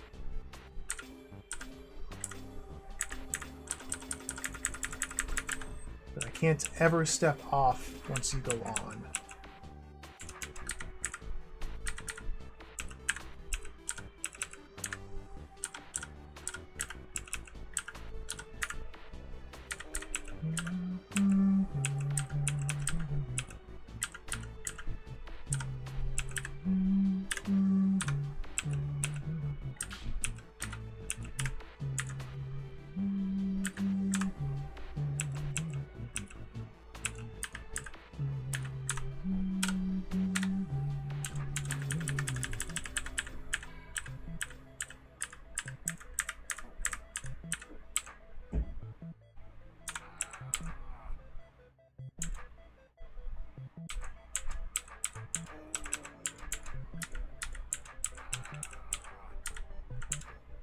Okay, I got one out.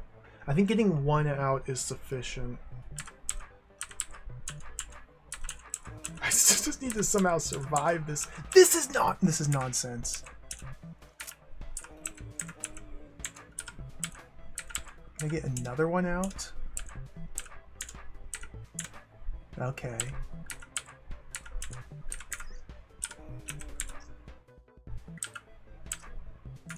The adder got itself stuck again. So as long as I don't step west, I'm okay.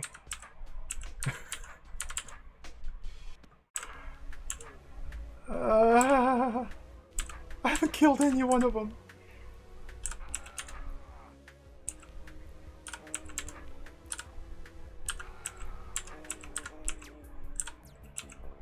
Dude. I stepped off it!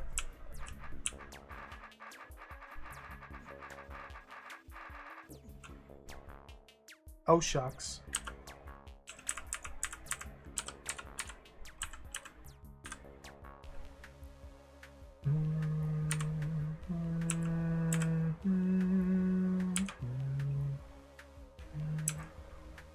This seems like a huge problem. Get it, adder.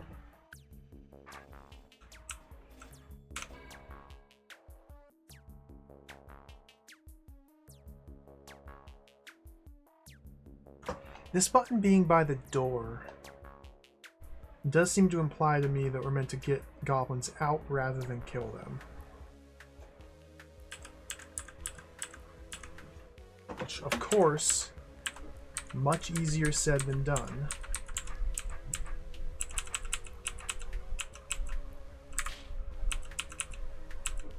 I'll kill that one. Okay, you get out. You get out.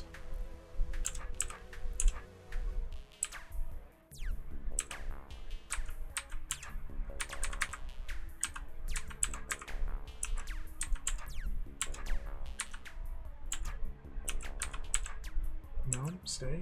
No, no. No, don't come back in. This is very rude.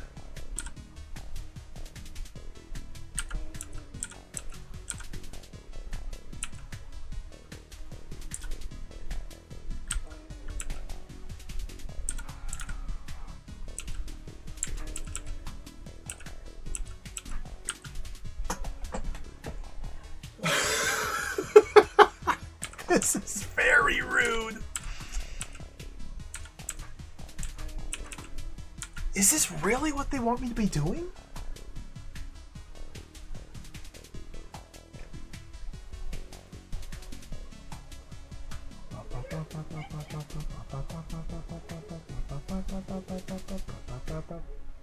I don't seem to be able to get any more goblins out than just these two.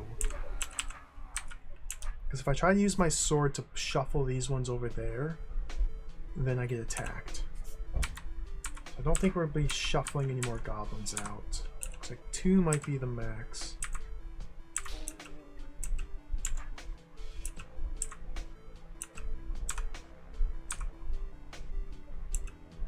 And what is it?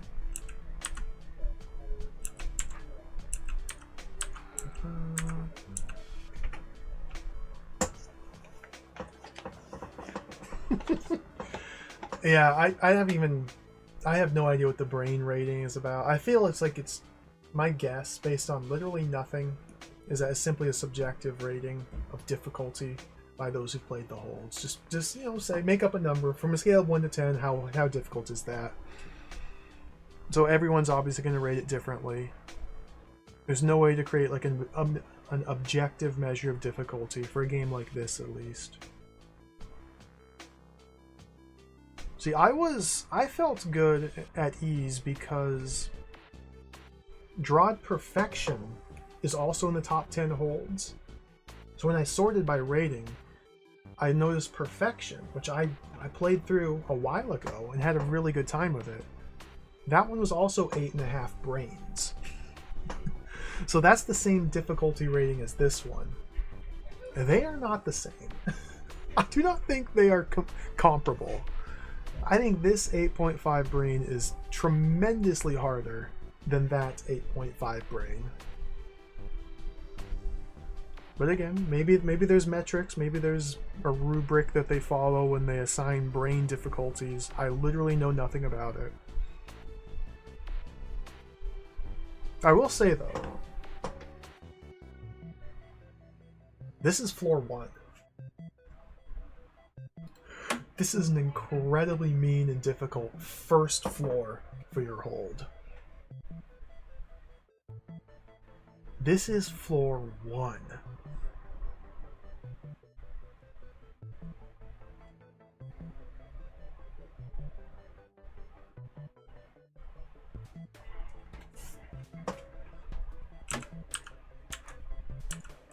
The website said...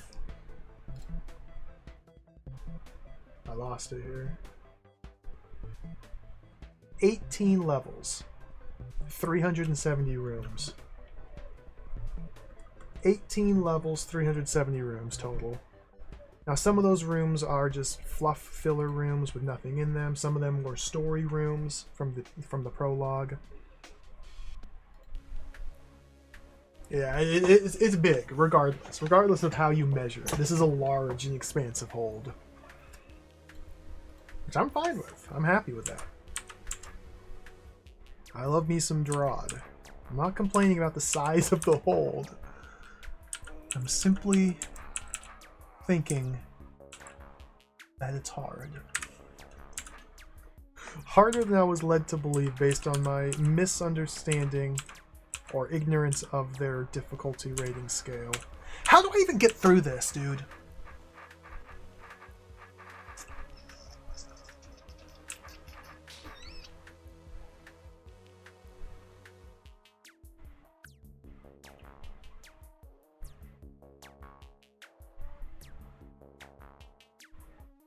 There must be something I'm overlooking.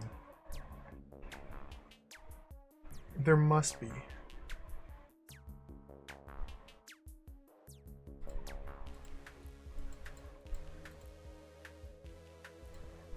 Mimics are incapable of traversing through tunnels. Let me just make sure that is true.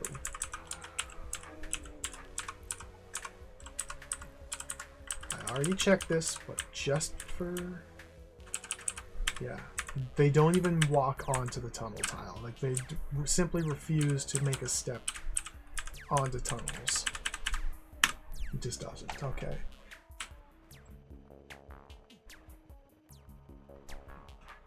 So why don't I kill the adder? Well, I wanted to use the adder as a back for the mimic.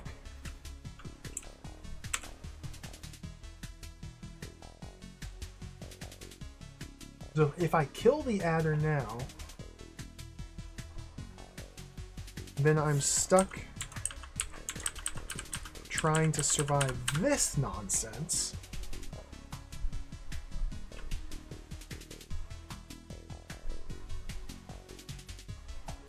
And then I can hit the orb once and try and survive this.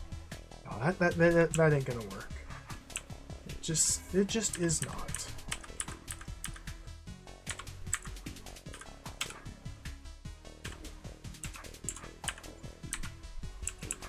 So perhaps the correct sword orientation when I first step onto this button is important.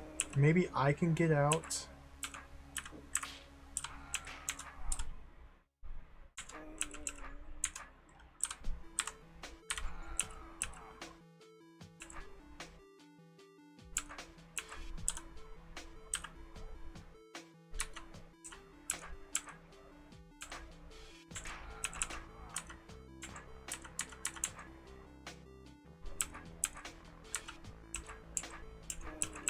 Oh my goodness, dude.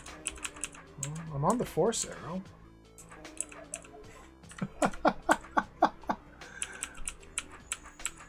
Ah!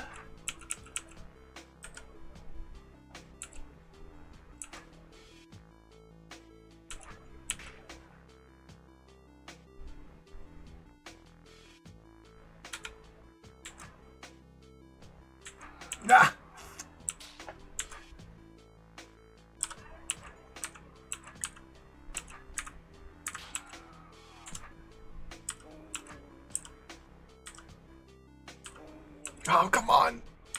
I'm just trying to get out of here.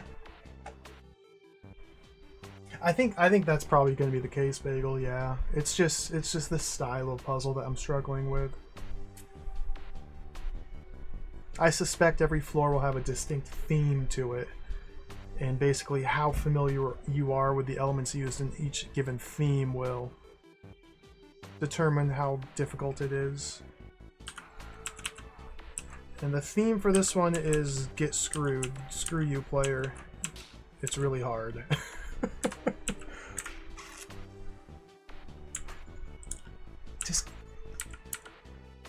Just.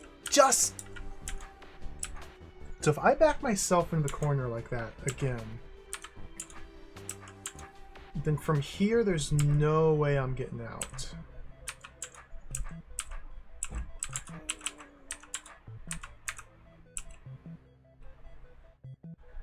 Yeah, I know. It was so close that one time, but...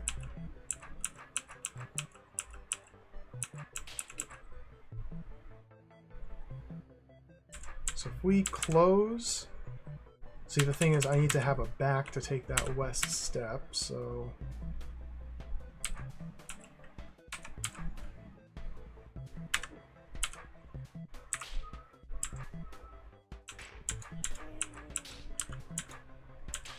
Open. I got 2 of them dead.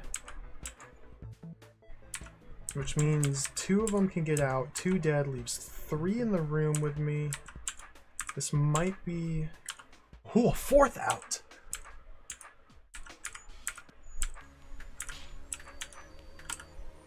I'm very reluctant to try and move east because I can't go west without losing my guy.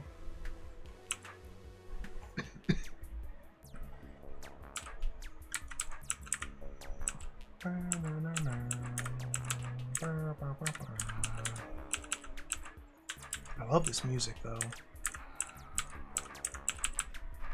Back it up, back up from here.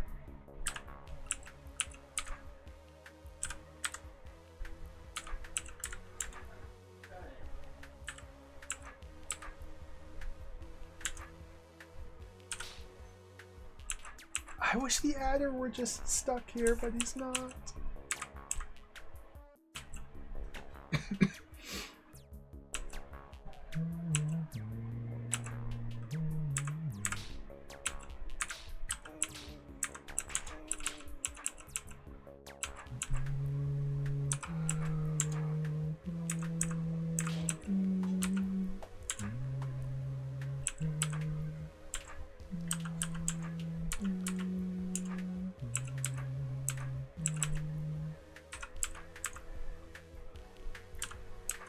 See, once they're split like this, it's not good.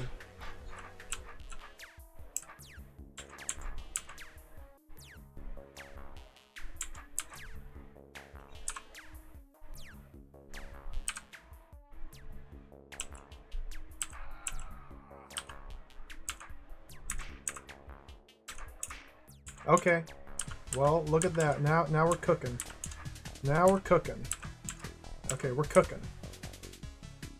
We're cooking. We're cooking.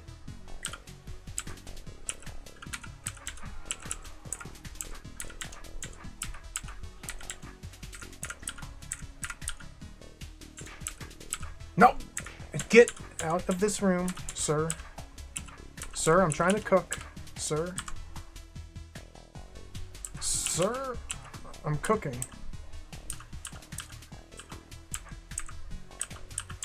There we go.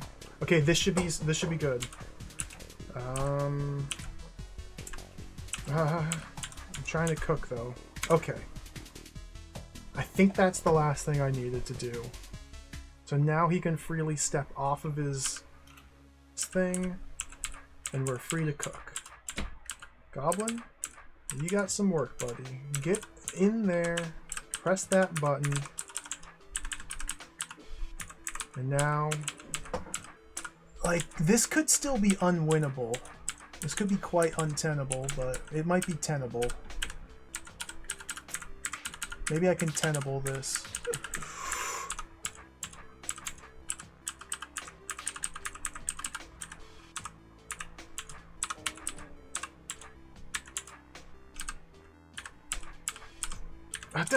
Come on. There we go. I got a nice little goblin trap here. Just gotta squeeze a few more dudes into it. That's not how you squeeze.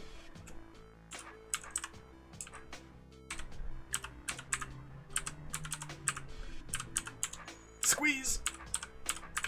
Hey, that was a good squeeze. That was okay. This is the squeeze. That's the squeeze. You give him the squeeze. Okay, squeeze. Pattern has been discovered. We give him the squeeze. Give him the squeeze.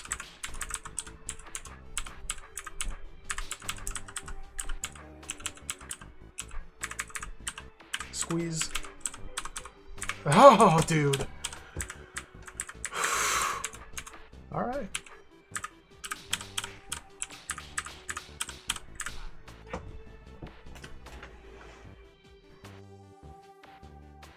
Okay. Another room complete. Ooh, man. That was insane. That was insane. So the solution I came up with was... That was insane. You grab the Mimic, set it over here, use the Mimic to cut all the gel, releasing the adder, leave as many babies as possible to extend the length of the adder, place the Mimic on the trap door with the adder behind it such that I can make westward movements while the Mimic's on the trap door, have it actively opening and closing the door, walk into here, remove one goblin, kill the rest, get back out without taking westward steps once the adder has left behind the Mimic, and then take that one goblin, have him press that button to release these ones and kill them all. And then kill the adder. That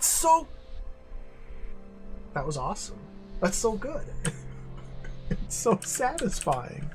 It's so satisfying to work these puzzles out. Man. DROD's alright.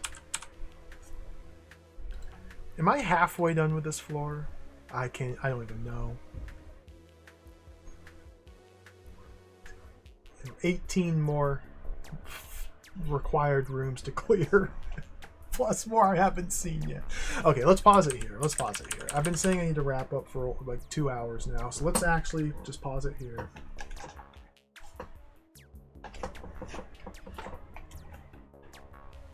A good start. This is a good start. It was a good start. We did the prologue.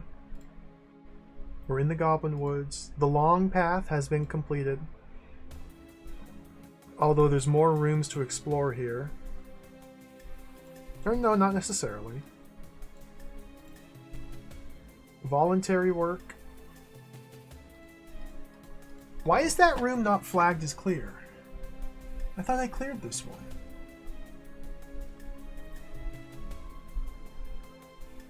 We may need to go back and do that again. We've seen the parallel dimension with the master wall. Got hints of Beathro's memory as well. I'd say this is a good start. This is a good start. No challenges. So,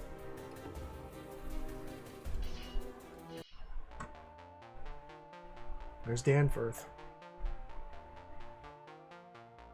We'll pause it there. That's enough DROD for one day. Oh my god. That was fun. This game's good. I like this game a lot. So we're going to keep playing this, obviously. We're going to keep playing this again tomorrow. I don't know how hard I'm going to go into this game. How many, like, sessions in a row I'm going to go with this game.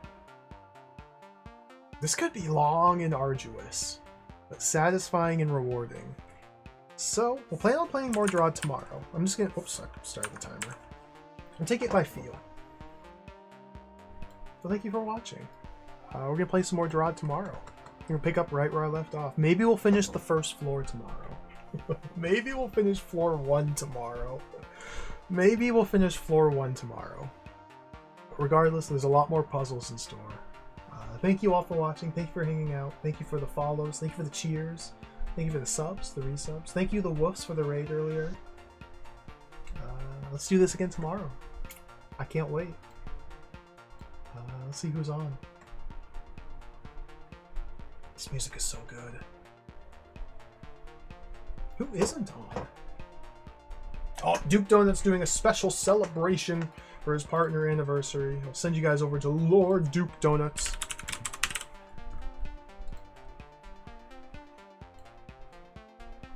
Take care, everybody. Thank you for watching. Have a great night. We'll play more DROD tomorrow. Adios. Farewell. See you later.